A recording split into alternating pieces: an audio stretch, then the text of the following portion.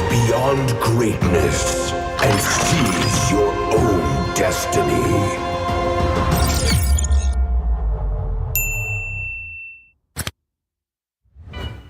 Tonight, we celebrate MLBB Esport. Do the kaldak! Do the kaldak! This is the Suman Challenge. Go! Oh!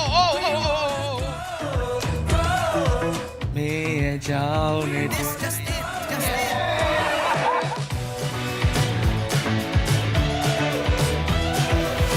Welcome to M5 Gala!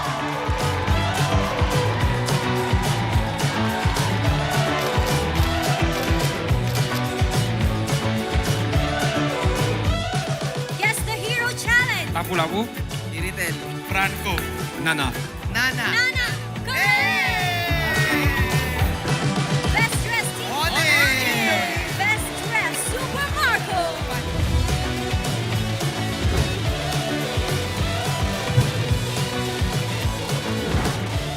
Thank you so much for joining us at the M5 Gala, and we'll see you at the M5 World Championship.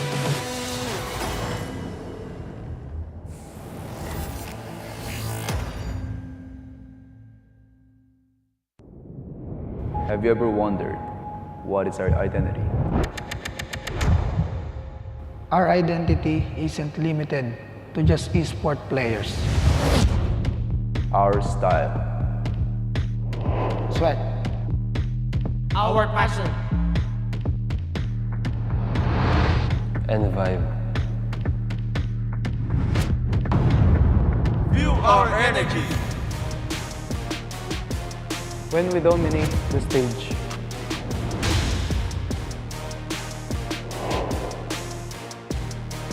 the hours of sacrifice. Shape who we are. So, what is our identity? We are legendary.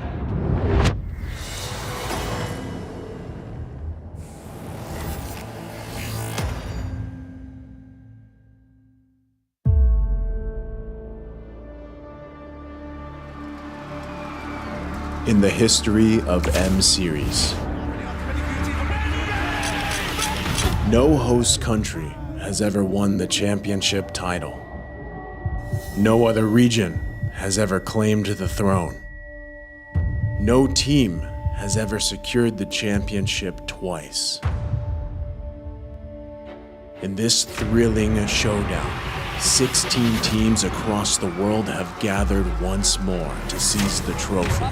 Which teams will prove themselves in their epic rivalry rematch? Will a new region unveil their strength and climb to the top? And who will leave an unforgettable mark with their skills? Behold, the old guards, seasoned titans returning to reclaim glory.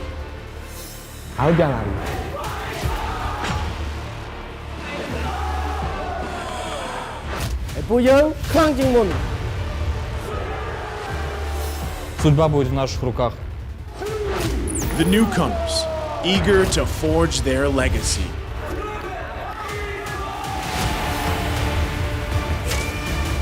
Kita di sini untuk lawan yang terbaik. Kami nggak takut tantangan apapun.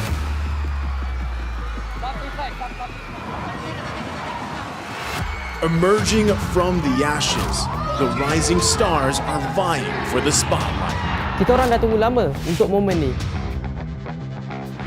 This is our time. It's now or never.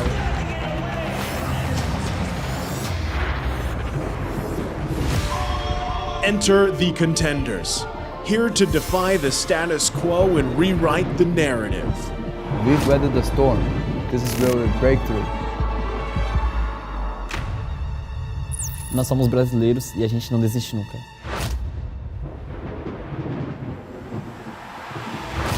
The Kings, legends in their own right, descend to defend their crown.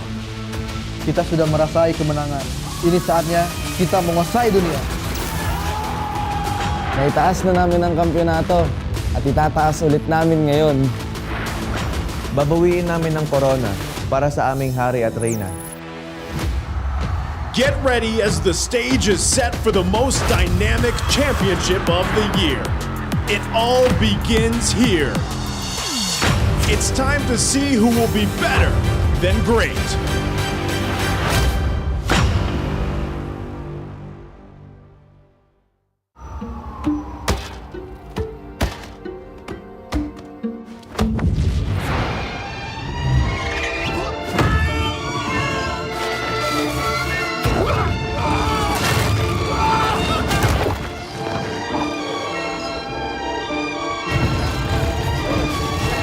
The world's first city, built for play, is coming to Saudi Arabia.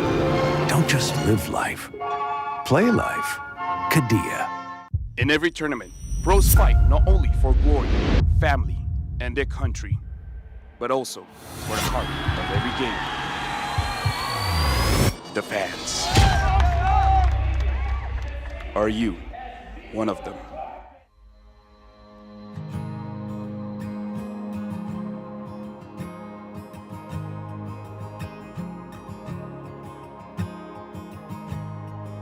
Hello everyone, my name is Queenie Tornis and I am representing Blacklist International Agent! Perjalanan Sonic ini udah berdiri sejak 5 tahun yang lalu. Sampai kita kalah, sampai apa itu Onyx udah ada.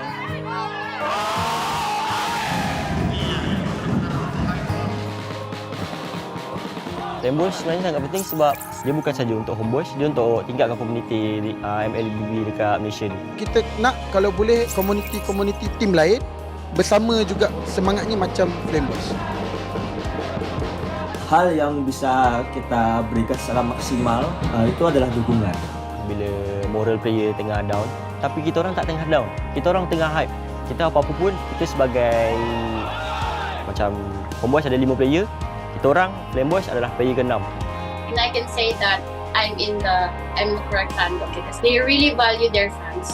I can feel that this is not just like playing games or what, but this is like a family, a whole family. Player Homeboys punya gameplay every season macam improve. Like wins or losses, like they really not take it seriously, but they just take it as a room of improvements. Menang atau kalah, still support. Kalau mereka kalah meski sedih tapi tetap dukung.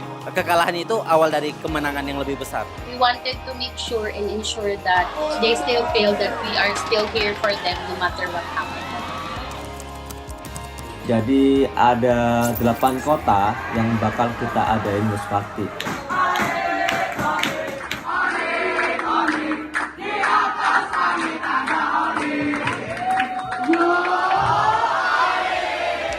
Let's go Blacklist! Blacklist will only improve and they won't give up! Even if they lose, they will win the next game. Blacklist, break the code!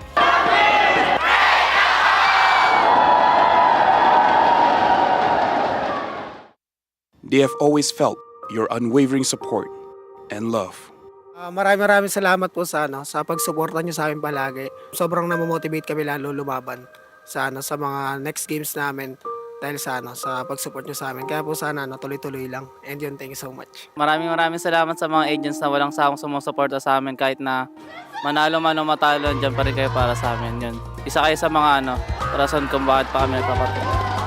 Thank you sa inyo. Pertama, makasih banyak yang udah dukung dimanapun kalian, dari Manado, dari semuanya lah pokoknya. Dukungan kalian sangat berarti buat kita, bikin kita semangat, bikin kita lebih konsisten juga biar menang terus. Guys, dukung kita dan kita juga nggak akan bosan buat juara. Terus yang terakhir mungkin selalu doain kita terus. Terima kasih. Thank you to all Sonics for supporting us. It really is touching and we really appreciate all of you guys from wherever you guys are, and I hope you continue supporting us and don't be bored. We will try our best to win every tournament for you guys.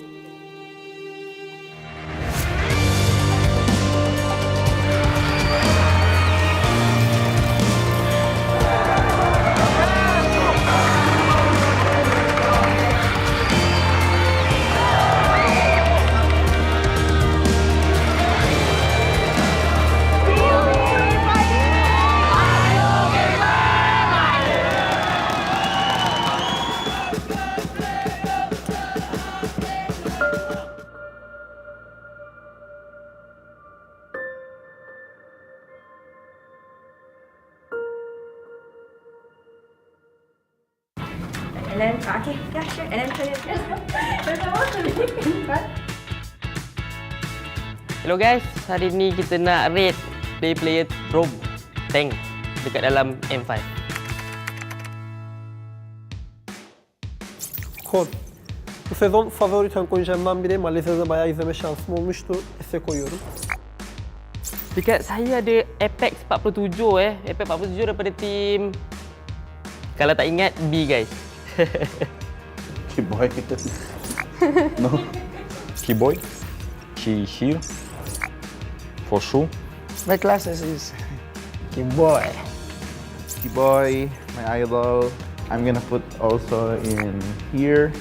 Oh, my idol, Baloiski. The macro god, I think here. Oh, I think here. S+.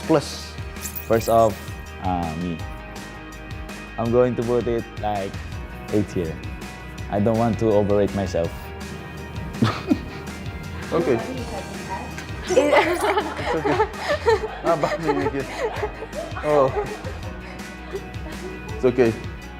Betul. D. Sebab orang cakap dia tak tahu pun. Me. Because I'm bad, I'm gonna put F. Sorry, Baloy. And me. Okay.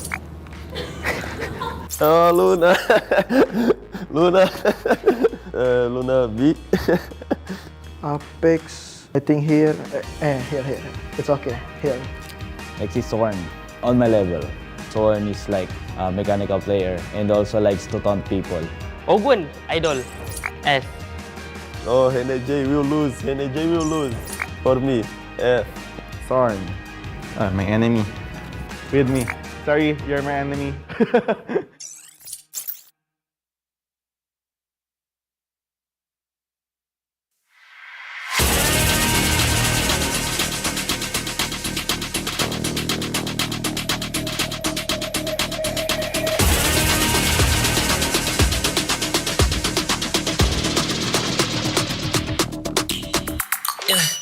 Hit me like I might kick over, but you can give me in no corner. I know I can make a comeback, ace this round and finish this game now. Got the power on my shoulders, yeah, you know that I'm a soldier. You can keep me off my guard, but you can't keep me from my honor. I feel like the floor is lava. The energy's getting higher. You're saving my arms. 'Cause I know just what I got. I got you like na-na-na. And you know I hold the power. This feeling I love. Oh yeah. Making my grind good to great. So don't stand in my way. Standing tall and I won't fall over. We are better than great, good. We are better than great. We stand tall, won't run away. We are fun, nothing gon' change. Great. We are better than great. Can't get it great, I'm better than great. I play my own role, I become the greatest. Transcend myself into this game, yeah. I feel the power to dominate fate. Championship mind, no time for the weak. We start to the game, shout, reveal. Better than great, that's how we feel. I feel like the floor is lava. The energy's getting higher. You're saving my arms. 'Cause I know just what I got. I got you like na-na-na. And you know I hold the power. This feeling I love. Oh yeah. Making my grind good to great. So don't stand in my way. Standing tall and I won't fall over. We are better than great, good. We are better than great. We stand tall, won't run away. We are fun, nothing gon' change. Great. We are better than great. If we stand tall and believe we can make it, you and me, with a sense of urgency, you'll see I'm better than great. I'm better than great. Oh yeah. Oh, I'm better than. Making my grind good to great. So don't stand in my way. Standing tall and I won't fall over. We are better than great, good. We are better than great. We stand tall, won't run away. We are fun, nothing gon' change. Great. We are better than great.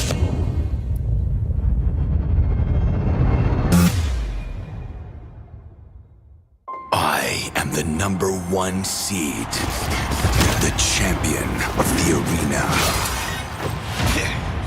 The fans adore me because I've never lost. Yet you are afraid. Afraid that you will lose everything.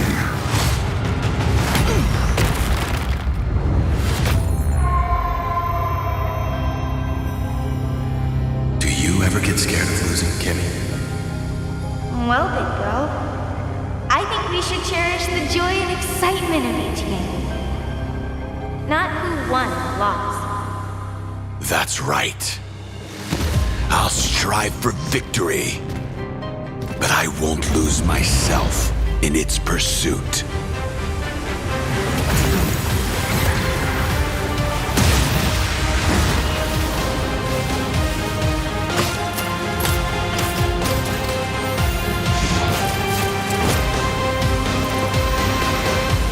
World Championship. I'm back.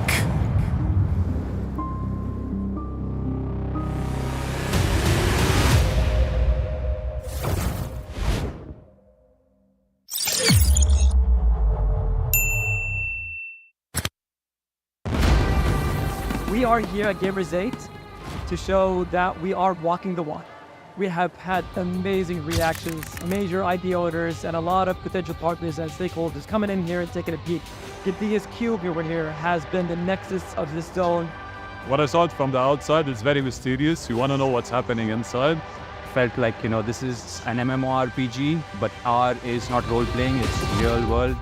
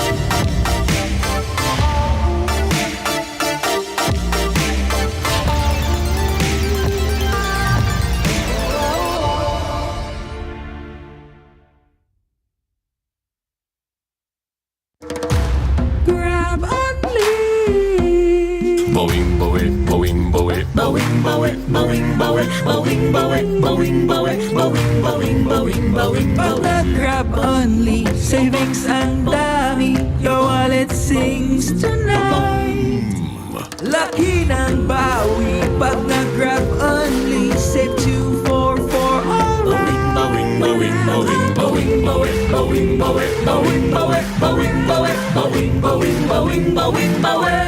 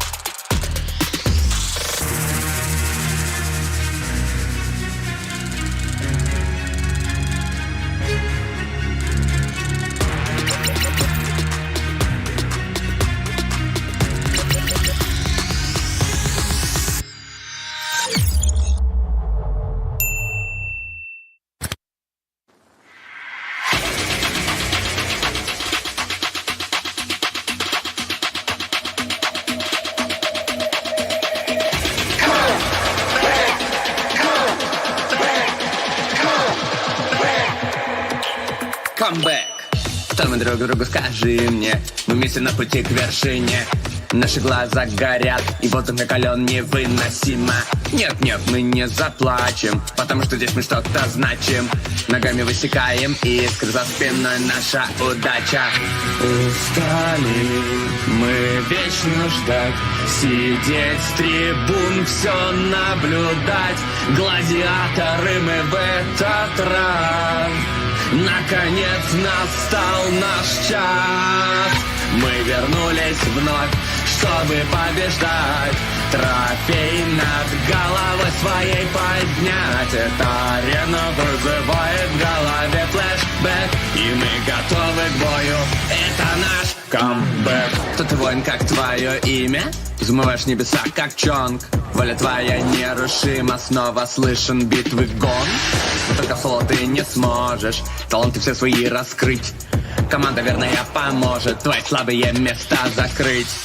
Устали мы вечно ждать, сидеть с трибун, все наблюдать. Гладиаторы мы в этот раз. Наконец настал наш час. Много раз ощутить боль падения, вновь находим мы силы воспрять. Снова на языке вкус сражения, снова сможем себе доказать. Давайте, ребята, это победа! Мужчина стоит рядом, ее не вытаскивает. Сейчас Саня, может быть, стоит продолжить? Получится ли ульта от Лолиты? Есть ульта от Лолиты! Так играть и должны доигрывать. Какая уверенность! Все вместе в системе дойдем мы к победе. Мы встретим проблемы, но это путь верный. Против всех заочно, но я знаю точно, что на пьедестале стоять мы будем с вами. Мы вернулись вновь, чтобы побеждать.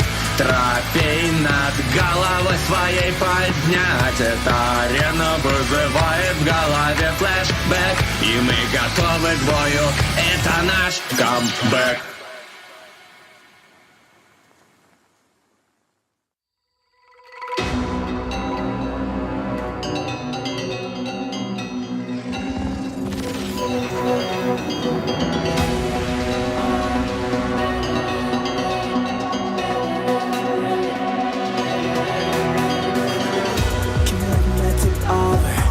Surut kamku, ku tahu kita akan bagi as this round versus game now. Got the power on my shoulders, ku tahu ku sang petarung. Kau bisa buatku lengah, but you can keep me from my honor. I feel like the floor is lava, the energy's getting higher. You set me in my arms, 'cause I know just what we got. I got you like na-na-na-na, and you know you hold the power. 'Cause we are better than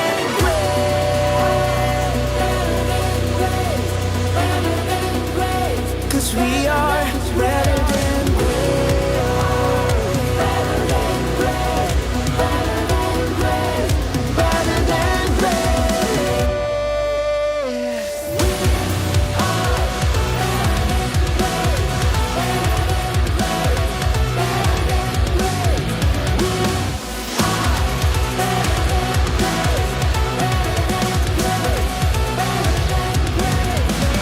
Taklukan yang hebat, aku yang terhebat. Apa yang malu, ku jadi terhebat. Transcend myself into this game, yeah.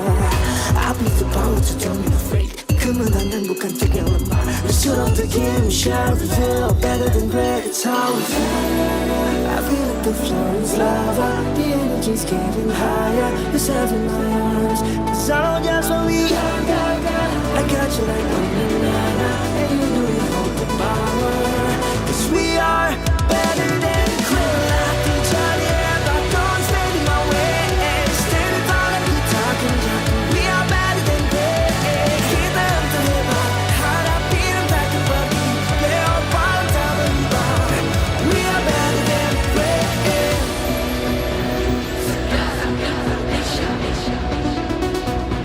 'Cause we are better than great.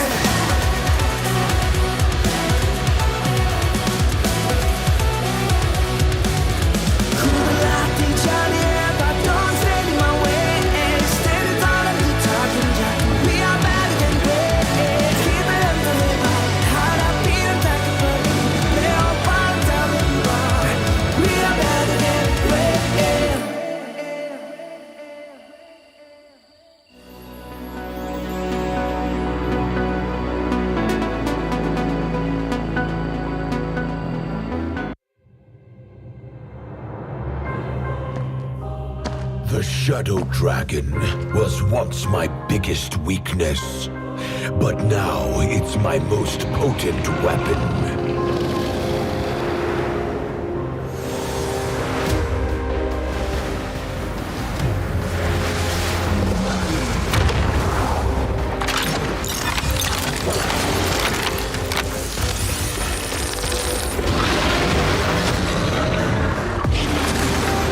Cosmic Dragon, rise and soar! Dragon Stomp! Dragon Scales! Dragon Rush! Rise beyond greatness and seize your own destiny.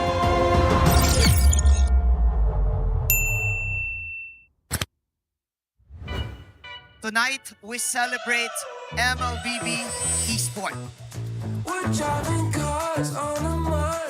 Do the kaldak! Do the kaldak! This is the Suman Challenge. Go! Oh!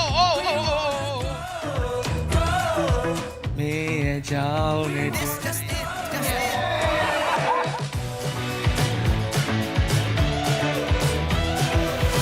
Welcome to M5 Gala.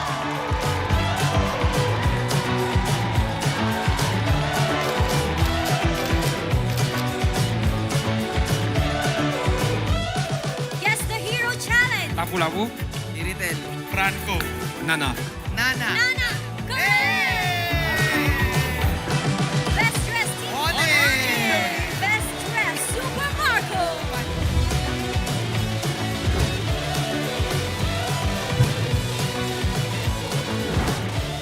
Thank you so much for joining us at the M5 Gala, and we'll see you at the M5 World Championship.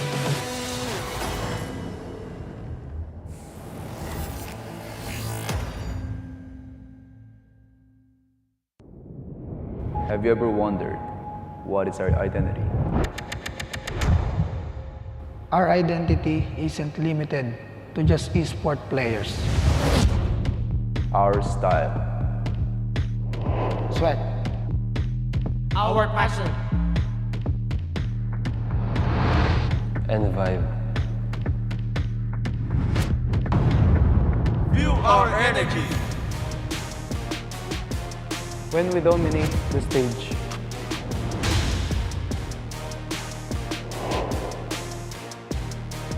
The hours of sacrifice. Shape who we are.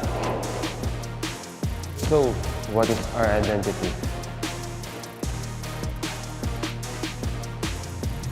We are legendary.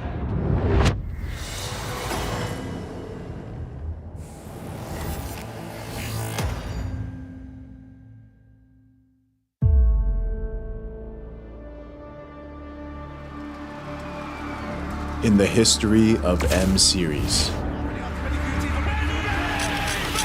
no host country has ever won the championship title. No other region has ever claimed the throne. No team has ever secured the championship twice.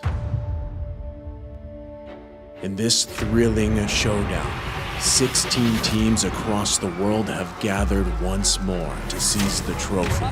Which teams will prove themselves in their epic rivalry rematch?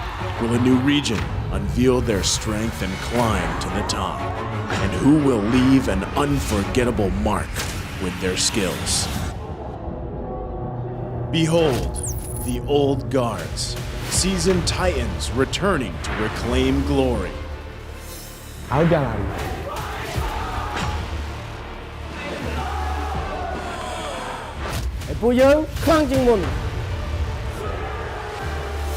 Судьба будет в наших руках. The newcomers, eager to forge their legacy.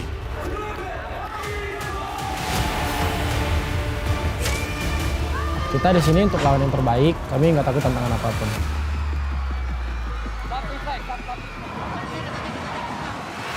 Emerging from the ashes, the rising stars are vying for the spotlight. Kita orang dah tunggu lama untuk momen ni. This is our time. It's now or never.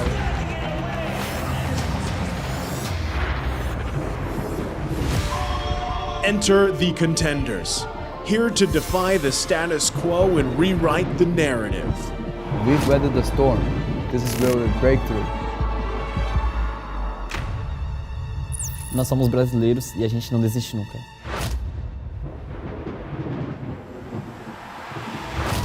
The Kings, legends in their own right, descend to defend their crown. Kita sudah merasai kemenangan. Ini saatnya kita menguasai dunia. Naitaas na namin ang kampyonato at itataas ulit namin ngayon. Babawiin namin ang corona para sa aming hari at reyna. Get ready as the stage is set for the most dynamic championship of the year. It all begins here. It's time to see who will be better than great.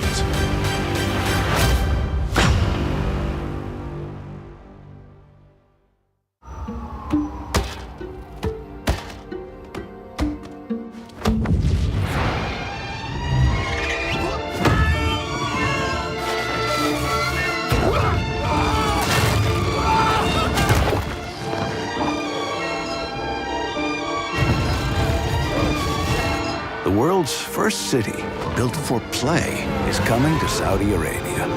Don't just live life. Play life. Qiddiya.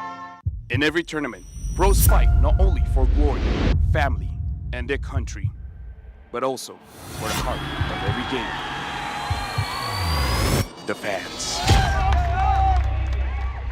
Are you one of them?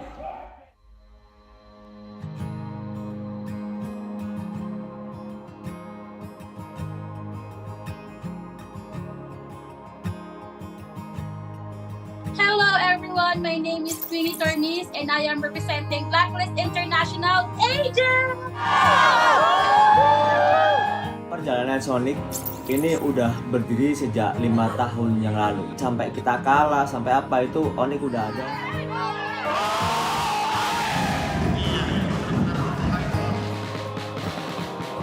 Flameboy sebenarnya sangat penting sebab dia bukan saja untuk homeboys, dia untuk tingkatkan komuniti MLBB dekat Malaysia ni. Kita nak kalau boleh komuniti tim lain bersama juga semangatnya macam Flameboys. Hal yang bisa kita berikan secara maksimal itu adalah dukungan. Bila moral player tengah down, tapi kita orang tak tengah down. Kita orang tengah hype. Kita apa-apa pun, kita sebagai macam homeboys ada 5 player, kita orang Flameboys adalah player ke-6. And I can say that I'm the correct fandom because they really value their fans. I can feel that this is not just like playing games or what, but this is like a family, a whole family. Player Homeboys punya gameplay every season macam improve. Like wins or losses, like they really not take it seriously, but they just take it as a room of improvements. Menang atau kalah, still support. Kalau mereka kalah meski sedih tapi tetap dukung. Kekalahan itu awal dari kemenangan yang lebih besar. We wanted to make sure and ensure that they still feel that we are still here for them no matter what happens. Jadi ada 8 kota yang bakal kita adain host party.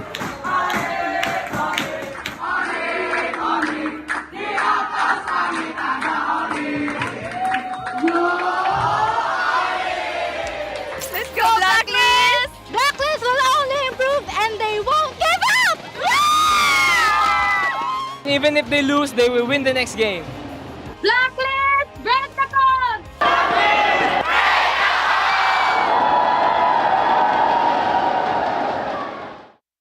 They have always felt your unwavering support and love. Maraming salamat po sa pagsuporta niyo sa amin palagi. Sobrang namomotivate kami lalo lumaban sa mga next games namin dahil sa pagsupport niyo sa amin. Kaya po sana tuloy-tuloy lang. And yun, thank you so much. Maraming salamat sa mga agents na walang sawang sumusuporta sa amin kahit na manalo man o matalo, dyan pa rin kayo para sa amin. Yun. Isa kayo sa mga rason kung bakit pa kami nagpapatuloy. Thank you sa inyo. Pertama, makasih banyak yang udah dukung dimanapun kalian, dari Manado, dari semuanya lah pokoknya. Dukungan kalian sangat berarti buat kita, bikin kita semangat, bikin kita lebih konsisten juga biar menang terus. guys dukung kita dan kita juga nggak akan bosan buat juara. Terus yang terakhir mungkin selalu doain kita terus. Kasih. Thank you to all Sonics for supporting us. It really is touching, and we really appreciate all of you guys from wherever you guys are. And I hope you continue supporting us and don't be bored. We will try our best to win every tournament for you guys.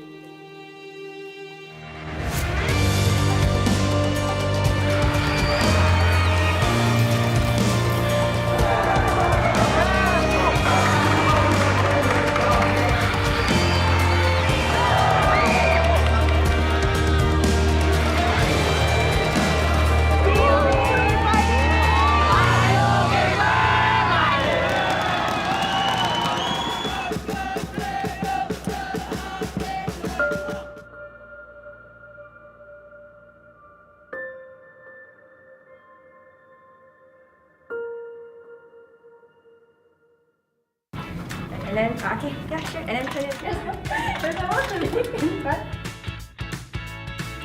Hello guys, hari ni kita nak rate player roam tank dekat dalam M5. Kon. Bu sezon favori tank oyuncumdan biri. Malezya'da bayağı izleme şansım olmuştu. Ese koyuyorum.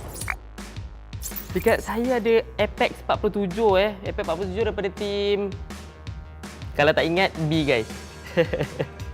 Keyboy. No. Keyboy. She here. For sure.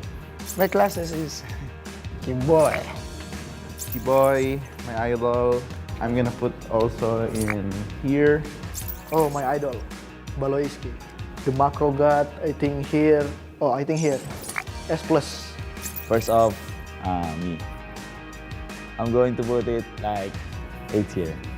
I don't want to overrate myself. Okay. It's okay. About me again. Oh. It's okay. Azon. D. Sebab orang cakap dia tak tahu pun. Me. Because I'm bad, I'm gonna put F. Sorry, Baloy. And me. Okay. Oh, Luna. Luna. Luna B. Apex, I think here. Here. It's okay. Here. Actually, Sorn. On my level. Sorn is like a mechanical player and also likes to taunt people. Ogun, idol. S. Oh, NJ will lose. NJ will lose. For me. F. Sorn. My enemy. With me. Sorry, you're my enemy.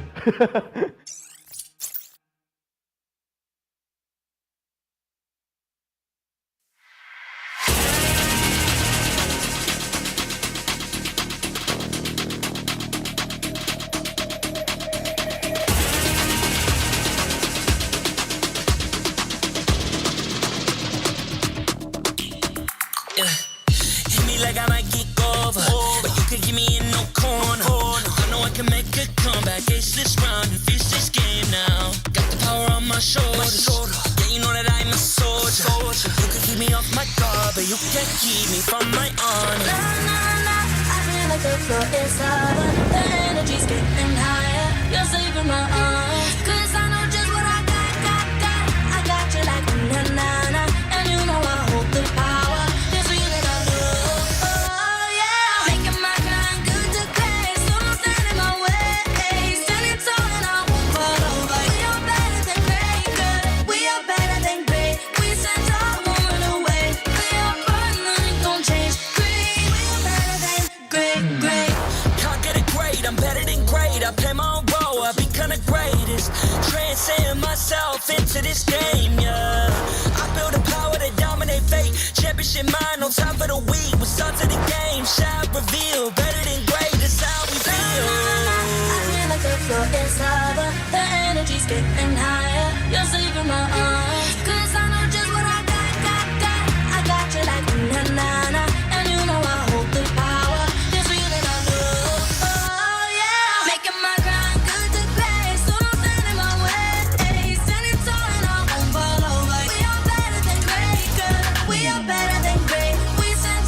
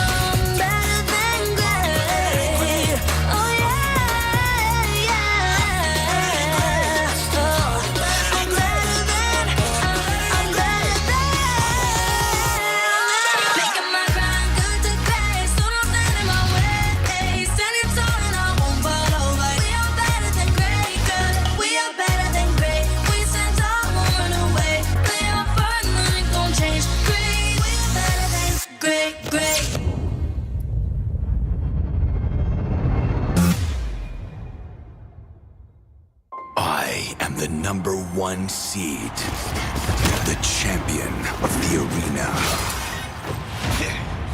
The fans adore me because I've never lost. Yet you are afraid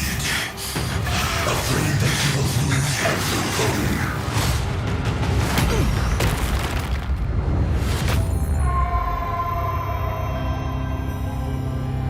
Do you ever get scared of losing, Kimmy? Well, big bro, I think we should cherish the joy and excitement of each game. Not who won or lost. That's right. I'll strive for victory, but I won't lose myself in its pursuit.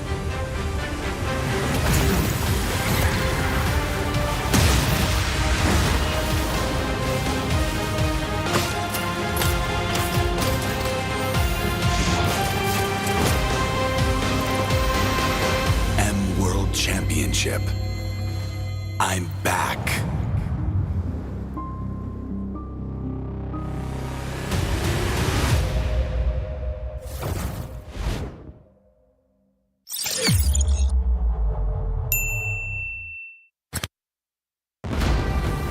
We are here at Gamers 8 to show that we are walking the walk. We have had amazing reactions, major idea owners, and a lot of potential partners and stakeholders coming in here and taking a peek. The biggest cube over here has been the nexus of this zone. What I saw from the outside is very mysterious. You want to know what's happening inside. Felt like, this is an MMORPG, but R is not role-playing, it's real world.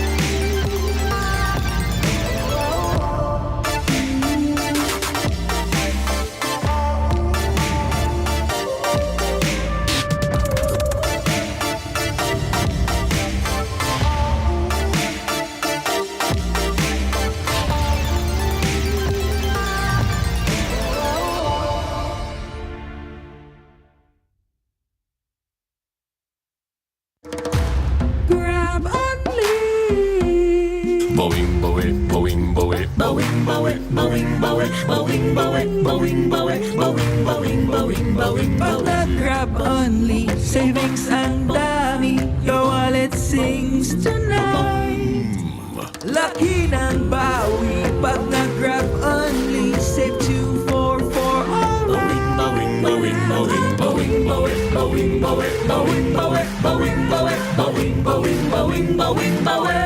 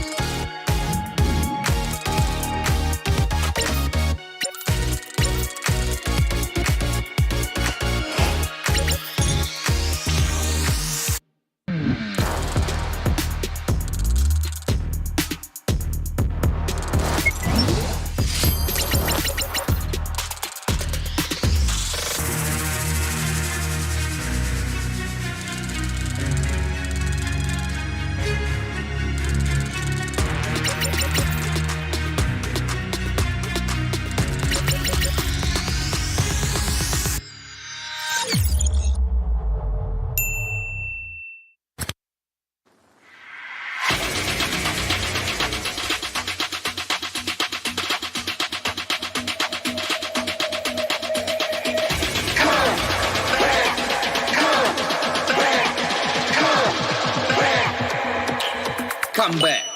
Что мы друг другу скажи мне, мы вместе на пути к вершине. Наши глаза горят, и воздух накален невыносимо. Нет, мы не заплачем, потому что здесь мы что-то значим. Ногами высекаем искры, за спиной наша удача. Устали мы вечно ждать, сидеть с трибун, все наблюдать. Гладиаторы мы в этот раз. Наконец настал наш час. Мы вернулись вновь, чтобы побеждать. Трофей над головой своей поднять. Эта арена вызывает в голове флешбэк, и мы готовы к бою. Это наш камбэк. Кто ты, воин, как твое имя? Взмываешь небеса, как Чонг. Воля твоя нерушима, снова слышен битвы гон. Но только в соло ты не сможешь таланты все свои раскрыть. Команда верная поможет твои слабые места закрыть. Устали мы вечно ждать, сидеть с трибун, все наблюдать. Гладиаторы мы в этот раз. Наконец настал наш час. Много раз ощутить боль падения, вновь находим мы силы воспрять. Снова на языке вкус сражения, снова сможем себе доказать. Давайте, ребята, это победа! Победа стоит рядом, ее не вытаскивают. Сейчас Саня, может быть, стоит продолжить? Получится ли ульта от Лолиты? Есть ульта от Лолиты! И должны доигрывать! Какая уверенность! Все вместе, в системе, дойдем мы к победе. Мы встретим проблемы, но это путь верный. Против всех заочно, но я знаю точно, что на пьедестале стоять мы будем с вами. Мы вернулись вновь, чтобы побеждать. Трофей над головой своей поднять. Это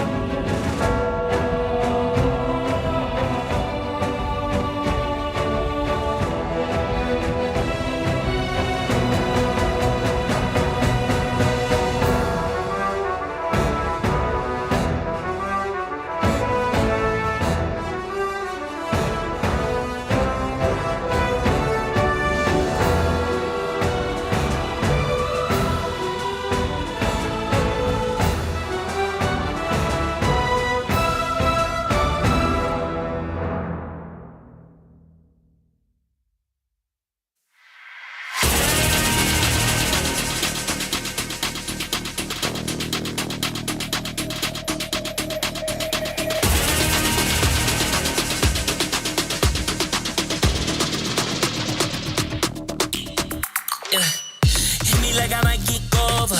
But you could give me in no corner. I know I can make a comeback, ace this round and finish this game now. Got the power on my shoulders.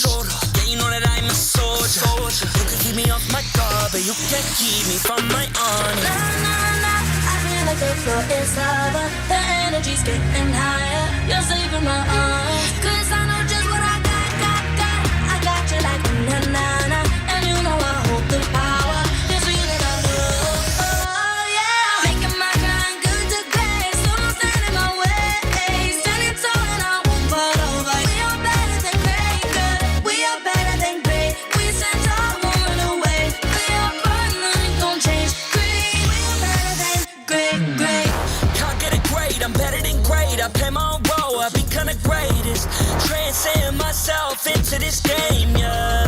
I build a power to dominate fate. Championship mind, no time for the weak. We start to the game, shall reveal. Better than great, that's how we feel. I feel like the floor is lava. The energy's getting higher. You're saving my arms. 'Cause I know just what I got. I got you like na-na-na. And you know I hold the power. This feeling I love. Oh, yeah. Making my grind good to great. So don't stand in my way. Standing tall and I won't fall over. We are better than great, good. We are better than great. We stand tall, won't run away. We are fun, nothing gon' change. Great, we are better than great. If we stand tall and believe we can make it, you and me, with a sense of urgency, you'll see I'm better than great. I'm better than great. Oh yeah, yeah. Oh, I'm better than. Making my grind good to great. So don't stand in my way. Standing tall and I won't fall over. We are better than great, good. We are better than great. We stand tall, won't run away. We are fun, nothing gon' change. Great, we are better than great.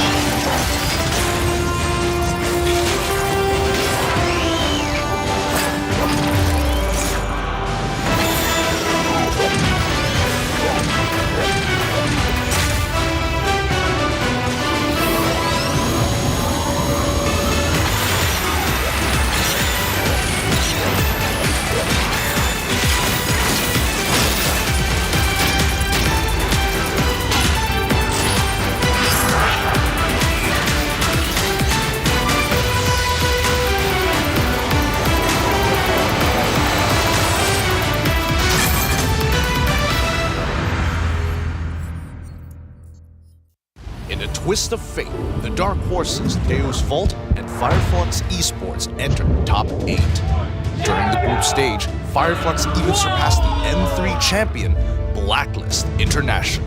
Back in M1, what I do remember about the West was from maybe the EECA region. Unfortunately, they weren't able to go further because of the strength of East and Southeast Asia in particular. It was a long journey for the West before they could reach where they are now. BTK's performance at M3, it was amazing. They got top 3, they beat Blacklist. BTK have beaten Blacklist International! It's a lie that I don't feel pressure. There's something that people expect from us because of the past success of M3 or the result from M4.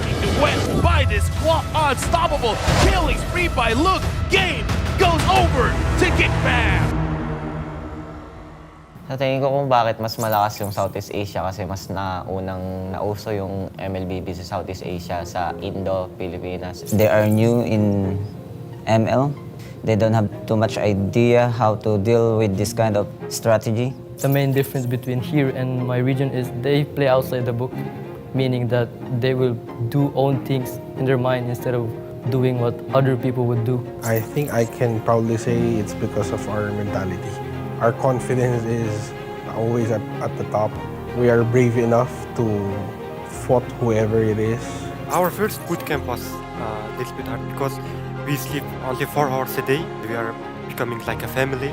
Our communication is the best thing of my team. Outside, I don't want to control them too much. Like, let him do whatever he wants in the game. It's not playing too much because he's the captain team. You need to tell everyone to stay calm and winning the game first. I'm never going to be used again. Luis going to fall. Base going down. The code is strong as Blacklist International sweeps the series. Goes in with the flicker. Open blazing. Onyx, they are punishing Team BTR to When we got here, we sensed the gap was so much bigger than we thought. A gente ainda esteja atrás por conta de não conseguir treinar nesse servidor. Mas se a Montuno desse oportunidade do time, todos os times brasileiros treinarem com os times da Ásia, eu acho que a gente poderia não igualar o nível porque isso requer tempo, mas a gente consegue sim evoluir bastante. Often in tournaments, there was always a way to beat the teams that are stronger than you. It's hard to say that West can close the gap between the East. We always have a chance to go toe-to-toe. Sabat goes forward, Knockup straight to push out the waves, and Zulite, Ohio brothers! The Turkish delight, the meticulous planning and knowledge in hero timings shows in their macro skills. They used to be inspired by Blacklist, and now they're evolved to so much more from what we saw last year. For the end, they're looking to make the statement! I think Rosa can go toe-to-toe with Filipino mid laners. Even as a Blacklist fan, I am supporting Fireflux because of Rosa, because Rosa is a queen of thorns. Everyone want to win here. It's like they all will just somehow find a way to beat you. The Devu Deathball strategy, literally grouping up together, sniping one hero at a time, snowballing till the end. Truth be told, I haven't seen this composition since M1. I see the West in the future rising. They have the potential to really upset big teams. EXP laner, Kid Bomba, and also their gold lane, Carvey, I think. The macro play from them, above average player. Everyone should look out for them. We've been only playing for like 4 months, seeing how far we've come, beating a top 1 Malaysian's team and almost beating Geek Family's second Indonesian team. I think we did our best and then we did very, very good. Deus Vault stands as the West's last hope. Can the team push into top 4?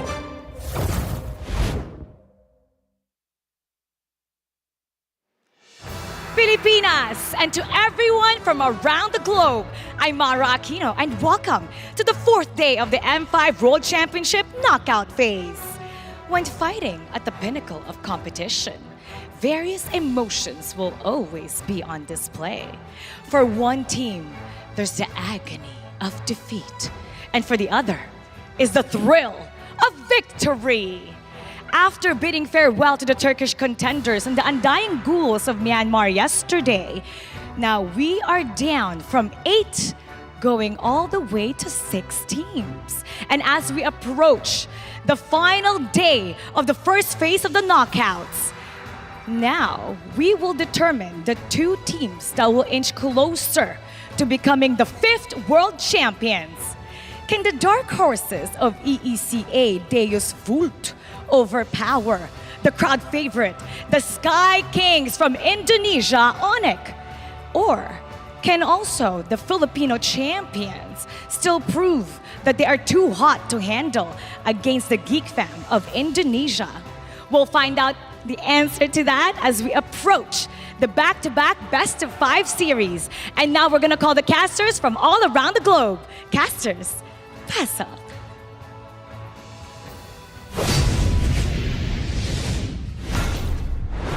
Thank you very much, Mara. And this is the last day of the first phase of the knockout stage. I can't find words to actually convince you guys how important this is, so I'll do it physically. The Dark horses of the tournament will be tested just how much of a dark horse they actually are. They're gonna go up against a favorite team, Onyx from Indonesia. Welcome to the M5 World Championship knockout stage. My name is Afel, and along with me are the little boys, Naisu, as well as Trex. We're also known as the Beard Brothers.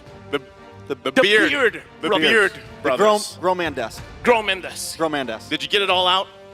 Yes, I'm gonna sit down. Do you now. feel tall? Whoa. Oh wait. Oh, sorry. Oh, sorry. I left something on my seat just to make sure. All right, it's all good.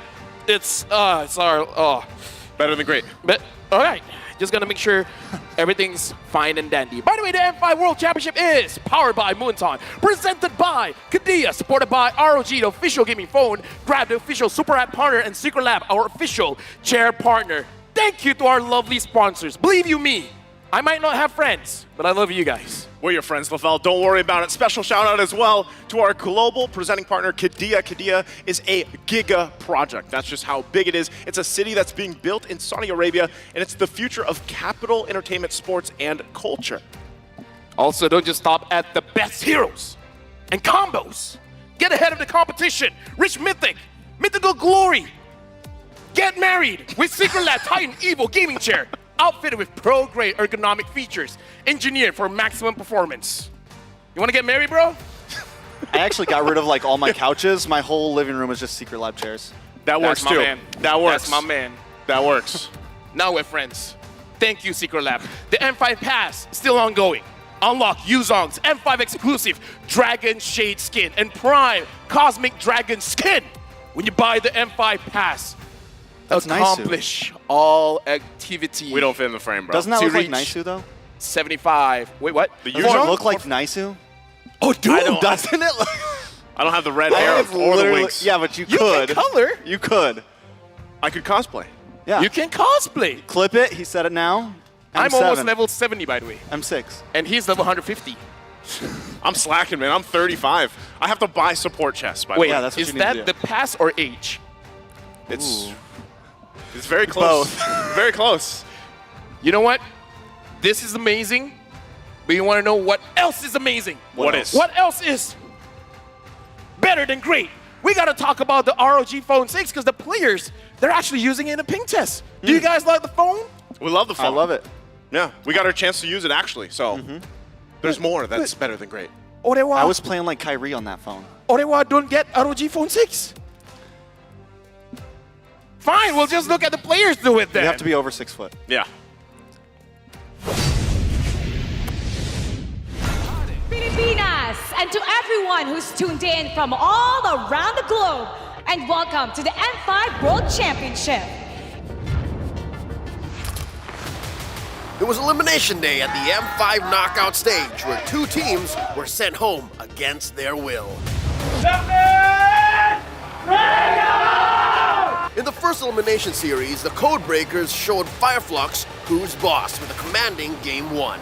Blacklist gonna clean up in game number 1. The Turkish squad returned fire with a pocket Leomord pick to tie the series. Ooh, Apex 47 does get the stun and the knockup onto 2, but Apex 47 is gonna pay for it. Sensui picking up the kill, but TNZ finds Renny J, finds Rosa.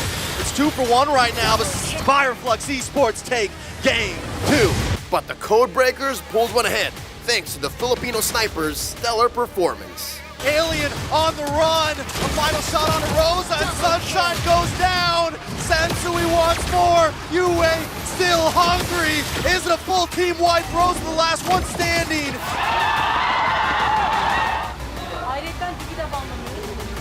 GG, well played for Blacklist International, taking the series. And the lower bracket run continues for Blacklist International. Maraming salamat, Fireflux. Balik kayo sa Pilipinas, kaya tayong balot cup ko na yan. The MPL Cambodia champions continued their aggressive start with a fearsome performance by MP the King. Definitely not an answer to find unless... Oh, no! The implosion, the hard guard comes in and tries to save them, but it's all tied up with a beautiful penalty zone. Shadow, though, goes down. Game 1 for See You Soon. See You Soon pressed on with another snowball composition to spread the Burmese ghouls thin. Down to a 50-50 red streak. Carbon gonna get knocked up before he gets the stun. Boxing the King to the backside, playing Stitch. Stitch taken out. Carbon still going on with Bravest Fighter, trying to catch the wings to safety. Vasarian Felix doesn't want to let it happen. The double kill over to Kisei. And it was a landslide for the Burmese representatives, as they were helpless against the fury of See You Soon. The M5 World Championship is now down to the final 6. Which 2 teams will make it to the upper bracket final?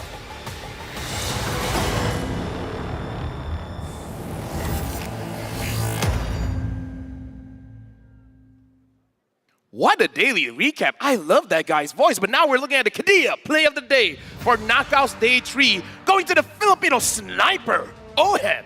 His Claude was amazing. Yeah, just blazing to it. You know, a lot of position swaps happened with the Battle Mirror Image, the BMI, but it was perfectly played out, and it was a doozy to watch here just kind of unfold with this. Again, a very strong series that they had yesterday. Not only that, I just love how he leaves Rosa. He's like, forget the tower, I want the kill, I'm going for Rosa, and able to secure it as well. Hey, you know what? He knows his priorities, and he went for it.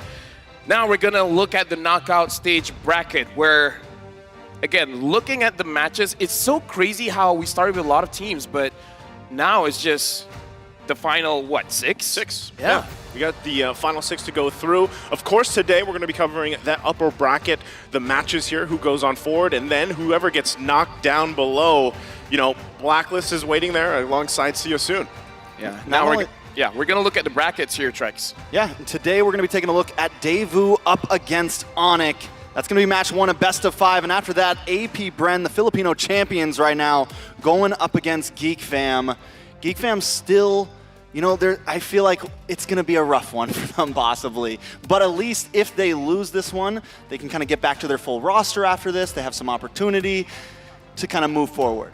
So the first match of the day, the Dark Horse, nay, the Dark Knights. I like it, because I was looking at the logo. Yeah. Do you see the nay as well? Yeah, I agree with the nay. Dark Knights. Yeah, it's like Dark Horse, nay. Okay. Now you get it. Now I get it. Now I'm following. Okay. Now I'm following. Nay, the Dark Knight going up against the Sky Kings. I kind of feel like our opinions ain't enough. We're going to need backup here. We're going to have a call. Let me just... Hello? Yes, we're calling for Live for Surf, Alex White, as well as Isaac. Are you guys there? Hello. Everyone. Hello, guys. Good morning. Here is morning. You have middle of the day. How are you doing? Oh, for us, we're doing fine. Nice is doing great. Trex is doing amazing. By the way, can you guys just take a moment and introduce yourselves to all the audience here? Yeah, my name is Life Surf, Sergey Popov. I'm a BB caster from ECA region, and I'm a fan of Deus Vult. Yes, I'm also fan of Deus Vult. I am caster and streamer in ECA region. My name is Alex White. Yeah, hello, my name is Vladimir Yozhik, and I'm caster from ECA region too. Hi. All right, first of all, we have to ask you guys, what is the community reaction there about Deus Vult's run so far? Because let me just say, for us, it's been amazing. I think it's a real surprise for Region 2 because we trust in Deus Vult, but the result on this championship is amazing. And I think there is some reason to do it possible. Because we have MCC first season, MCC second season in this year, and Deus Vult have great results. So we Fly Sola, coach of Deus Vult, is part of team now, and our draft is now more comfortable, more confident. So at least we have 2 new players, Kid Bomba X-Planer and Carly and Gold Planer. Before that, there were Wizard and Killet. Wizard and Killet are great players, but synergy and chemistry of Deus Vult is better. So I think we have about 60% to win versus Onyx. But Onyx is a very strong team. It's one of the strongest team in the world, one in Indonesia region. So it's would be hard. Yeah, and now honestly, we have to talk about this as well. Defying the kingdom. We got to look at the topic of the day. Taking this to the sky. the ECA squad so far has a fearless mindset. In interviews, Kid Bomba is just like, yeah, when you go in and you think that you're going to win, you're going to win. We're going to ask Alex White as well on your opinions. Can Deus Vult deal with Onyx? Yes, they can deal with any team on this World Championship, and I think the opinion is we really improved by our coach. He's Fly Solo, and also we have Savo and Sunset. This is already fourth World Championship for them, and they have a lot of experience in this matter and lead their teammates in the person of Harvey, Kid, and Magister. The combination of youth and experience of their works effectively. And of course, we should forget about Fly Solo with him as a coach. The team played even more brightly, not only in our region, but also on N5. Yeah, that's great to hear, Alex White. And, taking a look here at this graphic, defying the sky, we have to compare both the teams here across from each other, right? Any of you guys can answer this as well.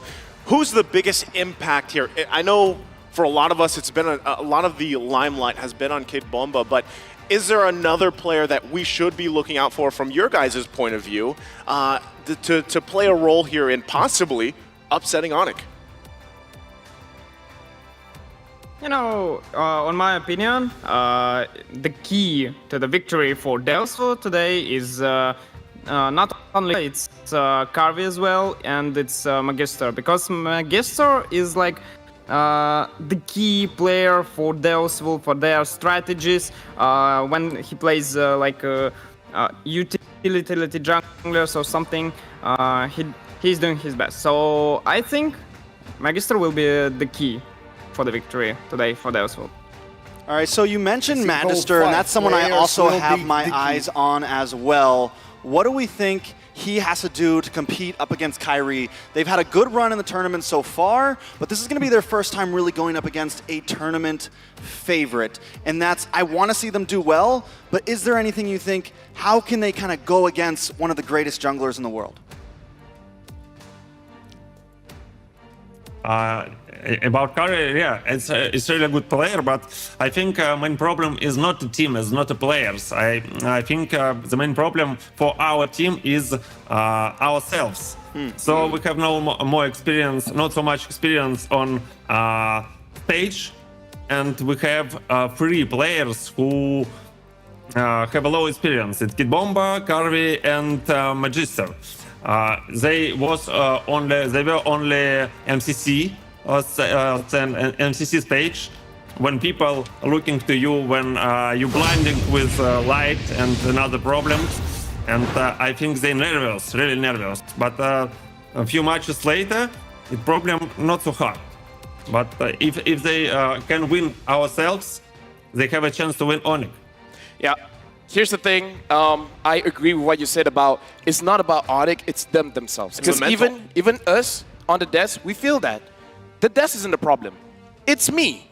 And with that, I want to say thank you very much to all 3 of you guys. You guys have given us a lot of amazing insights. We wish you guys all the best, and go Deus Vult! See you guys. Thank you guys. Go Deus Vult! Thank you. All right. It's good that we're on board for that one. Yeah.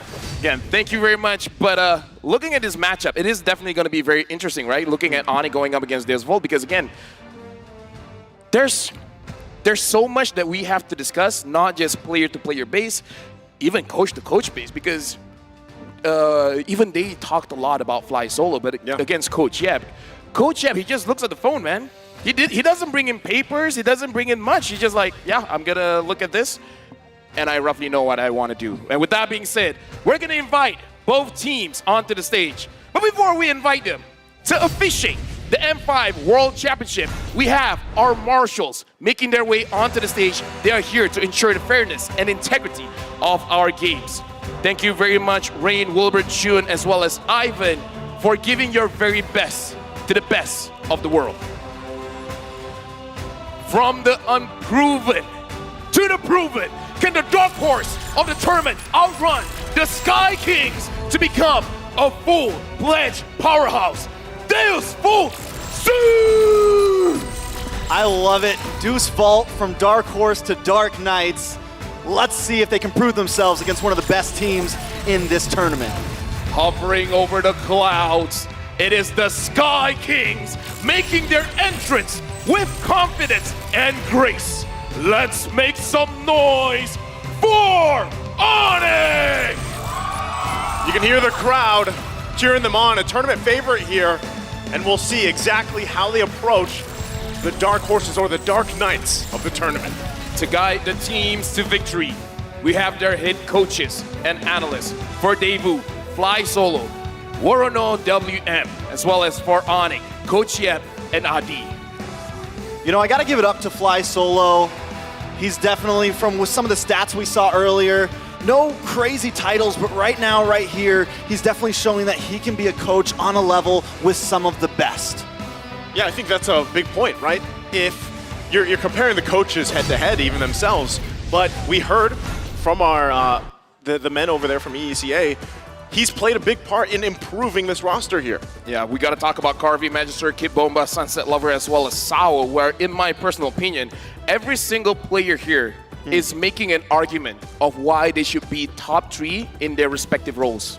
Yeah, I love it. Again, you know, we asked the question, is it, who should we keep our eyes on? Because right now, making waves online, of course, is Kid Bomba, but you heard it there. Magister, especially the fact, the impact that he plays throughout the game here is a key component for their success. Going up against them is CW, Kyrie, Boots, Sans, as well as Keyboy, and looking at their performance, there's no doubt why we call them the tournament favorites. Yeah, not only that, we were just talking about which player is important, and Onyx as well. Sans has just been such a monster. CW has been such a monster. Keyboy, the whole team has been stepping themselves up to match each other's pace, and it's something that just puts them so high on all of our tier lists right now. We gotta say, looking at a team head-to-head here, Deus Volt, they have the mentality that we want to be a problem for our opponents, but going up against Onyx, a team that brushes off any kind of problems. Even when you see CW getting that MVP, it's just like,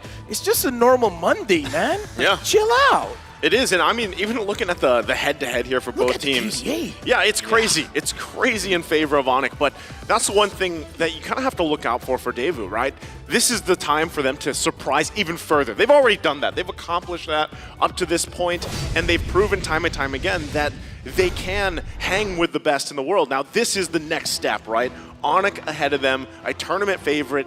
If they are able to start on a good foot here, let's say they even take game 1, man, I'm gonna say momentum is gonna be heavily in their favor. Momentum is something that I feel like the EXP laners can set up for the team, because both Boots as well as Kid Bomba are shown to be, I would say, almost the same style, but in a different way. So Boots almost sacrifices himself for the team, where Kid Bomba definitely does that a lot to make sure that the Turtles as well as the Lords is gonna get secured. All right, let's take a look at some of these keys to victory. Boots to defuse the bomb? Boots to defuse the bomb. Kid Bomba himself. Wow. And that's going to be a hard one to do because this thing is explosive.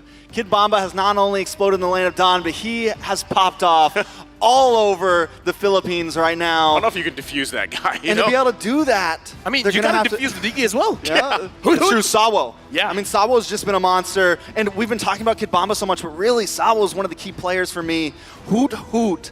Because that is also, I mean, the ticking bombs. You've got Kid Bomba. They're exploding everywhere right now. Look, we talk about it. Sao does what? So much damage. You coined that days ago. And again, this is one of those things where I feel like it's developing in the M5 World Championship meta.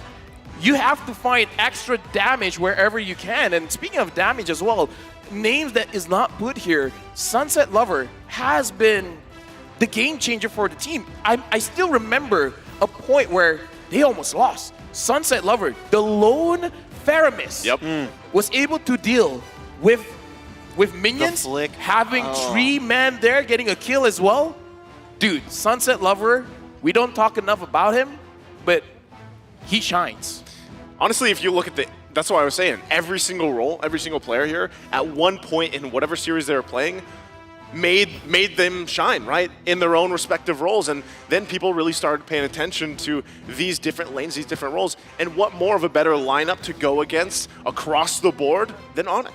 This is a good time to be an MLBB fan because this is a match that you want to watch. Watch it on TikTok because we got TikTok drops. Watch N5 on TikTok for 5 minutes, but let's be real, you're gonna watch way more than 5 minutes. So watch at least 20 and you will win TikTok Deluxe Chess. Anything below 20, you will get TikTok Viewer Chess. But again, this is the series. This is the day.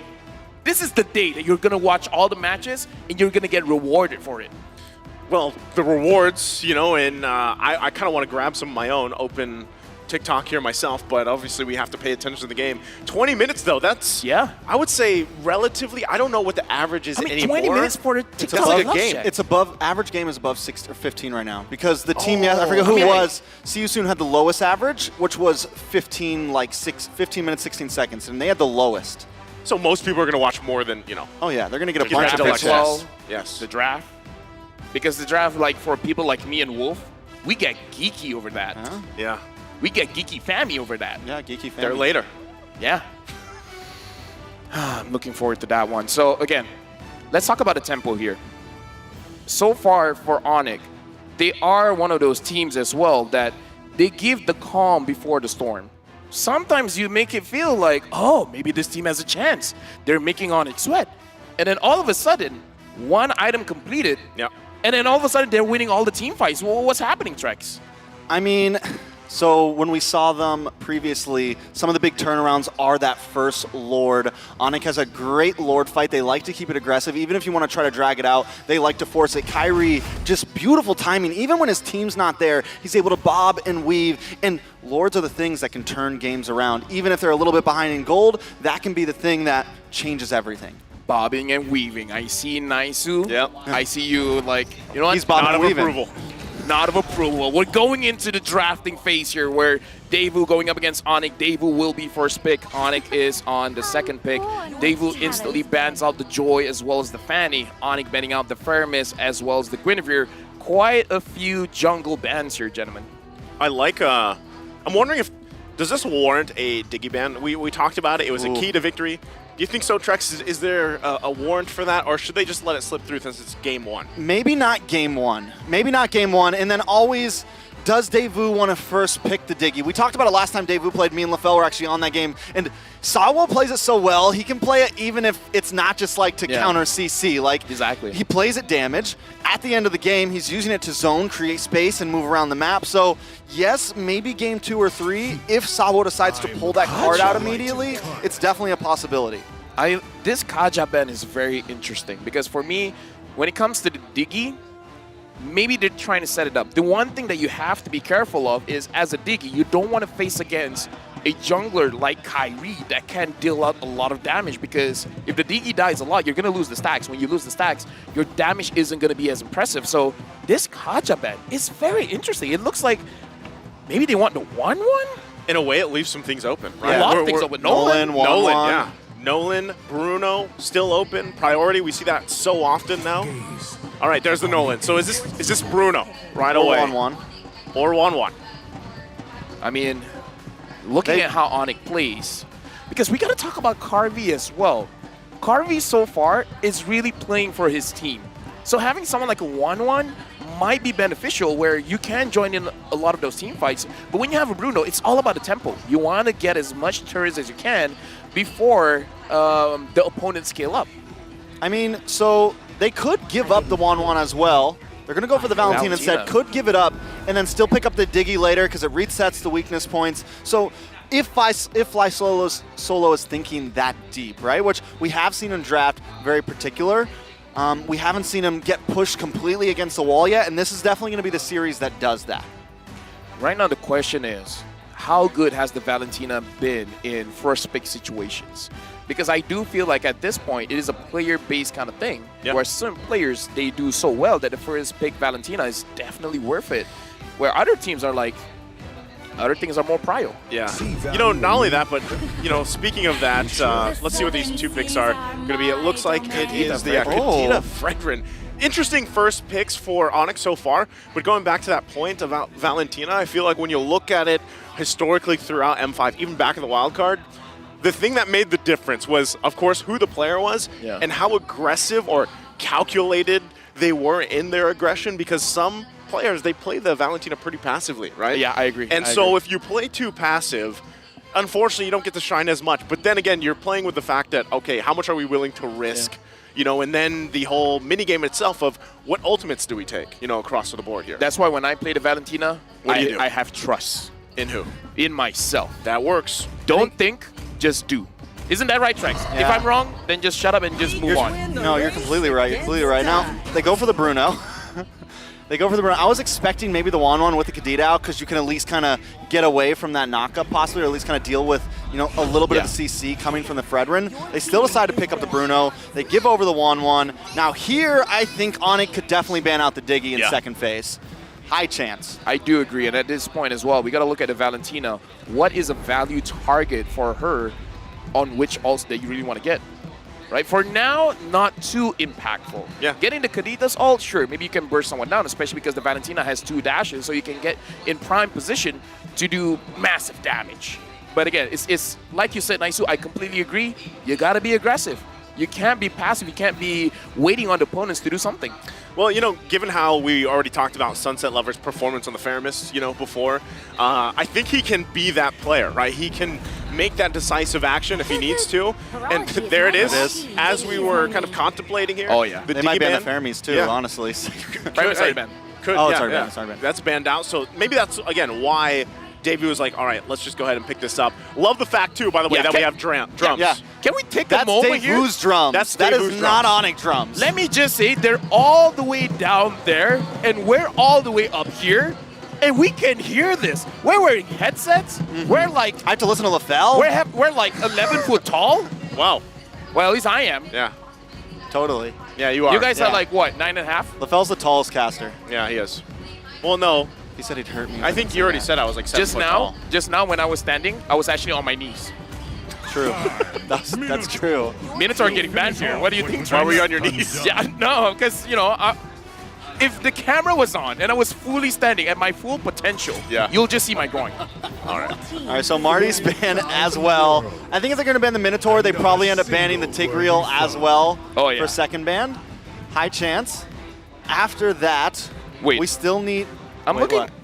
Arlet is not the best pick for Onyx, but it could be interesting here because Boots is a setup kind of guy, right? Here we go. Imagine 5-man final slash. Or 5-man penalties. We've seen it. We have. Boots has done it. Trex, you cast it for that one. It's true. It's true. Hey, he's been imagining maybe the Lapu. M5. Maybe he picks up the Lapu. Yeah, Lapu as well. Pre-seed. Anything that's divey. Like I feel like the Lapu maybe even over the R a lot just because he wants to. He wants to jump in. Oh wait. Glue. I mean, we don't see a lot of glue. Oh, Khalid? Joe getting banned out, so... Joe getting banned. What if they're just like, yo, Keyboy, you want the Kadita? This is the scary thing about Onyx. It can be done. Yeah, the flex. Like, probably not, but Keyboy has shown he has an amazing Kadita. Well, that's what I'm saying. It's not often, right? Oh, Dyro. It's not often you see the Kadita and the Fredrin on the first pick on the red side, right? For the options there. Yeah. At least now in the current state of things, but they go ahead and take up the Dyroth. I'm surprised. I think this is a great spot. I think Davu has to pick up the Tigreal here. But it's kind of tough, too, because Kadita's hard to get with that. Yeah. 1-1's hard to get with that. So is it even worth going for a heavy CC? Maybe pick up something more supportive, like the Raf, or do they even play that? At this point, having Bruno, having Matilda is... They're picking up the Akai, so... I would say this is just a matchup against the Kadita as well as the Fredrin, but... Matilda? It's open. I would even say a Rafaela might not be bad.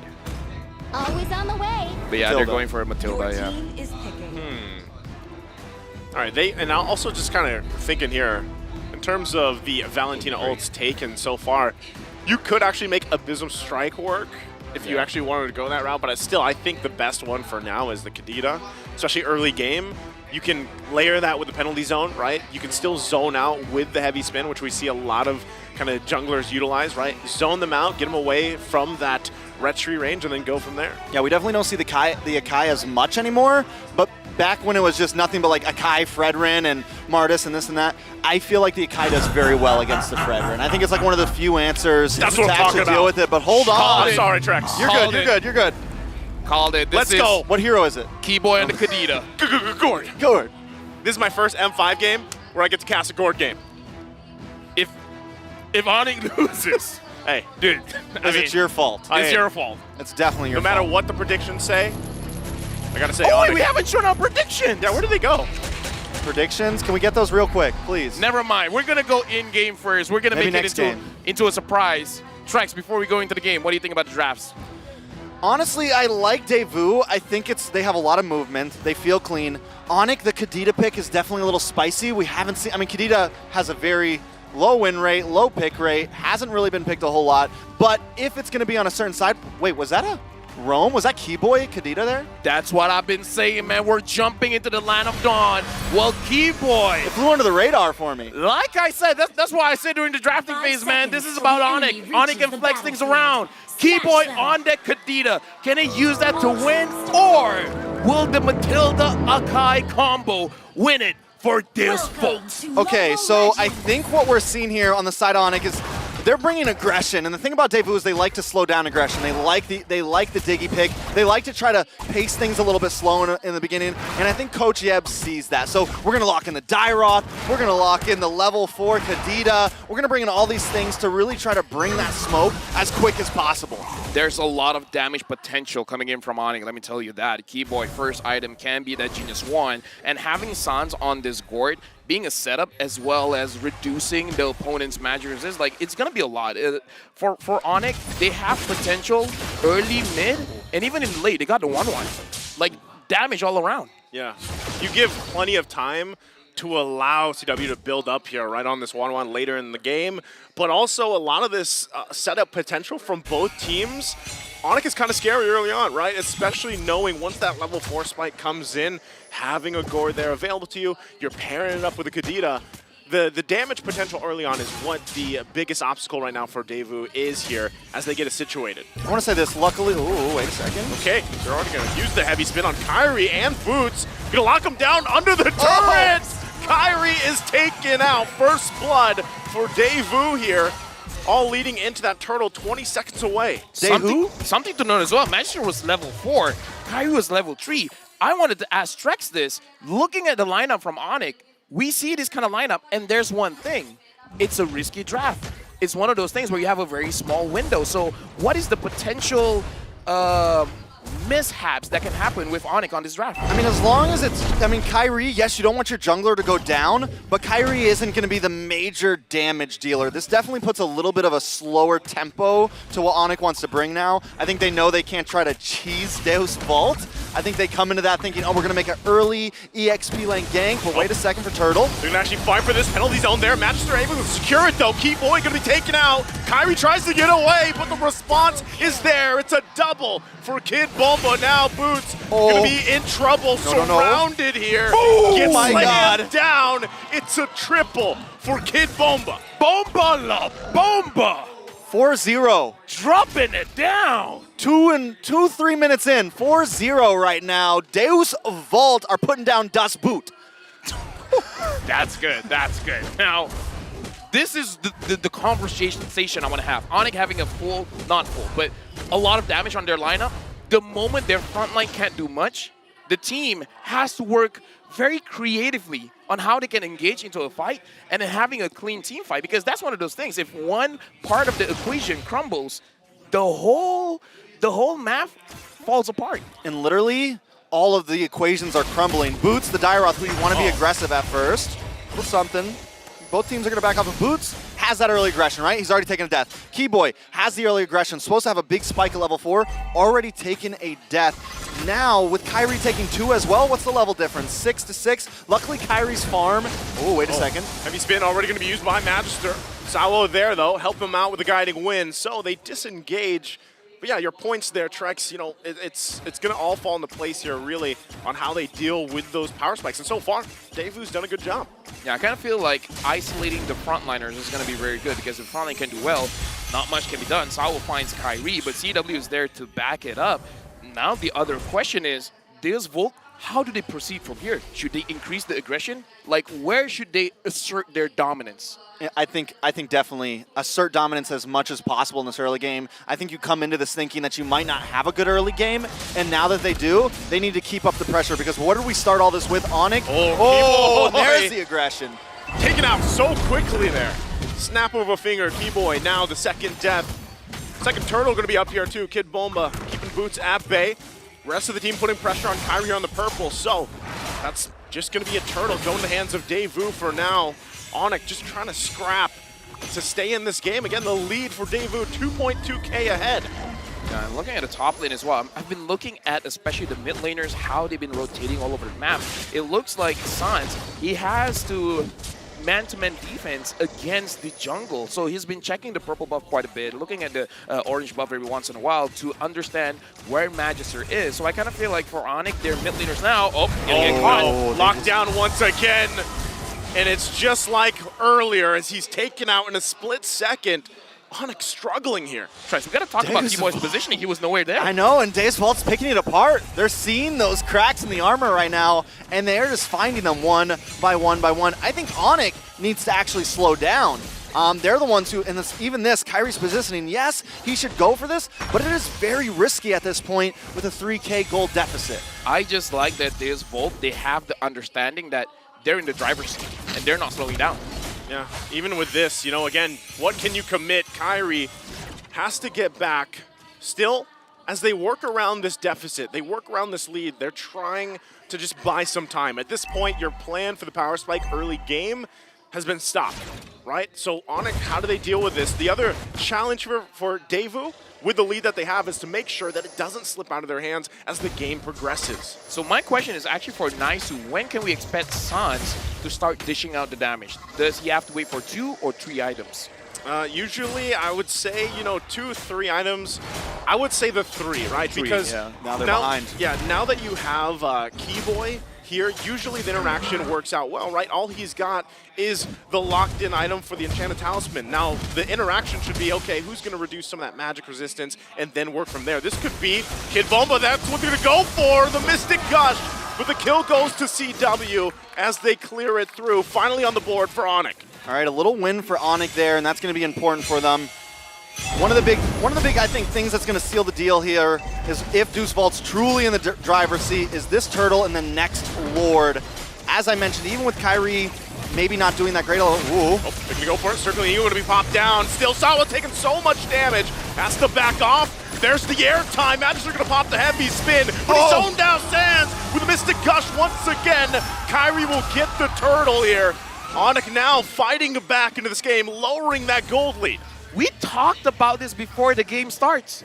Onyx does this. They'll be like, oh, you guys have a chance, you guys have a chance, and then all of a sudden 1 or 2 items, and then they make the change. I want to point out, when you asked about the itemization earlier, Keyboy did just pick up the Genius Wand before that fight unfolded, and that's what I was looking for, right? The interaction with the Gourd and the Kadita, it took them a little bit longer. They need a little more time, but now that you have that, right, you have the Genius Wand there paired up with the true damage from this Gourd.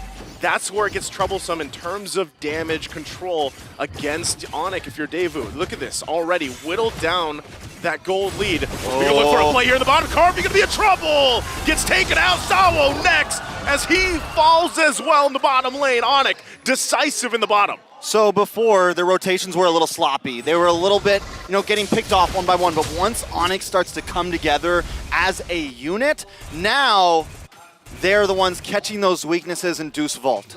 I gotta say as well, while Nice was talking about the item Sans getting that lightning truncheon, it's very special to see how Onyx, they have this discipline that the moment they get what they want, their entire personality in game changes. I don't know, man. Onyx, even, I don't know how they do it, man. Like, how do you have Boots, who's 0-1, still come in and just unloading damage? Keyboy, who starts the game 0-1, 0-2, just unloading. Deus Volt, and it doesn't feel like Deus Volt is doing anything incredibly wrong here. Exactly, I agree. But Onyx is just kind of outclassing them in some of these team fights. So what does Deus Volt have to do now? Because the goal lead isn't that different. Like, it's not 1,000 different, so should they move as a team as well? Because I see that difference between Deus Volt and Onyx. They're playing. One thing that they're doing well is keep our eyes on Kid Bomba. He's taking some off-lane towers. He's trying to make sure the lanes stay even. And as long as they can do that, what it's going to come down to is these Lord fights. And I still think Magister has a good opportunity in trying to zone Kyrie away. But the way he approaches these, the way his teams and Carvey approaches these fights is going to be critical in them. I kind of feel like at this point, they got to focus on Keyboy as well as Sans. Take them out first, because if not, you're going to take way too much unnecessary damage, because the poke coming in from Onyx is much stronger than Deus Volt. Well, even this, already the poke potential coming through. Lord still going to be worked on. Circling Eagle used, but no commitment. Conceal going to be next. Keyboy looking for his own setup there. Going to get spotted out though. Goes in. Won't be able to land it just yet. Finds one still. Heavy spin also going to be utilized. Mystic Gush comes down. They find him, but Magister gets the Lord. They're still going to have to win the fight. Boots everybody alive from Onyx. Kid Bomba went down, but Daewoo secures the objective. Let me just say, that was an amazing play coming in. Deus Volt, sure, Kid Bomba was sacrificed, but Magister secured the Lord, even through all the poke coming in from Onyx? And what was the questions we were just having? How is he going to deal with Kyrie? Yeah. Can he match with the S tiers? And right now, Magister definitely performing, even at a deficit, even at having an issue, he's able to secure possibly one of the most important objectives right now. One of the interesting as well for the Akai here for Magister, he has the Azure Blade to make sure that he's top on mana. Very interesting build by him. Yeah, those guys, when we talked about in the interview, they said to watch out. Now the bottom side going to be the focus. Once again, Kyrie going to get caught out in trouble here. Let's see the response. Sawo, though, taken out really quickly. Still Magister there on the back side. Boots going to be taken out. Lord finally works on. Heavy spin comes down. CW, though, still alive amidst it all. Carvey will get taken out. How is Onyx still fighting back? Kid Bomba comes in, jumps in. Kyrie, though. Magister one hit away. It'll be a double for Kyrie. It's Kid Bomba left alone, but he gets taken out. Everybody gone from Daewoo. It's a wipeout. How long was that team fight that we see two ults from Kyrie? Yeah. Right? Two Appraiser's Wrath. He did it the first time to start things off, and then the second time as well. And like I said, this Volt, find a way to deal with Sans. Find a way to deal with Keyboy. Because they got CW and they still lost. So there was a critical point in that team fight. Carvey was getting some free shots. He tries to get the person that's pinned. I can't remember exactly who it was. I think it was Boots. But he has to walk into the Magic Gush to do it. Yeah. So he's kind of like trying to play it, and then he dashes away, but he takes too much damage. And then finally, he gets burned out. And that's just, I think that was the big critical moment where that team fight turned around. CW as well, because we got to talk about how Akai's heavy spin works, because there are portions where you can use your skills. And what CW used was the Wind of Nature. Yeah. And that was enough to keep him surviving against Carvey. Yeah, and technically he should have been taken out, right? But the fact that the way that he utilized the Wind of Nature, able to survive that longer, bring the fight further on, and then, yeah, you're working against that Mystic Gush, right? It's a long beam that you have to kind of work around. No wonder you like this hero. Hey, it's kind of good. Yeah, it's kind of good. Sometimes. Let's not talk about that. I know we don't want to talk about that, Trace, right? Hey, it's all right. Right now, though, as they kind of work around this, they're going to continue to get the space here on the map. 10 seconds away from that Lord Carvey. Now getting to tier 2 in the mid lane, though. Keyboy should be fine, as he is. Now everybody getting a position for the objective. Thalassophobic really doing work. I'm looking at Kid Bomba as well as Magister, but more importantly, Saul. Saul can bring someone straight onto Sans, but the positioning coming in from Kyrie Boots is not giving opportunity. Saul sees Sans, but he's thinking about it. Does he want to circling Eagle in? I gotta say, what Deus Volt's doing very well right now is consistently attacking those side lanes. They just sent Carvey over to take the tier 2 in the bot side, and that is gonna be one of the things that maybe helps them out, helps them hang on to this game and push it to the late. Okay, right now, Keyboy waiting patiently there. It's gonna get spotted out. Lord's still gonna be worked on. It's half health here. Mystic Gush gonna come down. Saul has to get back. Still gonna be finding Boots there in the front of it all. Another penalty zone comes down. Still working for it. Boots taken out. Winter Trotching gonna be used. Still looking at the hair time though. CW goes in with the crossbow of Tang. Takes out Kid Bomba. But the positioning for the Lord here, they're gonna zone out Kyrie, and they will get the Lord for Daewoo. Daewoo's control, man! What? They can control the Lord against Onyx. This is unprecedented. Yeah. Let's take a look at these items now. And they're doing this. Here's the thing, man. They're doing this with a gold deficit. This is something you only normally see from the likes of Blacklist, AP Bren, Onyx, you know, Geek Fam, whoever, top S-tier teams, right? Not from the Dark Horse. And right now they are showing that they're willing to take those 50-50s. They're willing to take those risks, even when they are behind 3K gold. Hey, Dark Knights, man. Put them there with the best right now because they're still here in that upper bracket. And right now they're doing a great job against Onyx despite that lead that they have. Gonna go ahead and clear up this tier 1, the Lord up on the top side. Right now for Onyx, they have a gold lead, but as well, they definitely have the prio in the positioning all around the map. They're controlling this very, very well, and I feel like this Volt, they're playing this well because they're able to bait out a lot of key skills coming in from Onyx, and then once they use that, they find that window to strike. All right. Oh, already gonna use Mystic Gush, though. This Kid Bomba should be fine, quite tanky himself, but this is a lot of checking here with the kit that Onyx has. One of the great things, too, about having a Gord is the ability to clear these lanes pretty quickly, right? As the game goes on, it's a great high ground defense hero that lets you keep control of some of these lanes, some of these minion pushes in.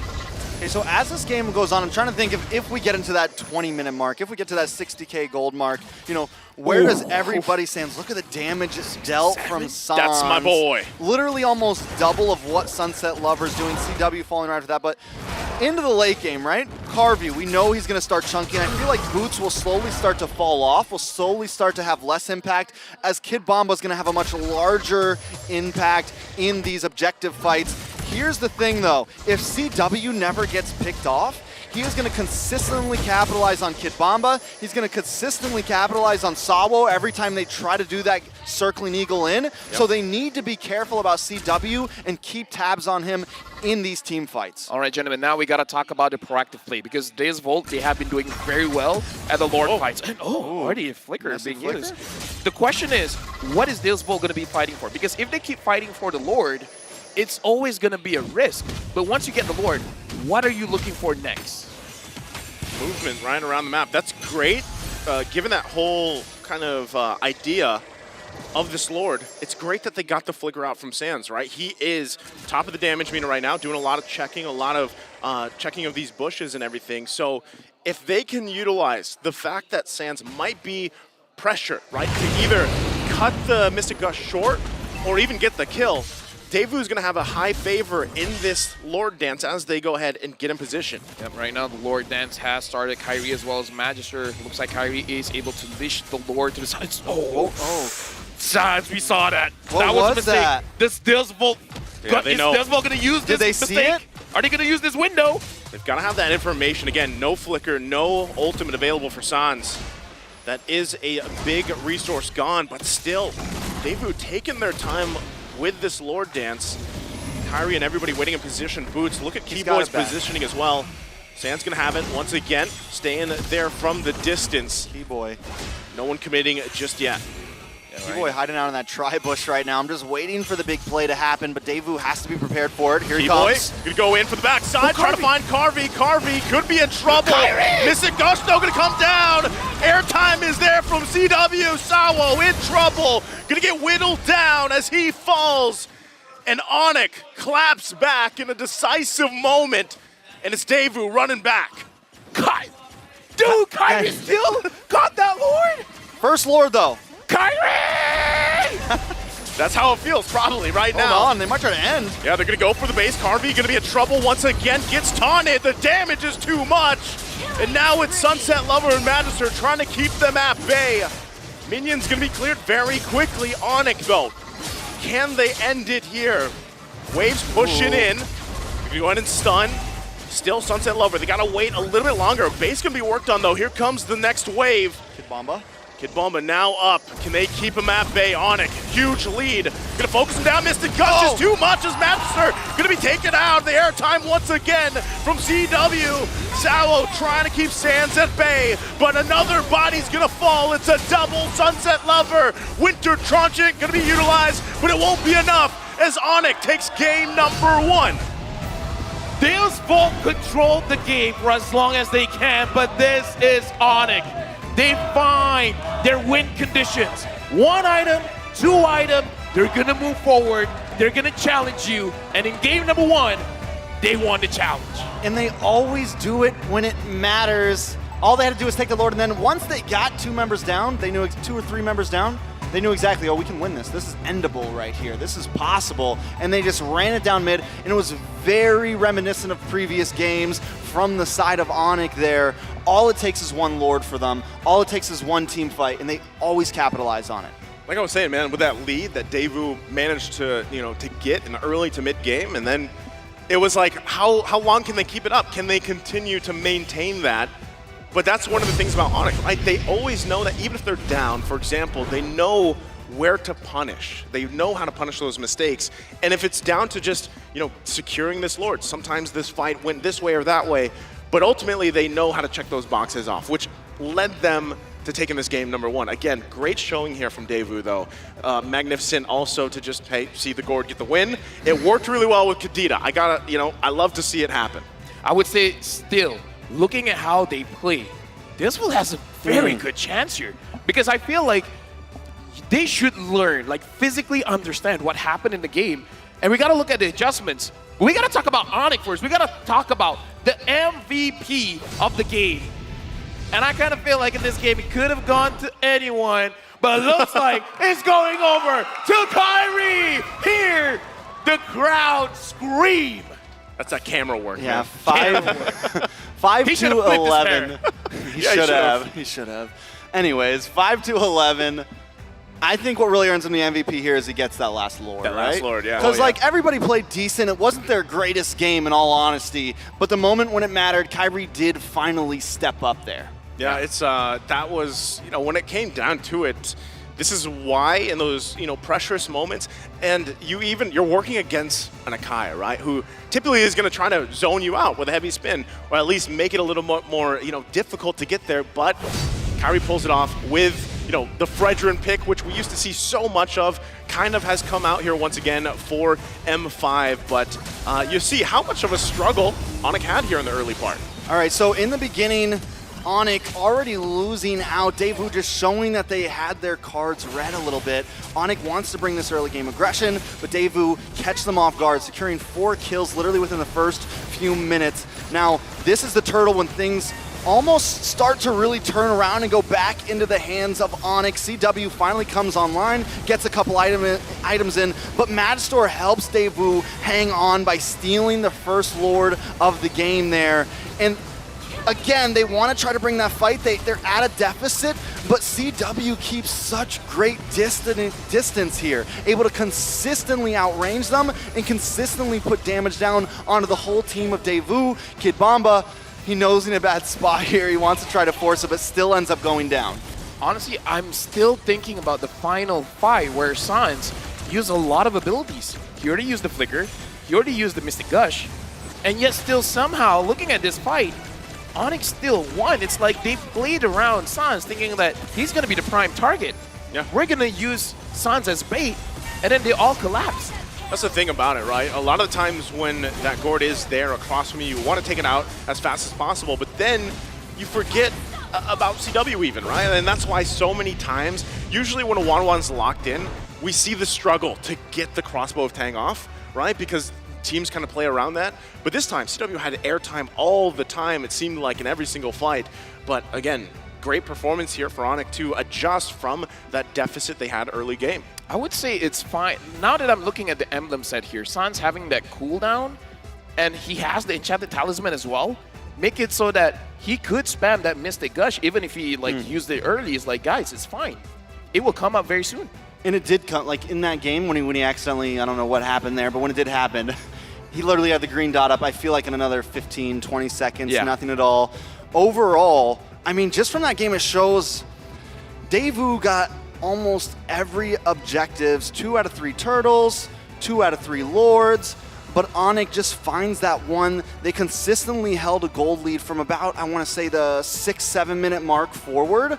Daewoo were just kind of hanging on to that point, but in the end, Onyx just felt like it was all part of the plan. It was all part of the plan for them. They felt comfortable even when they were behind a little bit. Rich Guy, CW, the Carry Son, Sandbag Magister, and Forgotten One, CW. And I want to keep talking about this because I like whenever we have any kind of international series, especially the World Series, how different it is from, or how it developed from day one all the way to now, where I was talking about how teams are trying to find extra ways to dish out damage. And in this game, Onyx, having Keyboy, he's the extra damage. Yeah, there's a lot of extra damage here. You know, when you look at the lineup, and I love that you pointed out in the draft too. You know, Lefel, you were mentioning about Keyboy here, possibly going towards that Kadita.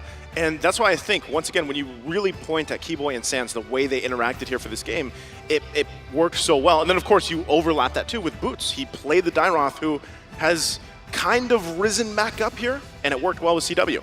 Most definitely. I think it worked well. I think there was obviously a little bit of issue. I think the main thing is Daewoo focused very hard on a Kyrie there. They came into the XP lane a lot, but what ended up being one of the biggest issues for them was CW. Oh, yeah. And I think that, as we move into the next game for them, it needs to be a focus for them. They have to maybe point some eyes up there, not let CW just have a free game. Let me just say as well, I would like to apologize to everyone because I like my acoustic nature took over. Because I remember Kyrie, Mirko, you guys love him, how he shouts, Kyrie! Yeah. And then my acoustic part just went, Ree! Hey, maybe they got it. It's the song One more of my time? people. Maybe they got it. It's the song of my people. What is? I got you. Well, you got to see if Miracle actually decide to do it. You got to that be way. better than great. Hey, Lefel, you are better than great because you got the best award, the talent. recent award. When I get back to Malaysia, I'm going to top up on my meds. Don't worry, guys. I'm fine. I'm great. I'm Genchana. What does that mean? Oh, it's an Asian thing. It means I'm okay. Is it? Yeah. I don't even know that. It's like, how are you're you? not fully Asian, bro. I'm half. Genchana. I'm Genchana. All right, Genchana. we're Genchana. I'm even saying it all white like for you guys. Thank you. Gwenchana. You know who's not Gwenchana? Who's not Gwenchana? Daewoo right now. Dude, here's the thing. That was an amazing game. Can we get our predictions on board here? Because Yeah, we didn't show the predictions. we didn't show the predictions. Maybe there's a reason because you're here. All right. I don't know if that's actually the case, but No, because predictions, I feel, is the heart telling a story to the people watching. And I feel like the story isn't complete when the audience doesn't know who we're voting for. But you know what? I'm going to give them time. we didn't even see the audience predictions.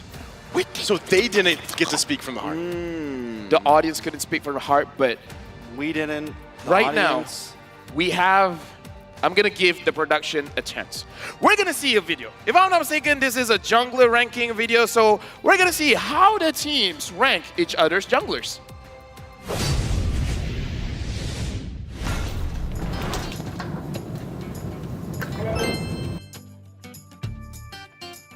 I'm MP the King. Today I'm rating some of the junglers in M5. I think I will put Kyrie in S because he plays so good right now. Kyrie, no explanation. At the top. I put Kyrie in S because best jungler for me. He is a mechanical player. Kasi kedua saya dapat Kyrie yang kan. Kyrie saya tak sini. Atasnya. Sebab dia betul kan? Eu estou com o Kyrie. Isso aqui não tem nem explicação. Olha aqui. Kyle from Brand. Rhino Century. S. I think it's the best jungler. Kyle çizi varmış. Rotasyonunu beğeniyorum. Ama o yüzden S'e koyuyorum. GB. GB in S because he is so strong and in Scream, he always punish me. GB always spam TP, so at the floor. Kendimi nereye koysam bilemedim. Hadi kendimi A'ya koyayım. I think I will put myself here. Yeah, I don't know what this is, so F. MP. Oh, this is my era. I'm so pressured this moment, so also Saya tak sini.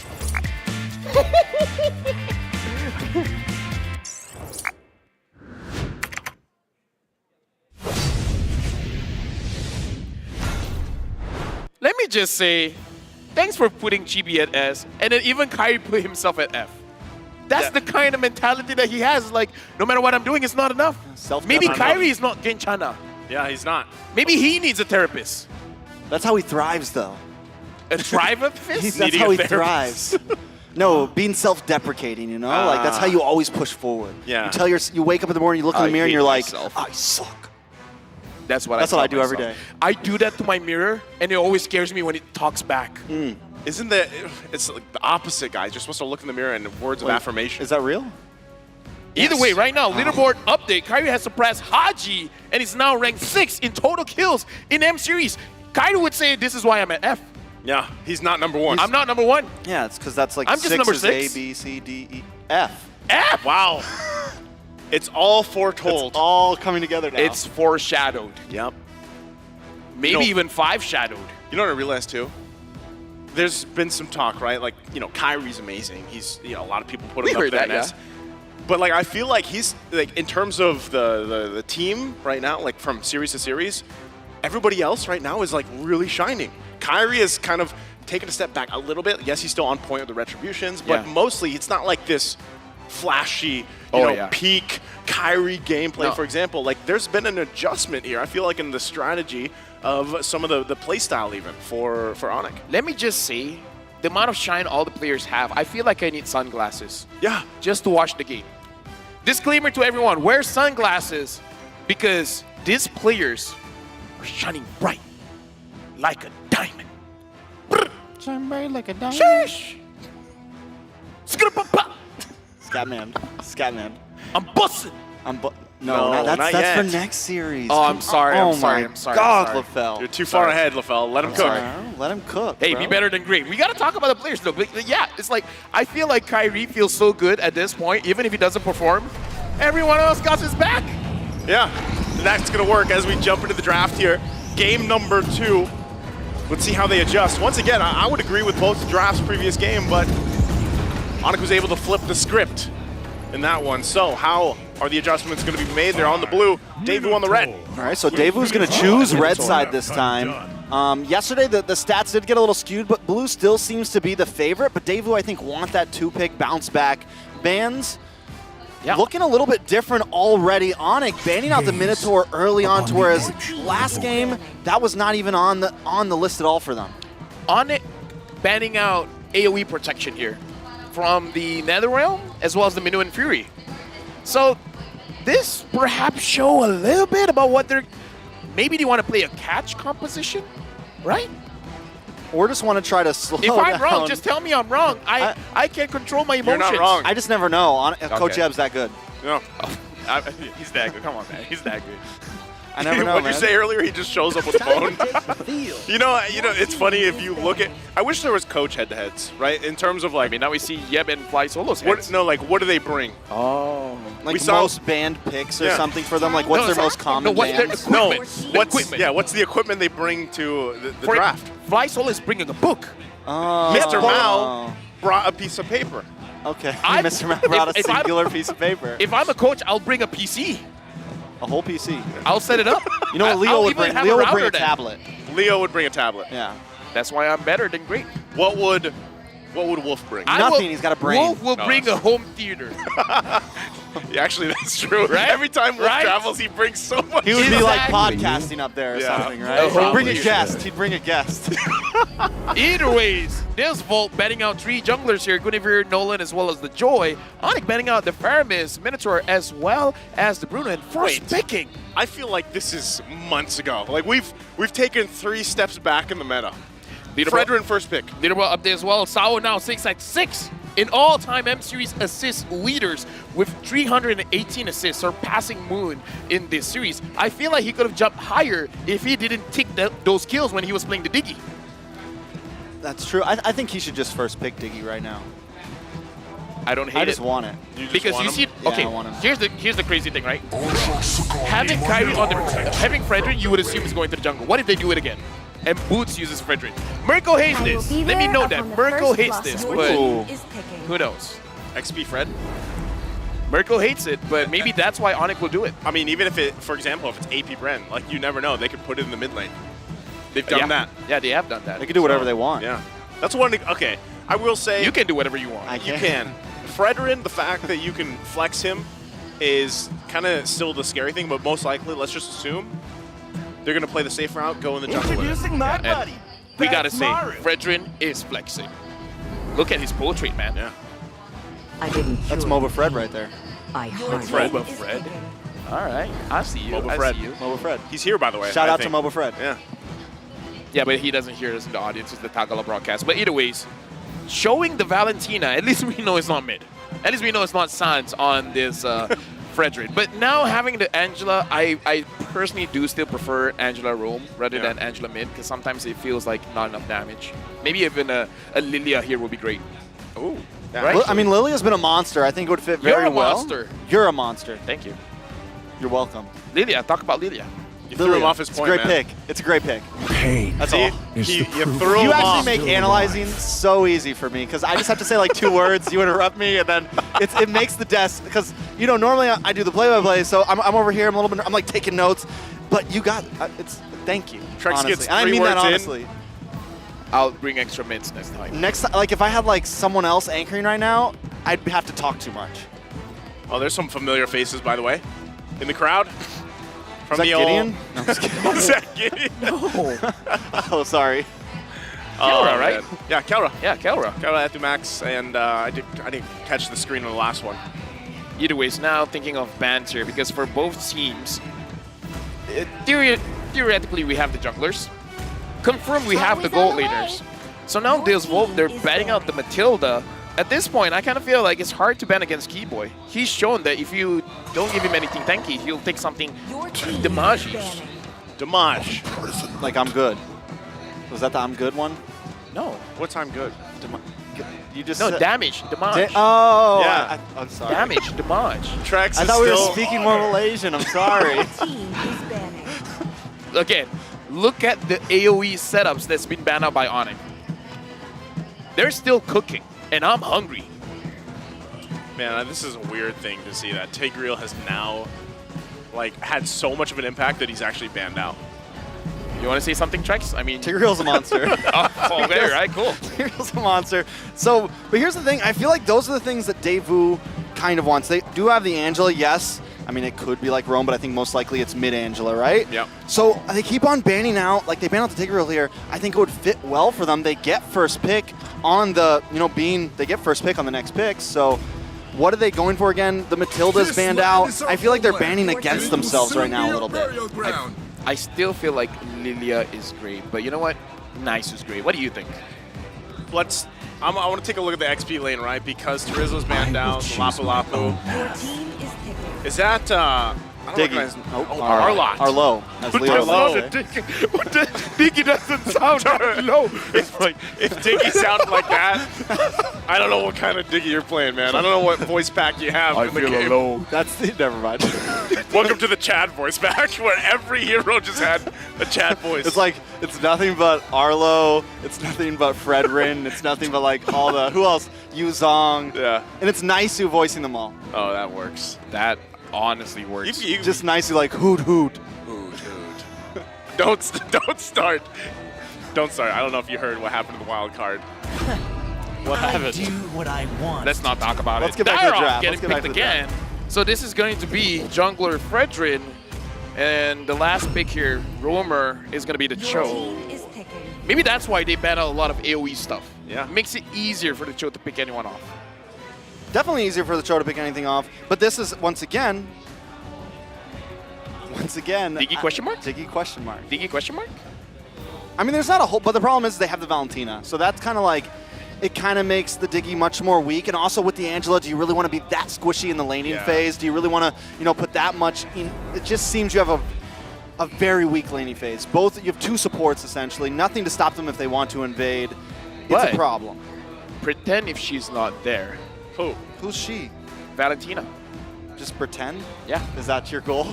I mean, she's there. She's locked in, LaFell. We can't pretend. Yeah, but it's a mental thing. Remember, it's that's a what mental Kid Bomba thing. said. It's a Kid Bomba mentality. Just pretend that's not a problem. Novaria. So this is going to be an Angela roam. Trex, if you disagree, you can say you disagree. I mean, I guess you could do either one, Rome, right? Let's assume Angela roam. Angela Rome. but still, it's a very weak laning phase. It's only It's weak. very invadable. It's only weak if you think it's weak. It's all about mindset. Your mentality, Trex. You have to have a mentality of an All right, extinct, give us the intro, of an LaFell. Give us the dinosaur. intro. We're jumping in the land of dawn. No, we gotta Wait, break it down. go. We gotta break it down. Chris. He's throwing you off, man. Dude, this is your moment. Analyze. All right, let's take a look at this team comparison. Right now, Onyx does have the better draft by the stats, of course. By the stats. They have a little bit more CC. They have the Cho. And I think the Cho is going to be a great answer when we look at this Novaria. It's something that can get back to that backside. And you pair that up with the Valentina, it looks like a very rough first 5 minutes for the side of Daewoo. We're going to jump into the game where the mindset is the key. If you think you're gonna win, you're gonna win. If the opponent is a problem, pretend it's not a problem. Let's jump into the line of dawn. Will this Valentina be a problem for this fool? Ooh, there's the flex, Kyrie. Oh! Yo, shout out to Merkel, it's a Fredrin EXP. I like that even as an anchor, I can call things out. Who would They have thought? just switch it up, you know? They like to switch it up. How do we feel about the Dynroth jungle, though? I mean, Look we've at seen my it done face. before. Yes. See, I'm happy. You're not. Dude, You're frowning. No, I'm not. Dude, don't lie to the audience. I'm grinning. All right. So you feel good about it? No, we got to talk to the analysts. What do you think, Trex? I think the Fredrin could actually have a decent matchup up against Kid Bomba, depending how you time the taunt. Yeah. If Kid Bomba tries to, dash in close to you, get that Dauntless onto you, then there's some possibilities there to maybe taunt him up, stop him in his tracks, and slow things down a little bit. Speaking of slowing things down, they'll want to slow down their tempo here just because they have the Novaria. They need at least 2 to 3 items to make sure that the meteors start to hit a little bit harder. I mean, looking at all those wilderness blessings, they definitely want to try to keep pace at least, I can say that much. And because they have probably a slightly weaker laning phase, a little bit of a worse lane clear, I feel like, and it's a bit more dangerous for them to move around, having those in their kit is going to be very helpful when Onyx tries to maybe attack those side lanes. Man, at this point, as we kind of look at things unfold rotation-wise early on, the biggest part for this is, do we actually see Daewoo want to win some of these early fights? Hold on, Sawa already with the damage coming through. First blood going to the hands of Kyrie on this Dynroth jungle pick that we've been talking about for a while now. But, I guess that just completely gets rid of the question. They don't want to really contest this match. They're going to be forced to use that ultimate. Keyboy there alongside Kim Bomba. Still going to be going for it, but Turtle going to be worked on. Boots has to figure out Bomba. Goes in with the Bomba slash. Still going to be working. There's the way of the dragon.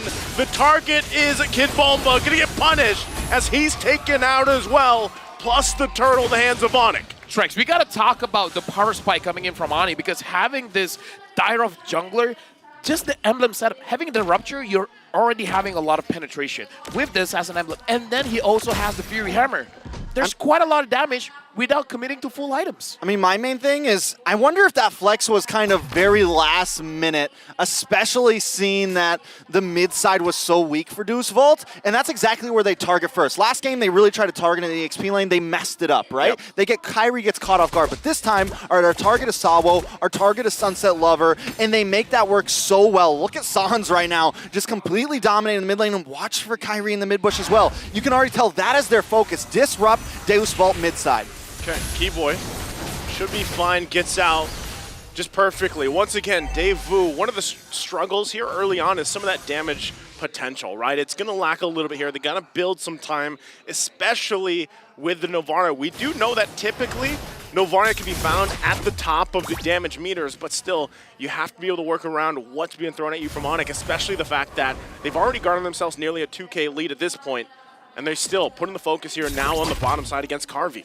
Yeah. Well, caught my before that match was taking a bit of damage coming in. Kyrie. There's the hard guard. Magister going to be the focus. The kick comes through. A double kick alongside the hard guard. Magister going to be taken out in a split second once again, even with the hard guard. Now you mentioned the mallet, right? And that's right there. Like, Magister already has the breastplate there. He should be able to absorb damage, but just being able to shred through that right now with Kyrie. Imagine if Kid Bomba pushed him towards Sunset Lover and Sunset Lover died. Yeah, that would have been a feels map. you know? Feels real bad. Feels bad, man. One thing that caught my eye as well was before this, we saw the graphic of Brody going up against the Claude. Just by win rate itself, Claude has 66.67% win rate, and Brody so far in M5 have 33.33.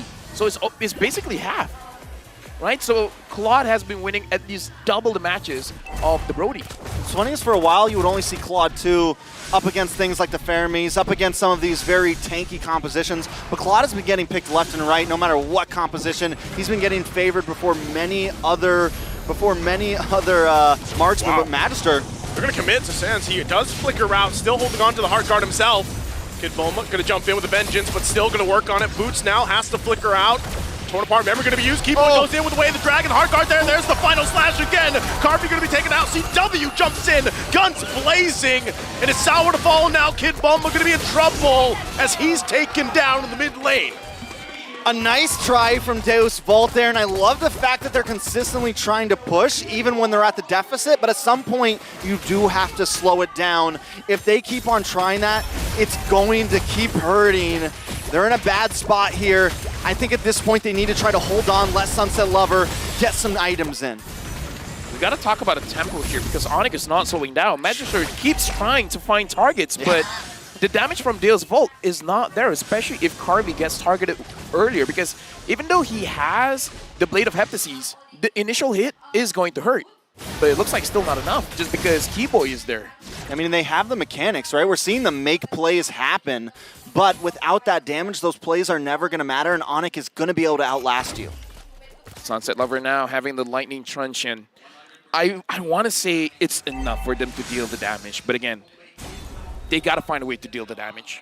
I mean, the way the past couple fights have gone, even when they sometimes are the ones initiating it, there just isn't enough right now, right? For the most part, even if Kim Bomba finds the final slash he's looking for, it's kind of troublesome. They have more time. Again, he's going to use it, but it's on Keyboy. Now the focus once again.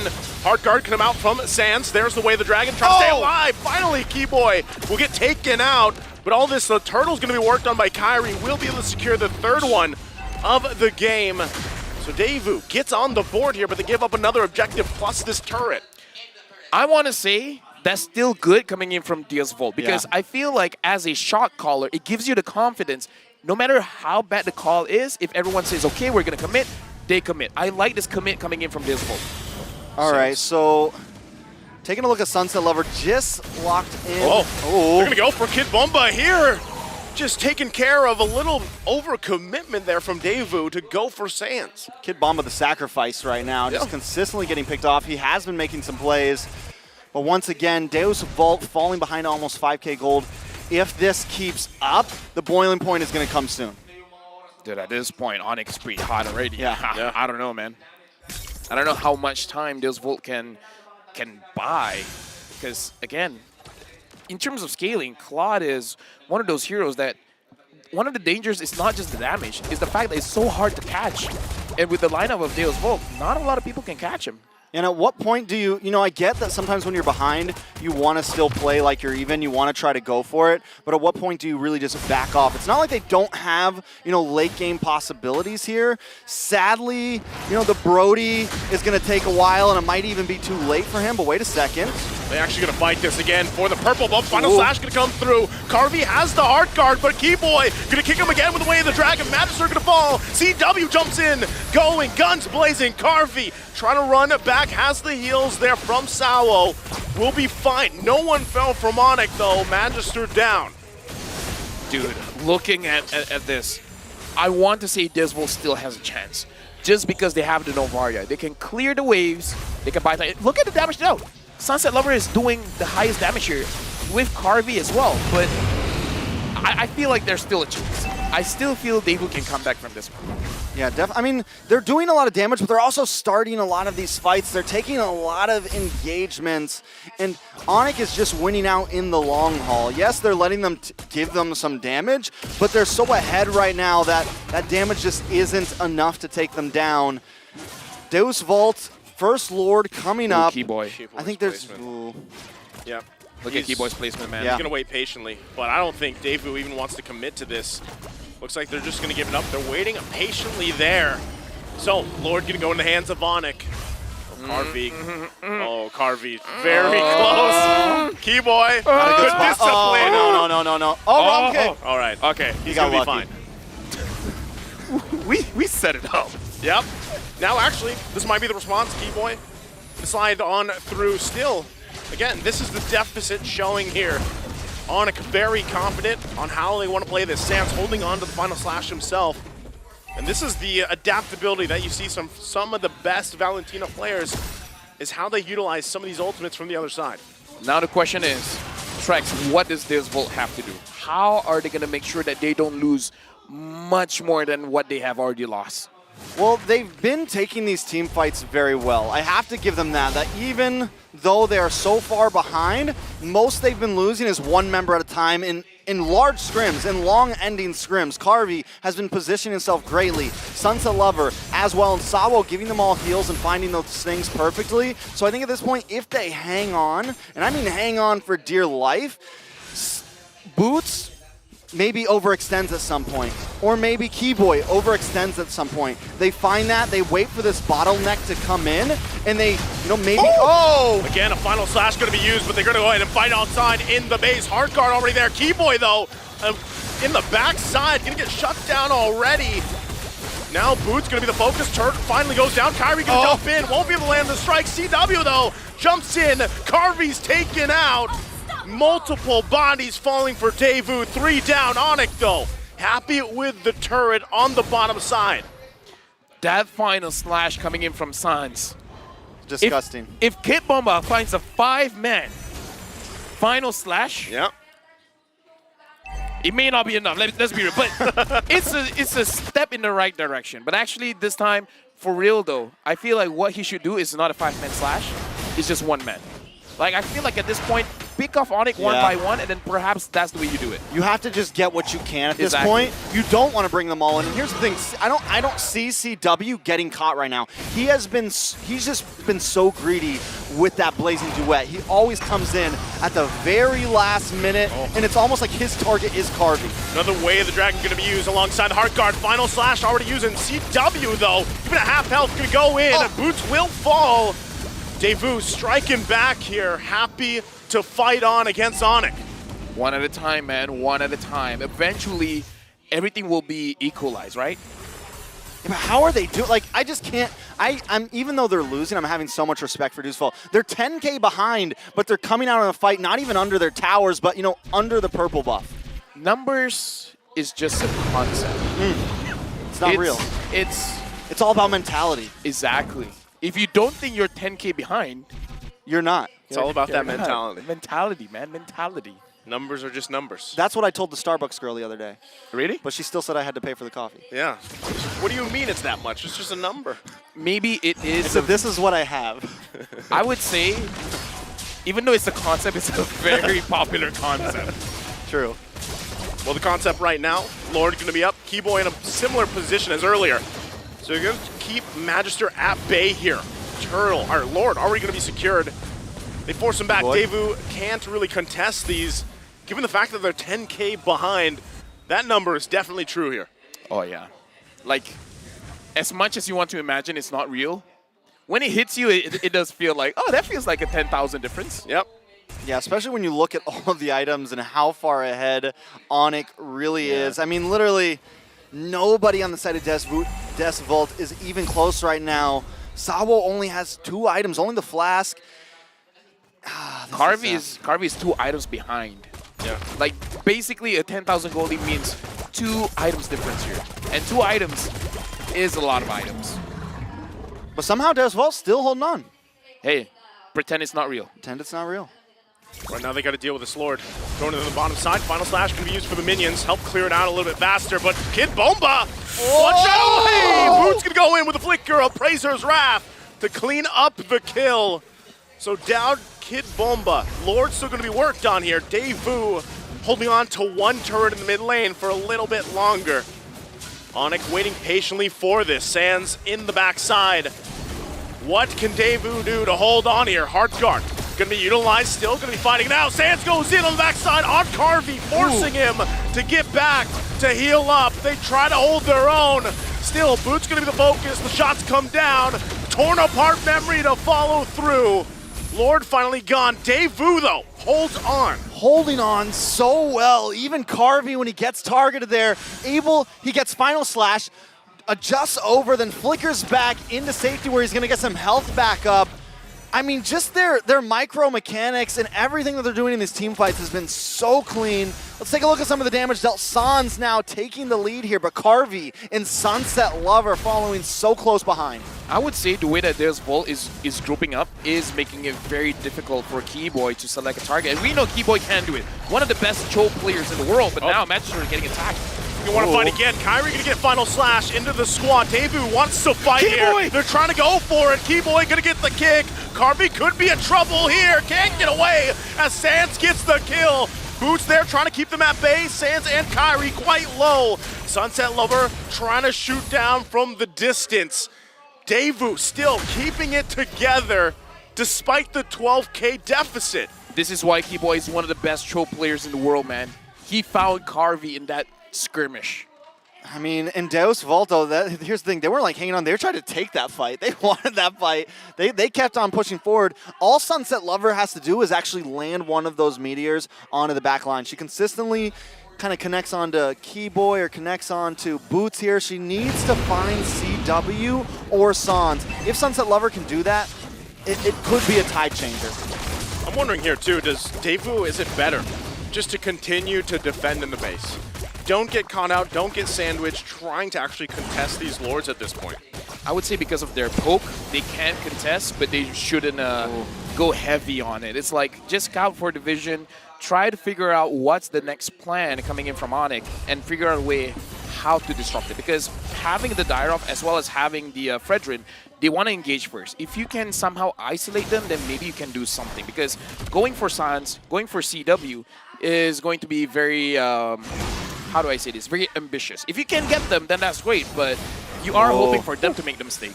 This is going to be the hardest Lord, though, right here. If they can get past this one, then honestly, there could be a hope. We're creeping really far into that late game. See if they can hold it together. Lord, mid-side. Hard guard going to be used already. Keyboy going in with a conceal, looking for Carvey once again. Flicker on the defense, still going to hold it out together. Final slash going to be used in response. Torn apart memory comes down. They're holding on a cafe for now. Sans goes in with a flicker, finds Kid Bomba.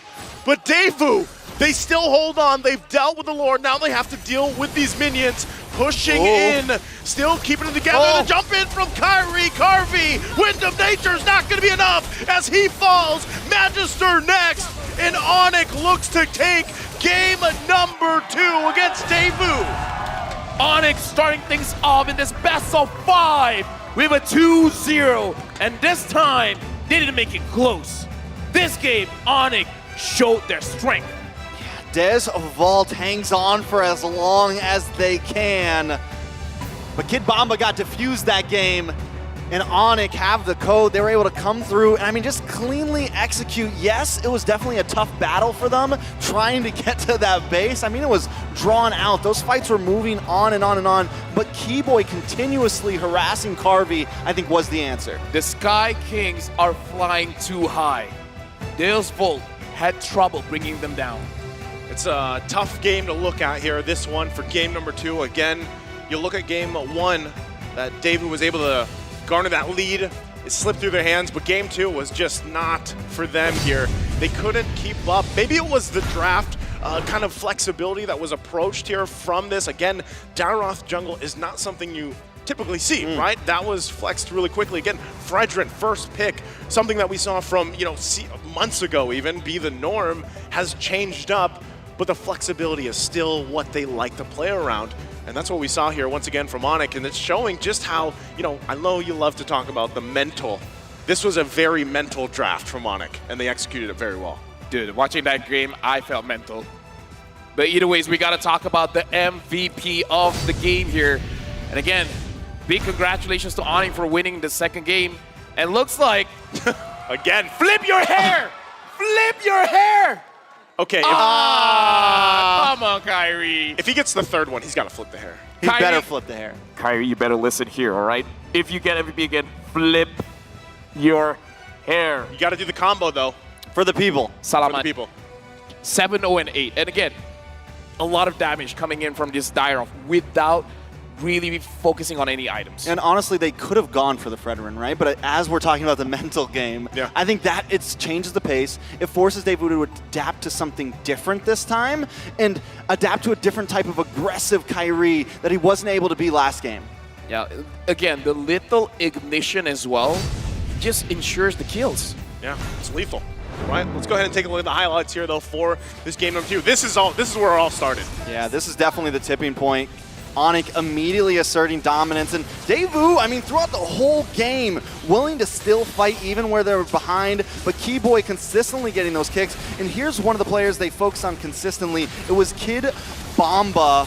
Carvey as well, having a rough time, and getting that first death, I mean, at 5 minutes in, starts to slow him down, and it's not something you want to see on a Brody.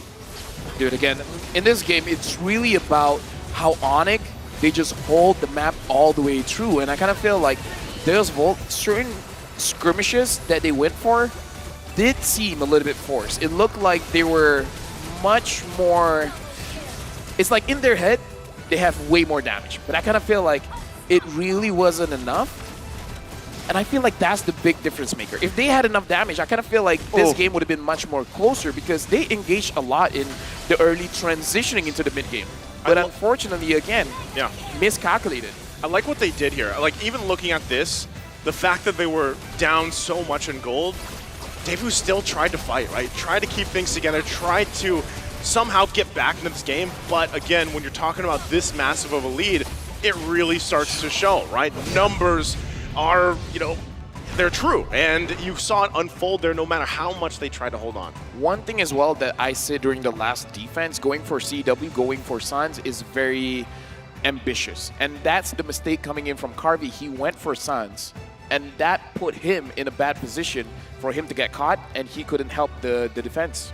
Something else to point out here, even though Daewoo held on for dear life that game, there's something very clear about Onyx's victory here. They didn't lose a single tower, they didn't lose a single lord, and they didn't lose a single turtle.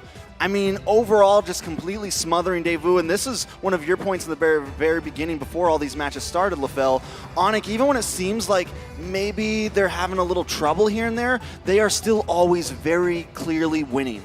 We got to talk about the War Axe on Kyrie here as well. Not going for that Hunter Strike where you already have a flat penetration. Instead going for that War Axe where your penetration is ramping up. I kind of feel like it's because of the Boxia to ensure that, okay, this Boxia is going to take a little bit of time for him to take down. And the ceiling for the War Axe is much higher than Hunter Strike. So I feel like this is a smart choice. Definitely probably one of the main reasons why Magistor was consistently getting melted down. Not only that, but Kid Bomba as well. I mean, Kid Bomba was pretty tanked up here, ready to deal with that, but still constantly getting shredded. He tried his best, but was never able to really hang out in the front lines. Yeah, that War Axe didn't work, man. Yeah, it did work, and you know, when you see this Sarlot picked up, you really are trying to play around that final slash. And early on, it looked like there would have been some moments for him to turn the tide with great final slash setups. But unfortunately, like we were talking about, that damage department was lacking early on for Daewoo. And with Onic punishing in the early game, it scaled very heavily in their favor. Yeah, looking at the carry here, Carvey did the most damage. So we do see that Daewoo, they did scale up. They had the potential, but Onic just keep on surviving, man. How do I say this? They spread out the damage quite well, making sure that Daewoo couldn't focus on one target. They had to spread their damage.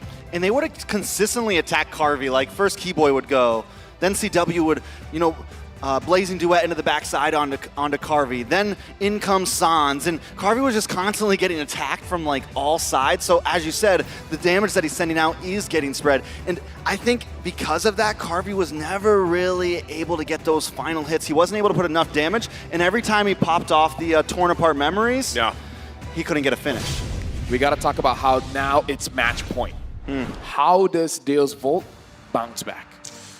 Whew, that's tough, right? If you're looking at game one where they had a great lead, they had trouble. Game two was not in their favor. this is the time for them to adjust, right? Now, game plan that starts in the draft, we'll have to see exactly what they think of as they approach match point against Onic. This is one of those points for both teams. Getting the energy from the crowd is going to be very crucial. In fact, I'm looking down here, and I think I'm already seeing Mara down there. I can see the lights and everything. So we're going to pass it over to Mara, because Mara, you need to help the teams out.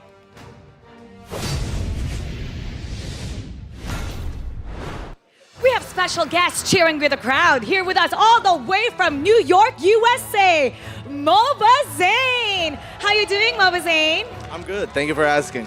And over here, Chiku from Malaysia. Hello. And Moon. Hello. Hello. Oh, you guys are sharing mics. All right. Hey, I noticed, I was told that you guys are now in the Bomba trend, right? Yeah. Oh, what's your IGN now? Chico Bomba. Chico Bomba. And yours?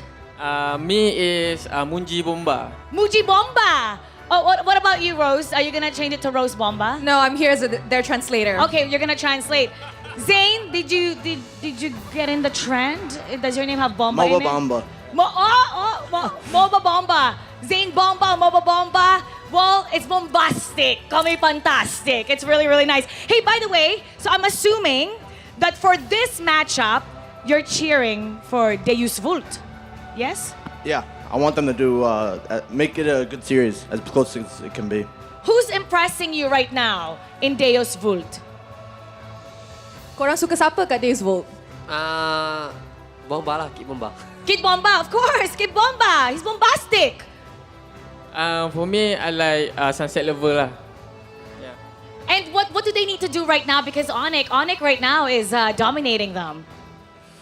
I think they just need to relax a little bit because the first two games were rough. They were doing really nicely in the first game, and I think maybe losing that got to their heads. So they need to take a breather and relax, and they could make it a close fight. Maybe. But you know what? A lot of people are saying that Deus Vult run, it reminds them of your BTK run in M3. What do you have to say to that? I think it is pretty similar. Yeah. Pretty similar. Okay, so I have a question. Why did you come right after the Ohio brothers left? That's Why is it just now that you're here? What's up? What's up? That's when the flight was booked. I don't know. Okay, what did you think about their performance? Okay, let's turn the Moba Zane on. It was a really bad performance. Oh. Really bad. Oh, okay. If you were in it, if you were there, do you think it would have been any different? We would have left groups. Okay, well, For sure. we should see you there for M6. You will. Okay, we're gonna see that. We're gonna see that. Let's see what Hoon, you gotta reply to what he says. All right.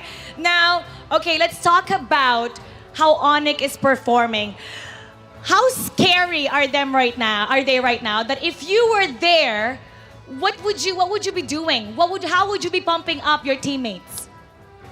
Kalau korang yang tengah lawan Onyx sekarang, apa yang, kalau example lah, Toda, apa yang Toda akan perlu buat kalau korang nak menang lawan Onyx? Kalau saya main macam rank je lah, tak ada apa dah 2-0. So, kena have fun je lah banyak. Bila have fun ni main tak pressure sangat. Okay, so he said if Toda was going up against Onyx right now, they would treat it as a ranked game. It's now match point. So technically, the less pressure they put on their team, the better the outcome will be. The less pressure. Treat it as a ranked game. How about for you, Moon? Mood Bomba. Kalau Moon pula, mungkin diorang boleh try lah tukar strategi sikit. Mungkin diorang kena adapt dengan gameplay diorang dengan cara permainan diorang. Sebab Onyx pun kita tahu yang diorang punya gameplay memang top level lah kan, top notch. So, just do your best. Fight without, tak fikirlah kalah tu. So he said if he was Deus Vult right now, he would actually change up the team strat and try their best to adapt going up against Onyx, because we all know that Onyx is according to him, a top tier team. So if they actually play like their usual selves and they don't change up any strats, it's gonna be hard going up against Onyx. If you could be more specific, what strat did you mean by that? Maybe like Todak langgar, langgar je lah. Langgar je. Langgar je. Langgar. Just dive in for it. Yeah. Tuan dan puan. Langgar. Okay, Moba Bomba, if you If that were you there, what would you be doing right now? I like what Chico was saying, where we need to get rid of the pressure and realize that this is just the last game, so you have to put everything out. But how do you get rid of the pressure? I mean, you're right there. You're desperate to win. It's 0-2 right now. How do you get that out of your head? You just need to be confident, and it gets hard with all the fans that are supporting Onic. That really can get to players' heads, but you just have to fight through it. Now, before we throw it back to the game, do you have any final messages to the fans? Because I know they're going wild right now that you're here. What's your plan after M5? I'll see you in MSC. Oh! And what's your message to them right now? Thank you very much for the support and believing in me, and I hope you guys enjoy the rest of M5. All right, I hope you enjoy Philippines. How about for you guys? What do you want to say to the fans? To the fans, sorry for this year, Toda not join the M5. Inshallah, next year, Toda will go to international again. Just support your favorite team, and yeah, that's all. You heard it from them. Keep supporting your favorite team. And now we're going to game number 3. Deus Vult versus Onic. Casters, pass up.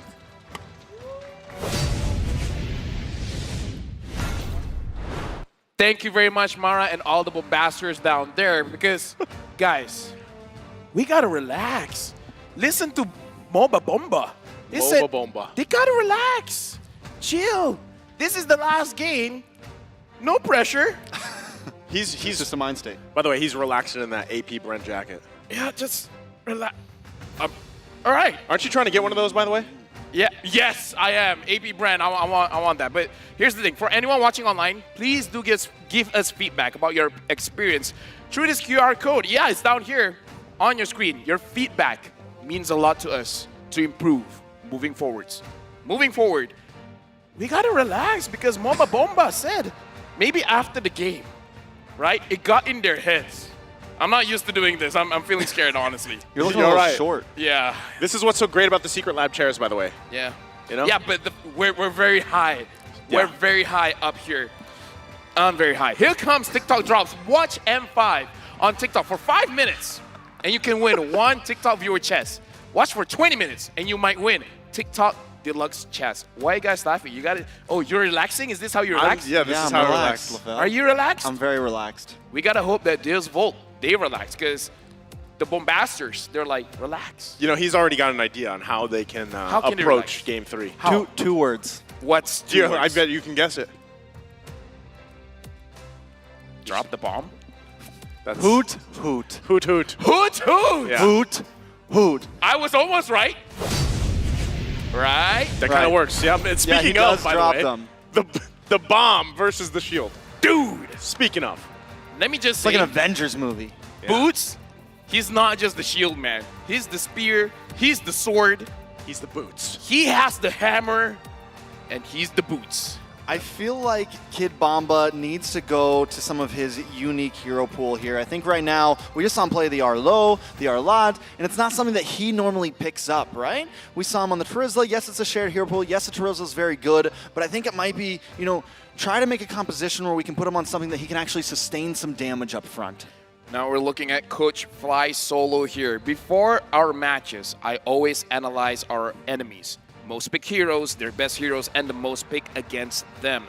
Once I've done that, I'll explain all on their heroes to my team, what they want and what they don't want against them. And this is them on preparing against M5 teams. I think this works, you know, so far, it's worked great. It's got them to where they are currently against a team like Onic, but it gets increasingly harder when you're up against teams like Onic, right? Where they switch things around. Yes, they switch things around. You might have this game plan. You might have, you know, tested some things out, of course, in the preparation leading up to here. But when you're talking about the current place we are with the meta and what we've seen so far from Onic and the fact that, hey, they first pick Fredrin, you're not 100% where it's going, and then they flip things around even by the last pick, that's where that mental game gets a little bit harder, right? On how to approach these from game to game. Exactly, like they're messing with the Bomba mentality. He was like, I'm gonna use an Arlet against a Dairoth. Yeah. And then all of a sudden it's a Fredrin. And he's like, holy bananas. Holy bananas is right. And not only that, we said it the other day when we were casting over the Onyx Blacklist games, they can play pretty much whatever they want and make it feel good. So no matter how much you analyze them, no matter how much you look at it, it's just, there's not a real answer. A lot of it's going to come down to more of how are they playing in the game. The draft is going to be important for Deus Vult, but also they just need to keep up with the pace. And they're trying. They've been doing a great job at taking these team fights, at even keeping up with them, but they're going to need a lot more because now it's a match point.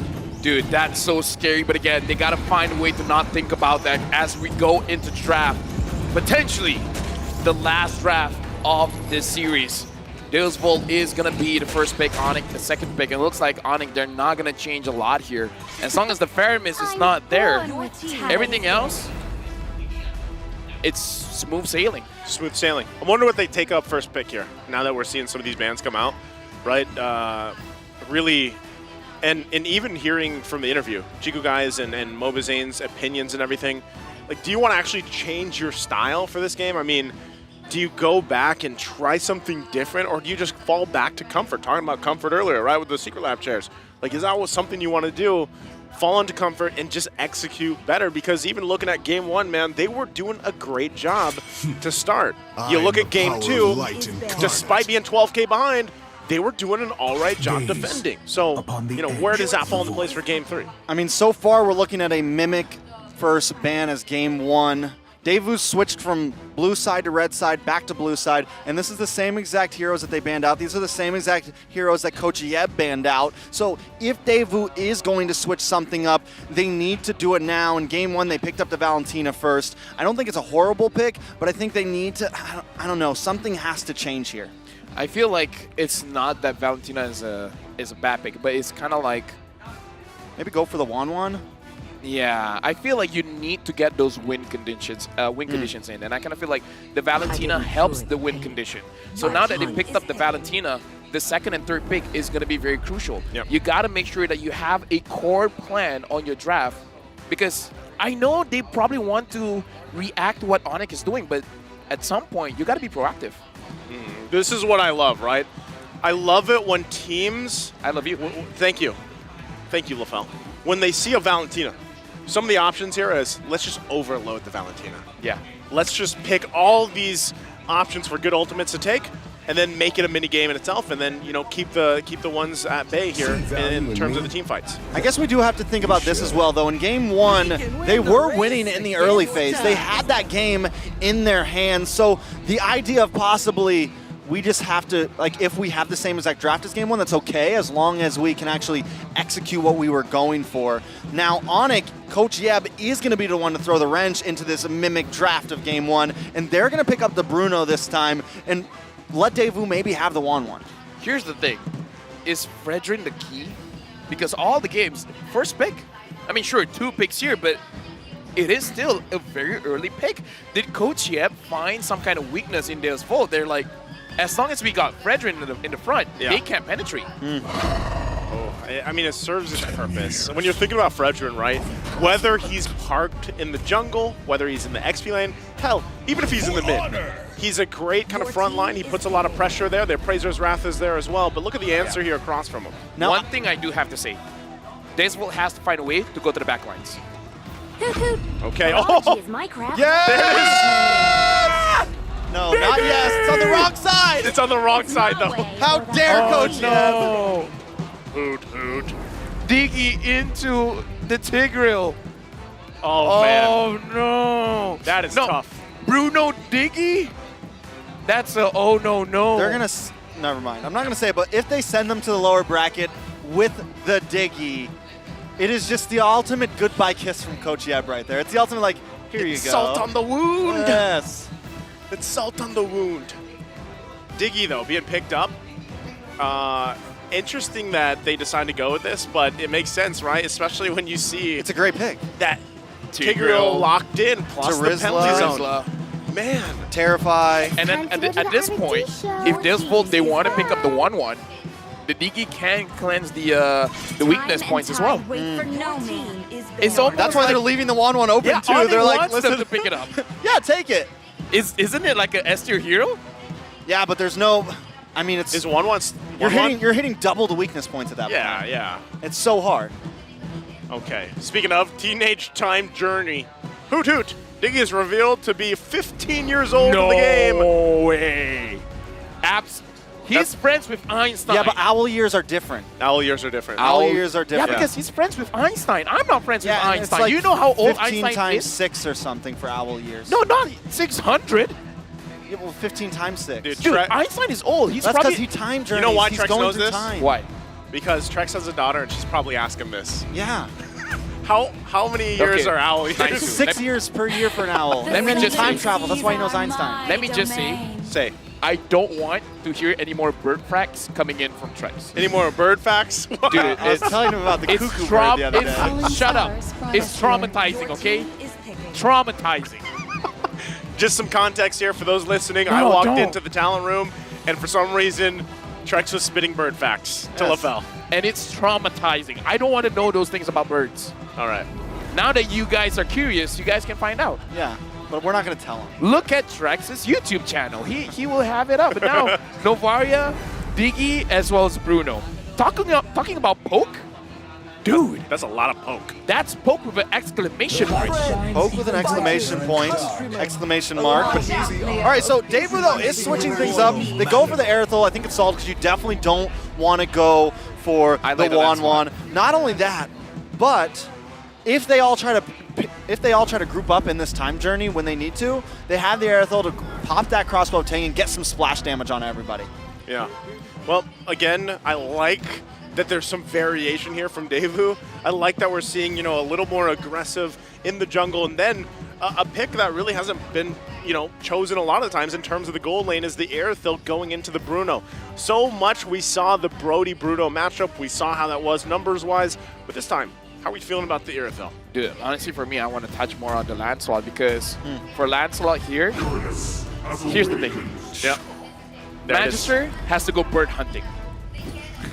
Here we go. Yeah. Right? He does. Am I not wrong? That's his job. Yeah. Am I not wrong? You're not wrong.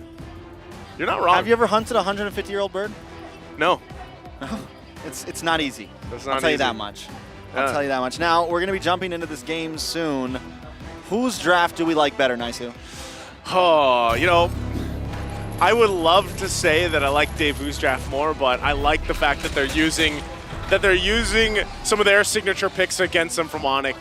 Again, we'll see how it all plays out. Kyrie, though, this time is actually going to be on the Fredrin, in the jungle, so they don't have any flex kind of surprise picks there. All right, let's take a look at the index now. The great index that tells all. Onic with a nice lead, 7.3. And they've consistently had the better draft index for a while now. And now again, I want to see this Lancelot go bird hunting because that's how you deal with a Diggy. You gotta kill him as fast as you can. I still can't believe the Diggy is 15 years old. But with that being said, we're jumping into the land of dawn. All right. All right. We'll see how this all plays out. Yeah, I love these fun facts, by the way, All No these- weird switch-ups. Yeah.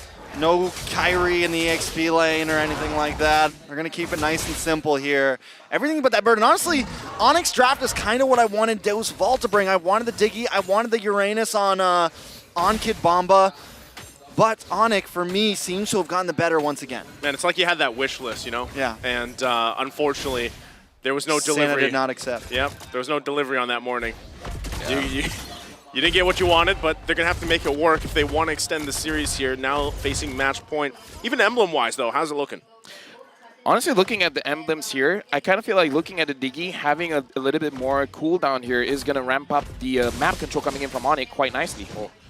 Already poking here happening. Sandslow going to join, but yeah, it is this Terizla, so should be fine.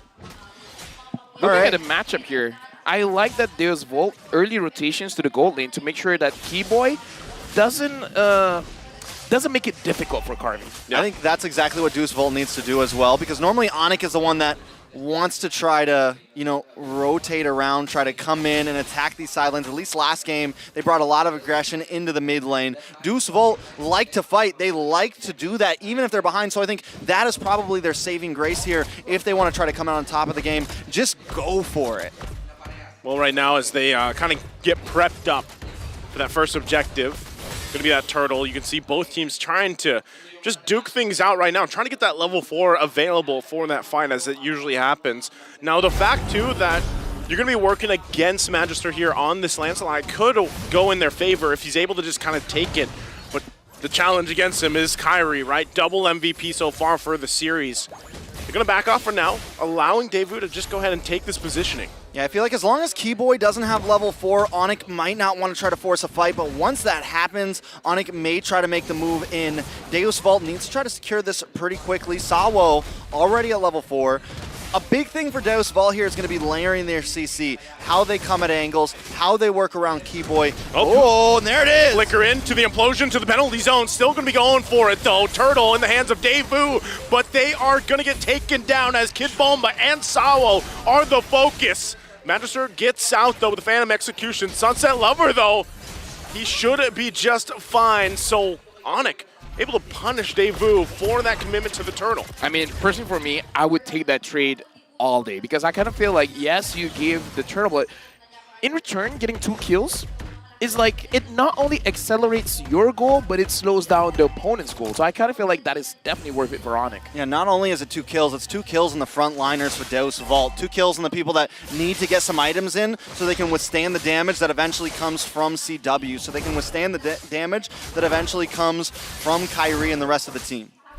Right now, Magister, I kind of feel like he really needs to get that War Axe fast and start to make a difference. Like, I don't want to put too much pressure on him, but in this kind of situation, he can be that difference maker because he can force out quite a lot of skills and then giving an easier time for Sao as well as Kid Bomba to get that nice initiation. And Onic is on to Deus Vult right now. Sans hanging out in the gold lane as well, along with Keyboy. They know that they want to try. They know that Deus Vult wants to try to get the pick off on a CW. Hoots. Okay, he's deep into enemy territory. But this is why you pick the Uranus. You can do this stuff, right? Go through on this side of the map and just get out with your life. Being a Uranus, you have a checklist. Yeah. Oh no, Carvey gonna be in trouble here. Kyrie gonna go in with the Appraiser's Wrath. Won't be able to land it though. CW tries to go in. Kyrie still goes in, gets the kill. Layering everything. Sawo gonna bob, gonna weave. Will be able to survive. Stays alive for that exchange, but they lost Carvey. Onic still gonna be going. Kid Bomba taking a couple shots here to the face. A 1 shot also from deep down from Sans, but they hold it together. Turtle now up though. Dude, again, looking at Onic, the way that they're layering the damage, Sans doesn't miss. He keeps on hitting, and at this point, I kind of feel like it's good for Deus Vult to force this out because Kyrie's HP is low. They could force this. Oh, see if they go for it. Kyrie though swoops in, gets the turtle in the hands of Daewoo. Now going to be going for the fight. Boots, though, taking the brunt of the damage. Multiple members of Daewoo going to focus him down. Penalty zone to follow up. Boots will fall. Daewoo finds something out of the exchange. All right, so Daewoo finally finds a kill on the map, but it's not slowing Onic down at all right now. You know, at this point, it feels like game 1 was just a warm-up game for Onic. It feels like some of those little mistakes were just a little bit of the rust overnight, you know, wiping the sand out of their eyes, things like that. And now Onic, the way they're playing is the way we always see them. They have to figure out that Onic, they're playing their game, and Deus Vult in this 3rd game is being much more reactive and not as aggressive as we've seen in game 1 and 2. It looks like they're hesitating quite a bit more. They're going to go for Kid Bomba. So defensively, penalty zone going to be used, but he's dragged back with the first time. Still, are they going to go for it? Kyrie gives the go. Tries to cut him off from here. CW and Keyboy just chasing Bomba down. Wow. Once again, they're just going to force him out of the lane. Terizla is faster than I thought. He gets a little speed bonus from his first skill and everything. Revenge strike. Yep. Revenge strike. Oh, God. All right, taking a look at some of the items. CW holding a strong lead against Carvey right now, who's got the Haas Claws, working on the Berserker's Fury, only had to pick up the partial boot there, and even in the very beginning, he made sure he picked up the, Sans gonna go for it. A clean kill from Magister. Now can he stay alive? They have the Time's Journey. They're gonna force it out from Keyboy as well. Daewoo coming back swinging. They get the tier 1. Sawa gonna go in with the implosion, brings him back. Kyrie's gonna be in trouble as Carvey gets the kill. Still gets the flicker out from Keyboy and CW. Boots joining the fight a little bit late here. Still gonna be the focus. Will be just tanky enough to survive. But Daewoo, they find wins where they can. This is what I wanted from Magister. The moment he has the War Axe, he should be very proactive in getting those kills. If they keep this up, they're gonna overload Onyx. And they do such a great job at waiting for that spike, right? And now that Magister's hit it, picking something like the Lancelot. He's finally gonna get taken down. That was a long exchange. Picking something like the Lancelot where your only damage isn't just Carvey or Sunset Lover, you have a couple different power spikes that you can rely on. You have a couple different opportunities to try to take these fights. And even though Carvey took the death, even though he's falling behind CW, they still have Magister with 0 deaths who's been eating very good. Right now, Magister as well, having that Thunderbelt is going to do quite well against Kyrie as well as Boots as the frontliners, just because he does a little bit of true damage, but more importantly, slowing them down. Maybe not as effective going up against the Uranus, but definitely going to be effective going up against the Fredrin. He's actually 1,000 gold ahead of Kyrie right now. It just shows where Magister's head has been. He's been on farm, and now that he's where he wants to be, it's attack, attack, attack. Oh, Sawa once again using Conceal. Implosion. Sands, though, gonna be just fine, utilizing that Purify. So he averts that, but still the focus here on the macro play are these side lanes. Daewoo able to get the lead that they wanted throughout the majority of this game. Can they hold it together? Kyrie taking the brunt of the damage, gonna use the Appraiser's Wrath, but will be fine. All 40 seconds to that Lord coming up. Right now, Onyx, they have to be careful of their positioning, because if they're in a straight line, it's going to be a little bit easier for Magister to use Puncture all the way through to go to Sands or even Keyboy. So I feel like that's part of the reason why Onyx, they're going to be mindful of how they approach the fights. All right, so Deus Volson with... Oh! They want to go for Boots once again. The damage is true. Can they grab the kill? 3 members, a couple hits away. Carvey will grab the kill. So another exchange here. Daewoo doing great with their macro right now. Before this exchange, Magister ran up to the top lane, pushed in the wave, so that Kyrie and the rest of the team had to go up there to clear that, and they had to go together because they don't have the vision right now. And while that is happening, the rest of Deus Vult goes to the bot lane and catches one of them off guard. If they can keep up this pace, it could look very good for them this game. Personally, for me, Deus Vult controlling this Lord, I would say go for a fight. Don't go for the objective, man. Already using that Conceal. Penalty zone going to be used by Kid Bulma. Gets the flicker out from Keyboy, but they have to use the Time's Journey. Sand's going to fire off a shot. Magister also less than half health. Onyx, they won't be able to get there in time as Kid Bulma falls. Does Onyx still want to fight here? Kyrie at the front alongside Boots. Sunset gets a shot, but ultimately Daewoo comes out on top of the Lord. Oh, they're probably going to lose this mid tower, but I still think... Oh, they're going to move... There it is. They lose the mid tower, but still, I think it's a good win for Deus Vult, especially where this game started. They still keep their gold lead. They do lose Kid Bomba, but he'll be up in time to maybe help push one of these off lanes. Potion going to be used once again. It's Boots the target, though. Not sure if they still want to be able to commit to it. Carvey, though, has to be careful again with this. CW working on this Lord. It's going to be up to them to defend here. Sawo still looking for an entry point. CW goes in. He flickers out. Magister going to be the focus. Echo comes down. Magister will fall to Sands. Kyrie swoops in with the Appraiser's Wrath, sending Carvey back. Does Onyx still chase down Carvey quite low? Should be fine, but ultimately can't find anything else. Yeah, I missed it, but perhaps Magister missed a puncture, so he was stuck there in the middle. Like, the idea was there because we saw how Onyx, they were stacking up, so it's going to be a little bit easier for Magister to go in. But yeah, a little bit of a micro mistake, but let's look forward that he doesn't do that again. So taking a look at some of the items and just some of the gold overall, Deus Vult did get a little bit of lead here, but Sans, man. He's got penetration in. He's got the lightning truncheon in. Whoa. They're gonna go again. Boots the target. Everything thrown at him as he gets taken out. Now Kyrie looking to cut them off. Goes in with a taunt. Carvey gonna be in trouble as well. Appraiser's Wrath comes down. They find another in Sands. Finds the double against Sawo. They punish Daewoo on the position. I mean, Kyrie there, the way he had his plan. He runs past everybody, gets into a spot where he's in between the three of them, then hits the taunt, and keeps everybody in check for just enough time for the rest of the team to get in play. We're going to take a look at this replay brought to you by Kadia, and watch for Kyrie here, right? They find Boots, but he doesn't even go for Sawo. He doesn't go for Kibama, but he gets the taunt, knocks up Carvey, and then Sans finds the long-range shot from the outside just to make sure there are no escapees here. Yeah, Kyrie, the enabler, giving an opportunity for his team to follow up with the damage, and that was a lot of damage. Yeah, once again, like I was saying, you know, it's great when Daewoo strikes and finds the wins. They get a lead, but they will get punished if those moments continue to happen, right? They have to be able to work around that. Again, multiple times we've seen that. Everything thrown at Boots.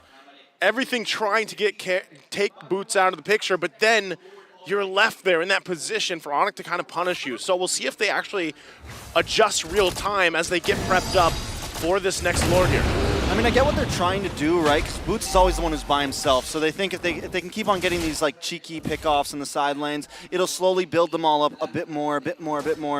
But yes, at some point, they have to start attacking somebody else.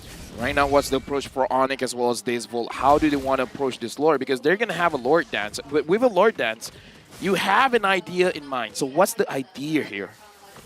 I don't know. It's definitely a tough one. I think a lot's going to come on to Sawo.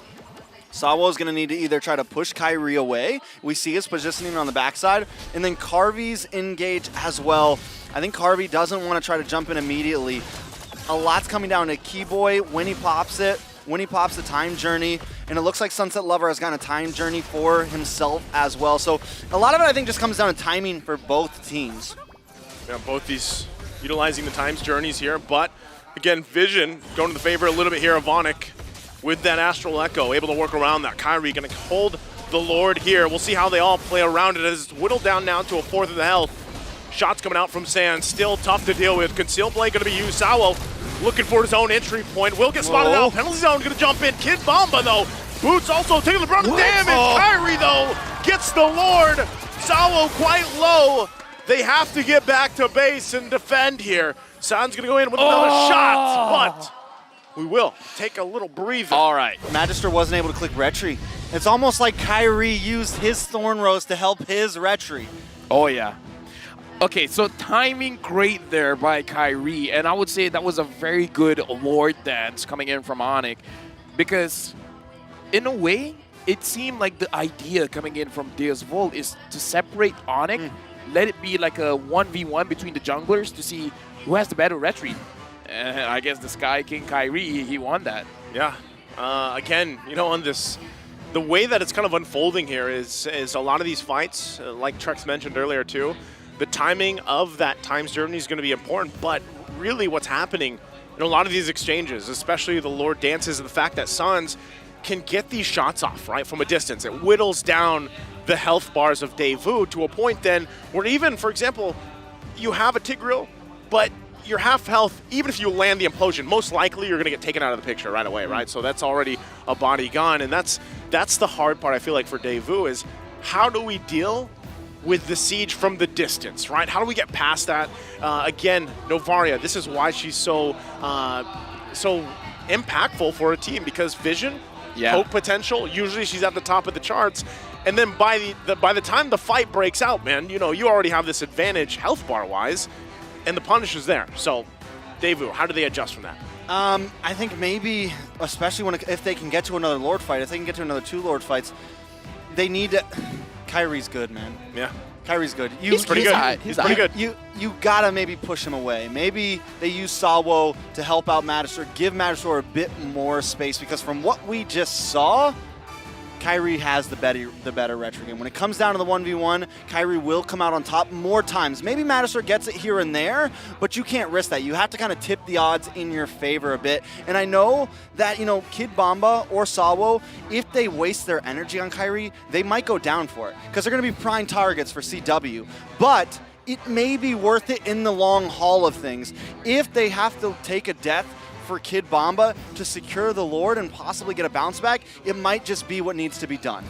This is why I kind of felt like perhaps going for kills is a little bit better for DazeVolt, because Onyx lineup is a double-edged sword. You got a lot of damage, but you're very squishy at the same time. So if they can find an avenue for them to engage and get the kills, because again, going up a 50-50 with Kyrie doesn't feel like a 50-50, and that's part of the reason why I hesitate a little bit on that one, especially because, like you said, Naisu, before the fight even starts, they're starting at a disadvantage. 50% health, not just for Tigreal. Yeah, everybody. Even though multiple members of Deus Vult is starting a fight handicapped. So I kind of feel like that makes, that's a difference maker there. Sans made sure that if they want to go for a fight, it's a bad idea. If they want to go for the Lord, that's a bad idea. Do absolutely anything. You want to hide in the bushes, he's going to reveal you, and he's going to make it look like it was a bad idea. Yeah, that's the thing, right? It's like, let's say statistically, you already look at junglers versus Kyrie in terms of the retribution, you know, and it takes a certain finesse to be able to out-retry him, but then you've got this lineup that's going to whittle you down and give you a disadvantage, and that's what Sans has done time and time again, as he even takes the orange buff here. All right, so this is going to be the second Lord of Thumbs the up. game. Luckily, Deus Vult still has all of their tier 2s in each lane, so I think this is definitely survivable, right? This definitely shouldn't be an issue unless they really mess something up. Oh, Magister has no buffs. No buffs. Yeah, that's no tough. buff zone. No buff for him. They're going to have to deal with this Lord also top side as it works on that tier 2, making its way to the base of Daewoo. Onyx now in charge once again on this side of the map as they set things up here to knock on the base of Daewoo. Yeah, Onyx is just taking it slow because the Lord is marching and they're moving with the minions as well. We can see on the bottom side of the map, Boots is marching forward. Deus Vult, they got to make a miracle run here to defend. Gonna have to deal with it. Oh, Magister gonna get taunted. He's taken out of the picture so quickly. The time's journey from Sunset Lover couldn't even help him. So turret down, top side. Onyx happy with that. Conceal gonna be used. Will be stopped immediately from Sans, playing very forward here as they work on this mid turret. What is Deus Vult to do here? Trying to defend their base. Even Carvey whittled down. As Sans still goes for that side lane shot. Gonna force him back. Sawo gonna be in trouble now as he is taken out of the picture. CW on a killing spree. Turret gonna go down. Appraiser's Wrath there too. Carvey trying to keep him at bay. He's all alone though as he's taken out. Penalty zone to follow up. CW to flicker. But they can't keep it together as it's another kill. Onyx looking to punch it in. Wave crashing in here. Magister trying to force CW back. Can they stay in this game a little bit longer? 1 minion left. Another wave coming through. And it looks like Daewoo will hold on in this defense. Living on a prayer right now. Deus Vult. This is going to be game number 2 for them that they've hung on like this, right? I mean, this is game 3, but we've seen this kind of defense from them before. How much time do they need to buy, though? This time it's a little bit later in the game than last time. Yes, it's a 6.5K gold lead for the side of Onyx, but I guess it's still 14K until Deus Vult can kind of max out everybody's items. Taking a look at Carvey, he still needs a little bit more. It's going to be a little bit of time. Lord's going to be up. Does Deus Vult go for the team fight? Like you were mentioning, LaFell, do they try to zone out Kyrie? I mean, there's a lot of options here, but it's going to be tough with all of these bombs in their face. At this point, just split push because it's fascinating to see how Onyx, they've been dodging the punctures, making it so that Magister looks like he's making a mistake, but the movement coming in from Onyx, they're just making it like, oh, I'm going to be in this position. You should go here. And then they just avoid it, and then Magister just has no more dashes. Man, that's the thing. Every single time we see Sawo pop up on the screen, he's half health. Carvey a lot of the times too, because of that, you know, the extra hitbox there that this Novaria allows for them to work around. It's a nuisance. I mean, look at Sans right now. Okay, Carvey's had enough. There we go. Carvey's had enough as he takes out Sans. Keep Sans in check. You can't do that continuously here. That could be a nice answer for them. The Lord is coming. It's still 35 seconds till Sans gets here. So without that poke, it's definitely going to be much easier for Deus Vult to defend this Lord. Oh yeah, definitely much easier, but again, still going to be pretty difficult. Onyx coming in. Keyboy is going to put all those bombs, and Magister has to keep dashing, but he has to be careful. He's already almost half health. I think even without Sans here, Onyx can actually end this. It's going to be cleared up really quickly. Still, they're good. Deus Vult still holding on. The decisive action from Carvey there to take out Sans helped them stay in the game a little bit longer. Again, we're talking about buying time is the main thing here for Deus Vult. I would say if Sans was alive, maybe could have ended it, but it would have looked very close. All right, at this point, Deus Vult, Onyx not gonna stop at all. They know things could be closable here, and they're just waiting for someone to get caught off guard. It might be Magister. Yeah, they might actually still look to put the pressure here as they show face into the exposed base of Deus Vult, but right now, it's apparent. Onyx still able to respect the fact that Deus Vult has pulled off some amazing defenses so far in this series. Right now, I want to look at the items. I wonder how many members of Deus Vult has a Twilight armor, because I kind of feel like someone needs to tank all of these meteors coming in from Sans, and the Twilight armor is kind of like the answer for that. Yeah. And looking at the bodies here, I don't think anyone has Twilight armor. I mean, Kid Bomba has been taking the shots to his face and not doing too bad with it. But Sans just does a great job at finding kind of unorthodox angles here and there. And I think Carvey staying maybe a little too close behind some of his frontliners and is catching some of that, that lollipop hit from the Meteor. Okay, still trying to spot out what they can. Sal goes in with a flicker with the implosion. Time's Journey has to be used. They're going to call the retreat, though. Flicker in from Keyboy. Oh. Still going to follow up with the reverse time. The jump in from Kid Bomba. CW firing off from the backside, though. Boots trying to keep them at bay on the front side. Kid Bomba will finally get taken down. He's the only one to fall in that exchange. Onyx still going to put the pressure, take these resources, set up for that next Lord. Good movement coming in from Magister, getting the kill onto Keyboy. Looks like he doesn't want to risk it going for CW. I kind of feel like he's waiting for CW to use his Wind of Nature, and then he's going to fully commit. So I would say good discipline coming in from Magister, not to make a mistake at that point, especially when the Lord is up. Yeah, but for 3 games, CW has been so hard to find.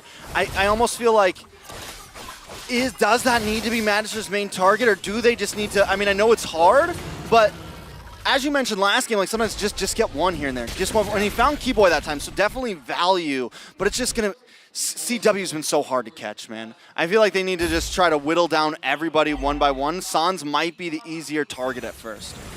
Yeah, if they can catch Sans, that is gonna be crucial. And looking at the items here, yeah, I'm not seeing any Twilight armor coming in from Deus Vult, so they can't tank the damage coming in from Sun, so that is going to be a bit of a problem. Magister has enough damage, so just hoping on his damage to actually make a difference here. Once again, Daewoo finding themselves on the defense. Lord making its way in the mid lane. Onyx possibly looking to end the game here, looking for a catch themselves. Salvo going to jump in, end the front line, trying to buy some time here, allow them to extend into this game further as he falls. Lord being worked on, though. Daewoo holding together. Oh. Sunset Lover, though, taking quite a bit of damage. Penalty zone comes through. He falls as a double for CW. Make it a triple. Looking for Carvey as he gets the Maniac. Works on the Crystal. Magister's got the immortality. Will he get the Savage? He couldn't get it. The Sky Kings are out of reach for the Dark Horses Deus Vult as they sweep the series. The Savage was denied, but the Sky Kings have proved that they are still untouchable, even though the Dark Knights tried to bring them down. But looks like for now, they are unable to. Congratulations to Onyx. Onyx continues their run through the upper bracket right now, and they move forward with a clean sweep.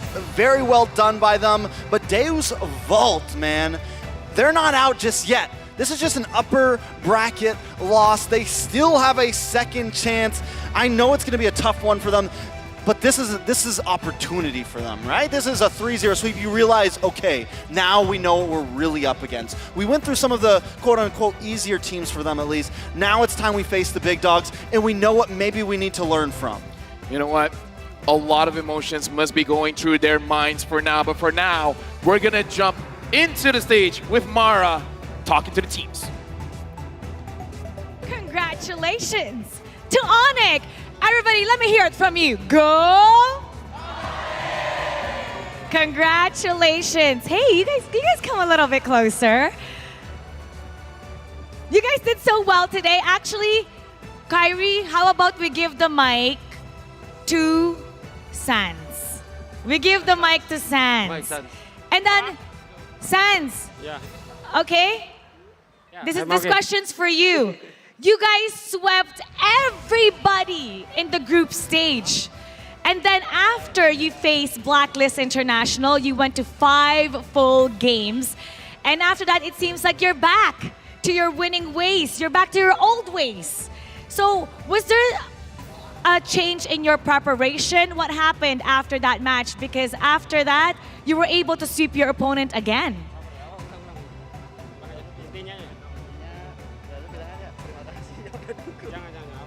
Yeah. And then for this one, we're gonna get Keyboy to translate it for you. Okay? Sans you answer, Keyboy translates. Ini hasil dari kerja keras kita sebelum-sebelumnya, jadi ya kita bisa main dengan tenang dan alhamdulillah menang. Keyboy. Keyboy, the crowd wants you, Keyboy.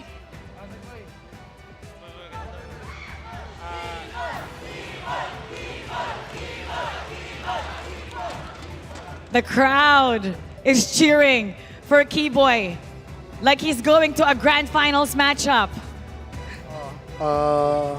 Sansei, this is the result because we are already work out, right? Try hard.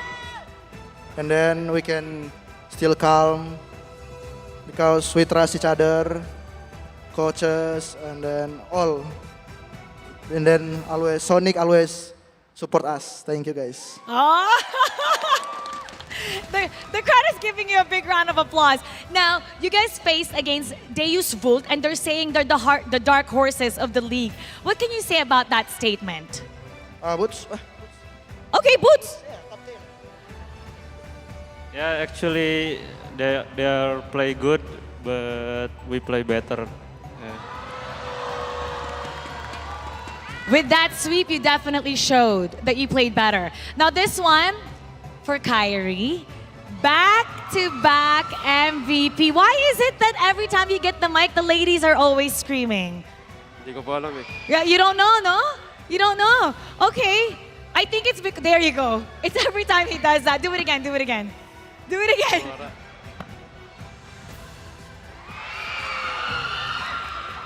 You heard them scream, right?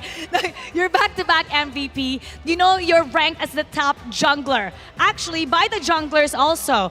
Who do you think here in the M5 has the ability to stop you? Yung pinakamalakas na lang po sabihin ko. The strongest, you will mention the strongest. That Para person sa you akin, think? Who? Kyle TZ po. Kyle TZ. Kyle TZ. AP Bren. From AP Brand. Okay, you know what? You might be facing them. Is there a message that you want to say to Kyle TZ?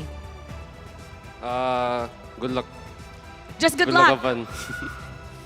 Good luck, have fun. Good luck, have fun. Okay, now you have a possibility to go up against Geek Fam. You face them in Indonesia, or Kyle TZ, AP Brand. Who would you rather face? Kahit sino po eh. Kyle TZ talaga? Hindi po, kahit sino. Kahit sino? Opo. Any one of them? Opo. If you were to choose one, if your life depended on it and you have to choose one. Geek Fam na lang po. Geek Fam? Why Geek Fam? Doon po siya eh. Gusto mo makita jungle ni Marky. Oh, you want to see Marky's jungle. Okay, now, final message to the fans.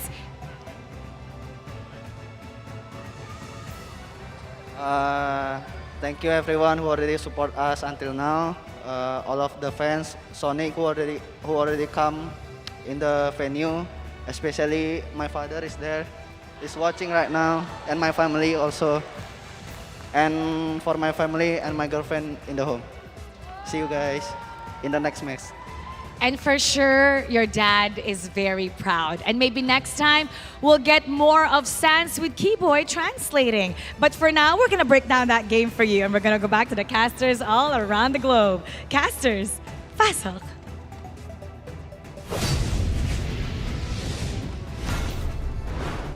I want that hair, man. Yeah. Do you want to grow your hair? They should just make Kyrie wigs, man. Right. Kyrie Wiggs. Kyrie Wiggs. Kyrie Wiggs? Wiggs, yeah. Wiggs. Kyrie Got Wiggs. it. You know? I don't Why think not? we can pull it off. I don't think we can pull it off. Either ways, congratulations to Onyx. Talk for yourself. That's what he said. You think you can do it? Guys, do you think Trex can pull off the Kyrie hair? I shouldn't have said it. I don't know, man. Wait for his content. He's going to show it off. But in this game, man, like Kyrie played amazing, but Sans is becoming a problem. Sans is the real problem. Never mind. We got to talk about the MVP, right? We got to talk about the MVP and how they played around this person. Let's see who the MVP is going to be. It looks like the MVP is going over to CW. 8-0-7.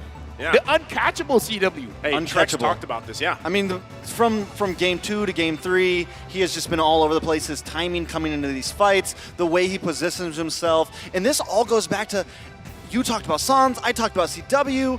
Nice, you talked about Kyrie. Did I? Yeah, totally. And Gord. And Gord. He talked about Gord. Yep. He talked about Dyroth. He talks about everything.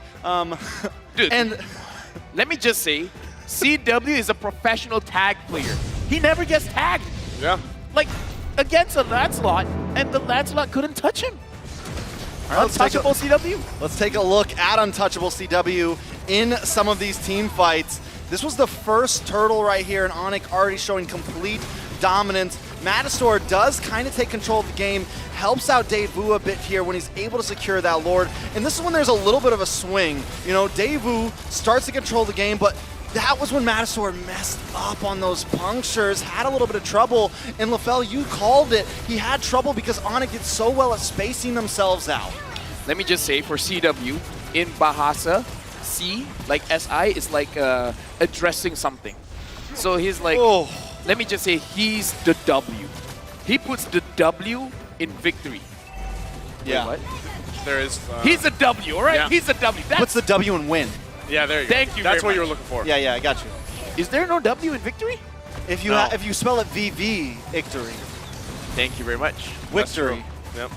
But yeah, look at this. CW is untouched, man. And Magister was in front of his face. It's tough. I mean, you're looking at this kind of unfold, right? And still, you got to give it up. This was so close to actually getting that Savage, by the way. But Magister has the immortality, switches over, gets the Winter Trunch to denies it as he freezes right there. So denies that Savage. But ultimately, once again, it was a very strong series here from Onyx. They dealt with some struggles. You know, you even heard it there in the interview, right? They respect Daewoo and how they can play, but today, right now in the series, they just played better. Yeah, most definitely. I think things really started to turn when Onyx started taking some of those buffs away from Magistor. That was when it just felt like they were in total control at that point. Daewoo tried to take control back, but it was immediately denied due to a few small mechanics during their pushes, and Onyx always finds those moments. Again, I like the draft coming in from Daewoo, but again, Onyx just feels like they've seen this draft before. They understand how to avoid all of the crucial abilities that can punish them. Even though, yes, we saw Sans getting a little bit overconfident there, and then Carvey just takes him out, but we don't see that a lot coming in from Onyx. I think that that's the main thing. They don't really make mistakes. They don't really put themselves in a situation that they're going to get taken down. All right, now taking a look at the rich guy CW, the carry Sans with 140k damage. And the sandbag boots on that Uranus. Yeah, Uranus was just all over the place. Yeah, Uranus was everywhere. Not to mention the fact that Keyboy, right, on the Hoot Hoot, the Diggy that we were expecting possibly for Daewoo to grab, you know, for this draft, was taken from them, and it was on point. Now, in a way, too, if you look at it, right, Daewoo had a Valentina, they had the Times Journey themselves, but ultimately it also forced you in that situation where, you know, how do we deal with this? How do we approach fighting into that? And that just, once again, it fell into place here. Sans, though, able to just pop off a lot of the vision, a lot of the poke potential. That's what we talked about. Sans' potential to keep Daewoo at a disadvantage before they even entered the fights, the dances here, the lore dances, just paid dividends here for them. I would say the damage dealt just now from Carvey and CW, the difference was just 5,000. So you can see that Carvey did a lot of damage, but the damage taken, Carvey took almost double of what CW did. So that's the real difference between both gold laners. Both did dish out quite a lot of damage. It's just that Carvey was exposed to a lot of damage. I really don't think they expected that Diggy pick number 3. Sawo locked in the Tigreal. They felt very confident with it, and it was immediately denied. Now, have you heard about that M5 pass? Dude, M5 pass is live.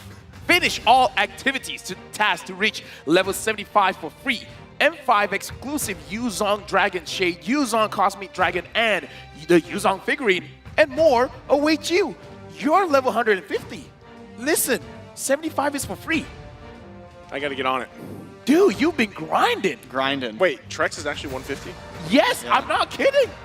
Listen, you remember, you know G, right? Yeah. He's had the past 2 figurines. I see every time I see him stream, they're on the wall. I didn't get the past 2 figurines. This year, I did it. Not gonna lie, you're already 150, right? Yes. Muntan is here, right? Yes. Show it to them and just Can take I this just, home. yeah, right? does it work like that? I don't know if it works like that, man. Listen. If you imagine, I don't know if I want to bring that on the plane. Hey, it's a mindset, right? It's a mindset. You got to be better than great. Hey, I got my suitcase. Better than great. Better than great. It's great to be better. It's great to be better. There's Here comes more. the TikTok drops. Hey, everybody watching at home, there's TikTok drops happening. Watch the M5 on TikTok just for 5 minutes and you'll get yourself a TikTok viewer chest. Watch for 20 minutes and you might win a TikTok deluxe chest. So you're saying for every 5 minutes that they put up with us 3, they at least get something in return? Yeah. In 20 minutes, they get something very special in return. I watched the full video, by the way. The full video of us? That's tough. Thank you. It was very good. Thank you. Thank you. Nice Once YouTube again, channel. Check it out. Once again, M5 is powered by Moonton, presented by Kadia, our global presenting partner, supported by ROG, our official gaming phone, Grab, our official Super App partner, and Secret Lab, our official chair partner. Up next, we'll witness the intense showdown between the Filipino champions, AP Brand, and the Geeks from Indonesia, Geek Fam. You definitely don't want to miss this action. And again, Marky is going to be playing in that jungle. So I feel like, based on what Kyrie said just now, he wants to see that. One thing that we have to let you know, our predictions, we voted for Days Volt Trio. Yes, we did. I was we voted wondering, for yeah, Days Volt 'cause Trio. We missed it. So you guys missed it. We wanted to We're show our very support to Days Volt. Yeah. All right, that's okay. Maybe they'll show your predictions for the next match. Let me just say, my prediction rate, 90% lose. With that being said, we're going for a short break. After this, it's going to be Geek Fam against AP Brand.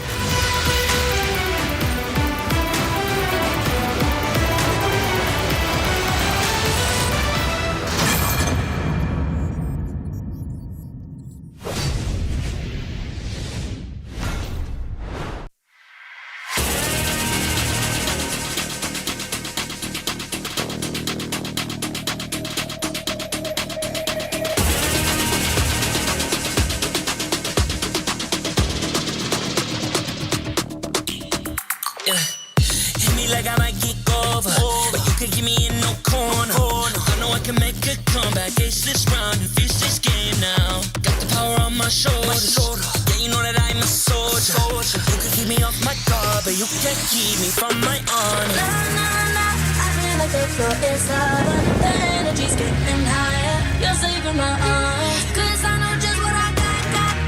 I got you like na-na-na, and you know I hold the power. This feeling I love, oh yeah. Making my kind good to grace, so don't stand in my way. Standing tall and I won't fall over. We are better than great, good. We are better than great. We stand tall, won't run away. We are burning, don't change. Great, we are better than great. Can't get it great, I'm better than great. I play my own role, I've been kinda great.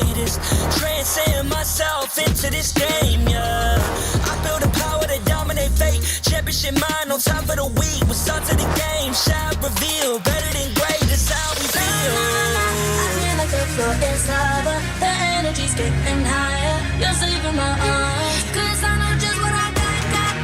I got you like na-na-na. And you know I hold the power. This feeling I know. Oh yeah. Making my grind good to great. So don't stand in my way. Standing tall and I won't fall over. We are better than great, girl. We are better than great. We stand tall, won't run away. Lay up firm, nothing gon' change. Great, we are better than great.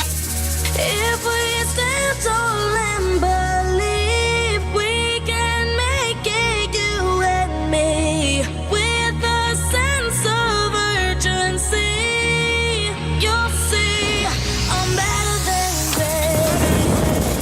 I'm better than great.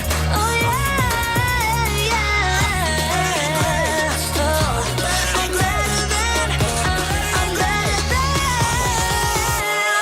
Making my grind good to great, so don't stand in my way. Standing tall and I won't fall over. We are better than great, girl. We are better than great. We stand tall, won't run away. Lay up firm, nothing gon' change. Great, we are better than great.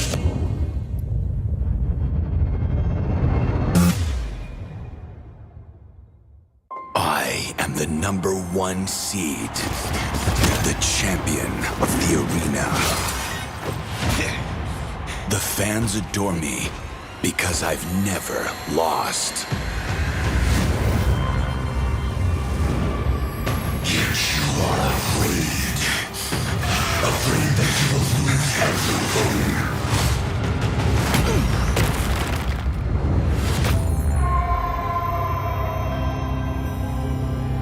Do you ever get scared of losing, Kimmy?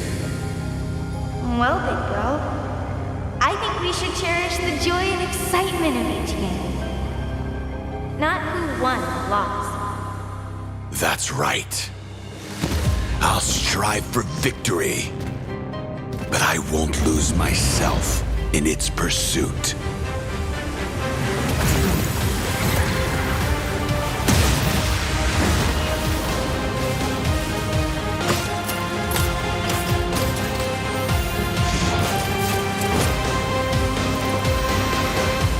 World Championship. I'm back.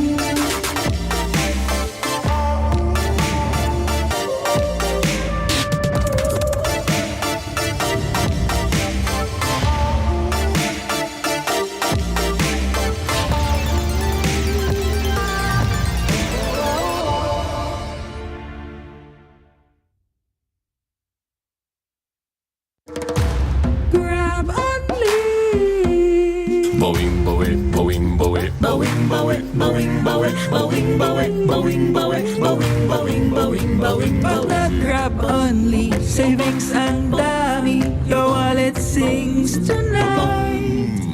Laki ng bawi pag nag-grab only. Save 2 4 for alright. Bawing, bawing, bawing, bawing, bawing, bawing, bawing, bawing, bawing, bawing, bawing, bawing, bawing, bawing, bawing, bawing.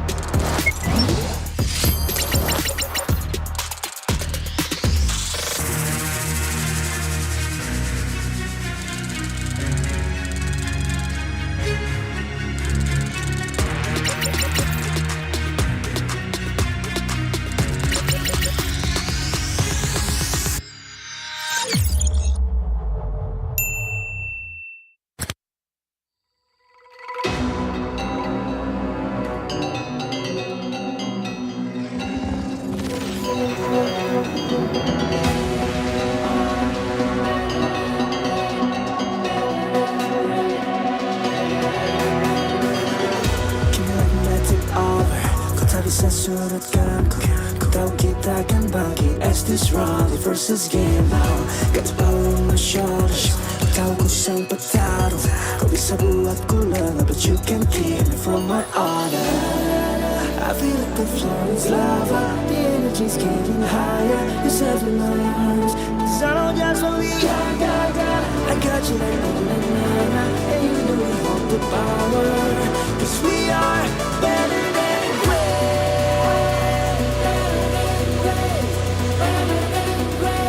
Cause we are better than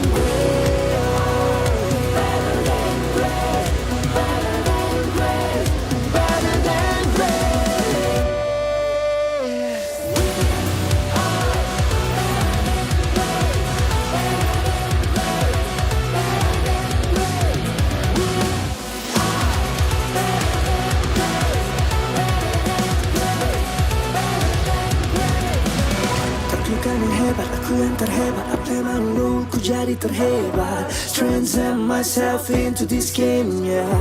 I believe the power to turn me afraid. Kemenangan bukan trik yang lemah. The story of the game shall reveal. Better than great, it's how we feel. I feel like the floor is lava. The energy's getting higher. You set in my arms. Cause I know just what we got. I got you like na-na-na-na. And you know you hold the power. Cause we are better than great. I can tell you, but don't stand in my way. Stand in front of you, talking. We are better than great. Kita yang terhebat, hadapi dan takkan pergi. Leopard tak berubah. We are better than great.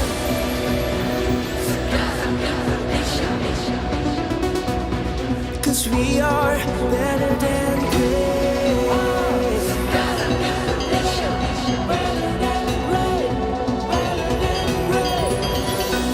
If we stand tall and believe, kau dan aku kan bisa dengan tekad membara. You see, I'm better than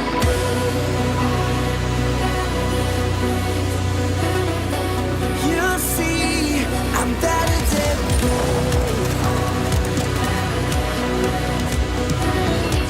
you see, I'm better than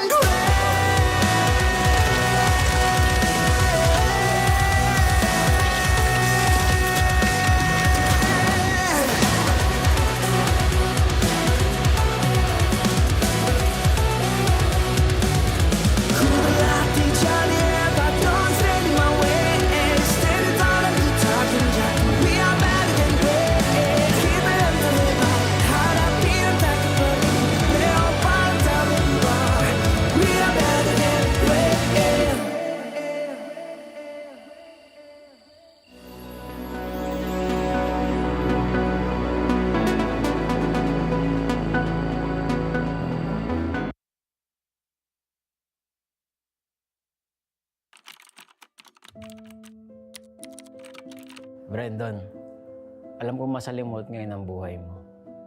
Kung kailan ka nabigyan ng break as a head coach sa pro scene ng Mobile Legends, doon ka pa nagkaroon ng malubhang sakit. Iindahin mo ng 1 buwan.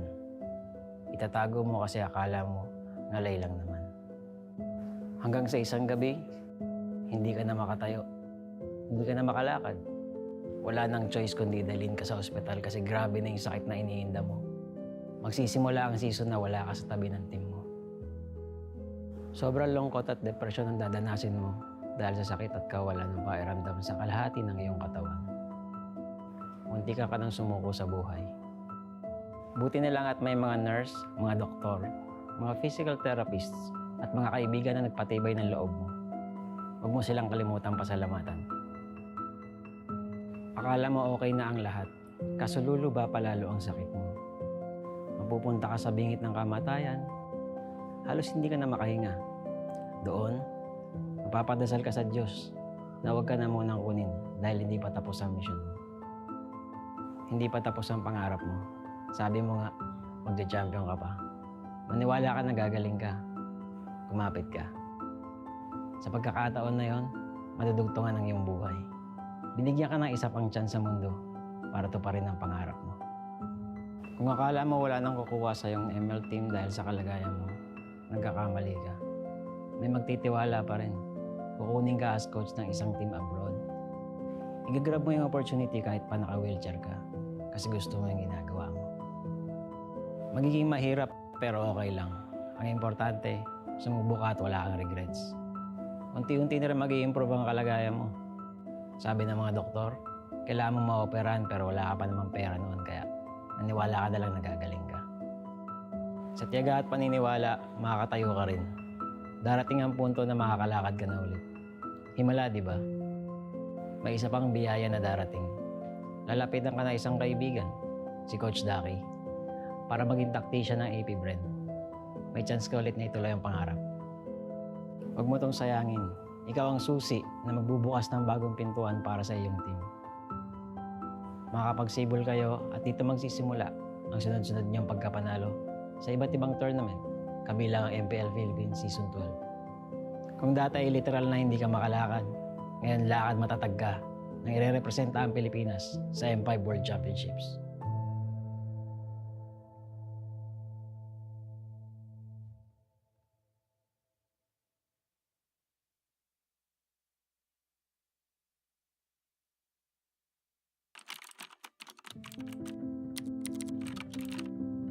David, nakakatuwa manood ng MPL, no? Nakikita mo yung mga idol mo. Yung iba dyan, magiging kakampi mo. Maglaro ka lang na maglaro, tapos magpataas ka ng rank at stars. Sa sobrang loko mo, darating pa nga yung 24 hours na nag-live ka ng ML para magpapansin. Dahil sa kasipagan mong yun, may chance ka pang nakasali ka sa Bren. Sobrang saya ng magiging run mo kasi magcha-champion ka na sa MPL tapos makakasali ka pa sa M2 World Championship. Nakaka-pressure pa yan kasi rookie ka pa lang tapos mag-worlds ka na. Buti na lang, umayon yung resulta sa atin.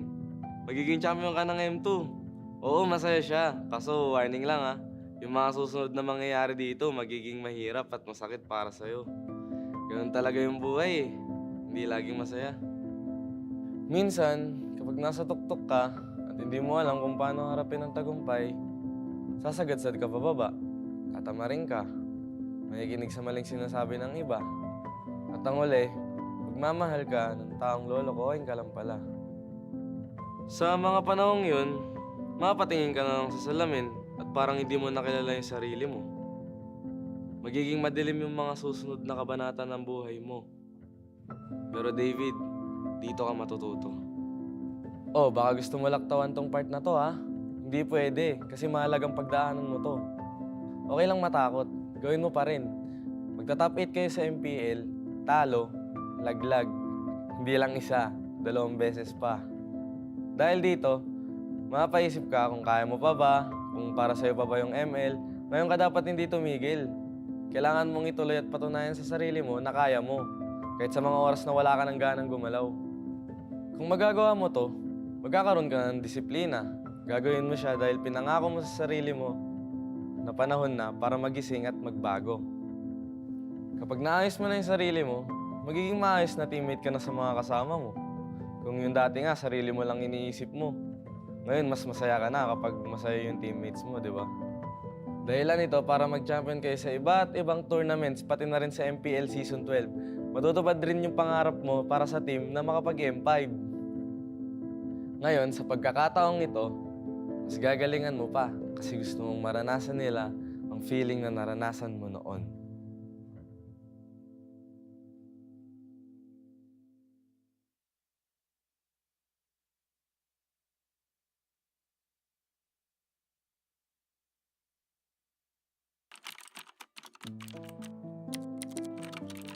Kai, siguradong may echo pa dyan sa banyo kung saan ka naglalaro ng ML.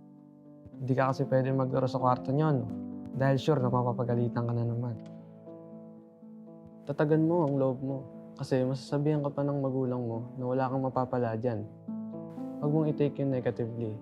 Instead, gawin mong motivation yun para mapatunayan sa kanila at sa sarili mo na may future ka sa ML.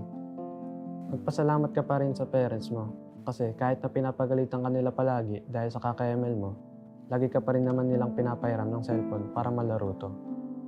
Mangarap ka. Gawin mo lahat ng makakaya mo para makilala ka sa ginagawa mo. Iwasan mo yung pagiging tilted.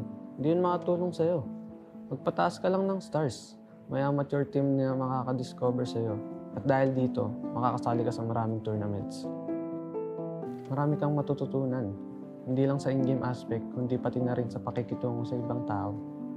Sa tamang panahon, makakapasok ka ng AP Bren. Magiging ganap na pro player ka. Oh, huwag kang kabahan. May mga coach ka na gagabay sa'yo. Tsaka mabubuting tao rin mga magiging teammates mo. Kapag may napapansin kang mali o kailangan i-improve, magsalita ka. Mas okay maging totoo kaysa maging pabaya. Matuto ka rin tumanggap pag ikaw naman ang may mali. Hindi ka rin naman laging tama eh. Magkakaroon pa nga ng pagkakataon na hindi ka makakaretry sa isang pinaka-importanteng laro sa karera mo. Pero alalahanin mo lang rason mo kung bakit ka nandito. Kung bakit ka naipagsapalaran sa ML. Magpapagawa ka pa ng bahay para sa pamilya mo, di ba? May pangbubong ka na, di ba? Kaya laban lang. Triplein mo ang sipag mo. Marami ka pang pagsubok na pagdadaanan. Ihahanda ka ng lahat ng yan para sa M5 World Championship. Malay mo, ang kasunod pala ng tagumpay dito. Sarili mo ng bahay at mas maginhawang buhay.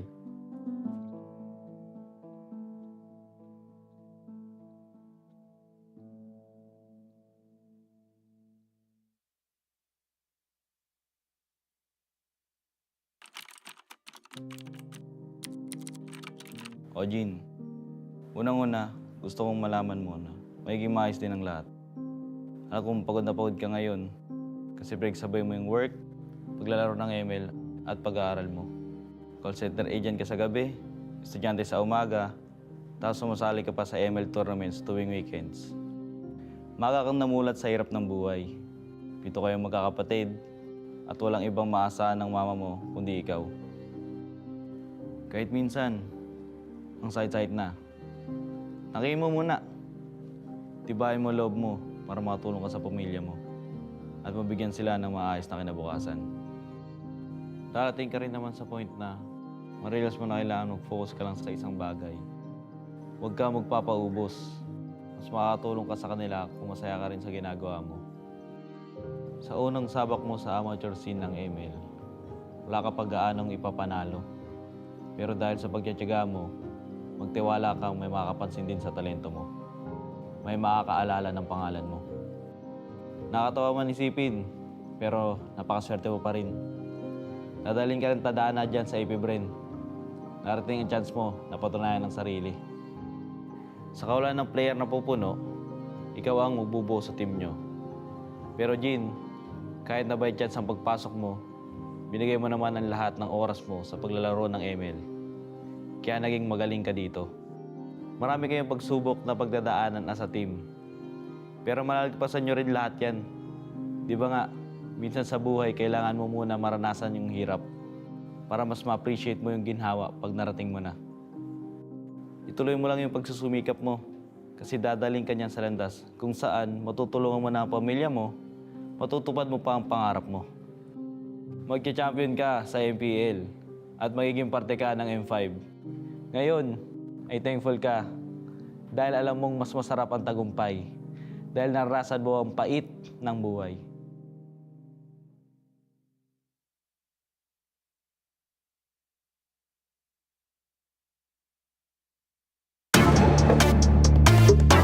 We're better than great.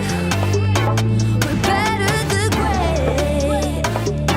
We're better than great. Nanditong mga bida, the kings and queen of MOBA, kasamang kabugera at 7,000 isla. Nagsisimula pa lang tayo. Look at your face, so kabado. Dito sa aming teritoryo, can get this crown sa amin ito. Ang laban na to ang magiging binhi. Di na papayag masakop muli. Lahat ng daraanan namin ay mahawi. Alab ng puso'y di mapapawi. Sanay sa digmaan, dugong palaban. Babangon, babawi kahit sugatan. Sinag ng araw, 3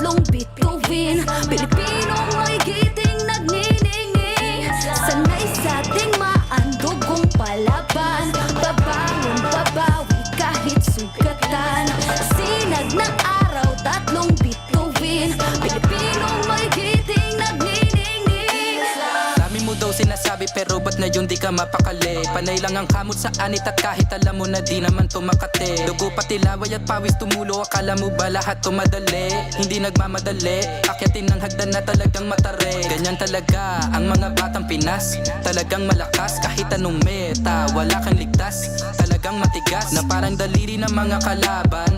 Sa gitna ng laban, shooters namin talagang savage.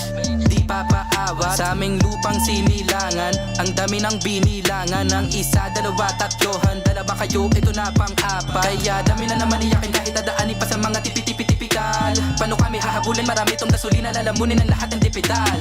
Sanay sa ating maandugong palaban. Babangon, babawi kahit sugatan. Sinag ng araw, tatlong bituin. Pilipinong mo'y giting nagniningning. Sanay sa ating maandugong palaban. Babangon, babawi kahit sugatan. Sinag ng araw, tatlong bituin. Pilipinong mo'y giting nagniningning. Ang maong away ang sinugdanan. Di mo sugot madakpan pagbalik. Tanang agian kay dirit sumapalit. Ang init sa dughan kay dili mawakli. Sanay sa ating maandugong palaban. Babangon, babawi kahit sugatan. Sinag ng araw, tatlong bituin. Pilipino mo'y giting nagniningning. Sanay sa ating maandugong palaban. Babangon, babawi kahit sugatan. Sinag ng araw, tatlong bituin. Pilipino mo'y giting nagniningning.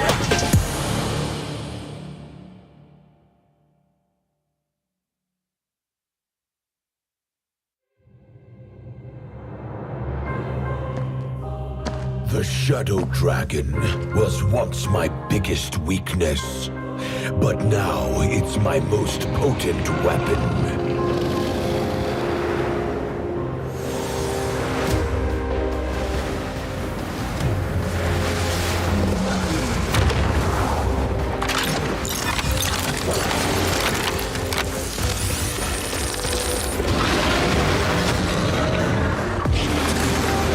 Cosmic Dragon, rise and soar!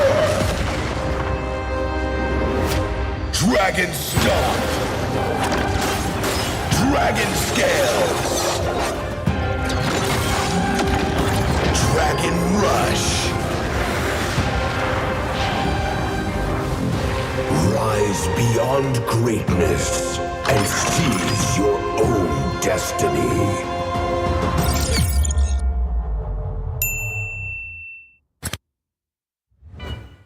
Tonight, we celebrate MLBB Esport. Do the kaldak! Do the kaldak! This is the Suman Challenge.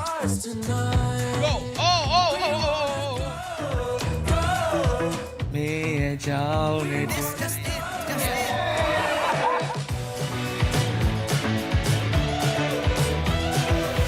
Welcome to M5 Gala.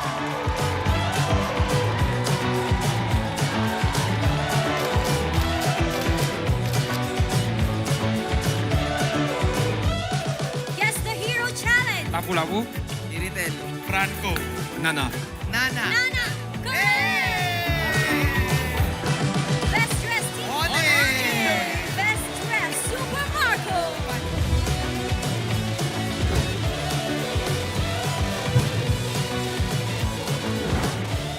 Thank you so much for joining us at the M5 Gala, and we'll see you at the M5 World Championship.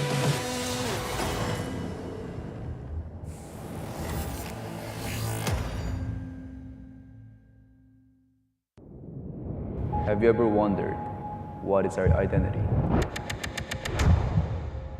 Our identity isn't limited to just esport players. Our style. Sweat. Our passion.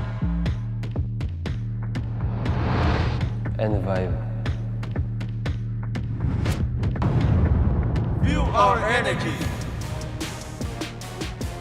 When we dominate the stage.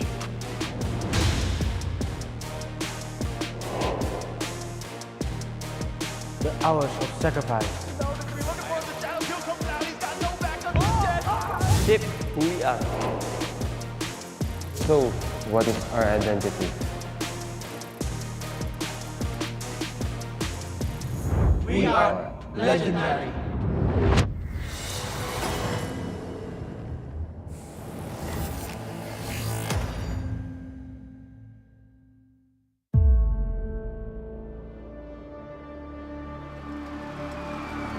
In the history of M Series, no host country has ever won the championship title.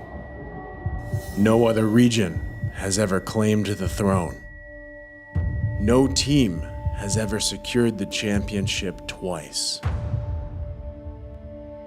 In this thrilling showdown, 16 teams across the world have gathered once more to seize the trophy. Which teams will prove themselves in their epic rivalry rematch? Will a new region unveil their strength and climb to the top? And who will leave an unforgettable mark with their skills? Behold, the old guards, seasoned titans returning to reclaim glory.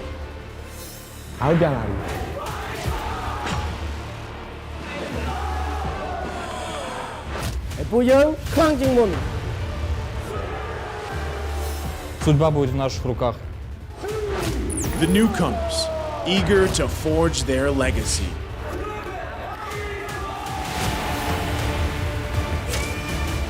Kita di sini untuk lawan yang terbaik, kami nggak takut tantangan apapun.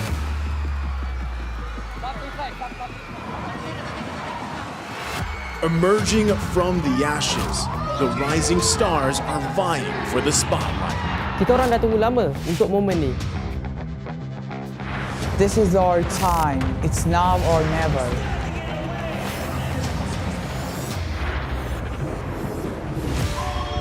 Enter the contenders, here to defy the status quo and rewrite the narrative.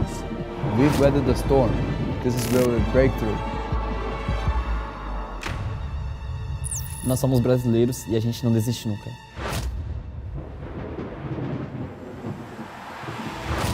The Kings, legends in their own right, descend to defend their crown. Kita sudah merasai kemenangan. Ini saatnya kita menguasai dunia. Naitaas na namin ang kampyonato at itataas ulit namin ngayon. Babawiin namin ang corona para sa aming hari at reyna. Get ready as the stage is set for the most dynamic championship of the year. It all begins here. It's time to see who will be better than great.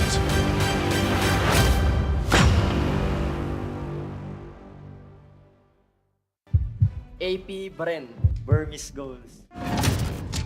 Getting drawn into the first two in that group, it's a match made in heaven. It's destiny.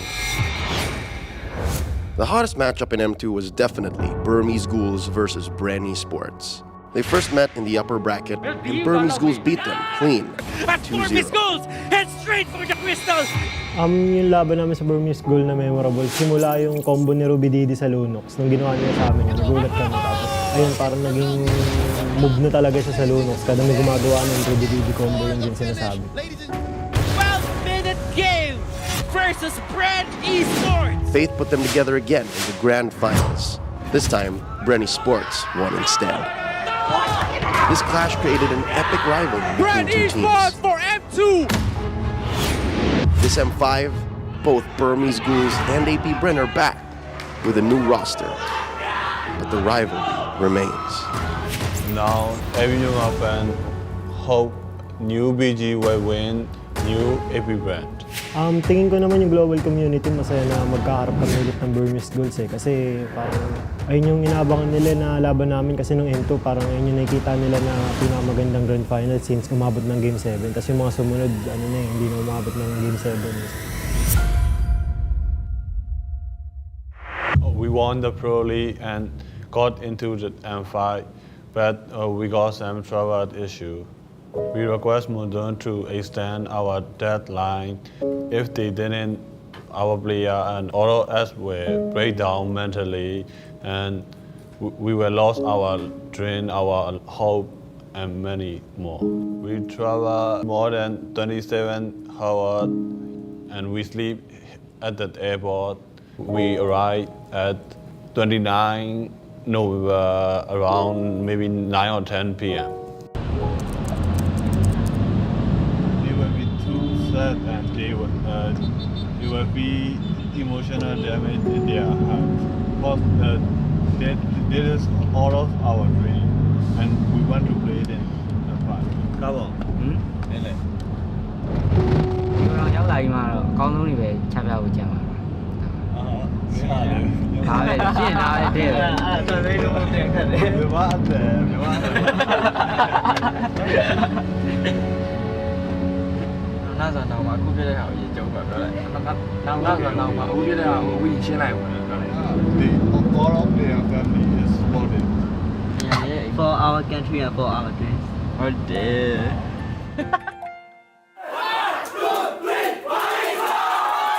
So now we are here at Manila and we're ready for M5 and we don't afraid of nothing and we were trying our best in M5. Burmese ghouls, it fits the name, right? They're already dead, but they're still here, right? They're still fighting. So they have my respect. Burmese ghouls surprised everyone by beating Mythic Seals in the qualifiers. So we shouldn't underestimate them.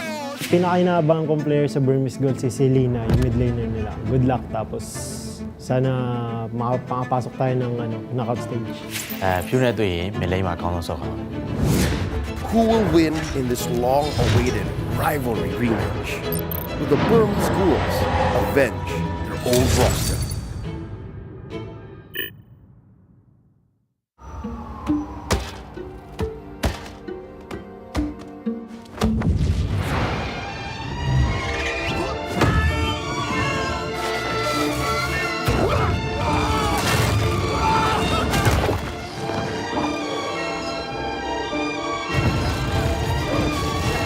The world's first city, built for play, is coming to Saudi Arabia.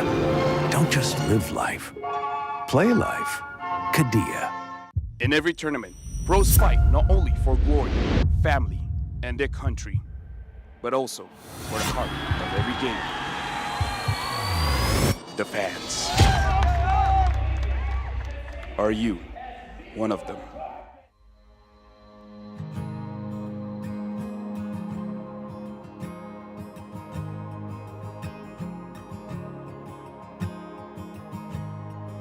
Hello everyone, my name is Queenie Tornis and I am representing Blacklist International Asia! Perjalanan Sonic ini udah berdiri sejak 5 tahun yang lalu. Sampai kita kalah, sampai apa itu Onyx udah ada.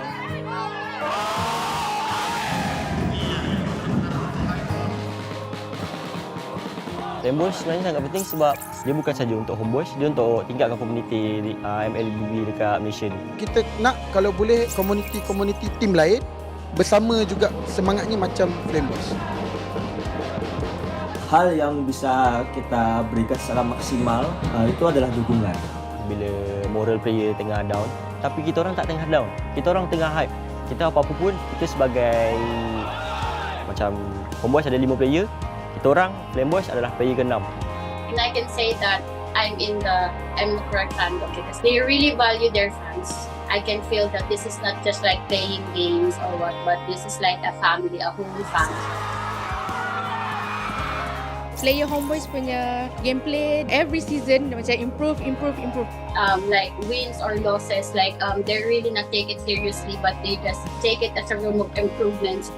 Menang atau kalah, still support. Kalau mereka kalah meski sedih tapi tetap dukung. Kekalahan itu awal dari kemenangan yang lebih besar. We wanted to make sure and ensure that they still feel that we are still here for them no matter what happens. Jadi ada 8 kota yang bakal kita adain Host Party.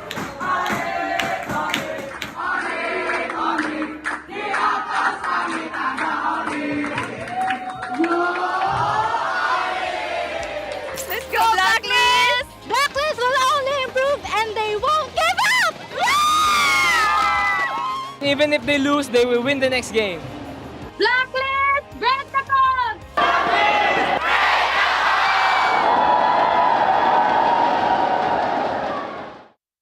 they have always felt your unwavering support and love. Maraming salamat po sa pagsuporta niyo sa amin palagi. Sobrang namomotivate kami lalo lumaban sa mga next games namin dahil sa pagsupport niyo sa amin. Kaya po sana tuloy-tuloy lang. And yun, thank you so much. Maraming salamat sa mga agents na walang sawang sumusuporta sa amin kahit na manalo man o matalo, dyan pa rin kayo para sa amin. Yun. Isa kayo sa mga rason kung bakit pa kami nagpaparte. Thank you sa inyo. Pertama, makasih banyak yang udah dukung dimanapun kalian, dari Manado, dari semuanya lah pokoknya. Dukungan kalian sangat berarti buat kita, bikin kita semangat, bikin kita lebih konsisten juga biar menang terus. Guys, dukung kita dan kita juga nggak akan bosan buat juara. Terus yang terakhir mungkin selalu doain kita terus. Terima kasih. Thank you to all Sonics for supporting us. It really is touching, and we really appreciate all of you guys from wherever you guys are. And I hope you continue supporting us and don't be bored. We will try our best to win every tournament for you guys.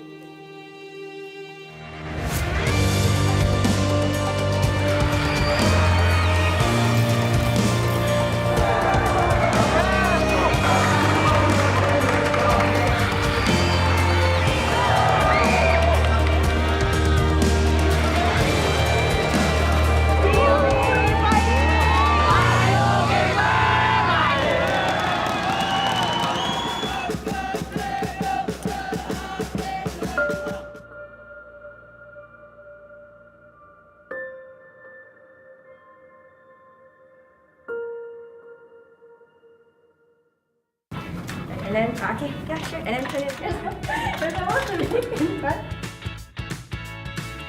Hello guys, hari ni kita nak rate player drop tank dekat dalam M5. Kon. Bu sezon favori tank oyuncularımdan biri. Malezya'da bayağı izleme şansım olmuştu. S'e koyuyorum. Dekat saya ada Apex 47 Apex 47 daripada tim, kalau tak ingat, B guys. Keyboy. No. Keyboy. Key here. For sure. My classes is Keyboy. Keyboy, my idol. I'm gonna put also in here. Oh, my idol, Baloiski. The macro god, I think here. Oh, I think here. S+.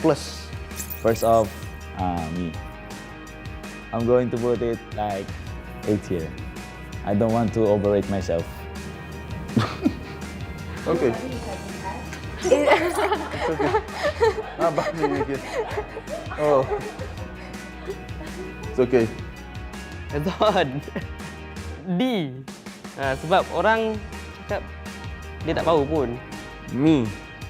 Because I'm bad, I'm gonna put F. Sorry, Baloy. And me. Okay. Oh, Luna. Luna. Luna B. Apex, I think here. Here. It's okay. Here. Next is Sorn. On my level.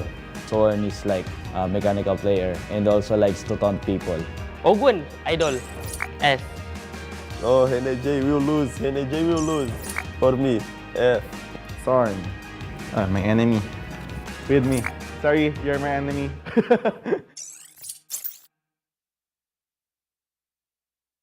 Filipinas, and to everyone who's tuned in from all around the globe, and welcome to the M5 World Championship. It was Elimination Day at the M5 knockout stage where two teams were sent home against their will. In the first elimination series, the Codebreakers showed Fireflux who's boss with a commanding Game 1. Blacklist gonna clean up in game number 1. The Turkish squad returned fire with a pocket Leomord pick to tie the series. Ooh, Apex 47 does get the stun and the knockup onto 2, but Apex 47's gonna pay for it. Sensui picking up the kill, but TNZ finds Remy J, finds Rosa. It's 2 for 1 right now, but Fireflux Esports take game 2. But the Codebreakers pulled one ahead, thanks to the Filipino snipers' stellar performance. Alien on the run, a final shot on Rosa, and Sunshine goes down. Sensui once more, you wait. still hungry. Is it a full team white? Rose the last one standing.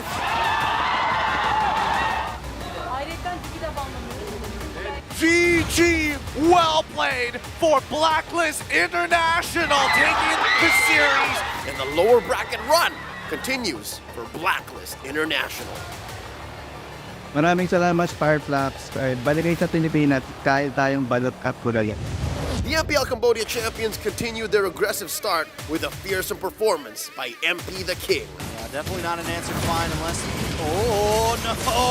The implosion, the hard guard comes in to try to save them, but it's all tied up with a beautiful penalty zone. Shadow, though, goes down. Game 1 for See You Soon.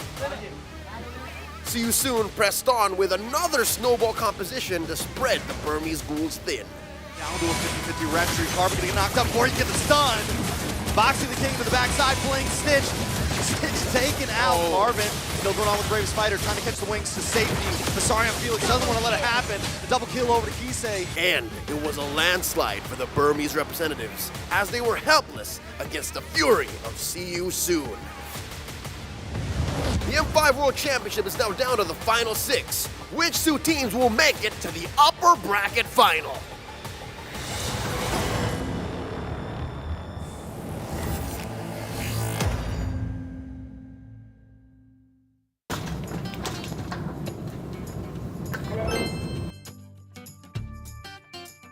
I'm MP the King. Today I'm rating some of the junglers in M5.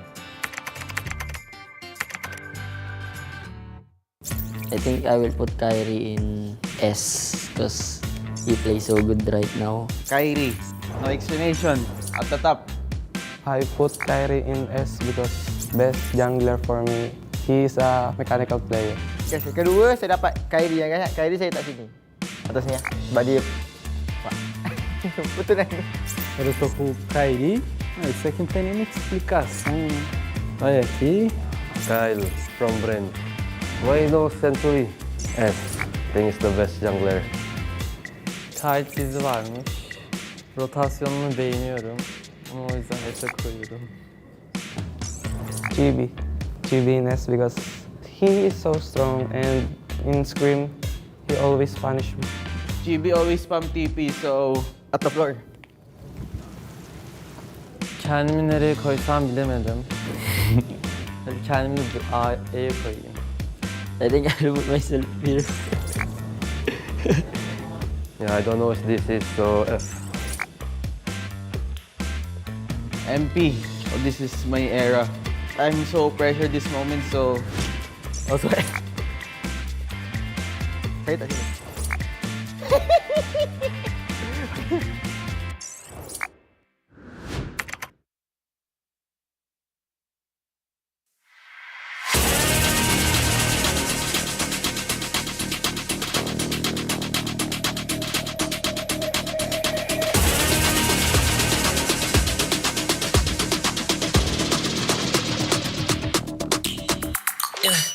Hit me like I might get over, but you can give me in no corner. I know I can make a comeback, ace this round and finish this game now. Got the power on my shoulders, yeah, you know that I'm a soldier. You can keep me off my guard, but you can't keep me from my honor. Nah, nah, nah, I feel like the floor is lava. The energy's getting higher, you're saving my arms. Cause I know just what I got. I got you like na-na-na, and you know I hold the power.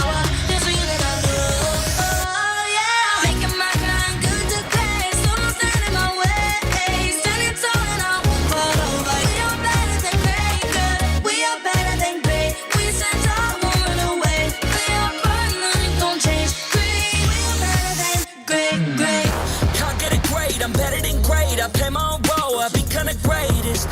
Transcend myself into this game, yeah. I build a power to dominate fate. Championship mind on top of the week. We start to the game, shot reveal. Better than great, that's how we feel. I feel like the floor is lava. The energy's getting higher. You're saving my arms. Cause I know just what I got. I got you like na-na-na. And you know I hold the power. This feeling I love. Oh yeah. Making my grind good to great. So don't stand in my way. Standing tall and I won't fall over. We are better than great, girl. We are better than great.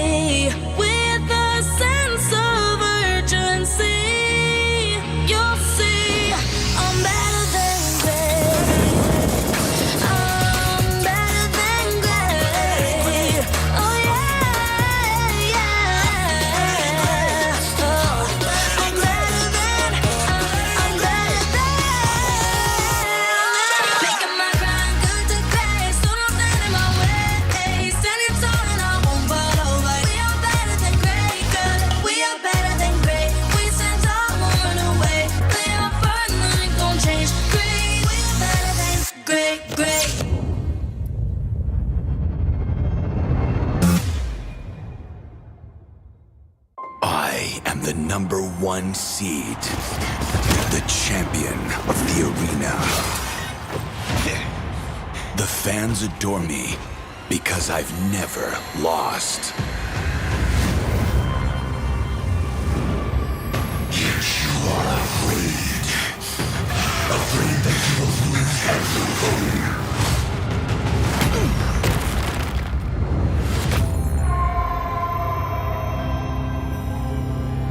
Do you ever get scared of losing, Kimmy?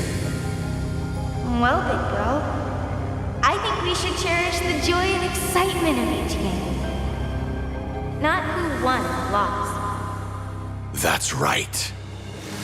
I'll strive for victory, but I won't lose myself in its pursuit.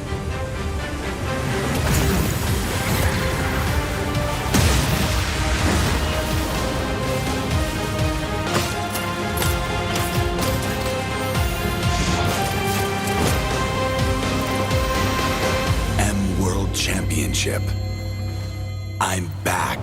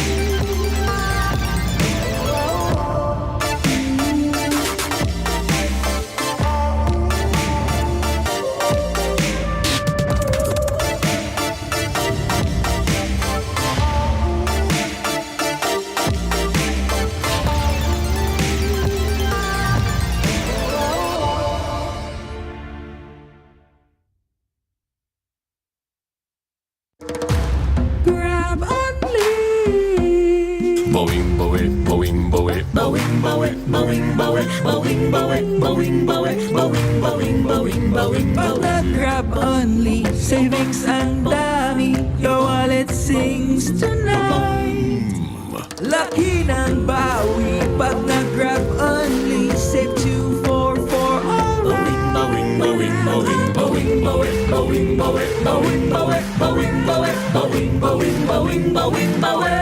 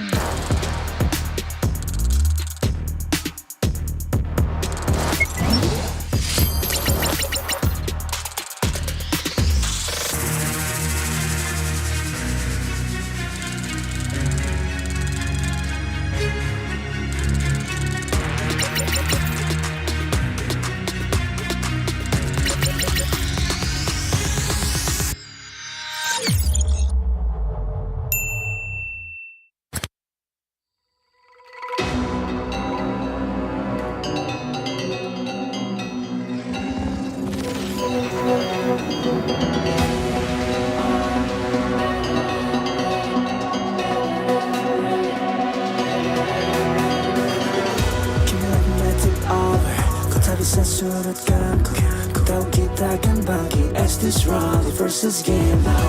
Got the power on my shoulders. Tahu ku sang petarung. Kau bisa buatku lengah, but you can't keep me from my honor.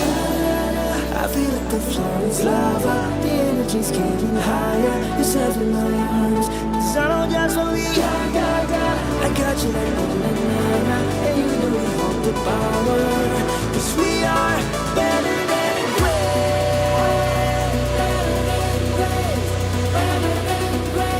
Cause we are better than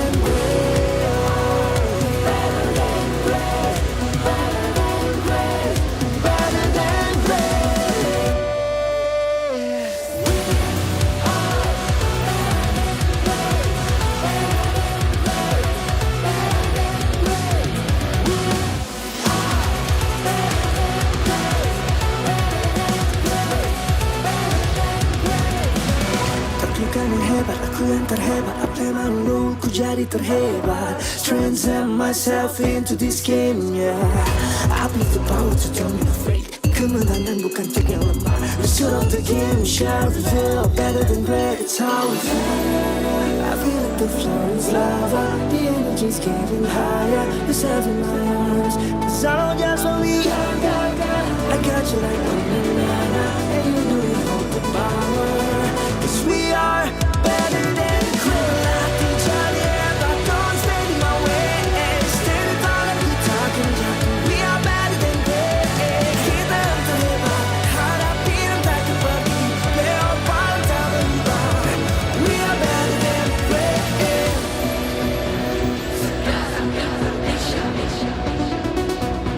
Cause we are better than great.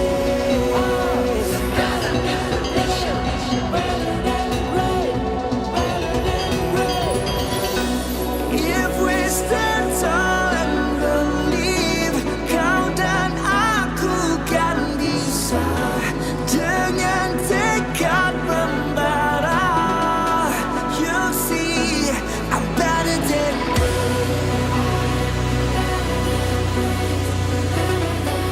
you see, I'm better than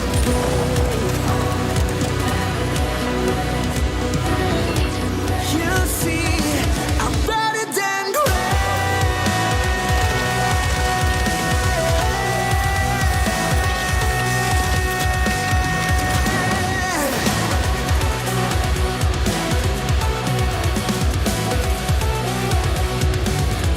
berlatih jadi hebat. Don't stand in my way. Stand in front of you talking jack. We are better than great. Kita yang terhebat. Hadapi dan tak kebagi. Leopard tak berubah. We are better than great.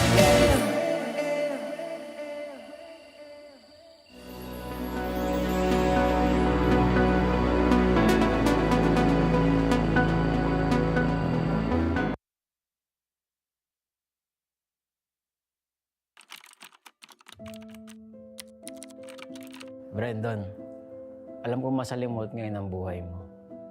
Kung kailan ka nabigyan ng break as a head coach sa pro scene ng Mobile Legends, doon ka pa nagkaroon ng malubhang sakit. Iindahin mo ng 1 buwan. Itatago mo kasi akala mo ngalay lang naman. Hanggang sa isang gabi, hindi ka na makatayo. Hindi ka na makalakad. Wala nang choice kundi dalhin ka sa ospital kasi grabe na yung sakit na iniinda mo. Magsisimula ang season na wala ka sa tabi ng team mo. Sobrang lungkot at depresyon ang dadanasin mo dahil sa sakit at kawalan ng pakiramdam sa kalahati ng iyong katawan. Munti ka nang sumuko sa buhay. Buti na lang at may mga nurse, mga doktor, mga physical therapists, at mga kaibigan na nagpatibay ng loob mo. Huwag mo silang kalimutang pasalamatan. Akala mo okay na ang lahat, kaso luluba palalo ang sakit mo. Mapupunta ka sa bingit ng kamatayan, halos hindi ka na makahinga. Doon, mapapadasal ka sa Diyos na huwag ka na munang kunin dahil hindi pa tapos ang mission mo. Hindi pa tapos ang pangarap mo. Sabi mo nga, magja-champion ka pa. Maniwala ka na gagaling ka. Kumapit ka. Sa pagkakataon na yon, madudugtungan ang iyong buhay. Binigyan ka ng isa pang chance sa mundo para tuparin ang pangarap mo. Kung akala mo wala nang kukuha sa yung ML team dahil sa kalagayan mo, nagkakamali ka. May magtitiwala pa rin. Kukunin ka as coach ng isang team abroad. Igagrab mo yung opportunity kahit pa naka-wheelchair ka kasi gusto mo yung ginagawa mo. Magiging mahirap pero okay lang. Ang importante, sumubok ka at wala kang regrets. Unti-unti na rin mag-i-improve ang kalagayan mo. Sabi ng mga doktor, kailangan mo ma-operahan pero wala ka pa namang pera noon kaya naniwala ka na lang nagagaling ka. Sa tiyaga at paniniwala, makakatayo ka rin. Darating ang punto na makakalakad ka na ulit. Himala, di ba? May isa pang biyaya na darating. Lalapitan ka na isang kaibigan, si Coach Daki, para maging tactician ng AP Brand. May chance ka ulit na ituloy ang pangarap. Huwag mo tong sayangin. Ikaw ang susi na magbubukas ng bagong pintuan para sa iyong team.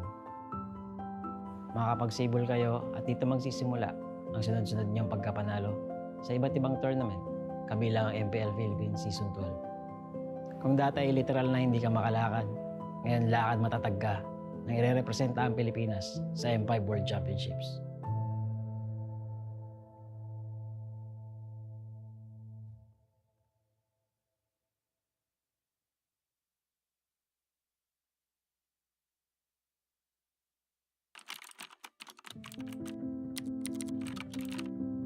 David, nakakatuwa manood ng MPL, no? Nakikita mo yung mga idol mo. Yung iba dyan, magiging kakampi mo. Maglaro ka lang ng maglaro, tapos magpataas ka ng rank at stars. Sa sobrang loko mo, darating pa nga yung 24 hours na nag-live ka ng ML para magpapansin. Dahil sa kasipagan mong yun, may chance ka pang nakasali ka sa Bren. Sobrang saya ng magiging run mo kasi magcha-champion ka na sa MPL tapos makakasali ka pa sa M2 World Championship. Nakaka-pressure pa yan kasi rookie ka pa lang tapos mag-worlds ka na. Buti na lang, umayon yung resulta sa atin. Magiging champion ka ng M2. Oo, masaya siya. Kaso warning lang ha, yung mga susunod na mangyayari dito magiging mahirap at masakit para sa'yo. Ganun talaga yung buhay eh. Hindi laging masaya. Minsan, kapag nasa tuktok ka at hindi mo alam kung paano harapin ang tagumpay, sasagadsad ka pababa, tatamarin ka, makikinig sa maling sinasabi ng iba. At ang uli, magmamahal ka ng taong lolokohin ka lang pala. Sa mga panahong yun, mapatingin ka na lang sa salamin at parang hindi mo nakilala yung sarili mo. Magiging madilim yung mga susunod na kabanata ng buhay mo. Pero David, dito ka matututo. Oh, baka gusto mo laktawan tong part na to ha? Hindi pwede, kasi mahalagang pagdaanan mo to. Okay lang matakot, gawin mo pa rin. Magta-top 8 kayo sa MPL, talo, laglag.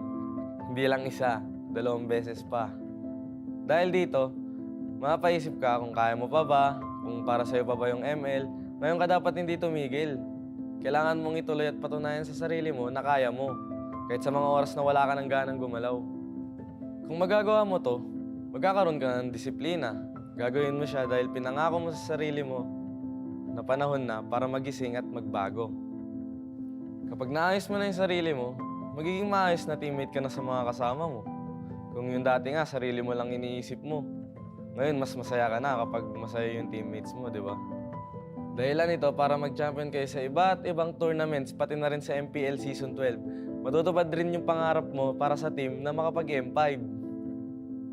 Ngayon, sa pagkakataong ito, mas gagalingan mo pa kasi gusto mong maranasan nila ang feeling na naranasan mo noon.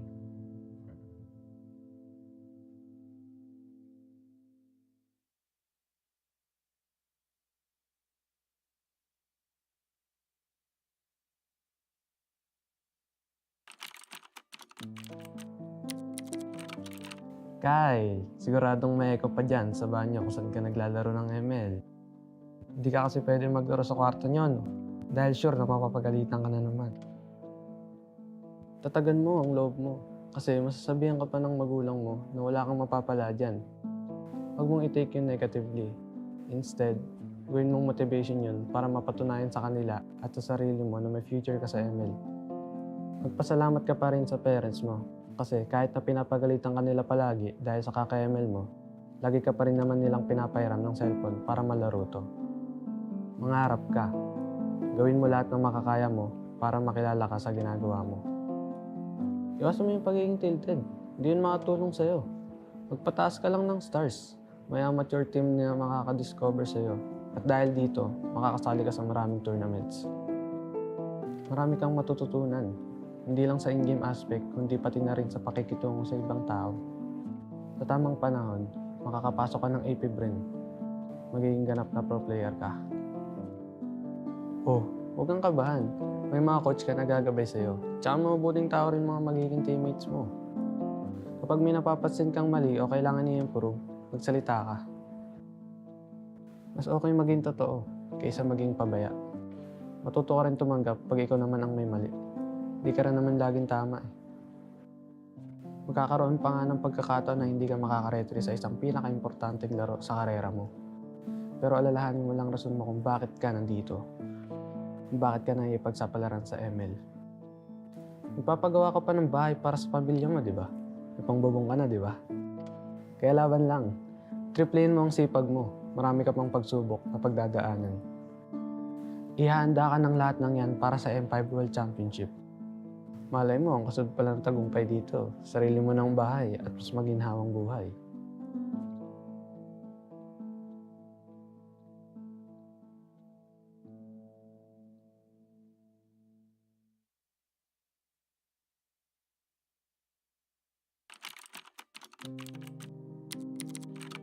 O Jean, unang-una, gusto kong malaman mo na magiging maayos din ang lahat. Alam kong pagod na pagod ka ngayon kasi sabay mo yung work, paglalaro ng ML at pag-aaral mo. Call center agent ka sa gabi, estudyante sa umaga, tapos sumasali ka pa sa ML tournaments tuwing weekends. Maga kang namulat sa hirap ng buhay. 7 kayong magkakapatid at walang ibang maasahan ng mama mo kundi ikaw. Kahit minsan, ang sakit-sakit na. Nakiin mo muna. Tibayin mo loob mo para makatulong ka sa pamilya mo at mabigyan sila ng maayos na kinabukasan. Darating ka rin naman sa point na ma-realize mo na kailangan mag-focus ka lang sa isang bagay. Huwag ka magpapaubos. Mas makakatulong ka sa kanila kung masaya ka rin sa ginagawa mo. Sa unang sabak mo sa amateur scene ng ML, wala ka pag-aanong ipapanalo. Pero dahil sa pagtitiyaga mo, magtiwala kang may makakapansin din sa talento mo. May makakaalala ng pangalan mo. Nakatawa man isipin, pero napakaswerte mo pa rin. Dadalhin ka rin tadhana dyan sa AP Brain. Narating ang chance mo na patunayan ng sarili. Sa kawalan ng player na pupuno, ikaw ang magbubuo sa team nyo. Pero Jean, kahit na by chance ang pagpasok mo, binigay mo naman ang lahat ng oras mo sa paglalaro ng ML. Kaya naging magaling ka dito. Marami kayong pagsubok na pagdadaanan as a team. Pero malalagpasan nyo rin lahat yan.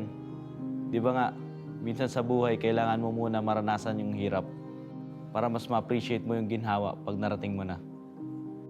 Ituloy mo lang yung pagsusumikap mo kasi dadaling ka niyan sa landas kung saan matutulungan mo na ang pamilya mo, matutupad mo pa ang pangarap mo. Magka-champion ka sa MPL at magiging parte ka ng M5. Ngayon, ay thankful ka dahil alam mong mas masarap ang tagumpay dahil naranasan mo ang pait ng buhay.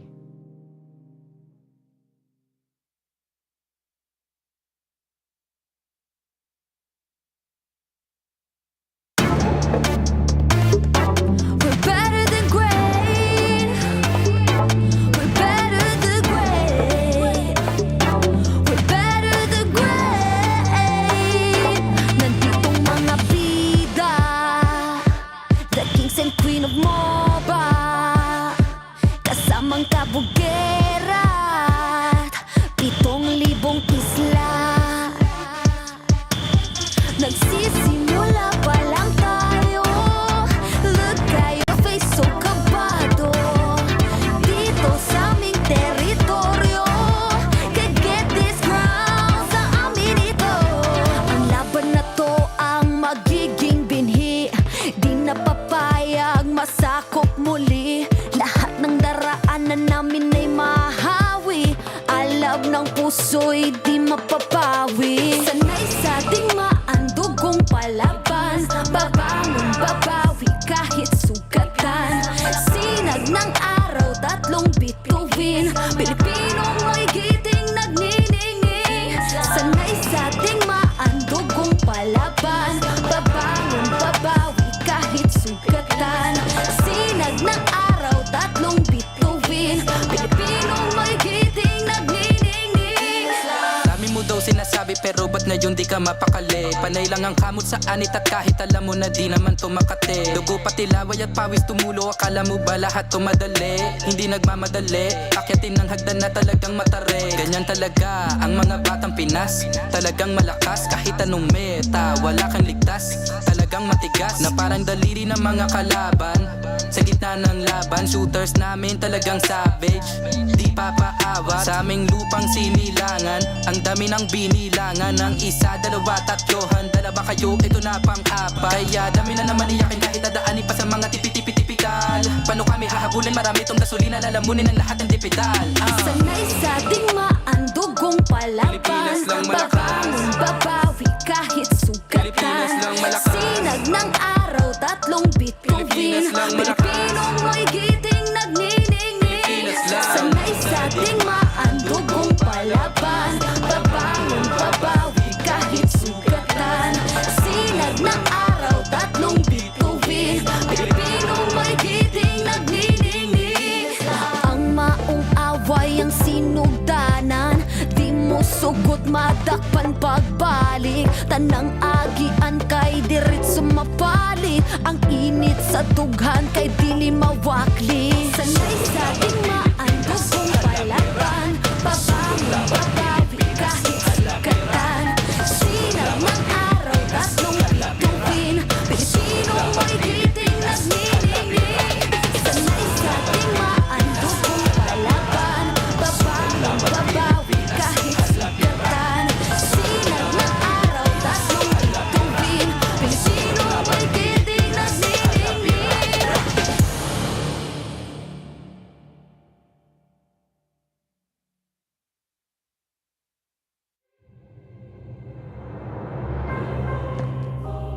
The Shadow Dragon was once my biggest weakness, but now it's my most potent weapon.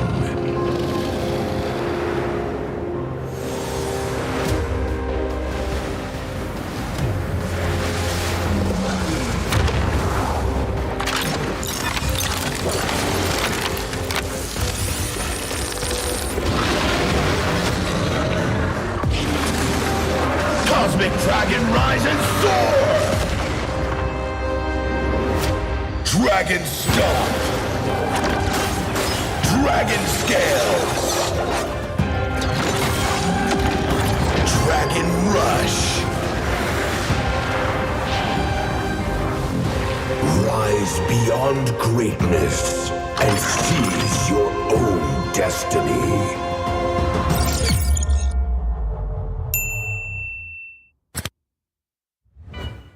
Tonight, we celebrate MLBB Esport. Do the kaldak! Do the kaldak! This is the Suman Challenge. Go!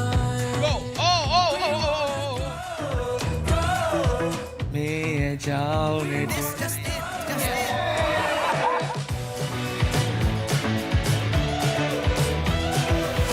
Welcome to M5 Gala.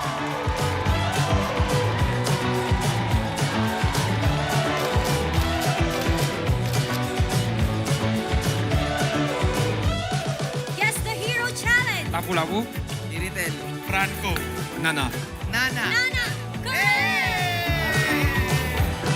Best Dressed Team. Best Dressed Super Marco.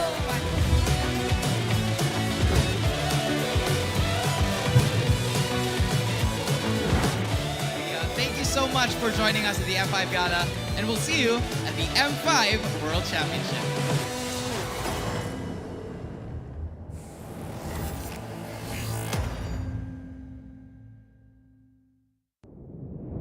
Have you ever wondered what is our identity? Our identity isn't limited to just esport players.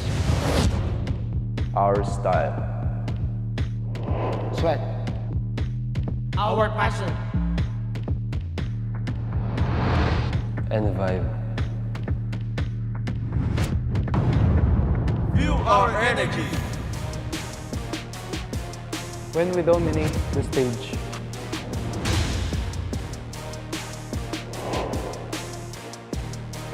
the hours of sacrifice, Shape who we are. So, what is our identity? We are legendary.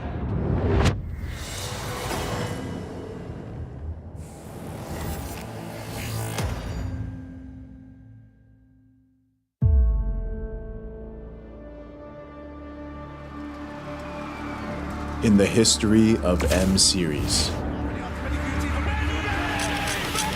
no host country has ever won the championship title. No other region has ever claimed the throne. No team has ever secured the championship twice. In this thrilling showdown, 16 teams across the world have gathered once more to seize the trophy. Which teams will prove themselves in their epic rivalry rematch? Will a new region unveil their strength and climb to the top? And who will leave an unforgettable mark with their skills? Behold, the old guards, seasoned titans returning to reclaim glory. Algaran,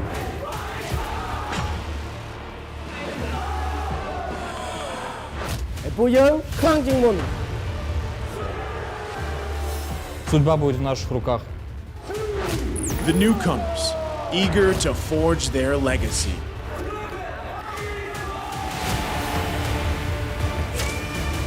Kita di sini untuk lawan yang terbaik, kami nggak takut tantangan apapun.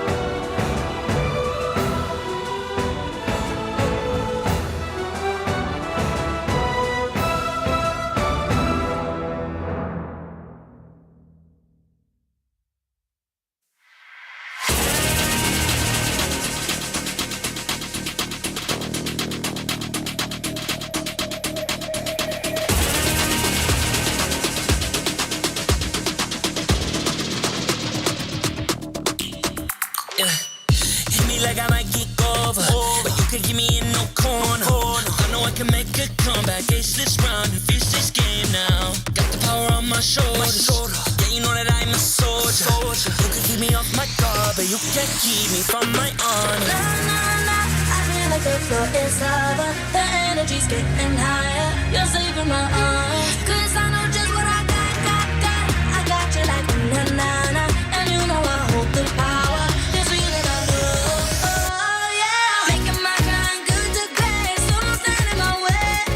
Standing tall and I won't fall over. We are better than great, good. We are better than great. We stand tall, won't run away. We are fun, nothing gon' change. Great, we are better than great. Can't get it great, I'm better than great. I play my own role, I become the greatest. Transcend myself into this game, yeah. I feel the power to dominate fate. Championship mind, no time for the weak. We start to the game, shall reveal. Better than great, that's how we feel. I feel like the floor is lava. The energy's getting higher. You're saving my arms. 'Cause I know just what I got. I got you like na na na, and you know I hold the power. This feeling I love, oh yeah. Making my grind good to great, so don't stand in my way. Standing tall and I won't fall over. We are better than great, good. We are better than great. We stand tall, won't run away. Lay up firm, nothing gon' change. Great, we are better than great. If we stand tall and believe we can make it, you and me, with a sense of urgency, you'll see I'm better than great. I'm better than great. Oh yeah, yeah. Oh, I'm better than. Making my grind good to great, so don't stand in my way. Standing tall and I won't fall over. We are better than great, good. We are better than great. We stand tall, won't run away. Lay up firm, nothing gon' change. Great, we are better than great.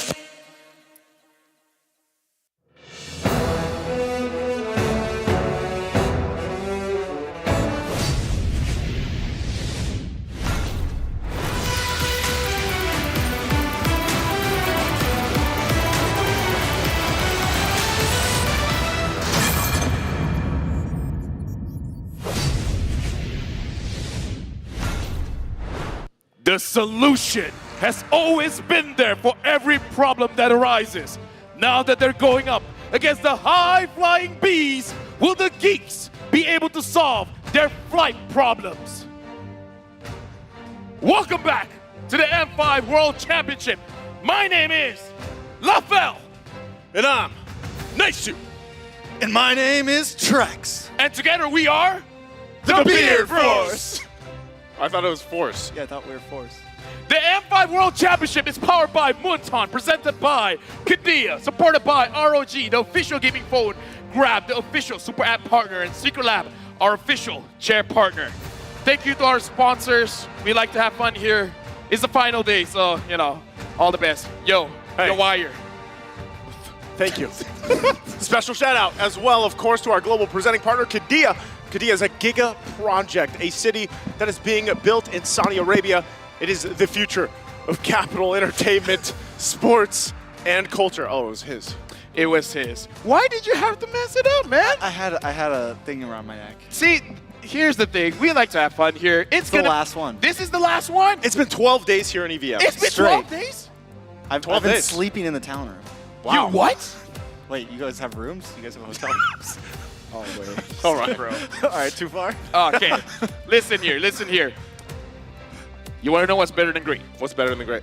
Nice. The ROG Phone 6. We got to look at the ping test here because if you guys didn't already know, the ROG Phone 6 is M5's official gaming phone, and it packs the game-winning power of Snapdragon 8 Plus Gen 1 chipset with the class-leading Game Cool 6 thermal system that lets you break every limit. It also comes with a spectacular 165 Hz AMOLED display and a monster 6,000 milliamp hour battery life to power through your gaming needs.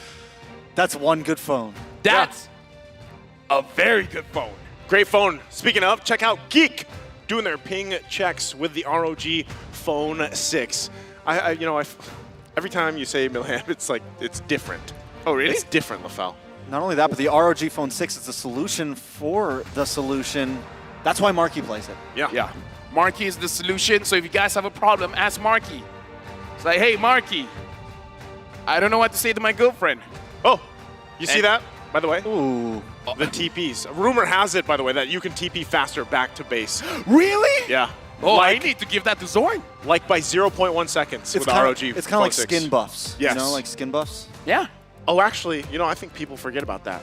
That there's an actual little buff to it. Yeah. Like Dude. having a skin. Let Oh, me there just- actually is a There real actually buff. is, yeah. Some people are probably wondering, like, what is Trex talking about? Let's not even talk about that Selena, the crazy. No, let me just say, this is the quality of the analysts here on Whoa. the M5. Ocho Gahama! Wait, Ocho he was Gahama? there. He's here. Wait, but just now in the oh wait, no. Just a shadow of a man. He arrived just now. He just showed up every time. Let I me heard just Leo's say, been looking for him. Leo has been looking for him. I don't know why Leo, it's been like, what, 4 episodes now? I'm wondering. 5. Leo, How long is this series? Ocho Gahaba is in the building. Right over there. Now we got to talk about, can the solution solve the bees flight problem? I see what you, okay, here's the thing. Scriptwriters, we've been having this beef. I understand. I double checked this time, all I right? would have not Good catch, understood good that. catch. Good catch. I almost said it too. Can Hey. the solution solve the flight pattern? That's a good headline. I feel like they're messing with you on your last day here at EVM, LaFell. Right? Marky stepped up for Geek once more as their juggler to make it past BG and meet AP Bren. Hey, you know, at the same time, when you got to talk about it, by the way, you guys can enjoy this chair here. But looking at exactly what are we talking about? The solution. We have to recall. Look at this is an amazing graphic, by the way. There's even flying ember effects for the solution here. Once again, you have to go back to Geek's MPL ID playoff run that started this moniker for Marky. I feel like even Marky, even though you have Beloyski in the team, rumors has it that he actually tried out to be a roamer. And the reason why he wasn't chosen is he doesn't get the 0-7 buff. The 0-7 buff. The 0-7 Beloyski exclusive I gotcha. buff. The KDA doesn't matter buff. The KDA is a myth buff. We gotta look at this as well. The solution versus the TZ Airs. The I used to be a TZ TZ. Airs, were you a TZ? You were? Yeah, LaFell TZ, M2. Wow. I'm more like Cutie Gang. Cutie Gang, well, Cutie Gang, Cutie Gang. So there was TZ, but now the thing is Bomba. how do we discuss this? Marky's KDA. Is- He plays 2 roles. much better. How do we This is a tough graphic, right? This is a tough one. average turret damage? I mean, like, 5-6. listen. What numbers, do you have to get that? Numbers don't matter. You guys understand this, right? That's been the quote of the day. But 0.56. Listen, Hey, there's a reason why he said what he said in the interview, by the way. it's a Geek Fam thing. Yeah. Mirko discovered it yesterday. He's like, now I get it. What is it, for those that don't know? Once a Geek geek, Fam. always a fam? No, not that one. Oh. It's that you need to die certain number of times before the game changes in your favor. So it's like an opposite buff. You know how Marcus in the early game needs 2 kills? Does he? Marky with a Ruby, wait, no, sorry, Beloyski with a Ruby might need 0-5, and then he becomes unstoppable. Don't laugh, be respectful. I'm leaving it. I'm letting you explain it. Yeah. To all the people that are not aware, right? Maybe they didn't catch the explanation during the broadcast previously with Mirko. So I didn't. I'm even taking off my glasses here. I don't have glasses to take off, so I'm sorry. We're gonna invite the teams onto the stage, so I'm gonna wear back my glasses. To officiate the M5 World Championship, we have our marshals making their way onto the stage. They are here to ensure the fairness and integrity of our games. We want to say thank you very much to Rain, Wilbert, Shun, as well as Ivan for giving their very best to all of our players. And now, the winning ways of the Bees continue as if they're levels beyond the world's best, busting their way to claim their 5th straight M5 match victory ang pinalakas AP Brand! There it is. You can hear the home crowd cheering for them. And once again, we'll have to see if they can pull through against their opponents across from them. The solution has provided answers for all of Geek's woes, yet now they're looking to provide an explanation to the B's seemingly unsolvable flight pattern. Once again, always a fab, it's Geek Fam! A lot of people thought they were going to have trouble without Niall on the roster, but Marky, the solution, has been the key time after time. Let's see if they can keep this upper bracket run up. To guide the teams to victory, we have their head coaches and analysts for AP Brand, Ducky, as well as analyst Brand for Geek. It's Coach Erpang.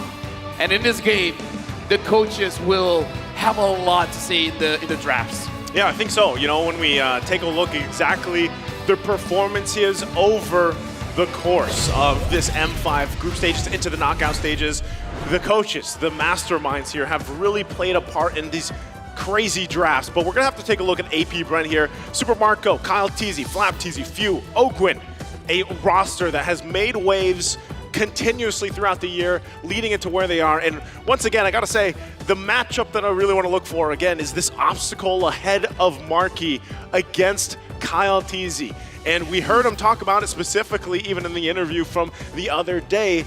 And I want to know if he's really up for this challenge here across from him. Yeah, and after that, we're going to be taking a look at Geek Fam. Myers are going to be on Chidera, Marky as well, Luke in the EXP lane, a boy in the mid, and Beloyski in the roam. Now, Marky has been at least able to stalemate, kind of go toe-to-toe with some of these junglers, but I think it heavily has to do with Luke and the rest of the team creating space for him, making sure he's at least comfortable in this new role for himself. Here's the thing, man. Something about Geek Fam, I love that they have this no-care kind of attitude where no matter what happens to them, they'll just charge forward. And I gotta say, attitude is gonna matter here going up against AB Brand. Now we're gonna look at the team head-to-head. In terms of the KDA, as a team, it's not that different. 5.87 to 5.06. Yeah, AP Are you Brand. okay, Naisu? Yeah. AP Brand holding a slight lead on the KDA, but Geek Fam having a better damage per minute and then almost completely stalemating in the gold per minute. Yep. The major thing that we're gonna have to watch out here is mainly AP Brand's Lord rate, especially up against Marky as the jungler. That could be a major issue for Geek Fam. Now looking at both lineups here, I'm thinking what is going to be the priority, because so far we've seen Marky in the jungle has been using those utility junglers very well, and I wonder if Coach Ducky here really wants to limit that. Like, maybe it's not always the best idea to take out all of the junglers, but maybe this is a good one. Now we got to look at the keys to victory. Protect Kyle Teasy. Kyle Teasy's fingers. And let him cook. No, let him cook! What? Why what do you mean? No, it's like protect Kyle Teasy's fingers. Because you burn your fingers when you cook sometimes. No, not only that, but because of what Marky said in the interview. Oh, that's right. Yes. All right, find order in Geek's chaotic playstyle, and more of the new meta picks, please. What more meta of new picks? meta picks, baby. What are the new meta picks? They want to bring the Swan Song Lilia, back. Tigreal. Oh, Odette. Yeah. Odette. Swan. Song. Is that how it goes? What?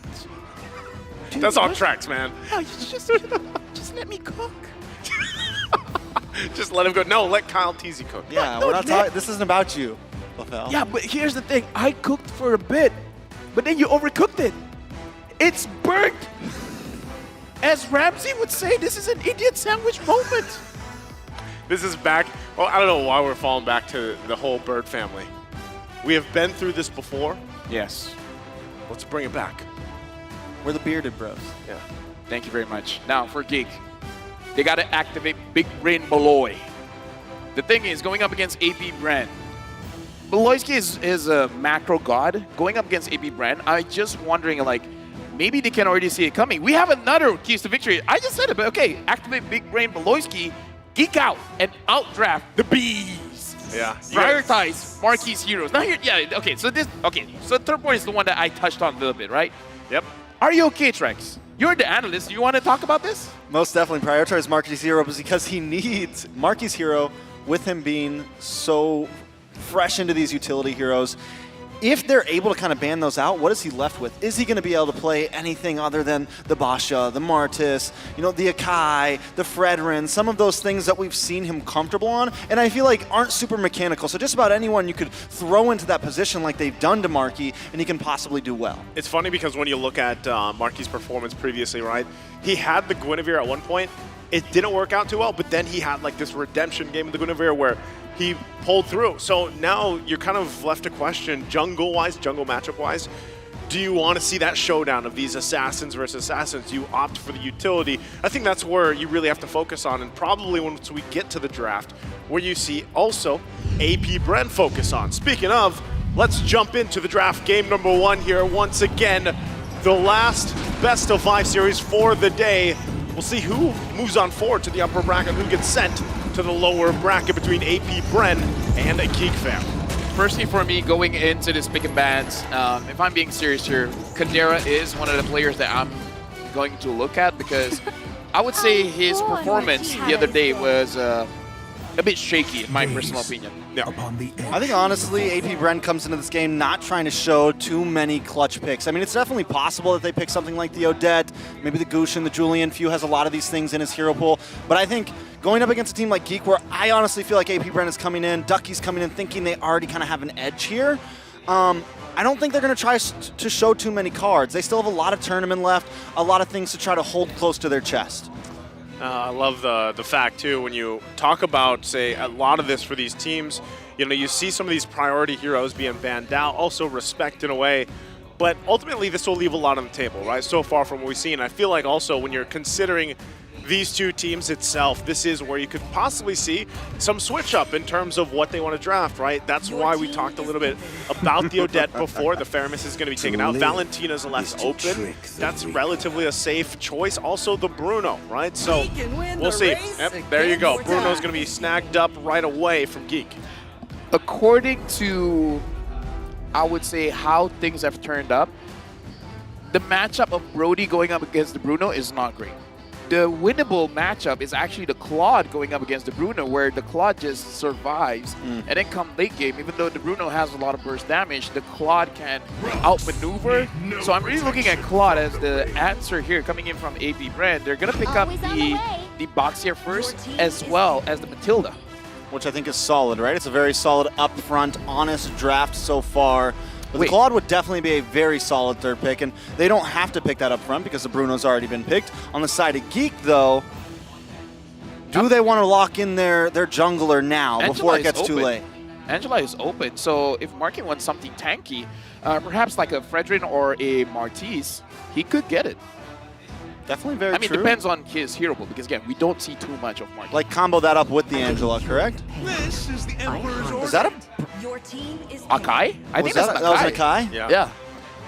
For a second, I thought I heard Barats. Yeah, no, it's Akai. Should be the kind of like our classic, right? Again, it's the Baksha already being shown from AP Bren, so why not go matchup for the utility, right? Go that way. You also lock in the Valentino, like we mentioned earlier.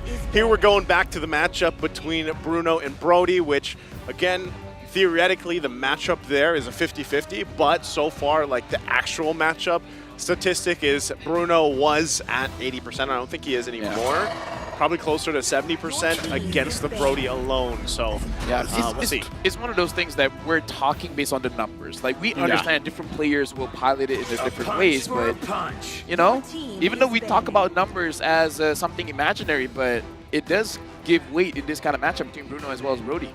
So I really like the fact that Geek, picks up the Sakai, because I think Marky can do a great job on it. He showed that he's able to use these utilities well, and then they already have their damage locked in as well. They have the Valentina, they have the Bruno. So at this point, as long as Chidera and a boy can actually use those heroes correctly and use the space provided from the Akai, they should be able to work around these neutral objectives pits very well. Speaking of which, this is Marky's take. It's really hard to play jungler. Good thing my teammates are there to support me, and it's not just Kadera as well as a boy. Even looking at behind the scenes, their content there, where we see Niall giving tips and pointers to Marky about, okay, Marky, in the next game, this is what you got to do. Yeah. So I like that, even though Niall Niall is not playing, he's still giving the support to his teammates. I think that's expected. At this point, again, it is. Think about the situation, right? You're at this point of the tournament. Good thing the results showed for them previously. Marquis gets to this point where this is another chance for him to prove a point in a way, but still, you heard it from himself. Like, he's also thankful that his team really supports him. I think it really, if you broke that down to every single team, especially when the junglers, the reason why these junglers shine so much, even if you look at Onyx, man, for Kyrie, the reason why he's actually able to shine so much, aside from he's a mechanically gifted player, a lot of the times it's the support of his team right now. One more point I want to say before we reanalyze the draft is that I appreciate that in this case, Marquis is the veteran. Yeah. And then Niall is the rookie, and he's the one giving pointers, and then Marquis is like, yeah, I'll take your pointers. So I like that there's he's open to it. Yeah, he's open to it. Yeah. So right now, Geek Fam still need an EXP laner. We've seen Luke in the far past play the glue before. Now that we've seen it is possible, we saw it a little bit at some lower bracket matches. Is it something he wants to pick up when everything's... Edith is also still open. They go for the export. It's been a minute since we've seen it. Last time I see it was SFG game. Smooth use it. We lost. How did that game? Oh, we lost. But going up against the Baxia is going to be quite alright. Going up against the Dyrok, maybe not so much because the Dyrok can force you out of your Firaga armor. So in the early game, this export theoretically shouldn't be able to do much. And wrapping things up for AP Brand is going to pick up the Novaria.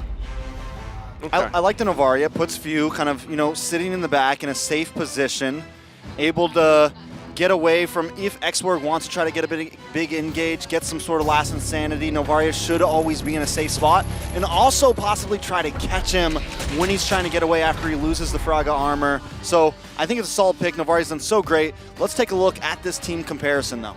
Yeah, lineup rating, 7 for Geek and then 4.9 for AP Brand. But again, we've seen how teams been able to play around with this kind of lineup rating here. But so far, face value, it does seem Geek favored.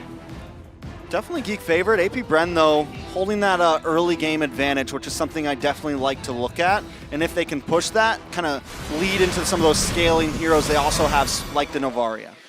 Going into the game, we have to see, can the solution solve the Bees flight pattern? This is going to be a game of macro. Welcome to the Land of Dawn.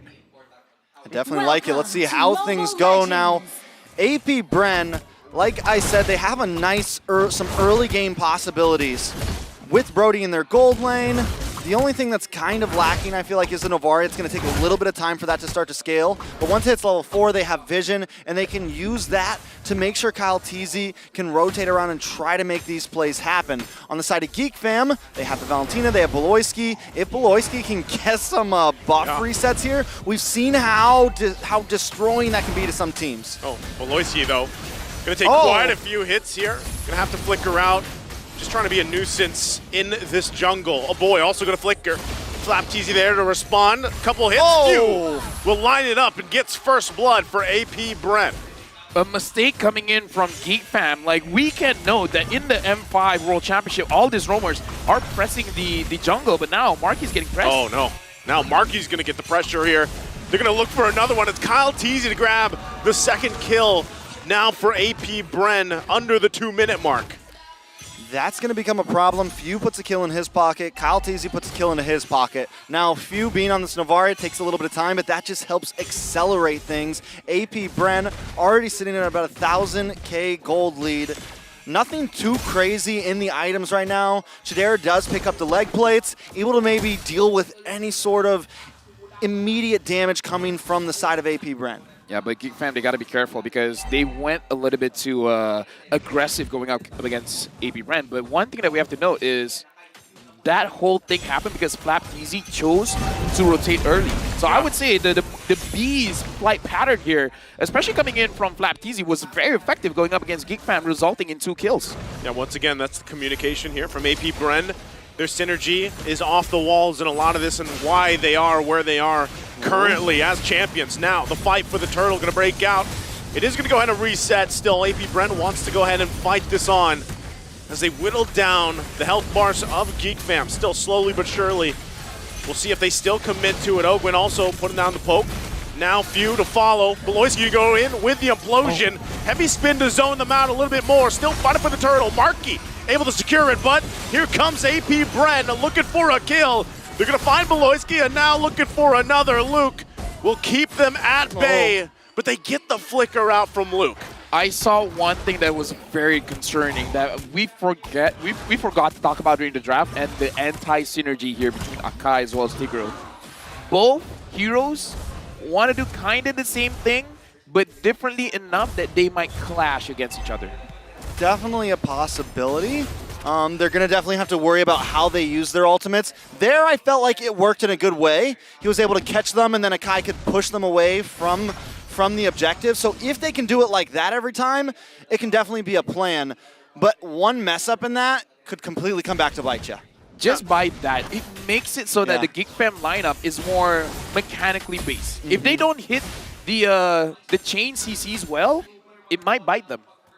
Yeah, they have to play around that. That's kind of what we saw unfold. And really, anytime you have an Akai on your roster, right, that's kind of what you're expecting. How are you going to utilize that heavy spin? How are you going to either push people away, lock people down? Beloyski going to go in once again aggressively, looking for the implosion. Already going to be used. They find few this time. Heavy spin also the answer, but a boy gone now. Beloyski going to take a couple shots. Super Marco gets the stun. It's a double already. Once again, AP Bren biting back. I don't know about you, Trex, but that did not feel worth it. No, it's like, and then he gets the implosion, and you could see members of Geek Fam like trying to like walk to him very slowly because they were getting slowed down and stopped. Okay, taking a couple shots once again. Torn apart memory. Not going to be enough though.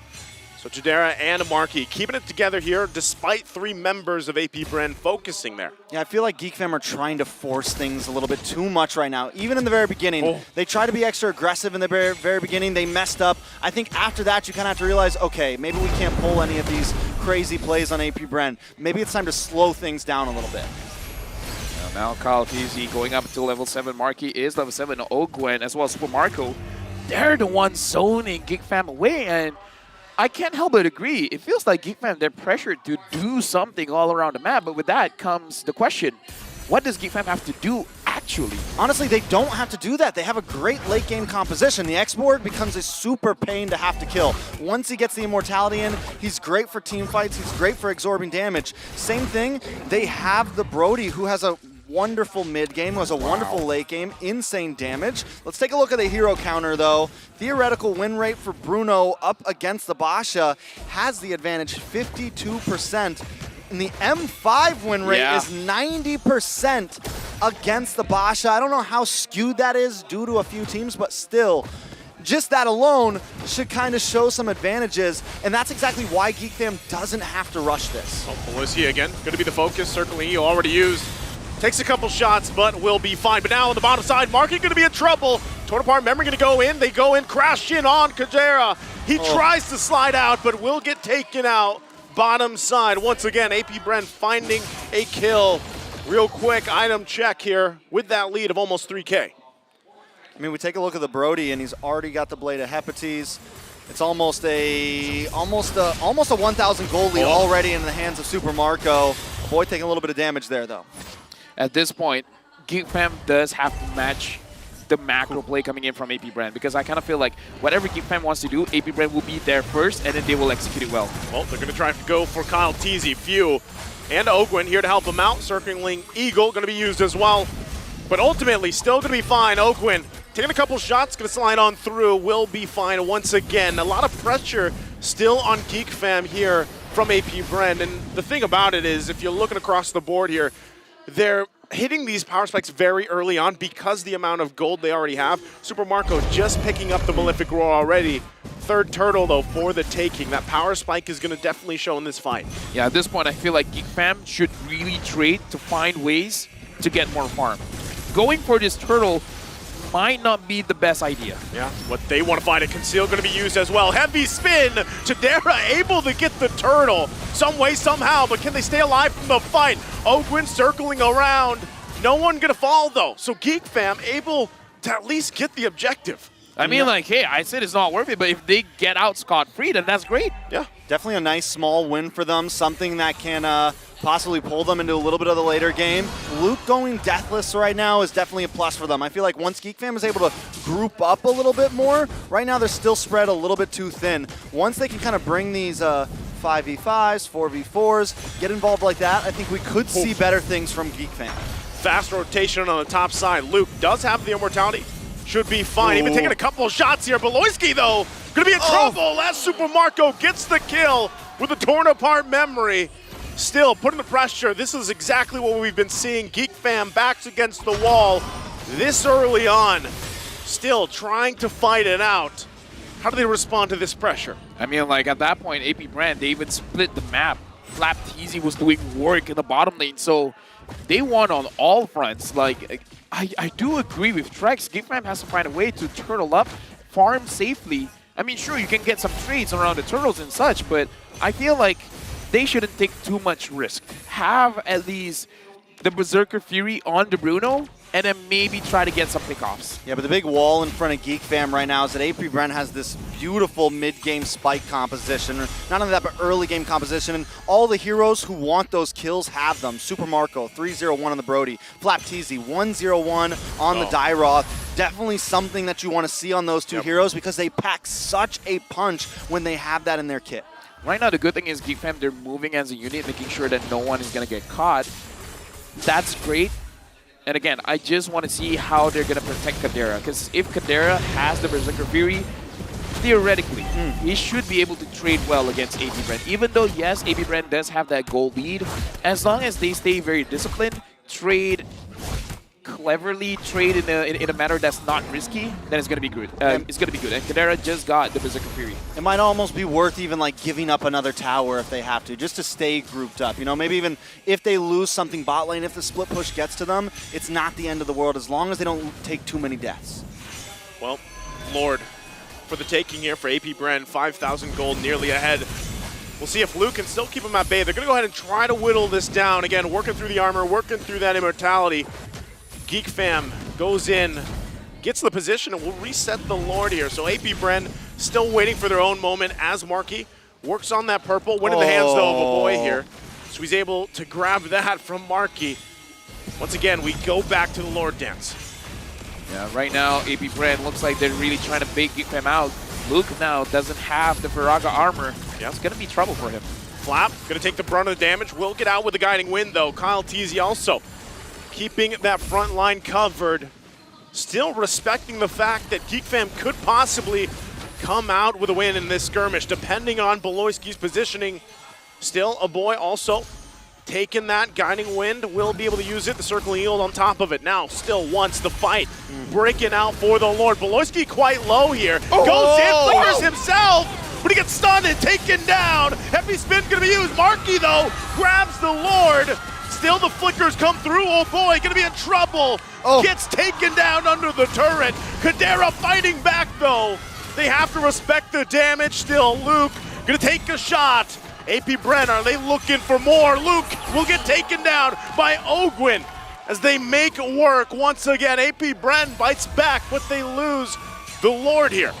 I mean, I kind of feel like that's worth it, trading one Lord for the majority of the health of Geek Fam. Again, put them in a deficit and let them stay there. Yeah, it's a huge win for AP Bren because they're going to have no problem shredding down that Lord, especially with the Lord having nobody behind it. They lose one tower, essentially, and they get tier 2 on top side, 4 heroes, plus another couple K gold lead. At this point, every member on the side of AP Bren is heavily outscaling Geek Fam. Dyroth also getting a little bit of some defense here, working on the Rose Gold Meteor, going to help him survive and be okay even longer if he needs to be. Well, they're going to go in once again. Implosion on the backside. Kyle Teasy at the front. Beloyski just zoned out from the team. Super Marco adding another one to the board. AP of Bren continues on. 2 more deaths. 2 more for Beloyski, and he should be activated. So the 7 is the golden number. The 7 is the golden number. So these plays have been all part of the plan. All these macro plays are meant to be. All right. Now looking at the mid lane, Marky taking quite a lot of damage. Wow, Marky. I think he took more damage than expected as he gets taken down. Super Marco having a massive game already. Eye set now in the tier 2 in the bottom side. Geek Fam having a really tough time looking for any angle.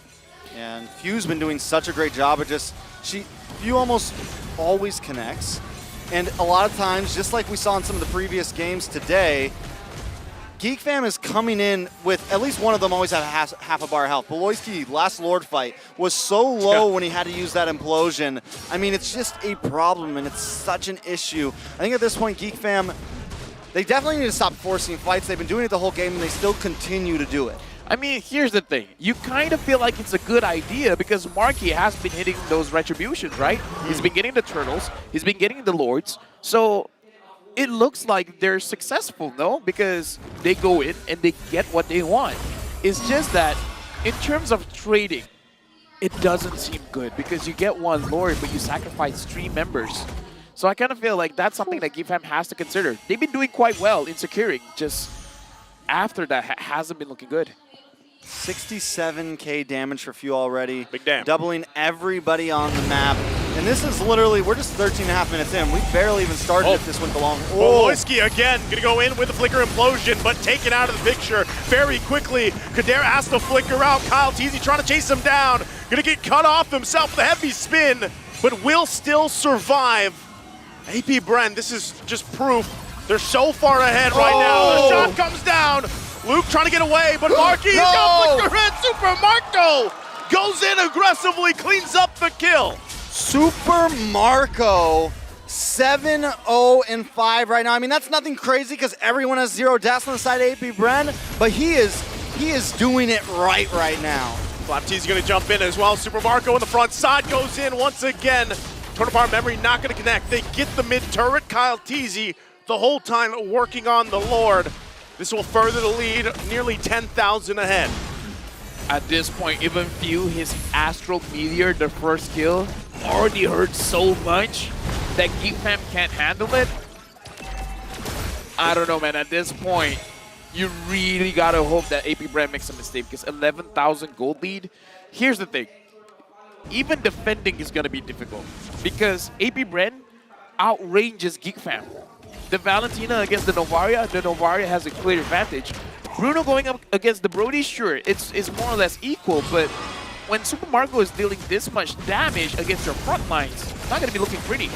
Again, Few waiting on that angle there. Bottom side, firing off shot after shot. They're going to have to make quick work of the Lord as they do. Super Marco working on the top side, mid, down, bottom, going down as well from Flap. Base is now going to be fully exposed for Geek Fam. AP Bren knocking on the door. We'll wait for this next wave. Do they actually look to end it? I mean, at this point, all that Few has to do is just drop them low enough to make it so that Ogwen, Kyle Teasy, Flap Teasy has the confidence to go in. Yeah, I don't honestly, with AP Bren, all they have to do is keep up this pace, and I don't think there's anything that Geek Fam can do. Unless we're talking like super late game, like literally everyone's max items out, then Geek Fam can do it. But the way the composition that AP Bren has, there's no reason for them to let it last that long. They don't have to let it last that long. They could force fight after fight and regularly come out on top when they have a 12.4k gold lead. Even if they make a huge mistake right now, I think even if Beloyski got like a 4-man set right now, they would probably be okay. As long as Few doesn't get caught, yeah, I don't know, man, because at this point, he legit, but before that, Ogwen wants to go in. Still going to be putting the pressure, as you were saying, LaFell. What I'm saying is Few could legitimately, and this is not toxic, by the way, just rank up the damage numbers. If you wanted to? No, just make sure he keeps hitting those Astro recalls to the point that GFAM can't even go out. Yeah. So it becomes a situation where Few just make sure that GFAM stays at home. And then eventually, AP Bren could end the game. Yeah, eventually, like, the Lord is going to be so strong. The Exactly. Minions are going to be, tough as well to deal with, and that's kind of the forced situation. So Geek Fam, it's kind of like, what do we do from here when we're this far behind? Usually when we see games like this, 12 to 4, what's the most we've seen? 14,000, I think, a lead. Yeah. Previously, it is tough. So you have to look for an overzealous mistake. AP Brent going to be putting the pressure once again. Marky already used the heavy spin. Beloyski takes a couple shots. He's in trouble. Implosion goes in, slides on through. Still going to be surviving though. Few not going to be able to get the shot. Has to flicker over the wall. Beloyski somehow survives the whole exchange. Marky hanging out in that bush right there, able to stop that attack, from locking onto the whole bot lane. Definitely the saving grace right there. Beloyski as well.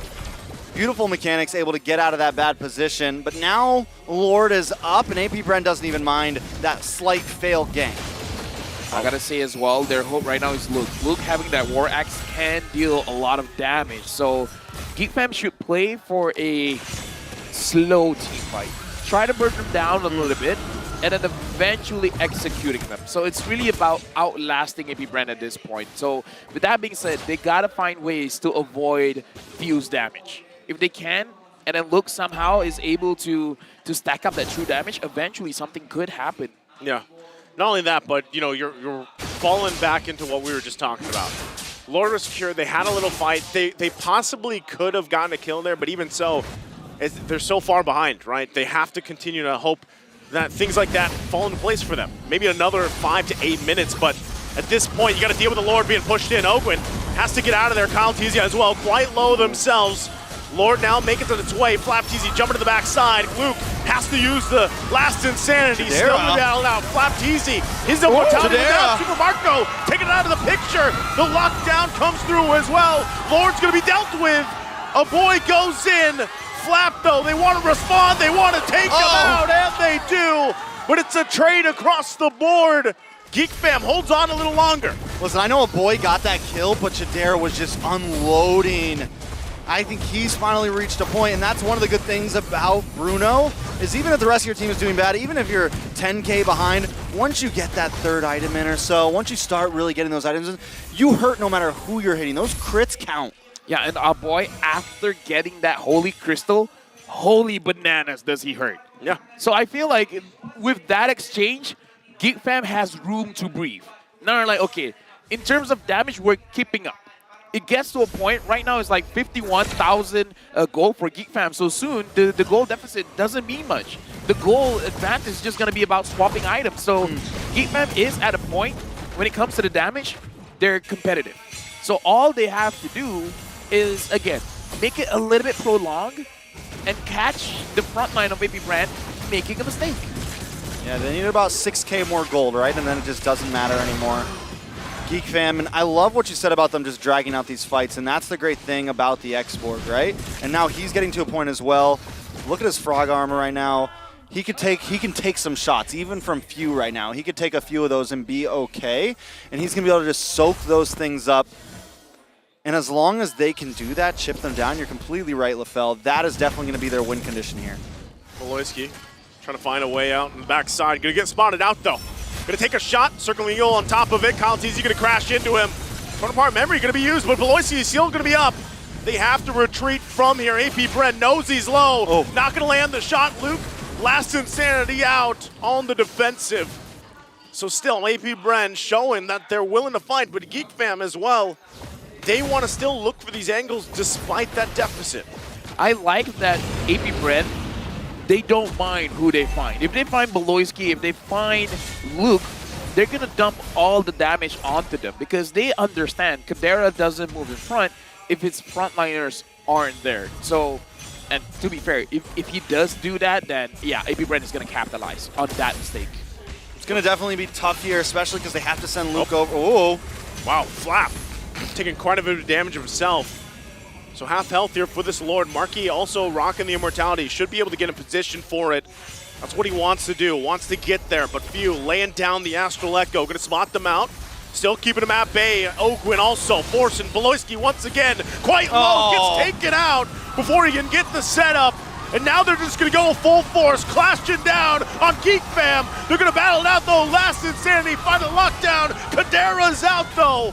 And now Ogwin focusing down, a boy cut off from the team, taken down. Luke trying to get back to base. He'll make it, but it's Luke and Marky against 4 members of AP Bren. The work down Flap, he's taken out. Ogwin and Kyle Teasy and Few whittling down the Marky. minions. No Lord was taken, so they still have the minions. And Geek Fam might have bought themselves some more time in the game. I thought that was over. I legit thought it was over, but now Luke and Marky are defending their base very, very well. And again, Luke has the damage. He has the War Axe. And you should be able to clear these waves just fine. Waves still have to be worked on. Luke trying to keep them at bay, but it's going to be willed down by the Crystal. Not sure if they have enough here as AP Bren takes down the base and takes game 1. AP Bren has been relentless in the first game, winning out against Geek Fam, where we saw they were not able to catch up with the flight patterns of the bees. A very well-played game. AP Bren never giving Geek Fam a chance to breathe in a game that they wanted to try to prolong things. In a game that they needed to try to make those team fights last, AP Bren made them quick every time. Again, despite that deficit that Geek Fam was working against, they showed fight, right? But until the very end there, I'm not even sure if Beloyski got to that magic number of 7. Yeah, I can't remember. It might have been just the 6, but still, what they were trying to do was force these fights, force these situations, even at a deficit, and then try to turn it around. But unfortunately, AP Bren knew how to punish them. And like you guys mentioned earlier, it didn't matter if it was Beloyski. If they spotted him out, they were going to try to go for that kill and just keep putting the pressure. That's something that AP Bren loves to do, and that's what they did here for game 1. I would say most of the analysis portion is going to be about the early game coming in from Geek Fam, where they're taking trades that is not favorable to them.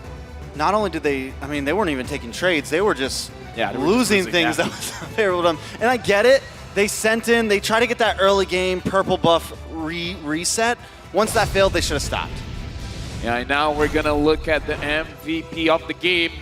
It's not us. It is Ogwen. He's going to make sure that no one from Geek Fam steps forward. If he finds someone, he's chasing after them. Deathless. 5-0-14. A lot of the team went deathless, though, but Yeah. Ogwen definitely, towards the end of there was a couple more kills happening. Ogwen, though, definitely playing very well, consistently keeping everyone at bay, 100% kill participation, literally involved in every fight. This Matilda has been banned so many times throughout the tournament, and then, you know, when you see it kind of unfold here, you really see how strong of a pick this hero is. The mobility, the utility, even the healing capability, right? Even with the Flask of the Oasis really pulling its own weight throughout the course of this game. We got to talk about the early game here because, again, it looks like Geek Fam, they were trying to force out quite a little bit here. It started with that invade that really didn't go well. Yeah, I mean, Geek is able to secure this first hurdle, but every time they get something like this, AP Bren punishes. They spend so much just trying to get one objective when maybe, like I think you said it early on, they could have maybe tried to farm elsewhere on the map. Maybe try to get some gold around the lanes and just let AP Bren have some of those turtles in the start of the game. I feel like they should have a good understanding if like, if you want to let go of the turtle, if you want to let go of the Lord, meaning you don't want to secure it, how many kills, how many turrets, how many wave of minions would it be worth for you to not get that? Because so far, AP Bren, it does look like they will let go of the neutral objective, allowing Geek Fam to use all their skills, all of their abilities to really secure the objective, but not going to be able to have anything whenever AP Bren goes in for the fight. So I kind of feel like that is a big difference where AP Bren allows Geek Fam to use the heavy spin, to use the implosion, everything that they have in their arsenal to secure an objective, but not enough to save themselves from a fight. Yeah, now, and they were always so good during these fights, AP Bren. We expected for Luke to be the one to kind of chip down AP Bren, but few chipped down Geek Fam so well that once everyone was down to about half health, that's when they would make the strike. That's when Ogwen would kind of fly everybody in, and then it's just GG's from there. Again, with the Novaria, you know, this is something also a story that we see unfold time and time again. And the damage potential from this hero alone, the vision it provides for this, the way you're able to maneuver around that. And I think that's why the interaction between Novaria and having a Matilda works so well, right? You can use it either to be aggressive or play a little more defensive and just profit from there. Once again, even Super Marco able to just pump out the damage here, paired up with a Dairoth. There's a lot of these interactions that work great. And even if you look on the flip side, Geek Fam had the same idea with some of the hero combinations here, right? But again, Beloyski, he was so low health by the time he tried to go in with a play that it just didn't work out. He was taken out before the implosion even finished sometimes. He got to 7 kills a little too did. late. Yeah. Way too late. 7 deaths. 7 deaths, way too late. I feel like Geek Fam also have to have a more simpler draft, because I feel like they have a lot to micromanage, having the Tigreal as well as the Akai in the very same team. Yep. Not saying that it couldn't work, you know, like if you're good enough, anything can work, right? But it does make it so that, okay, you have to do yours first, and then I go in, or I go in first, and then you follow up. A lot of conversation like that is going on. So unless they've specifically practiced this lineup for a very long time, it's going to be very difficult. I mean, like, theoretically, let Beloyski catch people first with the implosion. After the CC ends, then Marquis goes in and then lock them in place. And during that time period, Luke can basically kill everyone, even without Kadera there. So there is a merit to this draft. But again, I kind of feel like a lot of things have to line up well. Maybe against AP Brand, you want to focus on the macro, so find a lineup that doesn't have to micromanage too many things. Yeah, and AP, that was exactly what AP Brand's pretty much. Everybody had their own job, and as long as they performed that job, things worked well. Now, coming into Game 2, Geek Fam definitely going to need to change something there. You know, when you talk about changing things from game to game, again, when you're looking at this draft for Geek Fam, it was a pretty good draft. I mean, even when you look at the breakdown before we loaded up into the game, if I remember right, they had the higher, the higher rating there. But ultimately, I think it was, if you have a similar draft, even, you don't go so risky. Like you mentioned this, Trax, right? You find out that, okay, our initial pressure in the jungle didn't work. All right, well, let's step back and try to, work back from that deficit now. Because then, mistake like that, mistake after mistake, will lead up into this big kind of power play from AP Brand. Yeah. And that's kind of what happened there. So I think even mentality-wise, be willing to take some of those risks, whether that's through the draft or in the game, but once you're checked, you got to keep it together and don't let it scale out of hand. I'm going to give the benefit of the doubt. Let's say this is Geek Fam warming up, getting re-comfortable on the desk, as they would say. So, okay, game number 1 didn't go as planned, but that's okay. Sometimes being a player, you need short-term memory loss, all right? So focus on the second one. Yeah. Right? That can work too. Yeah, it's like, if the first game didn't go well, forget enough not to feel dumb, but remember enough not to make the same mistake. Fair. LaFell 2023. LaFell 2023. The better way to say it is one game at a time, man. Nah. I think Einstein said that. I don't want to take his quote. One game at a time? Yeah, Einstein said one game at a time. I don't want to take that from him. Yeah. So I'm gonna say, that's what he told Diggy. Forget enough not to feel down. 15-year-old, by the way. Yeah, remember enough not to make the same mistake. Speaking of being a... You forgot what you were saying, huh? Let's talk about the December Starlight. It's officially available for only 300 diamonds. You can get the exclusive Starlight skin, Arlet Fury of the Deep. Is that the final slash? Upgrade your Starlight level to unlock the painted skin Arlet, Scorn of the Deep. In addition, Starlight members only need to spend, what, 100 diamonds to unlock the bonus December Starlight painted skin, Arlet, Ire of the Deep. Special Starlight perks at the end of 2023. Don't miss the bountiful rewards. Thank you. What'd you get to? No. What do you want me to do? Were you passing it to us? Just are you final slashing me off the desk? Just be like, That's a whole lot of our lot, though. I know. Oh. Is that what you wanted? Are you happy? LaFell, I know for the longest time, this here for whole you. M5 you've been talking about. Imagine the art lot. Is that what you're going for? I'm sorry for influencing you guys. You know what? You guys are professional casters. Working with me is... But you're the best caster. But he is the best. That's why we're just doing talent, whatever you tell us. Listen, man. Maybe they feel bad. All right. Anyways, we got to talk about Few as well. Few is a problem. Like, the damage that he dished out just now was not fair. Speaking of which, we have a quote, if I'm not mistaken. So according to AB Brand view, Boloyski is the key. For me, the key player for Geek Fam is Boloyski. He's always consistent in making plays, even though sometimes it's so risky that it makes them lose. But he's always consistent in making those plays. I like the shade in the middle. I think it's just a great statement overall. It's very double-sided. The way that I look at it is, if that's your reputation, but it works. I like it. Yeah. He's a risk taker. Why not? I'm a risk taker. Maybe he can adapt the magic number though. Maybe it doesn't have to be 7 because you look at that game. Maybe like 3, 4. Yeah. No, M5. There you Mati 5. Mati means die, by the way, in Basa. Means 5? Yeah. No, Mati. Mati Means die, and then 5 means 5. Die 5. And there's AP Bren. There's Boloyski. Just getting thrown off. That's our analyst, ladies and gentlemen. Trax is going to be here the entire series. All right, so Boloyski. Now, he did try to make the plays last time, right? Yes.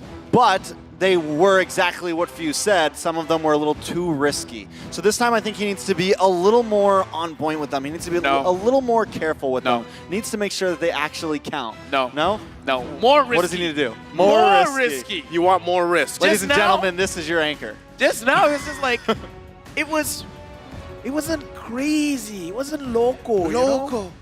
You gotta go a bit zany with it. Zany. It's like, if they don't know what... Moba Zany. If they don't know what Beloy... Okay, listen to this. I'm listening. Never... Okay, this is what Bruce Lee said. Whole crowd is listening.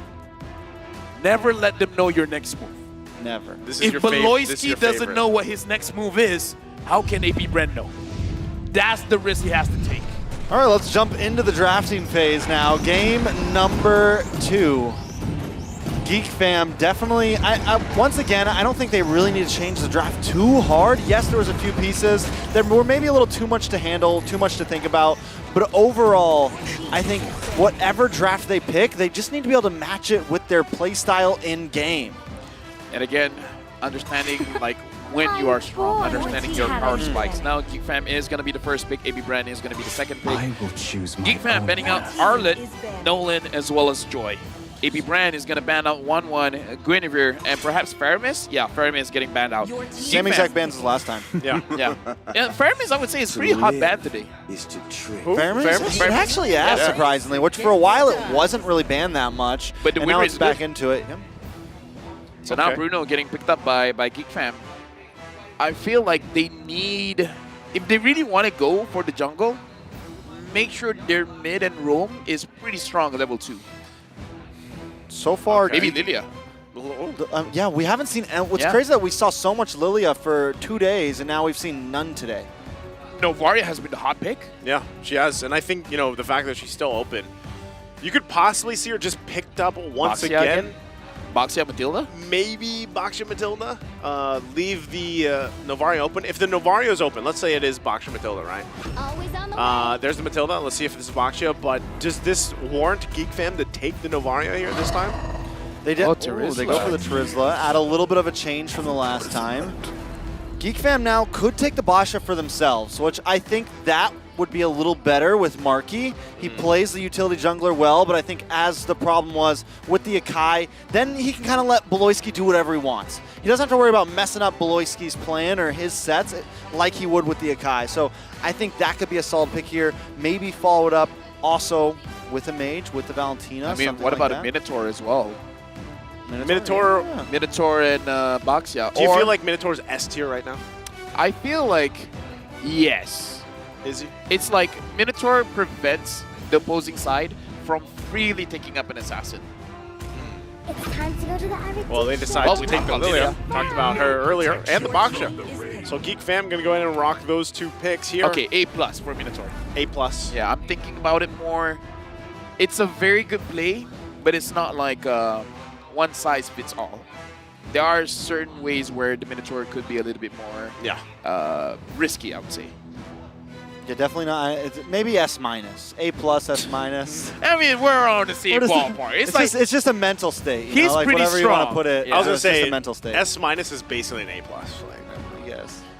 percentage-wise. I mean, A B plus is basically an A minus. Is that what we're saying now?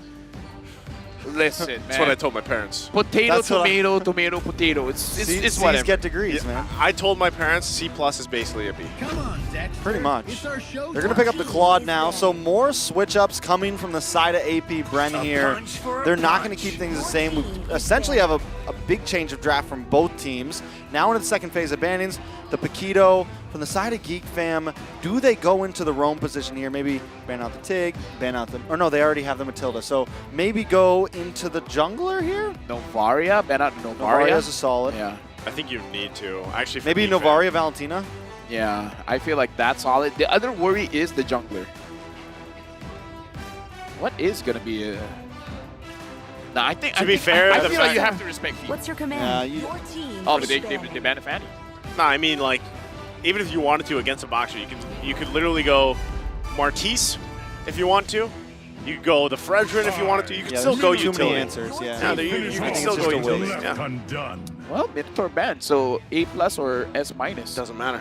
Banned out. Kids at home, you can negotiate your scores with your parents. Yep. It's like, well, you didn't get an A. B plus is basically an A. I heard minus. it on the M5 broadcast. Yeah. Trek said From it. LaFell. Trek said it. Trek said it. I did not. I said Minotaur is S minus. I said Minotaur's A plus, and And then Naisu was the it one was that's like, yeah, Naisu. Naisu. All right, Naisu's the one. Well, I was a teacher in the past, so you know. You can use that. Naisu was the one that taught me a lot.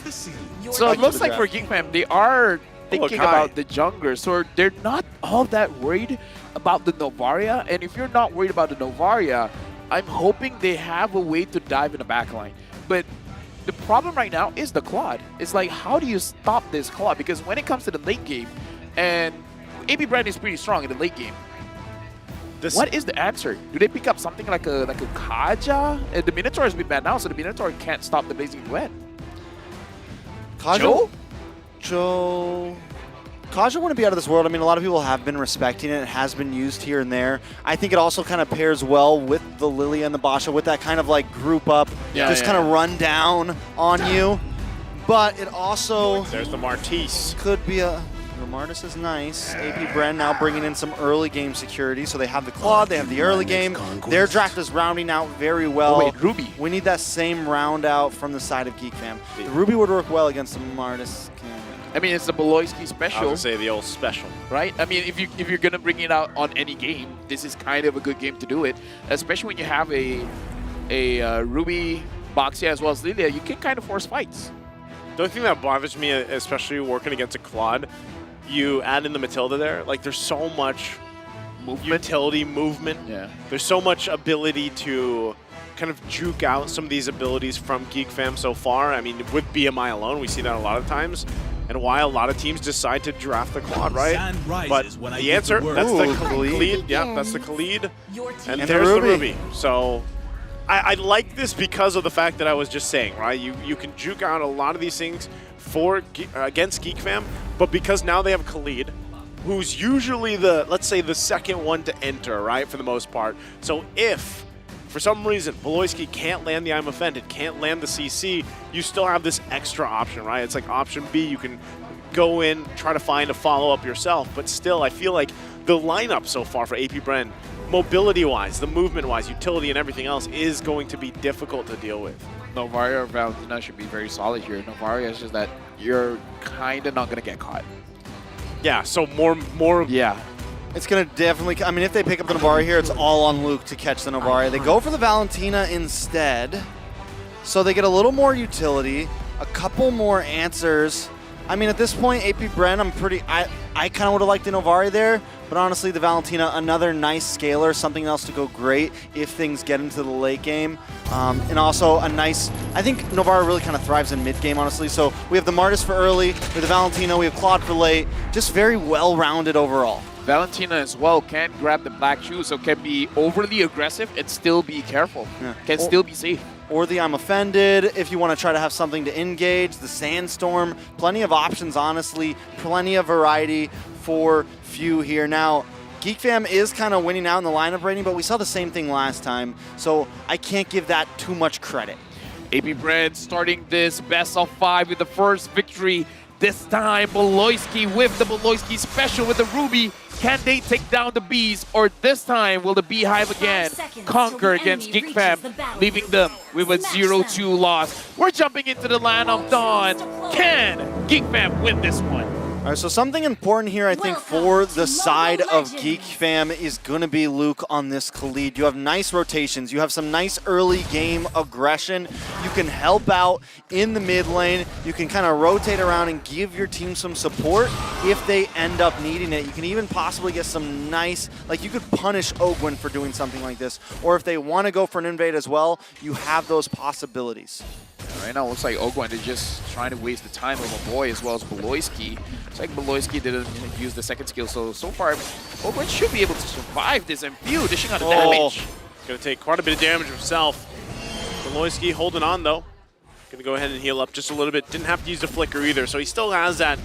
But once again, this is what you expect from the roamers, right? Put the pressure on early on into the jungle, try to get a little bit of an advantage that you can. And once again, big thing for Geek Fam is not letting early on that lead slip out of your hands right away, right? This is the scary thing about a Martis pick. That early burst potential even from a Decimate alone, and then the snowball potential from that, if it happens to be a double kill, is, you know, quite scary. We've seen that in previous games throughout M5 so far and how out of hand that can get. The thing about the Martis is kind of all in. So Geek Fam, I feel like if they're able to level up fine, fight around the turtle, try to punish the Martis, and then try to get for that turtle. A little bit of action up top. Geek might try to go for the play here. Going to try to get Flap TZ here, but Flicker will do just fine. Now Kyle TZ with a response to back him up, but ultimately nothing happening. Turtle now going to spawn, though, for both teams as they get in position. Still trying to get that level 4 as well. So they'll go ahead and just get ready for that. Yeah, a lot of players still waiting on the level 4 spike. This first turtle could actually be a huge one. We have a lot of players from both teams here. Beloyski, though, still on the mid side, and without him, it could be hard to get some of these sets. It's going to kind of be more up to Luke to maybe dive into this back line. Looks like he's trying to get that angle. Penalty zone going to be used by Flap. Still whacking Marky here. Trying to keep him at bay. Won't be able to get the turtle. First blood going to the hands of Kyle. Teasing with the response from Luke. Comes through. Now he's dealing with it. Has to flicker out. Beloyski and a boy here to help him out. So the 1-for-1 trade. But it was Kyle TZ that went down. Beloy, now the focus. Both teams still working for it. Beloyski a couple hits away. Gets taken down. Marky making his way back to get this turtle. So Marky secures the objective. It's the plus of being able to get there a little bit faster, right? Because they both died right about the same time.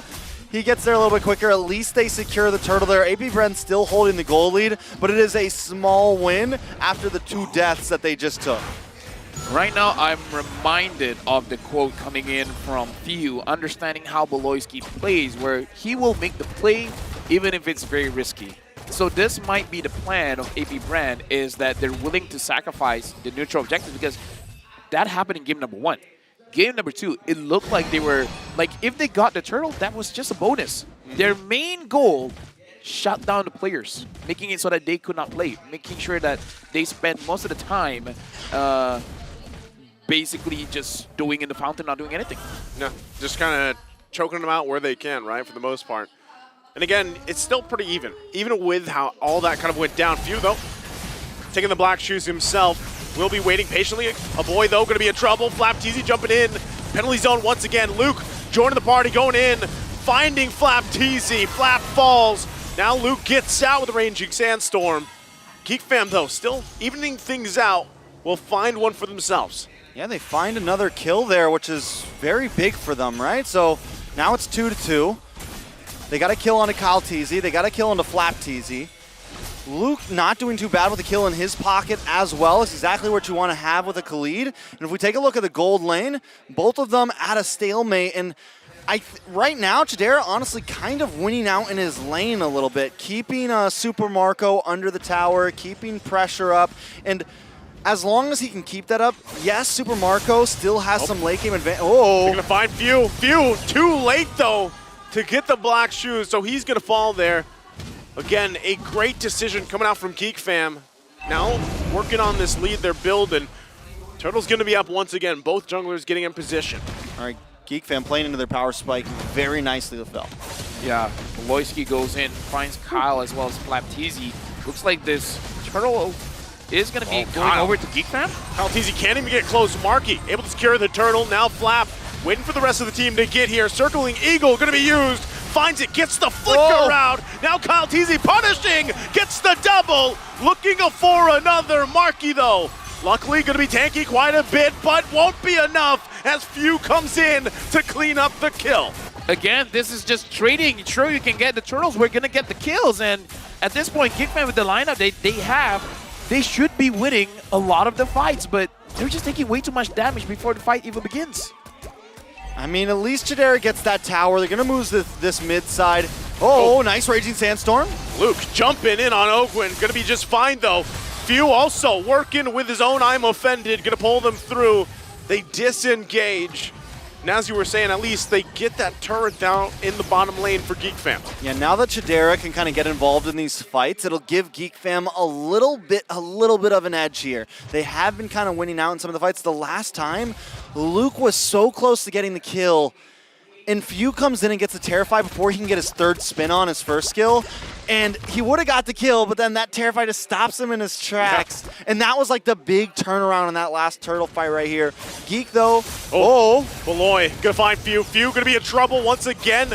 Tries to get out with a guiding wind, but the damage is too much as he falls. Ogwin trying to keep the map bay from getting the tier 1 in mid lane. Kyle Teasy gonna go for it, gets the Decimate on top of Chidera, just like that in the mid lane. And they work for Beloyski as well on the bottom side, but doing work. Luke on top gets the turret. Kyle Teasy getting that kill onto Chidera is actually huge. It is. Because the moment he got the Berserker Fury and he was able to take down a turret, that was the moment that, all right, guys, now we can move as 4. Move as a unit, because if you have the Ruby, the Lilia, the Bruno, and the Baxia moving together, they're basically going to win majority of fights, but getting the kill onto Chidera, that's going to stop them for quite a bit. Well, once again, fighting for the objective here. 2 for 2 so far for Geek Fam. Marky trying to get in position, rolling around. Ogwin takes quite a bit of damage himself, has to flick around. Marky will get the next turtle. 3 for 3. Few taking the brunt of the damage. Black shoes, but Chidera wants the kill. Won't be able to get it though. Now Geek Fam making their way towards the mid lane. Looked like Kyle Teasy was still hungry for more, but they have to back off even out of their jungle. Right now, honestly, if Geek Fam plays it well, they can actually get a lot of objectives on the map without actually going for the kills. They just got to zone people away. Luke zone everyone away, a boy just dealing the damage, same as Chidera, and then don't risk things out. Just poke them, make them go outside of their turret, you know, just to go back to base, and then grab those turrets for free. Man, Luke and Chidera are gonna start hurting more and more and more. As you mentioned, the Berserker's Fury's in. He's got the Haas Claws. And then we take a look at Luke. He's got the Blade of Hebrides, and now he's got some penetration in as well with the Malefic Roar. And that's gonna have to be something that AP Bren watches out for. Luckily, Super Marco hasn't taken a death yet. So he's a little bit behind Chidera, but there is a possible late game saving grace with Super Marco on this Claude. Focusing once again, Beloyski trying to keep the map bay. Worldly going to be used. Now Geek Fam looking for the collapse. They're going to jump on Few. He's taken out. Luke goes in with Raging Sandstorm. Not going to find the connection he's looking for. Kyle Teasy. The heal. The heal is there for the Sand Guard as he gets punished. It's a double for Chidera. And they punish AP Bren. What a deny. That heal, that was just literally slivers of health right there. A beautiful play from, who is this team right now? Dude, where was this that last game? Like I said, warm up, right? They just needed to warm up. And I would say AP Bren, they wouldn't want to make the mistake of going in when they don't have to, because if they want to go onto Chidera, try to kill him off as quickly as possible, even though, yes, they went for Beloyski, but Beloyski was able to survive, and then, oh wait, did you use all your skills? Chidera's just going to jump back in, so it's something that they have to be careful of. The burst coming in from Geek Fam is quite strong, so if they can get a kill very, very quickly, and then maybe get out. I definitely like it. Now, this is going to be first Lord of the game. Geek Fam definitely holding an advantage, but I like that they're pacing this out. They have the long lane down bot. They have an advantage down there as well.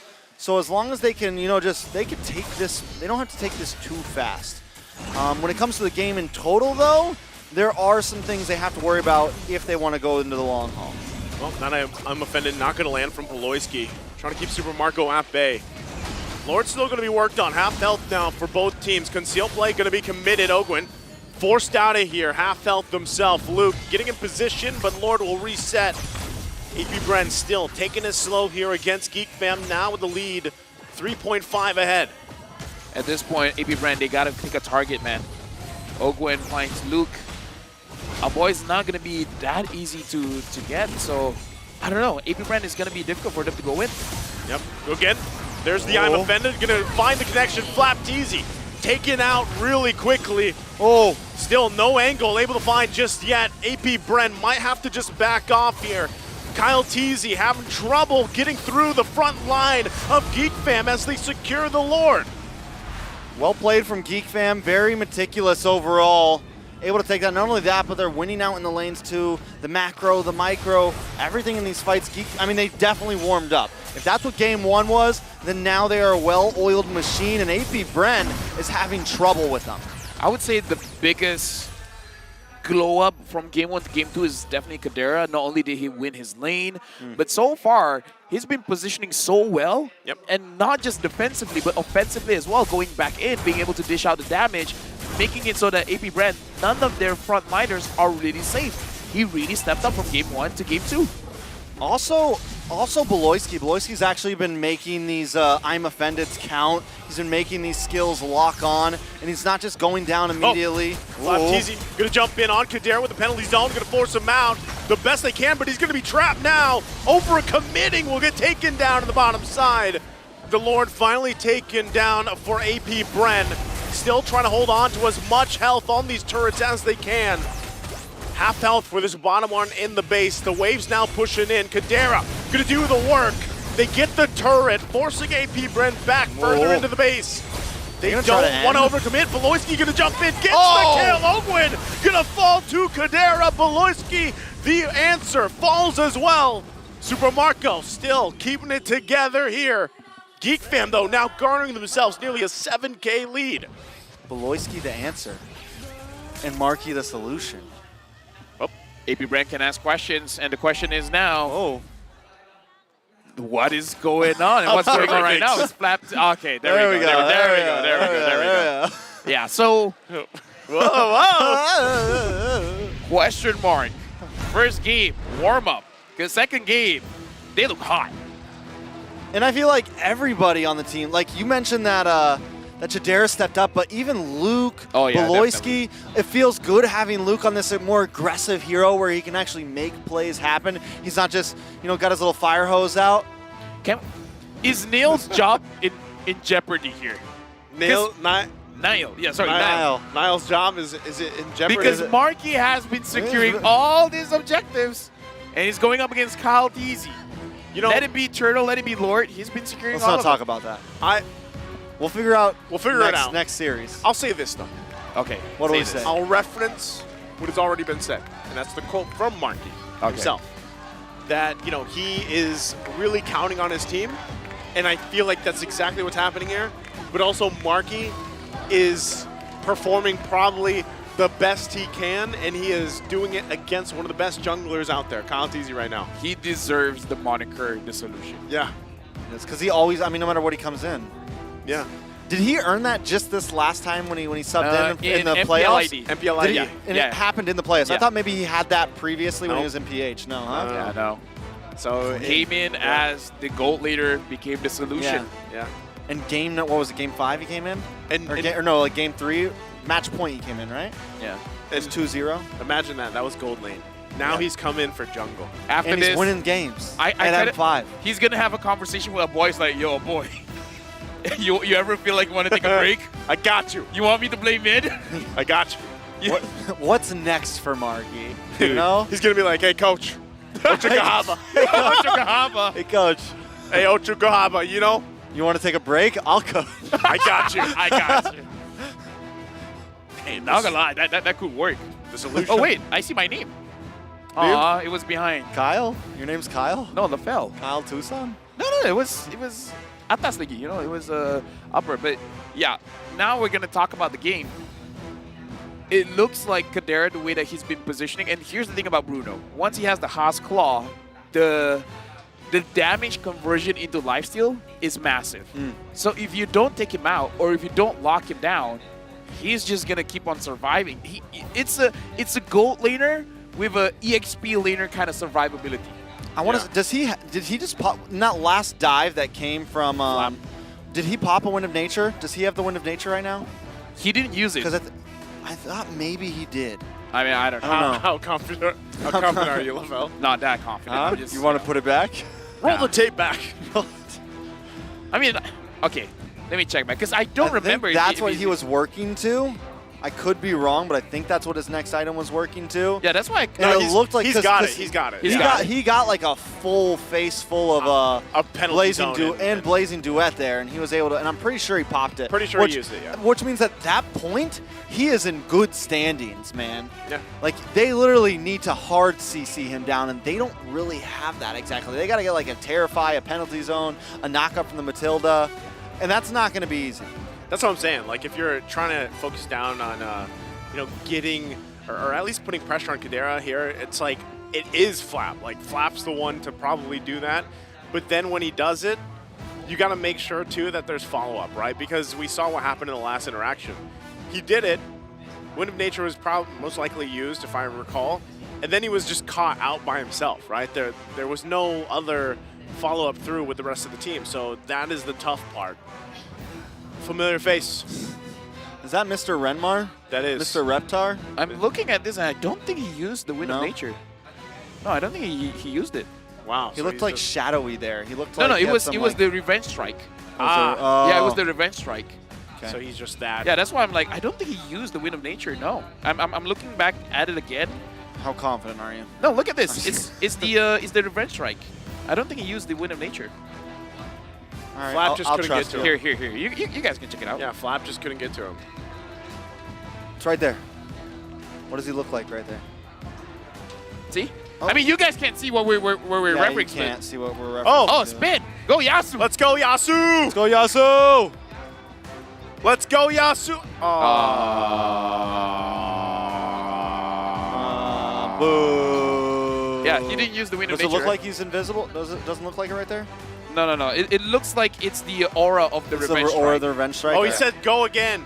Oh, well, we're going in the game. We're going to the game. You know what, Yasu? Just tell us what happened. Yasu can't hear us, sadly. Yeah. Big L, Yasu. Big L. Roll again.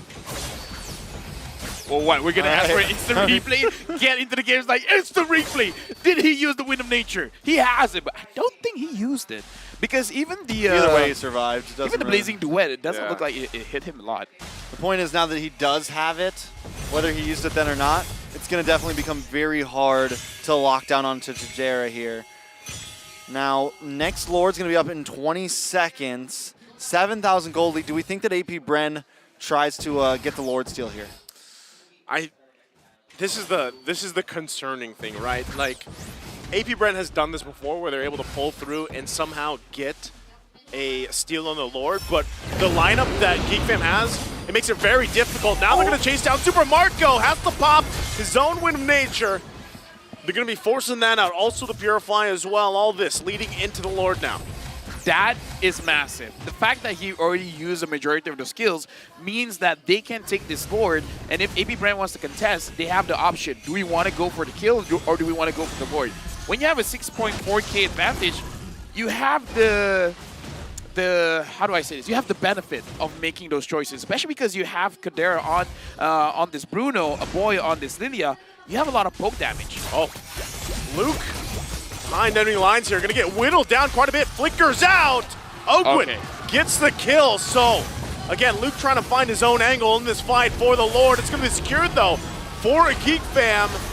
But AP Brand might still want something. Again, it might be better they defend in the base, at least put some pressure, at least in the mid lane, tier 1. Just one hit away, essentially. They're not going to be able to get it just yet. AP Bren still has to be on the defense. Okay, I would say that could have been a win for AP Bren, at least getting something there. But the fact that the wave comes out and now Lord is going to be a little bit delayed, Luke's going to come out just in time. And overall, Geek Fam's okay with taking a loss to get that objective. Yeah, I would say it is more a favor towards Geek Fam.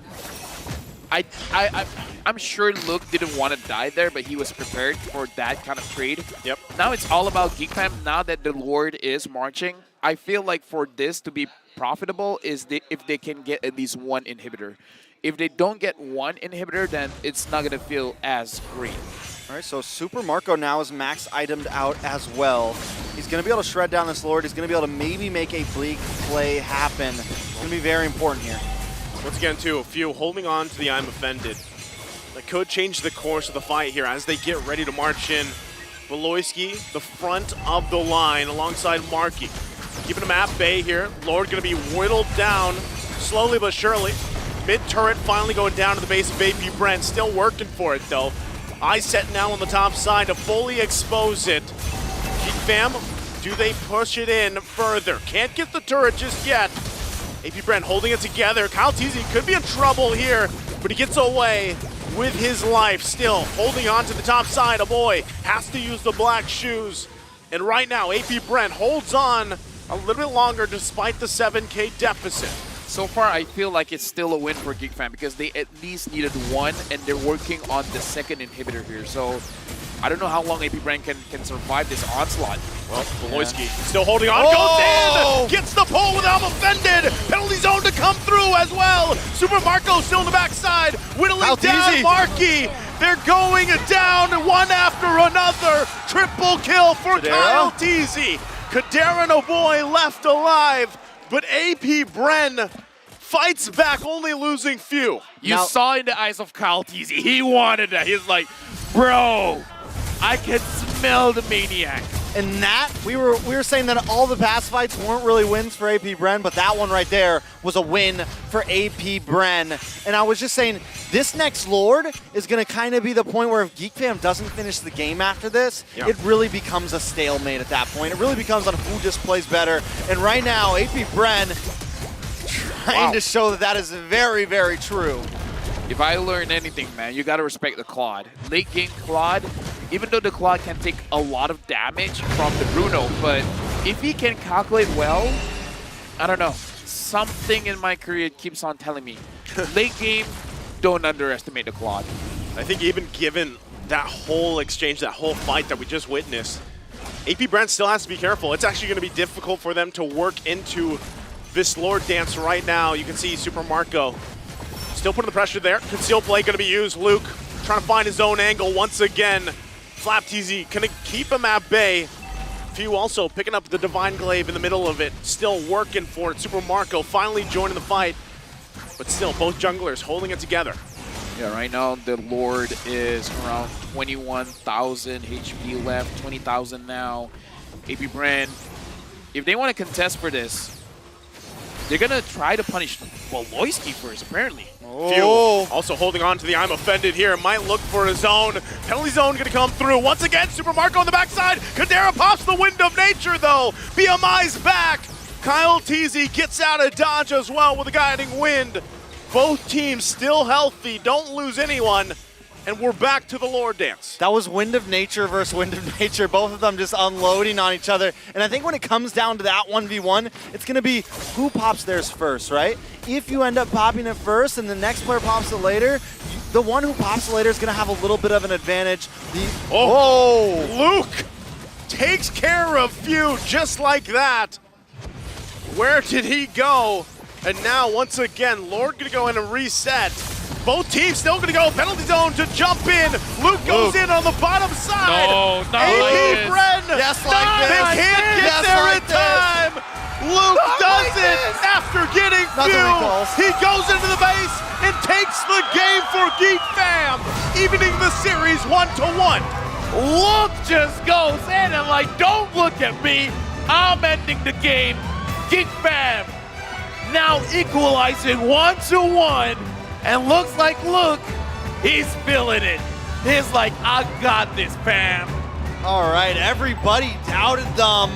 And right now they have equalized the score 1-1, and in a wonderful fashion. They controlled that game the whole way through. And right when control was almost lost, Luke comes in with the backdoor plays and just seals the deal. Man, again, there it is, right? Niall. Where's Ocho? Giving some words over to Marky. Ocho, where is he? Well, look, regardless, man. Shadows. You gotta say, Marky's doing an outstanding job. Outstanding. Outstanding job here. The rest of the team really rallying behind him as well, allowing this, like we said, from game one, it was their warm-up game, and they came out swinging for game two. They're online now. Whatever the pep talk is in the dugout, it worked. Because this is a whole different team, man. Because at this point, they go in for those trades around the neutral objectives, and then they get what they want and more. I love this. I love the fact, too, that, you know, once again, the ability to give that gold lane experience, like I like to call it for Chidera there, to shine on this Bruno as well. The damage was great. The timings for a lot of things overlapping was great. And now we got to look at the MVP of this game. We see Ocho Kahaba. He's there. But looks like, look, it's going to be the MVP again. Dude, 2, 3, 4. The KDA doesn't matter. KDA doesn't matter. KDA doesn't matter. Big posh. 40% kill participation doesn't matter. He deals the damage. He creates space. He ended the game. Throw the Kada out the window, because what really matters is making the play when it matters. And that's what Luke did today. All game, I probably would have said it was Chidera. But Luke takes that MVP very, very quickly there. Dude, again, the way that I gotta say, I almost would have liked the Novaria pick better for AP Brent here, because Few had such a hard time, and Luke made this apparent, especially as we get on through the course of the game, right? He was everywhere he needed to be. Sometimes he was there as that first option in the fight, sometimes the second option here, punishing them. And even later on, when you see, you know, the quick sand guard really extend some of these fights, it works out so well. Once again, a great performance from Luke and just Geek fam all around.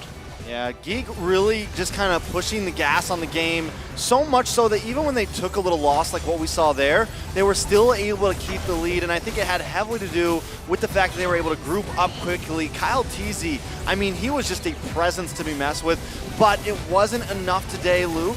Almost going out there, but that was when I knew, oh my God, Luke is online. It's like one of those situations where it's like you activated my trap card, and my trap card is a quicksand guard. And at that point, you're in too deep. It's like, oh no, what have I gotten myself into? Most definitely. Now, this game actually went on a nice amount of time, and they comboed up very well. And this is once again Kyle Teasy just showing that he will not go down.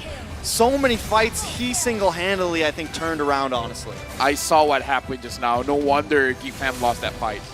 Kadero was hitting the orange bump. Yeah, he was hitting the orange, but like his position there, like he needed to be on that side, right? Away from all that chaos. And once again, Luke going and ending the game himself after getting that kill on Few.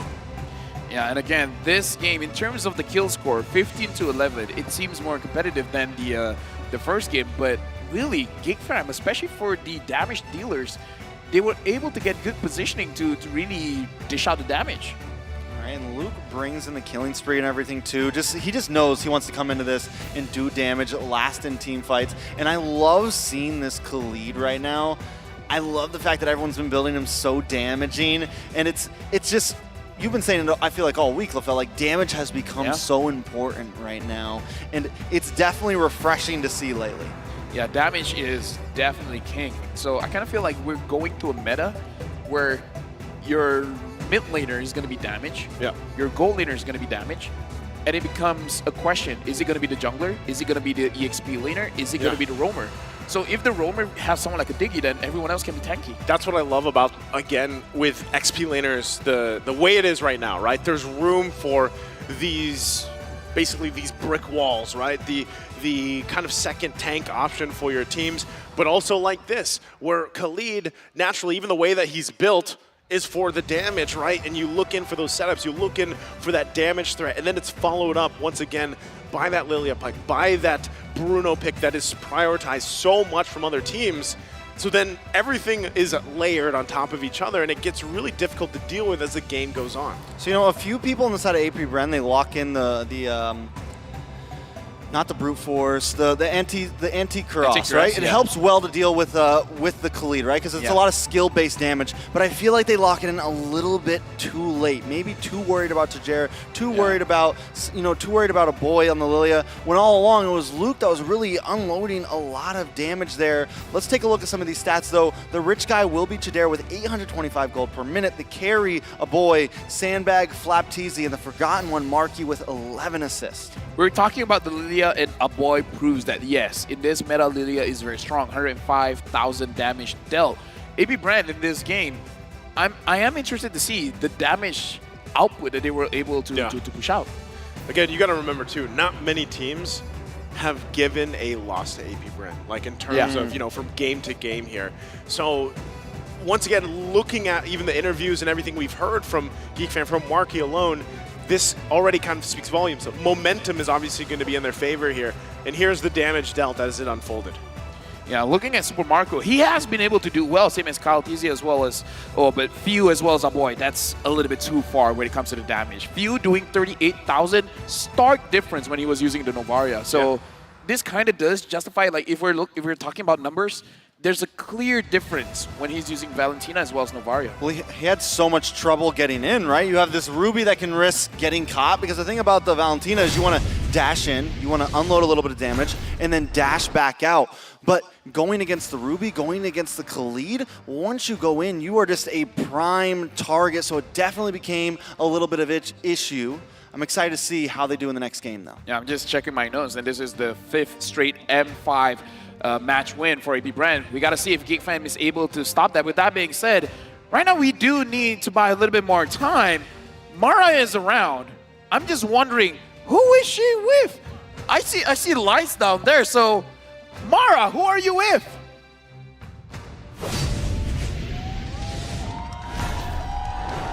Oh, it's getting exciting in the land of Dawn. 1-all for AP Brand versus GeekFam. And now we're going to have some excitement here on the floor.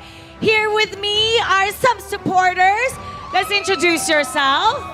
Hi, I'm Icy, Few's fiancé. Fiancé! Patingin ng sing-sang. Let's take a look at that ring. Few's fiancé. And over here, Chuck's TV. Chuck's TV.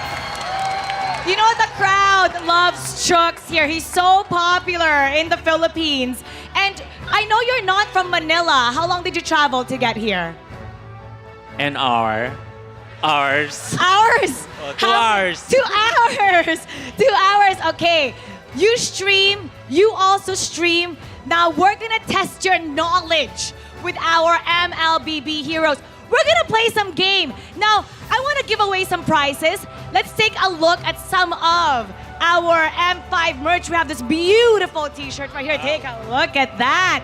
We're going to be giving this away to the winner. We also have this keychain, this M5 keychain right here. And a lanyard. We're going to give it away to a lucky fan. Who will win this? You're the lucky fan? Okay. Because you're here front and center, you're going to play. What's your name? What's your name? I'm Rob. Rob, who are you rooting for? Oh my God, GeekFam. GeekFam. Ikaw, who are you rooting for? GeekFam. GeekFam also. Of course, this is Brand. Okay, you know what? He's been here since day one. What's your name? Jason. Jason. Okay, Jason, Rob, you have a chance to win this. What you have to do is act out the hero, Jason and Rob. And Chucks, Icy, you have to guess who the hero is. This is team 1, this is team 2. All right, here we go. Guess the hero. Okay, Bato topic, who will go first? Bato topic. Rock, paper, scissors. Okay. Okay. You want? Okay, ulit daw. Again. Rock, paper, scissors. We're not thinking here. Okay. Do you want to go first or do you want them to go first? They'll go first. Okay. Chooks, close your eyes. The first word. Chooks, close your eyes. Turn around. No, you can look because you're going to act it out. Let's show them the word. Let's show them the word. The hero is? Okay. No, you can't. You can't. Did you see it? Nakita mo ba? Nakita mo? Okay, okay. All right, all right. Are you ready? You have 30 seconds in 5, 4, 3. Now you can turn around. 2, 1, go. Angela. Okay, no. Angela. Okay, let's do another word. Let's do Hoy, Jokes! Marangal kang tao, ha? Wala ko na magic ako eh. Okay, okay. You're magic ka, magic. Oh. Close your eyes again. You can't see. You can't see. Another word, another word. Okay, we're gonna protect this. We're gonna protect this. Let's show it again. Let's show it. Let's show it. Let's show it. Ayan. Okay, you ready? You're ready. You're ready. You're ready. You look at the camera. Okay, Chucks. In 3, 2, 1, go.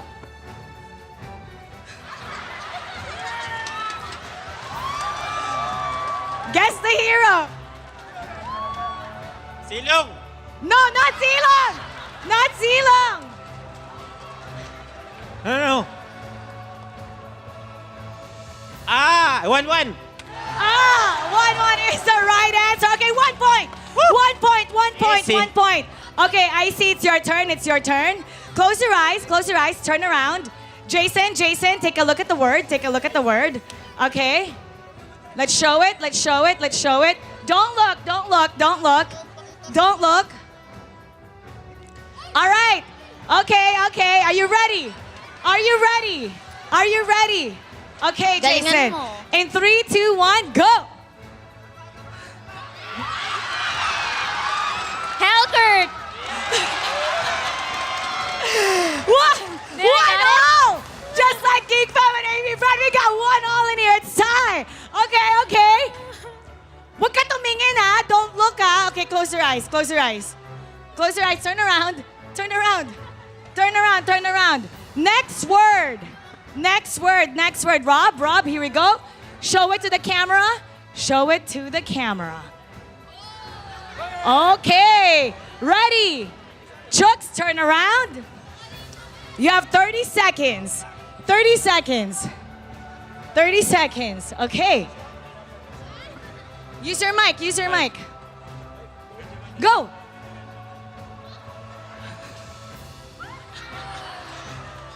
Mikos. Oh. Yeah. It's not Mekis. Not Mekis. Khalid. Nope, not Khalid. Pani. Not Fanny. Keep Ano? going, keep going. 10, 9, 8, 7, 6, Silong. 5, 4, 3, 2, 1. Ewan ko sa'yo. Nope. The right answer is Balmond. Okay. Sorry, kamukha ko, sayang. Oh, he said sorry, he looks like me. All right, your turn. Next word. If you get this, you will win. Okay, we got it. Turn around. Go closer to him. Ayusin mo. You have 30 seconds. Jason, go. Matilda? Congratulations! Jason, you won our M5 merch. Suotin mo naman.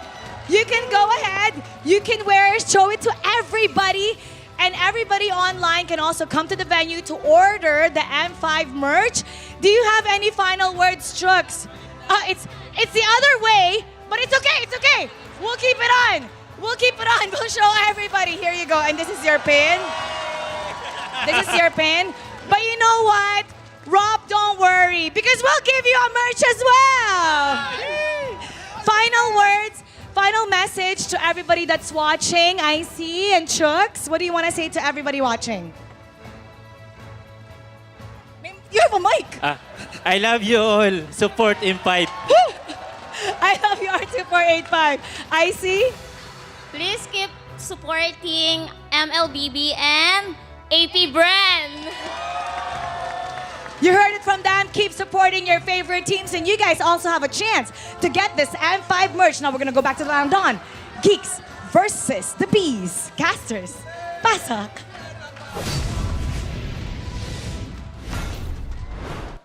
Let me just say, I hope his phone is fine. Number one. Yeah. Number two, my Helka would be a little bit more different, but you know, she got it either way, so that's great. And Number that three. was fun. By the way, Mara, just letting you know, Super Red is somewhere around the crowd, so you can approach him for the next interview. If we got to get to there. If we get to there. We got to get to the next interview, right? You know what I like? What do you like? Quotes. Quotes? I think we got a quote here. Speaking of quotes, it's from Marquis. Strategy versus Kyle Teasy right here. We still need to be ready, but I don't think I can keep up with them, especially Kyle Teasy, because I'm not really a jungler. I'll just break his fingers because I'm sure I won't win against him. Yeah, so That's what he meant. that's what he meant. Is that why he's been securing the retries? Kyle, is your fingers okay? I think Marquis done something, man. Dude. The Shadow Analyst strikes again. What is it? The Shadow Analyst is Hellcrit? Yeah, and he broke his fingers. Speaking of, there he is. What have you done, Marquis? what have Showing you his done? own fingers. Look at my fingers. It's all good. Hey, that's why the key to victory, by the way, was protect Kyle Teasy's fingers. Okay, Can we see Kyle Teasy's fingers? Camera, let's look at Kyle Teasy. Yes, please show us Please. Kyle Teasy. We see Marquis. He's okay. He's in perfect health. All right, thank you very much, camera. They're moving. They're moving. Oh, okay. I mean, looks all right. His fingers look okay. Closer inspection. Oh, yeah. It's all good. It's all they're good. fine. If he can. Oh, he's checking. no, He's checking. no. Is it okay? He's got a paper cut. On the phone. Have you ever tried to retry with a thumb paper cut? Is that what the Shadow Analyst did? Hey, you want some papers? No, it's just the way it is. But let's say this though. Marquis has done a fantastic job so far going against that matchup because You've done a fantastic job. Thank you. And I feel like he was a little worried, right, about the matchup initially, but as a team, Geek Fam, you even said this so yourself. Yeah. They look like a different team, right, so far. Completely. And I kind of feel like the things that were improved was the macro and the decision making, because this time it didn't look like they were forcing things out. It looked like if there was an opportunity, they'll take it, sure. But if the opportunity isn't there, they won't force it. I kind of feel like the decision making and the macro is a huge difference in game number 1 and game number 2. But the same thing is, we're going into the draft game number 3, where we saw first pick Bruno is doing very well for Geek Fam. Are they going to keep able to get this Bruno? We'll see. Yeah, or is AB Bren going to take blue side this time? No, AB Bren stays on the red side. Geek Fam, I mean, that's showing that AB Bren thinks that, okay, maybe we made some mistakes here and there, but we don't exactly think it had to do with you getting first pick. And if we have to, we're still willing to give you that Bruno. Here's the big change in bans from last game to this game, though. They take out the Basha. Yeah, I kind of feel like the Baxia, again, targeting Marquis, because we saw even in the keys to victory, target Marquis here. The Bruno has been picked up. The Claw, I would say wasn't bad. I would say the Claw wasn't bad. But if you want a direct matchup, maybe they can pick up something like the Ixia last pick potentially, just to make sure that if there's no dive at all, then maybe they can get that. And third Matilda in the row for Ogwen. So they pick up the Matilda, right? And I feel like this is just their game plan so far. A lot of the times, we even talked about it in the previous game, right? Working with the utility, the movement, but I loved what Geek Fam had to answer that. It was just really the momentum that they started. Paramis, we there's forgot. the change. This is interesting, right? To live Valentina is to trick or Lilia? I think actually, that's a good question. I think I would actually go with Lilia. I would go Lilia as well. A boy had a great Lilia game last time. Yeah. And then you don't exactly, and then game 1, his Valentina was a little, sus, I would say. A little sus, honestly. So they do go for the Lilia. I think he felt comfortable on it. It's a great answer to the Faramis. So, I mean, you don't have to steal it with the Valentina. You just beat it, right? Yeah. At this point, I'm thinking for AB Bread, do they go for a... All right, so they went for a Frederick here, because I was thinking whether the Frederick or the Martis, because the Martis just now, we saw what he was able to do, but it just wasn't enough. Yeah. I think when you lock in the Fredrin here, too, you're just matching for the most part, right? Once again, utility for utility. This technically, you know, the fact that we have seen teams flex it, of course, I don't necessarily think that's going to happen here this time, especially since we have the Matilda, the Fermis locked in. You know, for the most part, though, with that, you're coming down to these objective fights and the takes, right? How do you want to play around that? And really, it leaves to question, what do we take for the gold lane? Because once we get through this second phase, there's probably going to be a focus at least on one of the gold lane options for AP Bren from Geek Fam, right? Maybe that's the Claude. Maybe they decide to go ahead and ban that out. So it forces, once again, that matchup against Bruno versus the Brody pick. Yeah, but here's the thing. Banning out the Minotaur here, it's giving a signal to Geek Fam. It's like, how do I say this? AP Bren is asking Geek Fam to ban away the Claude. Because if Geek Fam doesn't ban away the Claude, then, you know, one of the heroes that can fight against him is out of the picture. So it looks like AP Bren is baiting. Because we know Coach Ducky. He's a brilliant guy. He won't show his hand too obviously, you know? You know, here's one thing, though. The fact that they picked up that could kind of hint to the fact that I agree. maybe for EXP lane Flap Tuesday, they want to go something a bit more aggressive, and Geek Fam maybe calls that. Banning out the Dairoth here, banning out some pop. Both teams are having more or less the same idea here. The EXP is going to be very influential in the series. Yeah, this It's my match way alone. or Okay, the so they take out the Iksha. So this leaves the, you know, you Claude, could still Brody. go Claude, could go Brody. I guess at this point, Geek Fam's like, take what you want. You know, we got our Bruno, we're happy with it. Not only that, but we got the Lilia as well. So two heroes that we love to play into this, and just we'll leave it up to you, AP Brent. Yeah, I think Jadera just feels confident. He's probably like, it's okay, give him the Claude. Like we're not stressed about it. Jadera feels confident against Super Marco right now if that's going to be his pick overall. AP Bren going to take their time. So Claude, I think Super Marco could still do well in the Claude, and especially now that they have the Fermis, they have something to kind of buy them some time through the mid game to get Super Marco where he needs to be. They also have tons of movement, so if they need to go and protect the gold lane, they have those possibilities with the Matilda and the Fermis, plenty of options, and that's exactly what they're going to lock in. Geek Fam need to respond with EXP, and there goes the Khalid again. A MVP. Beautiful answer to the Fermis. I mean, MVP performance, why wouldn't you? The hunt And begins. more or less Right. the same. More or less the same. And it works. It works works. against the Fermis. And this time, I would say the anti-synergy between the Ruby and the Akai is not really that bad. It's because... Not like the Tigreal. Exactly. So even if Ruby pulls someone in, it's not going to be as bad as Tigreal, I would say. Especially because I believe that the cooldown for Ruby might be a little bit lower. I could be wrong there, but if I'm not mistaken, I feel like Ruby's cooldowns is much lower. Also the downside about the Tigreal is usually when you have the implosion, you go for the slide, right? And then try to knock him up as well. And that's where it messes things up a little bit. This is interesting though. Phoveus. Phoveus going to be locked in here. So that is for the XP lane. I'm not going to lie. I'm not exactly sure how that matchup is going to be. I'm not super sold on it either. Like, I mean, yes, I guess against the Khalid once he hits level 4, there's some possibilities there. But here's the thing. And also it can target the Ruby. But the thing is, Ruby wants you to jump in on her. Ruby's like, all right, come on. Then I just click my sorry and my second skill, and boom, you're locked up in the midst of us all. You know what this does really well though? What? It answers the Jadera problem, the Gadara problem, right? You demonic force towards him, you put the pressure on him so that, because last time it was the Terizla, and when you jumped in with the penalty zone, then you couldn't catch him. You're left as a sitting duck. So, and maybe this time that's the answer here to deal with Jadera's movement. Well, when we're talking about Geek Fam, we have the solution, we have the answer. Flap Teasy. Are you going to be the one, the problem for Kadera? Or will Kadera be having all of these free shots all over the game? Welcome to the third match in this best of 5 series. Welcome to the Land of Dawn. Geek Fam equalized it. Which team is going to go and have the match point? All right, so when I look at both teams and I'm thinking about any of the win cons and I see AP Bren, now that they've kind of finished off their draft with that Phoveus, the Phoveus isn't bad exactly, but when it will really come online is going to be in the late game. Same thing with Super Marco. So I think overall, trying to bide time, AP Bren, Geek Fam have this wonderful mid-game spike with Luke, Jadera, a boy, a great level 4 with Beloyski. I mean, just lots of possibilities. And in this laning phase, Luke is definitely going to dominate Flap Teasy.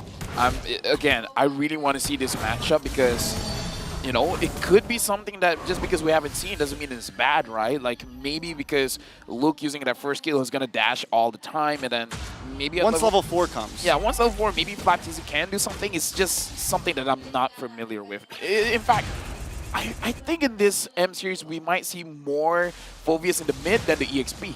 Yeah, not typical to see him in the XP lane for now, but at least from what we've seen, and even looking at the emblems here, anything sticking out? All the movement speed on the side of AP Bren. Even Phoveus has it because they know once mid-late game comes, he's going to need to move around. Also, he needs to be able to keep up with Khalid when Khalid tries to rotate into the mid side, when Khalid tries to go and help the team out. Okay, they're going to grab Marky back here. Valoisky there to help him out. Doesn't have the level 40 yet, so just going to disengage as both teams get prepped and ready for this turtle in just a couple seconds.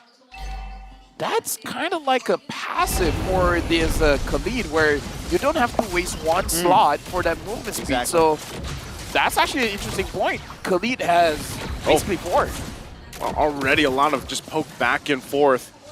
Speaking of Khalid, Luke's got the level 4 now, so he's going to join this front line here for Geek. Marky has to get a position as well for this if they want to contest it, but it's going to be driven back with the Demonic Force from Flap. That's exactly what they want to do here. Luke, not sure if he wants to take a chance at all on this. It would be better if they just give up this first turtle to AP Bren. That's exactly what happens as Kyle TZ walks away, secures the objective. Well, we saw the usefulness of Flap TZ on this Phoveus. Okay, I'm sorry. How dare you? There's the punishment. It's like, it's our job. I'm sorry. Well, don't think there's going to be any answer from AP Bren. So essentially, yeah, they get the objective, but first blood in the hands of Luke, who once again had that MVP performance on the same hero from the previous game. Yeah, and that's exactly what you want with the Khalid. And now Marky already shoving into this orange buff, going to be able to take it, and that's going to be taking so much away from the hands of Kyle TZ. Yep, Circle Eagle going to be used. Focus now on the top side. We'll see if AP Bren responds to this. Once again, Super Marco dealing with everything right now. Heavy spin. Pops the Purify, though. We'll be able to get out just fine because of that Purify. I like the timing. The moment he has the Haas call, they all went for it. Oh, Luke going to be in trouble this time. Tries to get away. There it is. Kyle TZ gets the kill. So they answer back to Luke on the bottom side. Now back to the top. Ogwin and Super Marco just being forced out of this lane. A lot of gold, a lot of pressure here going to the hands of Geek Fam. Up to Kadera as he works on that turret. Yeah, it's very nice as well that Kadera does not try to take down the turret as fast as he can because he wants those minions to die. Like, winning isn't enough. You want your opposing laner to lose. I like that kind of mentality. It's not enough for me to win. Yep. I want to see you lose. And those little movements have already given him a 600 gold lead. Putting him, oh boy, in trouble here. Already used that black shoes. Beloyski now a little bit late. Should be able to slide on through, but is going to be stopped as Kyle TZ gets the kill there. Now AP Bren, their sights on this purple buff, trying to make it hard for him to get. Marky, though, still going to be battling out. Appraiser's Wrath going to come down. Heavy spin going to be used. He takes a couple shots from Kadera, goes under the turret. Marky quite low. Has to use another realm. Still going to be battling out. Luke now focusing on Kyle TZ, forcing him back as both teams battle it out until the turtle comes up. As we take a quick break here. Hey, you know what? It's fine because we got to talk about how tanky this Fredrin is. Much different than the Martise in the previous game where the Martise has more damage but lacks that frontline capability. So quite a big difference now that Kyle TZ is on this Fredrin where he can absorb much more and gives a lot of time for his damage dealers to dish out the damage. Not only that, but we've already seen Phoveus have the turnaround, start to have the advantage over Luke going against that, able to proc the Demonic Force and everything. Even like Lucas said, like, can I even use my Raging Sandstorm to try to run away? Because once you do, you proc it once again, and he doesn't really have, enough dashes to escape, to kind of trick the Phoveus and move away right before the animation happens. Phoveus has an interesting passive. You know what it is? What is it? Play around me and you still lose. It's like around. Imagine trying not to dash when you're fighting. You're forcing yourself in a bad position. So the Phoveus gives, it's like a fake question where no matter what happens, what you is a lose. fake question? You know, it's like mess around and find out. No, it's like a what do you call it? I can't even think of a fake question that I've ever asked. It's not a fake. It's like, how do I? You know those tricky Tricky questions? Not tricky. Tricky disco? Basically, when I ask you a question, there's no right answer. Okay, ask me one of those. What number am I holding up behind my back? Oh, but your hands don't. A But your trick hands question. are- Yeah, but my hands will A keep on trick moving. question. So yeah, it's a trick question. Yeah. I just said so a trick question, and you said no. Nah. You're doing great. There's a different word. fam. There's a different word for it. All But right. basically, it's like if you guys dash, I'm gonna dunk on you. If you guys don't dash, I don't need to dunk on you because all of my friends are gonna dunk on you. You get what I'm saying? I'm just going to agree. Yes. Because we're jumping back in. What is that Yes. called again? A fake question? Okay, you know what? Ultimatum. Ultimatum's not it either. No, it's not it. Lavelle. All right, okay. Someone try to help me out. I'm sorry. It's not it. Someone type whatever LaFell's trying to think of as they battle it out for the turtle here. It looks like it's just going to be AP Bren, though, once again, as they secure the second turtle of the game here, uncontested for the most part. Geek Fam not still ahead, though, so they have the opportunity to give up that turtle. Yes, this puts AP Bren at a nice tied spot, but we definitely can't count Geek Fam out just because of a few objectives being lost. They've taken that top tower. Chidera's at the bottom laning, smashing down on that one, and that is their win con right now. Chidera just doing so well, hasn't taken a single death. Same thing with a boy, and those are two of their major damage dealers here. Yeah, looking at the goal earn as well, Skadera definitely has a very clear, what to say clear, it's only like 200 advantage-ish, so I'll take that back. It's basically non-consequential here. Beloyski, Kyle Teasy is having a fun time dishing the damage against Beloyski, and not enough damage there. I love how he continues to use that Appraiser's Wrath, right, with pretty much just on the go, forcing anything he can from Geek Fam, and that's kind of what you want to do, and maybe the reason why, you know, they went with this Fredrin pick. Aside from it being quite tanky. He's going to get zoned off, though, with the heavy spin. Slides on through, though, with finesse. Ogwin goes in with the Circling Eagle, but ultimately they just push Geek Fam back further away from the team here. All right, here comes Flapteezy, though. We haven't really seen him get involved in a lot of these like full-on team fights yet. I'm excited to see how AP Bren's composition works with that kind of spice added to it. Right now, Luke trying to protect the 4 members of AP Brand here. Luke gets pulled. Luke's going to get pulled. He's going to get dunked on. Goes in, flickers out. Not going to be enough as Few cleans up the kill there. They'll get the turret as well here on the bottom side. Continue to work on for AP Brand. Something that we have to say about the draft coming in from AP Brand, the Claude can be left alone. The Claude can be left on an island, and he can push all day. The rest of AP Brand, they can move as a team. And it's going to be enough damage just because the Faramis is going to build into a Lightning Truncheon. And Geek Fam, if they want to clump up together, they're just going to give more damage to this Faramis. We also have to point out that with Flapteezy moving... Ooh, wait a second. Okay, Flapteezy going to be focused a little bit here. Doesn't have the Demonic Force just yet, so still Turtle going to be fought for. Kyle Teasy and Marky.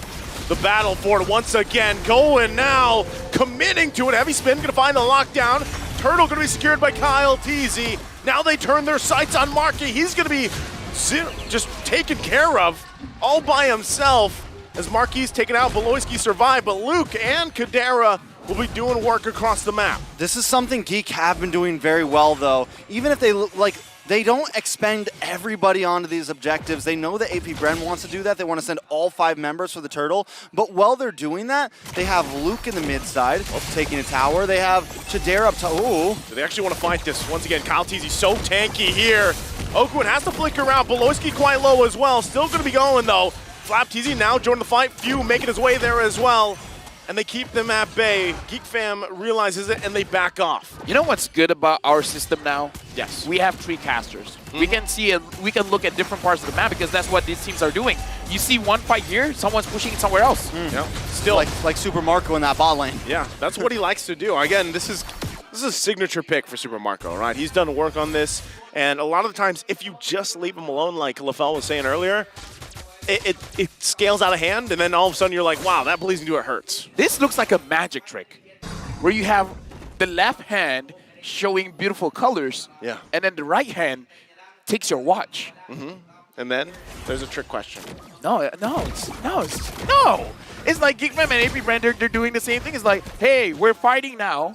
and then all of a sudden your turn is gone. So is it both gold laners? Because it's Kadera and Luke doing the same thing. Yeah, they are both trying to do it. But right now, yeah, Super Marco's doing a little better, I think. Yeah, I would say for AP Brand is more on the gold laner. For Geek Fam, they got Luke as well as Kadera. Yeah, because essentially both of them have 3 turrets down, right? So in a way, how long or who can pull it off longer, right? Until eventually it all collapses. Because that's kind of what's happening right now, even with that reference, you know? And this leads into these objectives now that the Lord is up. All right, Lord is up. Oh, Conceal gonna play. Beloisky jumping in alongside Marky. A boy and Luke gonna be caught too. Marky has to get out of there. Ogwin gonna whittle him down a little bit more now. Oh boy, trapped amongst it all, get taken out by few.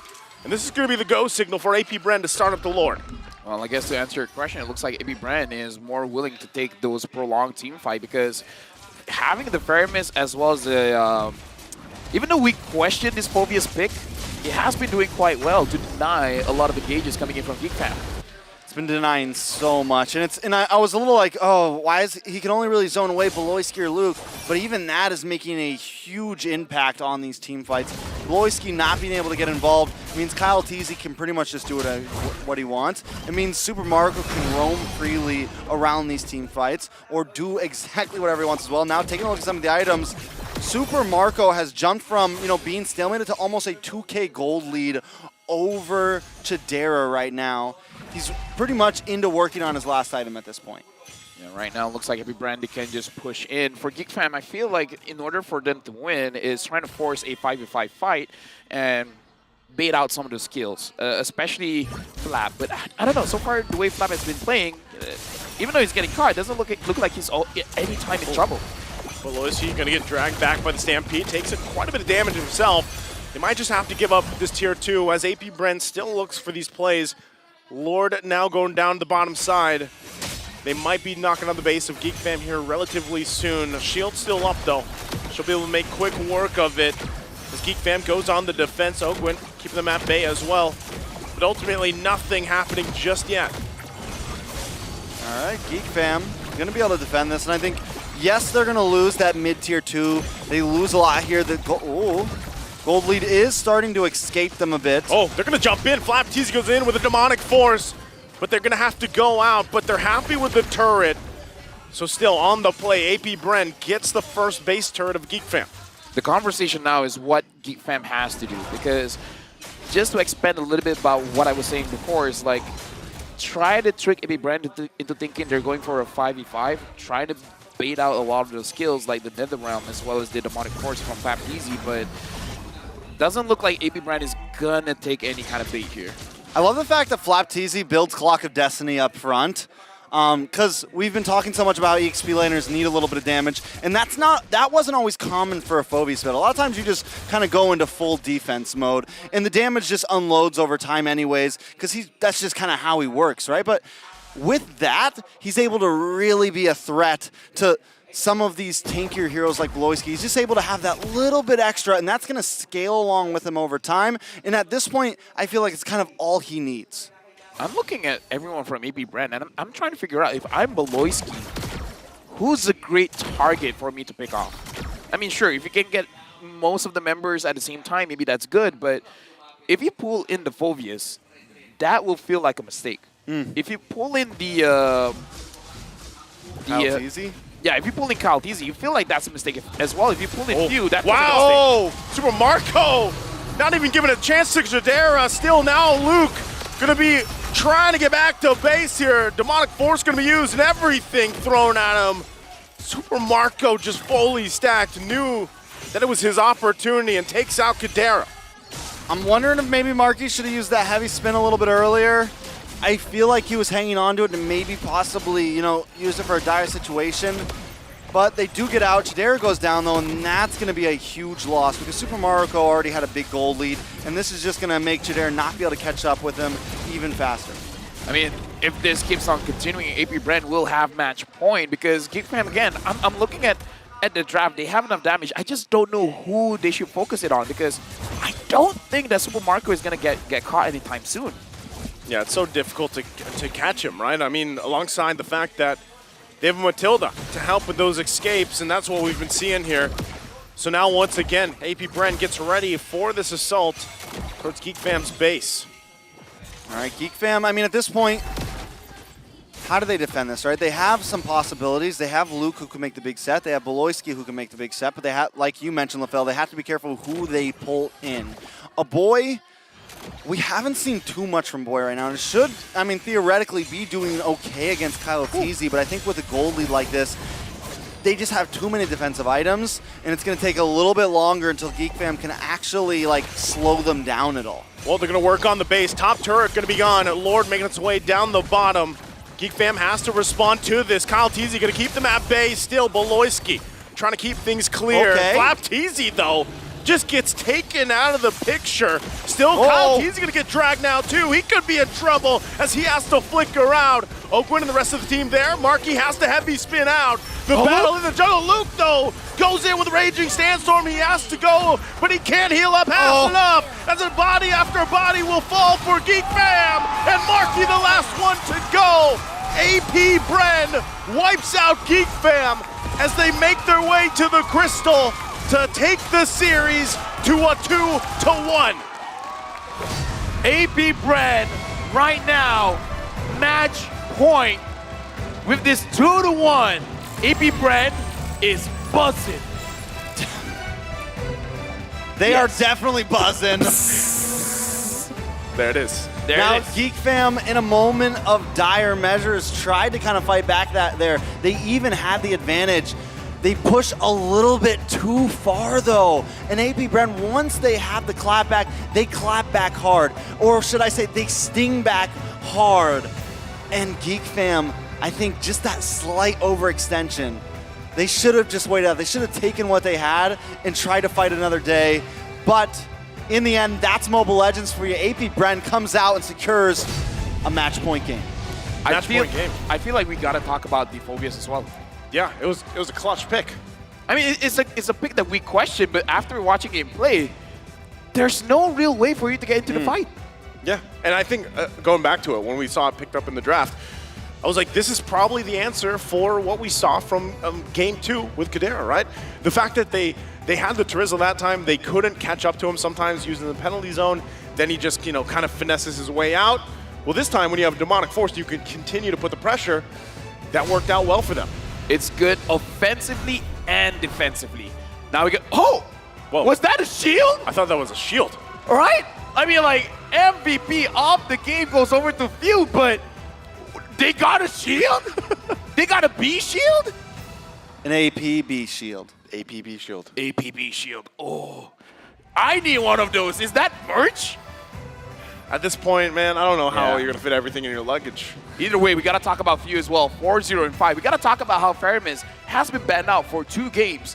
The one way it wasn't that true. It's just like, yeah, you guys are picking the Bruno. We're picking up the Faramis. Yeah. Faramis was clutch as well.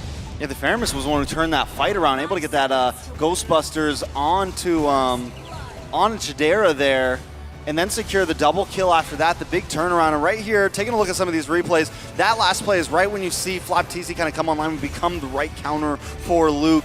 And at this point, Kyle Teasy's just securing every single objective. Marky, who had such a clean game too in those neutral objectives, just starts to fall behind, and all has to do with AP Bren moving as a unit.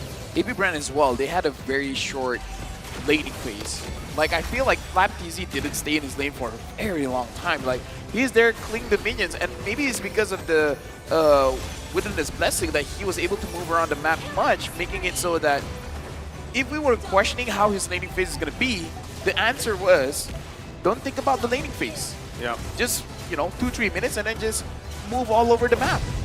Again, it was a crazy thing, as you took a look at the highlights there too, you saw how important the timings were, especially for the gold laners. The fact that you have Super Marco able to pick up the Wind of Nature before Kadera, that is what allowed him to go ahead and initiate that little interaction at the bottom lane to get that kill and to get that momentum into the base. You mentioned Flap TC rotating so earlier, and I noticed that as well. And in the beginning, it almost wasn't as good. Luke was kind of winning in the gold trade. He had about maybe a 500-600 gold lead right around the 5-6 minute mark. But that changed very quickly, and I think Flap TC sacrificing that gold but being able to work with the team as a unit ended up paying off tremendously.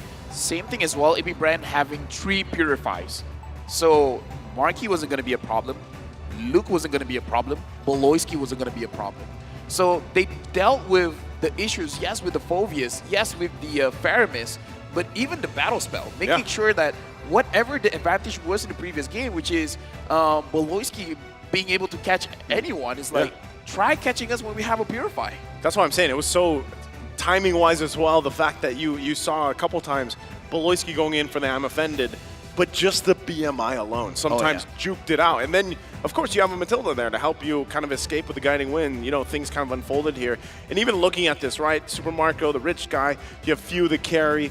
Marky did. He took so much of the damage here for a Geek Fam, but unfortunately, it was not enough for this game. Look at the damage from Geek Fam. Not a lot.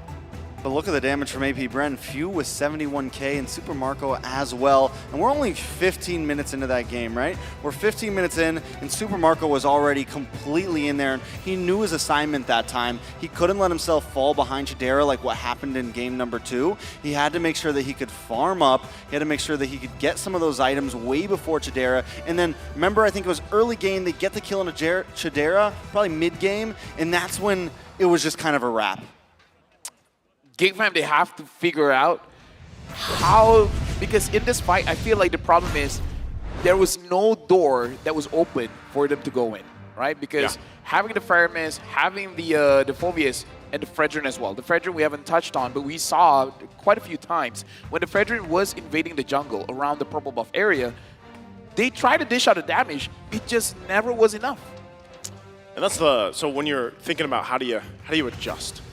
Right, we asked this question even back in game 1. And this time for game 3's draft, you know, Geek Fam relatively, they went with a similar concept, you know, from the previous game. And unfortunately, this time it was figured out by AP Bren. So I think, you know, this is where, once again, you kind of have to shake things up, right? Really, in the draft, of course, but, you know, still, given the nature of these two teams, even draft-wise, we might see very similar bans. Maybe one slips through to change things up from either side. I mean, Baxia apparently was a very big bad. The moment Marky couldn't get the Baxia and then getting back on the Akai, it didn't work. Yeah. So game 1, Geek Fam loses, and then game 2, they're able to adjust. After they win that, AP Bren then adjusts. So I don't think Geek Fam is like out of the question of adjusting. I think we've seen them do it. We've seen both teams now make some minute differences in draft, in band, in picks, and even gameplay, and they've made that work. So I definitely think it's very possible that Geek Fam can make another minute change and take us to a game 5. We have to talk about how Marky hasn't been training for a very long time as a jungler, right? He's a bandit in this kind of situation. Now comes to the question, if Marky doesn't get Guinevere, if Marky doesn't get the Baxia, does he have something else that can get the W? Because so far he's been losing on the Akai. I think he should get the Fredrin. They should play for the Fred if Because they don't get the Basha. Because it's more similar. Yeah, but it's more similar to like a Basha or, you know, something like that. Do you feel like the Guinevere is a little too risky? After what we saw from the previous, you know, series that he played in? Played it twice. I mean, he's not going to get it either way. Yeah, he's probably going to get banned out. That's the question, because I feel like the key to victory, targeting Marky's hero pool. AP's been banning it every time. Yeah, right? Yeah. Banning out the Guinevere, and now banning out the Baxia, just letting the Faramis go. Maybe that's the key to victory. Just make sure that Marky is getting choked out of his heroes. Force him on that Akai. Because you know that Geek Fam wants to probably take that Bruno if it's open. Yeah. Right? I feel like this is their best option for success in the gold lane. But still, even with that, if they force that situation where it's like, okay, we got a Bruno, then you leave Super Marco once again. Does he pick up the Claw? Does he pick up the Brody? Well, so far, Super Marco's been fine, you know, either way, you know. So you're looking for these winning matchups, at least in these different roles, these different lanes. And that begs the question once again, the XP lane factor, right? Luke, now, twice in a row. Gone with the Khalid. It worked once, but then this time, it didn't really have an impact like the previous games, right? And what was the simple answer for that? Well, part of it was the Phovius pick, which helped kind of on the defensive, on the offense as well. So there's so many things that could kind of be changed slightly here. Like, there doesn't have to be major changes. But I think initially, like Lafel mentioned, whether or not you kind of approach this in a similar manner, it's like that mental game, right? That mental state that both these teams have to go forward. Because so far, AP Bren, they've been playing like they have been, right? They're known for. So your eyes are really on Geek Fam. Like, what are they going to adjust? How are they going to approach this next draft? Well, if we take a look at AP Bren, they've definitely had like the most variety. Few has played now 3 different mid lanes. We've seen their EXP lane go from Phoveus to Trizla, all the way over to Dyroth. So they've shown that they have the most flexibility so far. On the side of Geek Fam, they haven't. They kind of they've switched up a little bit, but always kind of they've had Lilia twice, they've had the Ruby twice. I think we need to see some kind of big changes from them, because that's now where we're getting pushed to. AP's Bren's shown that they can beat both versions of them over the past 3 games, and now we need to see another new version from Geek Fam. And I think if they revert back to anything that they've really been hard stuck on, it could end up being a problem. Yes, I think the Bruno is definitely, I think it's a very solid upfront pick. I think where they lost was that EXP lane. Yeah. Definitely the EXP lane. Feel like and then also the roam, like Beloyski needs to be able to make plays happen, and I think the Ruby worked well in game 2, but I think it wasn't as viable, but that also comes down to the Phoveus being able to get through. So now, again, reliable setup is what I'm thinking of right now. Because I feel like in the 3rd game, there was no reliable way for you to start things off. Heroes that was bad, one of them is the Minotaur. Again, Beloyski has been amazing on that Ruby, but so far, it looks like AP Brand, the way that they talk about Beloyski, talking about how they know Beloyski will force some plays. It looks like they understand his mindset. They understand where will he approach the fight from. So that, I think, is a factor as well going into this game. So I feel like if there are going to be changes, in my personal opinion, it has to be in the jungle as well as the roam. Somehow, some way, either of them have to set things up more reliably, because I kind of feel like the setup so far hasn't been super reliable. Game number 2, very reliable. Game number 3, not so much.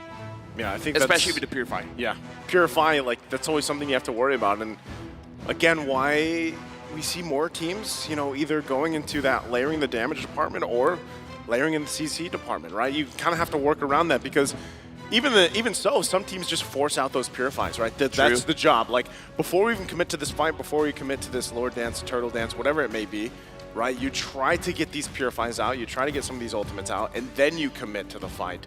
And, previously that's kind of what we saw. There was a struggle to work against not only 3 Purifies, but a Matilda as well. I have an idea. Instead of ganking the gold, gank the EXP. Make sure that Luke has an advantage, FlapTZ has a disadvantage, because that's what they did in the 2nd game.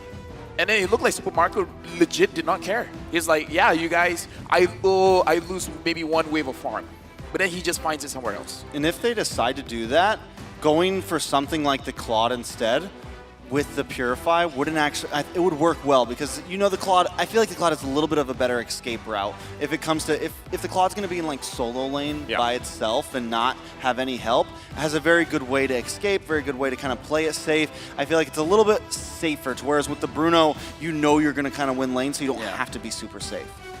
So again, personally for me, I feel like attacking the EXP might be a good way, because FlapTZ is a playmaker, man. Yeah. You got to make sure that he has a hard time frontlining for the team. Yeah. Not only that, but sometimes it's like, all right, just even that 1 kill. You don't have to focus on it the entire early game. Yeah. Get that 1 kill, get that lead to Luke, and then let him kind of play around that. So we'll see. Maybe 2, because last time they got 1 and FlapTZ's. Yeah. That works. I mean, like, to be fair, FlapTZ has a game on the Arlet where he died 7 times, and even you guys said KDA doesn't matter. KDA doesn't matter. So now we're jumping into the draft. Match point for AP Brand. 1 more win, and they move forward. Looking at the bans here, Geek Fam is going to be the first pick, AP Brand 2nd pick. Nolan Joy as well as Arlet ban for Geek Fam for AP Brand. Still pending on the Boxy as well as Guinevere and the 1-1. Bruno 1st pick for Geek Fam. AP Brand, if they want to keep things the same, Faramis and Matilda.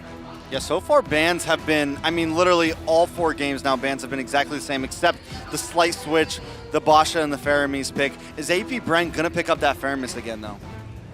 Ooh, I feel like they could, man. Honestly, at this point, if they want to go ahead and just pick up the Faramis, the fact that even, heck, the Matilda's open again. Yeah. Like, you could just go those 2 picks again if you wanted to. Yeah, looking at Coach Ducky, I kind of feel like he's looking much forward, still picking the fire mist, except this time instantly picking the Fredrin. Maybe looking forward that perhaps Marky wants that Fredrin. So again, forcing Marky on the Akai. I mean, what else can he pick, right? Akai, Bosch is gone, Frederin's gone. He could go like Martis. But still, no, because I'm worried that he doesn't have enough practice on those heroes. On the Martis? Yeah. Because again, gold laner, and then Band-Aid to become a jungler. Honestly, I'm still kind of... I'm left to question, I should say. Why the Akai, right? Again, he just said it's because maybe like, it's all he's got. Like that's my thing. Like that's still my question though. Is like is your hero pool down to that? You know, because there's the Matilda again. So it's like, well, you're talking about utility. You're talking about the fact that some of these bands were already targeted. Obviously, the Guinevere and the Baksha. Like even the Martis not going to be picked up. Like, is that too risky for Marky to actually play here? You know. I feel like for Martis, it is quite risky because it's kind of like a Kufra, where you go in, unless you get a Decimate off, you don't have that extra movement speed. It is going to be a little bit more dangerous, but they take out the Claude. They take out a Claude, yeah. Which I think we maybe try to help our side lanes out. We make sure Luke has an even better advantage. Do you think they ban out the Ixia next? Because that could be like one of the other possible counters to the Bruno. Or do you think Chidera feels good on that? I'm thinking possibly. We want to make sure that Luke has a good game here as well. I think it's Luke and Chidera. Those are like the people they really need to stress about. So what if he picks Khalid again? How are we feeling? I don't know. What's our mood? Then they just pick up the Phobius again. Yeah, it's. I feel like the Khalid was fine because we saw him winning the lane. If just one person came to gank, maybe they can get a kill. Because unless they ban the Phobius, that would. Right? If that is a Phobius ban, they're probably going to go Khalid again. But then AP Brent might steal the Khalid if they ban the Phobius, because AP Brent gets first pick next. Hey guys, this is what I was talking about, right? Some of these small changes. And then they pick up something like a Terizla? I do. Yeah. Right? So maybe Phobius a little bit later. So I think they still go possibly even Brody here. Yeah, Brody right? or Ixia is fine here. They just go with a matchup and they try to beat the statistic. You're a statistic. Thank you. I am actually here in the Philippines. So, wait, what? What does that mean? How did that mean? What does it mean? Dude, you're buzzing. Now this game is buzzing. Yeah, this game is actually buzzing. Right now, AP Brand is buzzing. In case you guys don't know, buzzing Oh, there it is. So they pick up the Khalid. So Geek Fan picks the Phobius here. Why not? Actually, no, why not? Against the Matilda, against all that stuff? I mean, it's not bad. The question is, can Luke play the Phobius? Whenever we're talking about the picking bands, it really is up to the player. Glue here. Gluke. Glue is fine-ish. I don't know, because Khalid, the first kill is a wide AoE. Yeah, to hit it all helps of with his ult. Yeah. It's very timing. It's very, very mechanical. Yeah, but you get the stun onto the second skill. But you got the Faramis too to work again, so yeah, you know, it's. You just take Faramis for a ride, man. I would, if they take the Phobius, I think that would be interesting, right? See if they can. That is going to be interesting. See if they can go ahead and roll with it against the Khalid, this time in the hands of AP Bren. Or Paquito. Friendship is a magic All string right. that binds us together. That's a voice that I recognize. Don't forget to get that Yuzong figurine, guys, on the M5 pass. This is a voice you love to do. How do you feel about it, though? No, because I don't remember his voice line. I just remember Helker is like, tremble. Oh, okay. Yeah. So I will say remember this. his voice line, I think in the matchup between the two, before level 4, it's kind of mechanical. Khalid does have a bit more damage. A lot of it comes down to timing on Yuzong if he can get those knockups onto the Sandguard. Level 4 comes, Yuzong. It's still, I feel like it's very mechanical. No one like totally wins out on the other. It's a skill matchup. Yeah, nobody totally wins out on the other. Yeah, because if I'm playing this lane as a Yuzong, I'll just wait for the Khalid to spin around and I just poke him back in and then use my passive to damage it out, you know, with the Shah residues. But how do we feel about the Angela? My tempo. I feel like Angela is good here. I feel like the Angela is fair so that Marky, Luke, or Kadera has more of a confidence to actually go in, especially for Luke, honestly. Going up against this Brody is not going to be easy to catch. I feel like he needs a little bit more shielding to survive that. I would say 2. The I could see this working well when it comes to the objective takes, right? You have an Angela there who can manage the waves if they need to, but then come in, add in the hard guard, and then give that little bit of extra security either to Marky or over to Chidera once again, as he's trying to evade a lot of these things AP Brent's throwing at him. All right, taking a look at the counter index, or the team comparison. Look at that counter index. I don't think I've ever seen it that high, 0.9. Well, either way, this is match point for the Bees, for AP Brand. Geek Fam, this is their last shot to push us to Game 5, because if not, they're going to drop to the lower brackets. Welcome to the Land of Dawn, where again, AP Brand, looking like their formation is not going to be disturbed at all by the Geek Fams. All right, coming in, taking a look at the compositions. I do feel like the side of Geek Fam, they have a decent level 4 spike. I'm excited to see how Luke does on this Yuzong. It hasn't been the most successful hero, I would say, in M5. It hasn't even been the most picked hero, honestly. But it does have some possibilities, especially against Super Marco, when he's not on something like the Claude, he's on something a bit more stationary like the Brody. It could be a little bit easier to catch with the Petrify. Yep. Oh, that's heal? troublesome. Oh! Few goes in. He wanted that kill, so he's going to get punished. Okay, a boy goes in. So Ogwin couldn't get there in time. So the 1-1 early action here. Roamer for mid. I think it's a good trade on the side of Geek Fam, honestly. Looking at the emblem setup here, I kind of feel like the Khalid should win just because he has that Master Assassin, so he can deal a little bit more damage. So Yuzong, don't force it, just farm safely. Okay, once again, focus on Beloyski here. Should be fine as he is. AP Bren, though, this is their plan. A lot of times they want to put pressure on this side of the map and then focus there towards that bottom side as well. Still trying to take as much as they can from Marky. Man, AP Bren being so aggressive, even in the first minute and a half. They do take a little bit of damage onto that mid tower, but Fuse still able to get all the minions there, so not losing too much. The rotation was worth it. Yeah, right now looking at the EXP, they're just, this is a waiting game, but it looks like Kyle Deasy's not waiting. Kyle Deasy's going in. Yeah, he's, this is what I'm talking about. When Kyle Teasy does get to play this Fredrin, he's pretty much just a nuisance, right, for the most part. He's going to try to keep as much pressure as he can on this side of the jungle of Geek Fam. So Turtle's going to be up here still. XP lane now, Luke. Gonna hit that level 4. Already got that flicker out though from Flap. As AP Bren gets in position here. Marky trying to get the level 4 himself. So he has that heavy spin. Gonna get dragged though, so Beloyski alongside Luke gonna go in, still battling it out. Oh. Marky's gonna be taken out of the picture though. Hard guard there on top of it. Kyle Teasy will get the turtle. Now they go for Luke. He's in trouble as he falls into the river he goes. Objective taken by AP Bren. Nice. Do you want to know how far down Marky was? How far? He was level 3 while Beloyski was level 4. Yeah, that's tough. He's down bad. Beloyski got level 4 first. Down bad. Before Down the bad. jungler. Down real bad right now. That's how Geek Fam feels. It's a 1.3 gold lead already 3 minutes in. Super Marco having a clean game, but I think we were talking about the EXP lane matchups now. It's been such an important matchup, and right now, the side of AP Bren is definitely winning out. Flap TZ 1-0-1, Luke 0-1-0. Yeah, looking at this, AP Bren just starting things off, already having 1.2k gold lead. I believe that it's mostly on Kyle Teasy. He's controlling Marky. Like, doesn't Marky already have a bad time? He's been forced on this Akai for how many games now? And now it's like, he doesn't even get too far. I mean, he's been forced on jungle for how many games now? Yeah, true. That's true. You know what? You win. You win. You know what? Bow. I bow to you. Very good, Mr. Wagner. So Marky, once again, speaking of, this is kind of what's going to keep happening here. They let Kyle Teasy continue on. But notice that. That's been the trend, right? Okay, Kyle Teasy, go do your thing. Ogwin's here. When it's time, I'll just pull you out with the guiding wind. You know what? Ogwin is such a wingman. Oh, before that. Wow. So Marco flickers in. Interesting.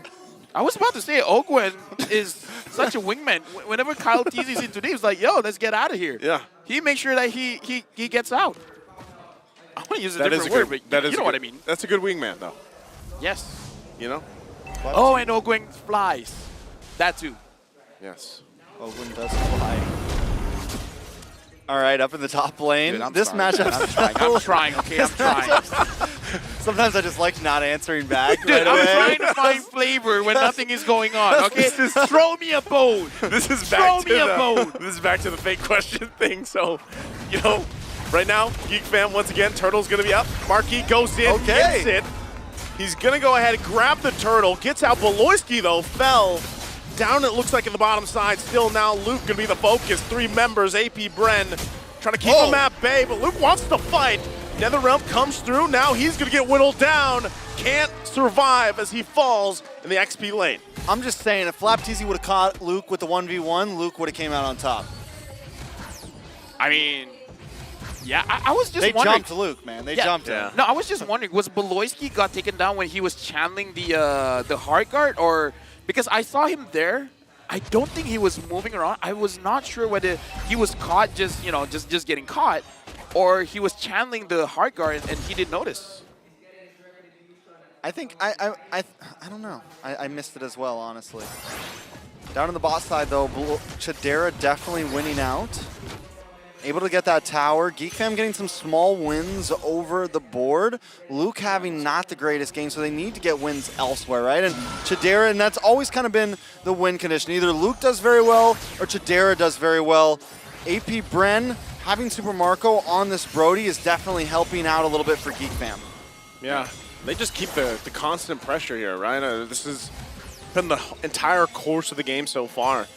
So Geek Fam, though, I would say they're still relatively keeping things under control. Beloyski, though, for a while was keeping it under control. Now Kyle TZ still continuing on this. A boy gonna be in trouble as well. Has to pop the black shoes. Luke gives the go signal. They want to find it out. Kadera, though, takes the Appraiser's Wrath. And now they're gonna be second guessing here. AP Brent still gonna be going for it. Now Oakwood jumps in, but ultimately backs off. A turret was grabbed, though. AP Bren at this moment is really forcing Geek Fam to make certain decisions, and I don't know how to feel about this. They're saying like, fight us, fight now, we want to push. Yep. Now Kadera. Oh, they're going to go down. Nothing you can do there, sandwiched in.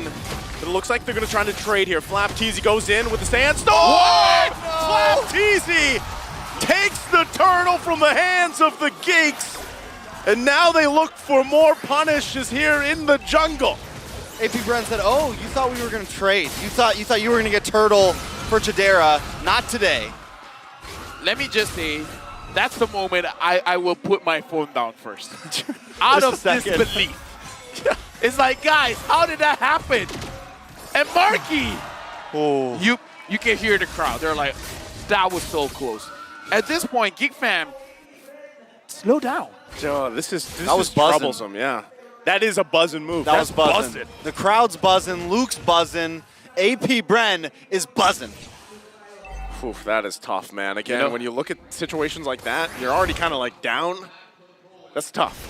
It's a morale. That's a huge. Now they're really down bad. I mean, like, down bad. AP Bren's buzzing, but Geek Fam ain't famming. Because they're down so bad. Yeah. If they were doing better, they'd be, famming. We're reaching but the instead, limit. They're not eating, so it's famine. Oh! Okay. Well, Marky gets pulled. Marky's going to get pulled. He's having a bad day. Has to heavy spin once again. Going to zone them out, but has to get back. Can't really have any follow-up just now. Even Chidera's having a hard time this game. All right, let's take a look at these I would like to items. apologize. My creativity has its limits, Hey, it's like, not everything I'm is picking okay. up for you, though. Thank I you, feel thank like I'm you. helping a little bit, right? Trex has got it. You're helping a lot. Not to mention, it started with the opening, man. You put so much Yeah, you creativity in did. the opening. That was all LaFell right there. All LaFell right now. It's going to be Kyle TZ putting the pressure once again on the purple buff. Trying to force something out of Marky. Going to be the focus once again. Circling you to follow. They go in. Appraiser's Wrath to follow through. Luke waiting patiently, though, himself. He's going to get zoned out to that tier 2 turret, and now the Lord's up. Okay, Lord is up right now. Huge lead for AP Brand, by the way. 7 kills to 1. Geek Fam definitely not looking good. The way that they can win this is if they can pick someone off. Luke has a potential for AoE catch, right? Imagine. I'm imagining. Imagine. Furious dive, onto at least 3. 5, man. 5 is very ambitious, let me just say. See, that's been your trend the whole M5. Yeah, I know. But at this point, you're like, how do I say this? You're negotiating with AP Brand. Okay. If I can get 5, allow me 3. All right. Get 3. Lilia, Magic Shockwave, damage all over the round. Kadera with the Worldy. Actually, may not even be enough damage. Now that I think about it. I was gonna say, I don't think that's enough damage, man. I feel like. But then they drag on the whole fight long enough to where they could do it again. Yeah. No, the problem with all that, NetherRealm. And then what? Okay. Change things up. Furious dive in. NetherRealm use. And then go out. And then wait for a few minutes and then try again. We'll see if that ends up happening here. Again, Lord making its way down the top side. AP Bren still want to push it into these turrets. It is only the first Lord. Should be quickly taken care of as it is from Geek Fam. Losing a little bit of health on these turrets for now. AP Bren still might be looking for more. Watch out for Flap. Might look for the side entry point. But so far, they get the shields out. All right. You now just poking the damage in and have... Okay, a lot of holy defense has been used as well. AP Brian with 7k gold lead, they can potentially use the next Lord to end this game. Because so far, Geek Fam, they don't have a lot of ways to go in. Luke is the one that can go in, but that was a good point from Nyasu is that the NetherRealm is there. Yep. I'm complimenting you. Why are you laughing? That's my analytical hat. Yes. You know what, Nyasu? Kyle Teasy being #2 on damage right now. He's just been unloading those freaking Appraisal's Wrath nonstop every chance he gets. He's been living in Marky's jungle, you know? Yeah, that's fair. Alongside Ogwen for the majority of this game, so still, they're going to continue on for this orange buff, forcing Marky to use that heavy spin, gets his buff, and he's back to base. You got to do what you got to do, man. Desperate times call for desperate measures. Think about the amount of effort Marky is having just to get these buffs right now. Not a fun time to play jungle. It's not a fun time. That's why Marky doesn't want to be there. Now a boy having to use the black shoes. I do feel like it's on a boy. I think he hasn't completed his lightning truncheon yet. Once the lightning truncheon is there, I kind of feel like he should be able to dish out enough damage. I feel like, yeah, Marky's taking. Marky. He's the sandbag for he sure. He is the sandbag. I mean, Kyle's the reason he's a sandbag. Yeah. Like Marky is the reason why Kyle is doing so much damage, and Kyle is the reason why Marky has been receiving so much damage. Now a boy has the lightning truncheon. Beloyski has the Blast of the Oasis. The item power spike is there. Now it's all about the positioning. Yeah, but at this point, Lord's going to get melted down very quick, so Geek Fam not going to try to contest it. Instead, they're going to try to go for a big defense, or maybe they can catch a couple of people off. The Lilia does do great in those defenses, especially when AP Brand tries to come into that bottleneck of the base. That is going to be Geek Fam's, time to maybe strike.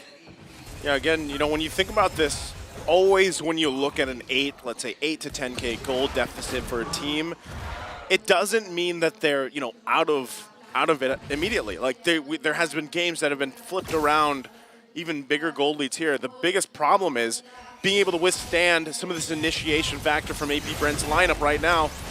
As the Lord goes in the mid side, Ogwen going to go ahead and use that circling eagle.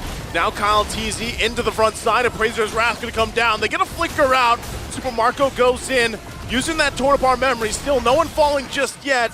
Geek Fam still holding on. They lose the turrets, bottom and mid, holding on to the top. So AP Brent makes their way up there. But so far, so good for Geek Fam. Ogwen is making Kyle TZ being way more risky than a usual Fredrin should be, because he goes in, he does the majority of the damage onto a boy, onto Beloyski, making it so that they can't move in, and then now they go in. Going to take Kyle TZ there. Luke popping the dragon form. Already the Heart Guard going to be committed as well. They're going to go and bring AP Bren to the jungle. No one committing any further as they go and back off. Flap TZ still going to be fine, has that immortality as well. AP Bren, though, still trying to get this topside turret. So well done by Luke and Beloyski there, though. Oh! Raging Sandstorm. Flap TZ on the backside. He's going to get zoned out with a heavy spin. Has to flicker out. NetherRealm there to help him out once again. But Geek Fam ultimately holding on to this top turret. Yeah, now we're getting to a point where at least Tradera, he's got one more item to, or no, 2 more items to lock in actually. So he's still a little bit behind, whereas Super Marco's completely maxed out, and that's going to be a problem. But they are at least starting to catch up here. Taking a look at Luke as well. He's got in the anti-Kuros. That's something, again, that can at least absorb some of the damage from Super Marco from that first kill. And same thing with the Appraisal's Wrath and anything else that Flapteasy wants to try to throw at him. So it's a good item choice, but still, Geek Fam just needs a bit more time. I'm looking at the items, and I do see one problem, though. There's no anti-heal from the side of Geek Fam, and that's not a problem if your damage is way more than the heal of AP Brand. But I don't think so. And if people are like, where's the heal coming from? Well, Fredrin is going to heal through his passive. Having Ogwen there, Ogwen is going to heal as well as give shields as well. And Flapteasy, that's his second skill, the Quicksand Guard. So there's a lot of sustainability coming in from AP Brand, but Geek Fam doesn't have the damage and doesn't have a way to stop it. Wow, Marky committing that heavy spin on Flapteasy. So they get out the Sandstorm, but still, you know, all this, now Lord's going to be up here, so Geek Fam not really much of a choice but to go ahead and just get ready for the defense, unless they try to pull something off by the time that heavy spin's back. I don't know if they're going to be able to last another one. This might be the Lord that they have to try to contest. Everybody getting into position. We've seen Luke be able to zone everybody with the Black Dragon plus the Heart Guard on top. The Lord's going down way too fast. Yeah, again, you have no way to get in there, and they're actually just going to collapse down on him. Total Part Memory comes through. Voloisky going to fall, and now Luke going to get cut off. Has to use the Dragon form. Out to heal up, but AP Bren gets the Lord, gets a kill. That damage, though, even though, yes, it's just Voloisky, he's not building defense, that was a lot. Marky unable to pin down Kalteezy. Heavy spin already used once again. Worldy going to go out as well. Still waiting for that Lord in the mid side. AP Bren looking to end it here. 13 seconds for Voloisky to be up. Can Geek Fam hold it together for a little bit longer? They're going to go ahead and collapse down still. Chidera going to be taken out of the picture. A boy as well. AP Bren comes out swinging. The Hive is buzzing. AP Bren sends the Geeks to the lower bracket 3-1. Congratulations to AP Bren. They're moving forward. And just like what Nice said, they are buzzing. And I gotta say, this 3-1 victory is quite a statement. Most definitely. I mean, a very strong performance from them. Geek Fam will be knocked down to the lower bracket, losing their first life. They're gonna have one more shot, but there's some strong enemies waiting for them that have already been duking it out down there. And we do gotta say, even though Geek Fam lost here, the next match, there might be changes, right? Yeah, might. That's what they say, right? Yeah, I mean, like, maybe a change of player. But again, looking at both teams showing sportsmanship to each other, it was a very good match. But again, AP Bren, their formation was not disturbed at all. See it right there once again amongst the teams. Marky. Again, not a lot of teams have taken the game from AP Bren, right? So still a statement there. Right now, AP Bren again showing dominance. But on stage, it's not just AP Bren, but Mara will be there to interview them. So with that being said, the stage is yours. Mara, talk to the players. Congratulations to AP Bren. Let's give him a round of applause. Just earlier, I saw you guys stop. You were talking to some of the players like Voloisky. What was he saying to you guys? Sinabi niya lang na ang lupit daw ni Kyrie nakakasabay kay Kalteezy. Ay, ni Kyrie, ni Marky pala. Ang lupit kasi kala ko si Kyrie. Malapit. So Marky was really good. He was able to go head-to-head with Kalteezy. Speaking of, Kyle, how's your finger? How's your finger? How is that? Okay lang po. Did you expect Marky to out-retry you? Opo. Kasi dati jungle po si Marky. So expect ko na kaya niya po ako sabayan sa pag-retry. Yes, you expected him, that he's able to go head-to-head with you in retry. Actually, you know what? Oh, actually, I want to hear you say, what did you think about his performance as a jungler? They were rating it themselves yesterday. What about you? Kung nabatak po siya mag-jungle, nasa top jungle din po siya ngayon. Oh, wow. He's saying that maybe if he was able to practice more as a jungler, then he would be one of the top junglers now, especially according to his performance. Now, you know, a lot of people expected you guys to win. In fact, they expected a sweep. Did you think that Geek was actually gonna steal a game away from you guys? Opo, kasi ano eh. Yes? Kasi, yes. Kasi nirespeto pa rin namin sila as a team eh. Nandun pa rin naman yung chemistry nila eh. 4 pa rin yung naglalaro, isa lang naman yung nawala eh. So nirespeto talaga namin sila. Tapos, niisip namin na anything can go. Yes, they weren't surprised that Geek was able to win because they know how good they are and only one player was gone. So they knew that they were gonna do well. Now, because of this win with Geek Fam, the much anticipated match between AP Brand and Onyx are about to unfold. Now, in an interview, Coach Bren was saying that you guys are not really feeling the pressure. Can you elaborate more on that? Hindi na namin iniisip yung kung sino yung kalaban eh. Naka-focus lang kami sa sarili namin. Lalo na kung sobrang dominating ng kalaban, hindi na namin iniisip yung mga pangalan nila, kung anong team yun. Focus lang talaga kami sa sarili namin. They're not really thinking about their opponent right now, especially if the opponent is strong. They're just focusing on what they can do. And that's why they're not really feeling any pressure. Now, let's make a prediction, okay? Prediction. Best of 5. If we can predict best of 5. Actually, I want to hear from, starting with Super Marco. Best of 5 against Onyx. What's your prediction? 3-2. 3-2. Oh, all the way to game 5. Kaltizi. 3-2. Di ko po alam kung sino. 3-2, but you don't know who. Okay, Flap. 3-0, AP Bren. Wow!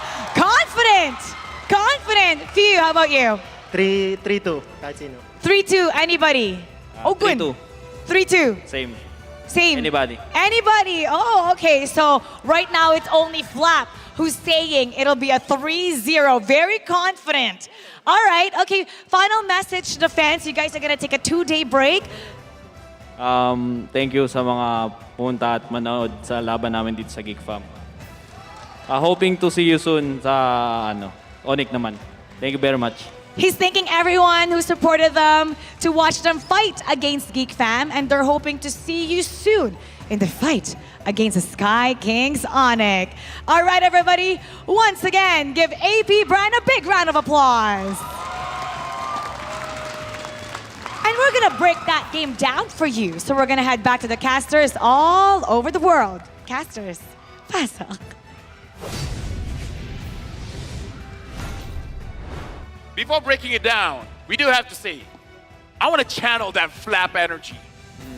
3-0, AB Brent, no hesitation. That's what we want. Wait, is that what you're predicting? Is that your prediction? You can't. You heard him now. You can't. Don't predict now, LaFell. It's too late. It's too late. It's already done. It's already, please put it out there. If Onyx won, oopsie. I'm going to leave it at that. Want to talk about the items? I want to talk about the items. All right. Because there was no NT heal. Oh, wait, MVP first. We're going to talk about the MVP first. Who is it?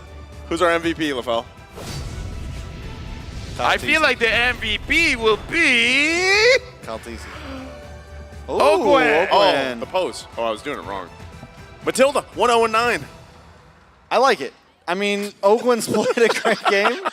Ogwen's played a wonderful game. Why wouldn't you like overall. it, Rex? I even like how he picked up that little bit of damage item at the end there. Like, and that's not Blood just a wings? little bit of damage item, but that's like just to kind of like show it like, yeah, Show dominance. I'm going show dominance. Show dominance. Exactly. Why That's not? No, that's how she you has show. wings. That's how you show dominance as a roamer. Using a Chow, Blade of Despair. That's pretty much what that is right there. That is the Yeah. Blade of Despair of magic items, and that's exactly what Ogwen did. Come on. I mean, nice do I play roam? I know you do. That's what I do as a Grok. You're very good at it, too. No, not really. It's kind of toxic, but I do enjoy it. But yeah, looking at the highlights here, it's really about shutting down Marky. Marky, no play, no solution, no win. Simple maths, right?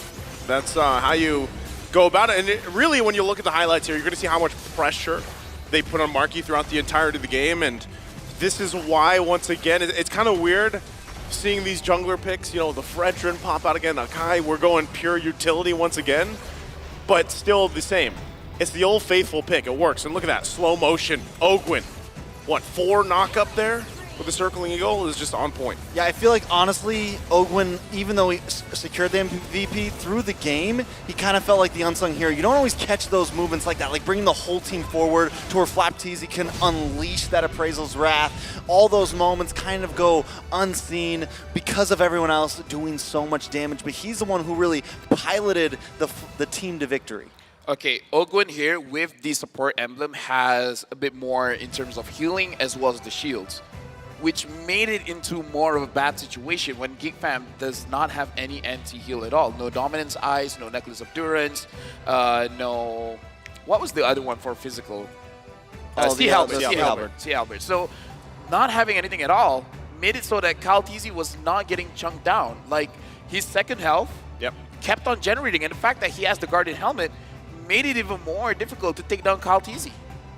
Yeah. Also another one to look at, Super Marco 4-0-1, even ending, kind of building a little bit more defensive, getting the Wind of Nature, then getting the Rose Gold Meteor in. So just in case a boy locks on, just in case Beloyski locks on, he has a little bit more sustainability, a little bit more possibility to make those fights last even longer. And you pair that up with Ogwin, with the movement, plus the Fermis, it just kind of helps seal the deal with everything. Feels bad here because Beloyski looks like he's on the way to finish the Necklace of Durance, but I do feel like it's on Luke to have that Dominance Ice to ensure that they can handle what AP Brand is showing. And that's where he went for the Antique Cuirass to try to deal with Flapteasy, I think, instead of going into the Dominance Ice first, and that was a call that maybe costed the game. Yeah, it's really tough too, because now you think about it, man. Like, Yuzhong, despite this awesome figurine and the skin of M5, like, he's having a tough time in the current They should meta. have buffed him. Yeah. Like before M5. Yeah, exactly. Like the first kill at 2,000 damage. It's a little Then just overboard. everyone's playing it, and you have to use the skin. 1,500. It's all 750. Permabanned at that point, LaFell. At least you see Yuzong's face. All right. Okay, fine. How about this? His Char Residue increases your HP after 25 stacks. Sounds good to me. Wait, that's the change of the entire pass. You know what? I'll talk with the Now we're with just the design revamping, team. we're Yeah, not we're buffing. revamping, exactly. But at this point, you know, why not? Speaking of why not, look at the damage taken by Marky, 136,000. No wonder AP Brand went to him and it's like, hey, you okay, bud? We know we did you dirty, but you're the solution and we're the problem.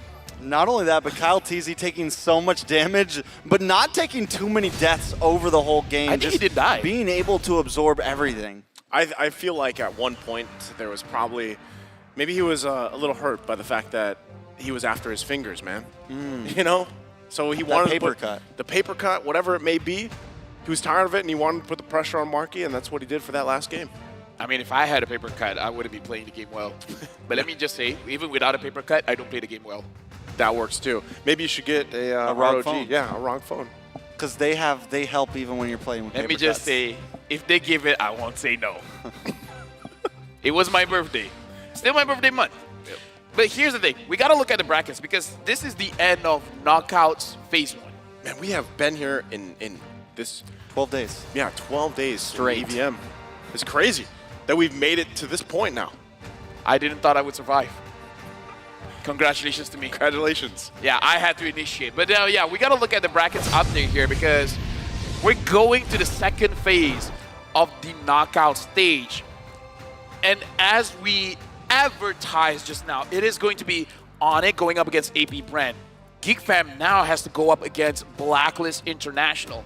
Deus Volt will be going up against CU soon. So the lower bracket, two of these 4 teams will get eliminated in the next best of 5. That is scary, man. Yeah, and that lower bracket looks so good to me, right? You have the Classico Indo-Filipino match, but then you have the EECA up against Keimer, up against Cambodia, which I think it's just very even matchups down there. Yeah, love it. And we're going to see that unfold. Now, this is a This is a couple days from now, right? This is going to be the over, of course. Hold on. Wait. That's off, right? That's off. Wait.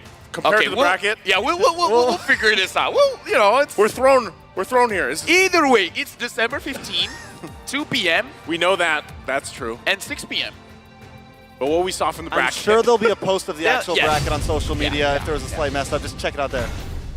Okay, so one of them is wrong, but we're not sure it's which gonna one. It's gonna be Black versus Geek, Daewoo versus See You Soon. You think so? I'm 99. Geek versus okay, Blacklist. Sky. Yes, so yeah, I'm correct. Thank you very Geek much. versus Blacklist, yeah. Geek versus Blacklist. So just to confirm, it is Geek versus Blacklist. Okay. EECA versus Cambodia. Let me just set up that story first. Set it up. Blacklist, this has been their journey in the M series. So Yeah. this is familiar territory. Geek Fam now, even though it's the low bracket, they should be at 100%. The question is, which one is more dangerous at this point? Blacklist, having this experience before, they've done this. The lower bracket. Geek Fam at 100%. Wow. Blacklist was... I don't know, man. There's something about the lower bracket, too. That is where they shine. Plus, not only that, you have to consider the fact that we might possibly see a different change up for Geek Fam. And M5 Pass is live, by the way. Finish all activity tasks to reach level 75 for free. Yes, thank you very much. M5 exclusive Yuzong Dragon Shade skin, Yuzong Cosmic Dragon, as well as Yuzong figurine, and more await you. They're all waiting for you. If you don't get it, Yuzong will cry. So will Naisu. Yeah. Don't forget your hashtag MLBBM5, hashtag better than great, hashtag M5 Yuzong, and hashtag Mobile Legends Bang Bang. Use those whenever you get that figurine, you take the picture, and you post it on Instagram. Dude. To show off to your friends. They're telling you to stand, LaFell. Right. So sorry. Oh, stand by. Here it is. There we go.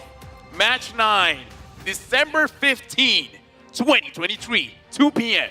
Geek Fam going up against Blacklist International.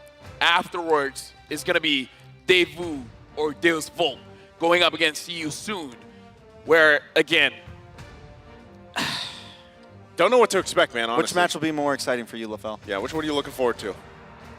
Now I'm just thinking of the regions, actually, because There's only Indonesia, 4 Philippines, ECA, as well as Cambodia.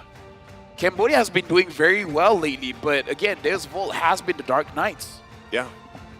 The Dark Are Knights. you predicting Deus Volt?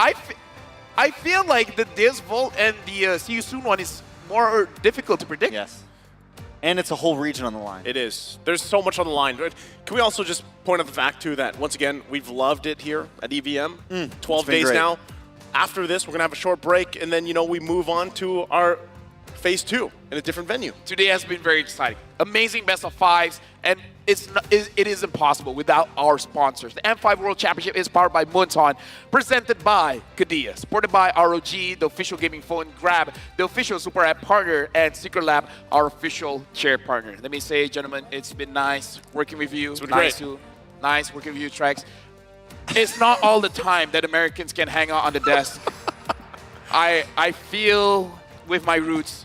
But now we're going to throw it over to the Filipino-Canadian. We're going over to the stage with Mara. Mara, it's all you now. Take it away.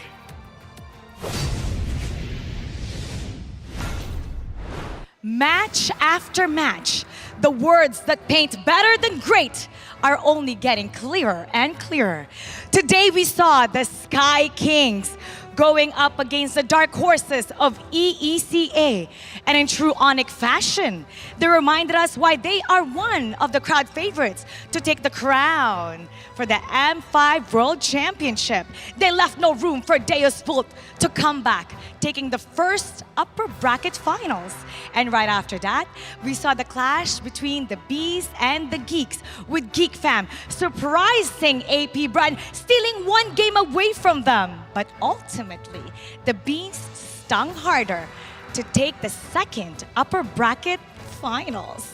And today marks the last of the first stage of the knockouts, but we'll be back for more MLBB action from the world's best. The teams are going to be taking a 2-day break to recharge, recuperate, and think of better strategies to surprise their opponent. This time, it'll be at a new location at Rizal Memorial Coliseum for the second phase of the knockouts, where we'll have another elimination match. 2 teams will be going home, and together we will find out. So see you at Rizal Memorial Coliseum.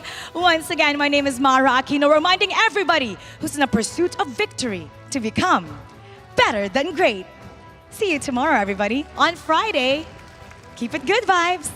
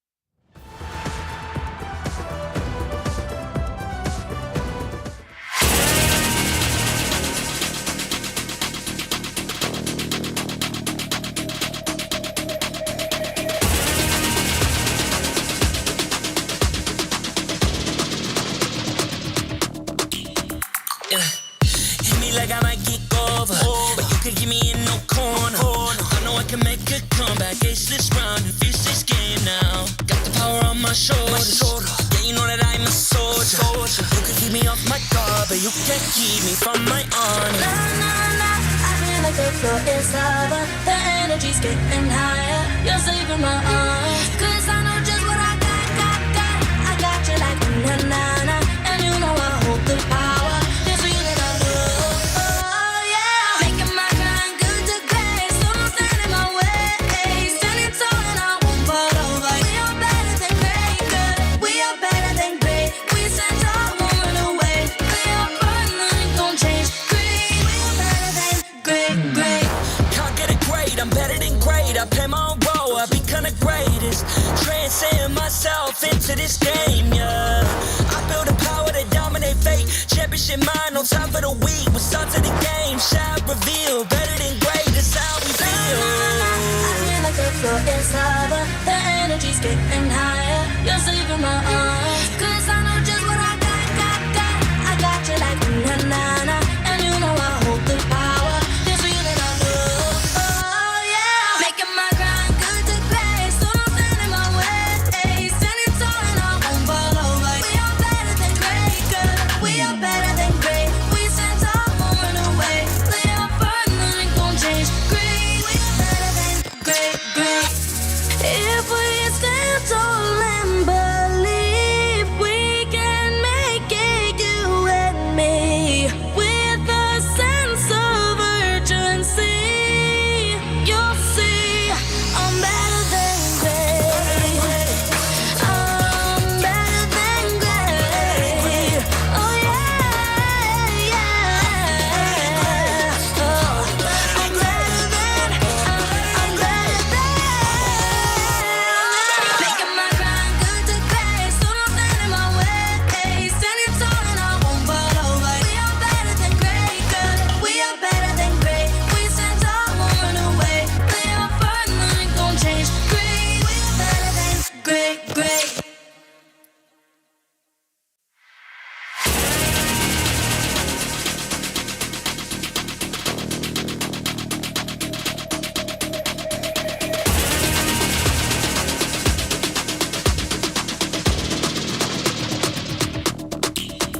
Yeah. Hit me like I might kick over, but you can keep me in no corner. I know I can make a comeback, ace this round and finish this game now. Got the power on my shoulders, yeah, you know that I'm a soldier. You can keep me off my guard, but you can't keep me from my honor. Nah, nah, nah, I feel like the floor is lava. The energy's getting higher. You're saving my arms, 'cause I know just what I got.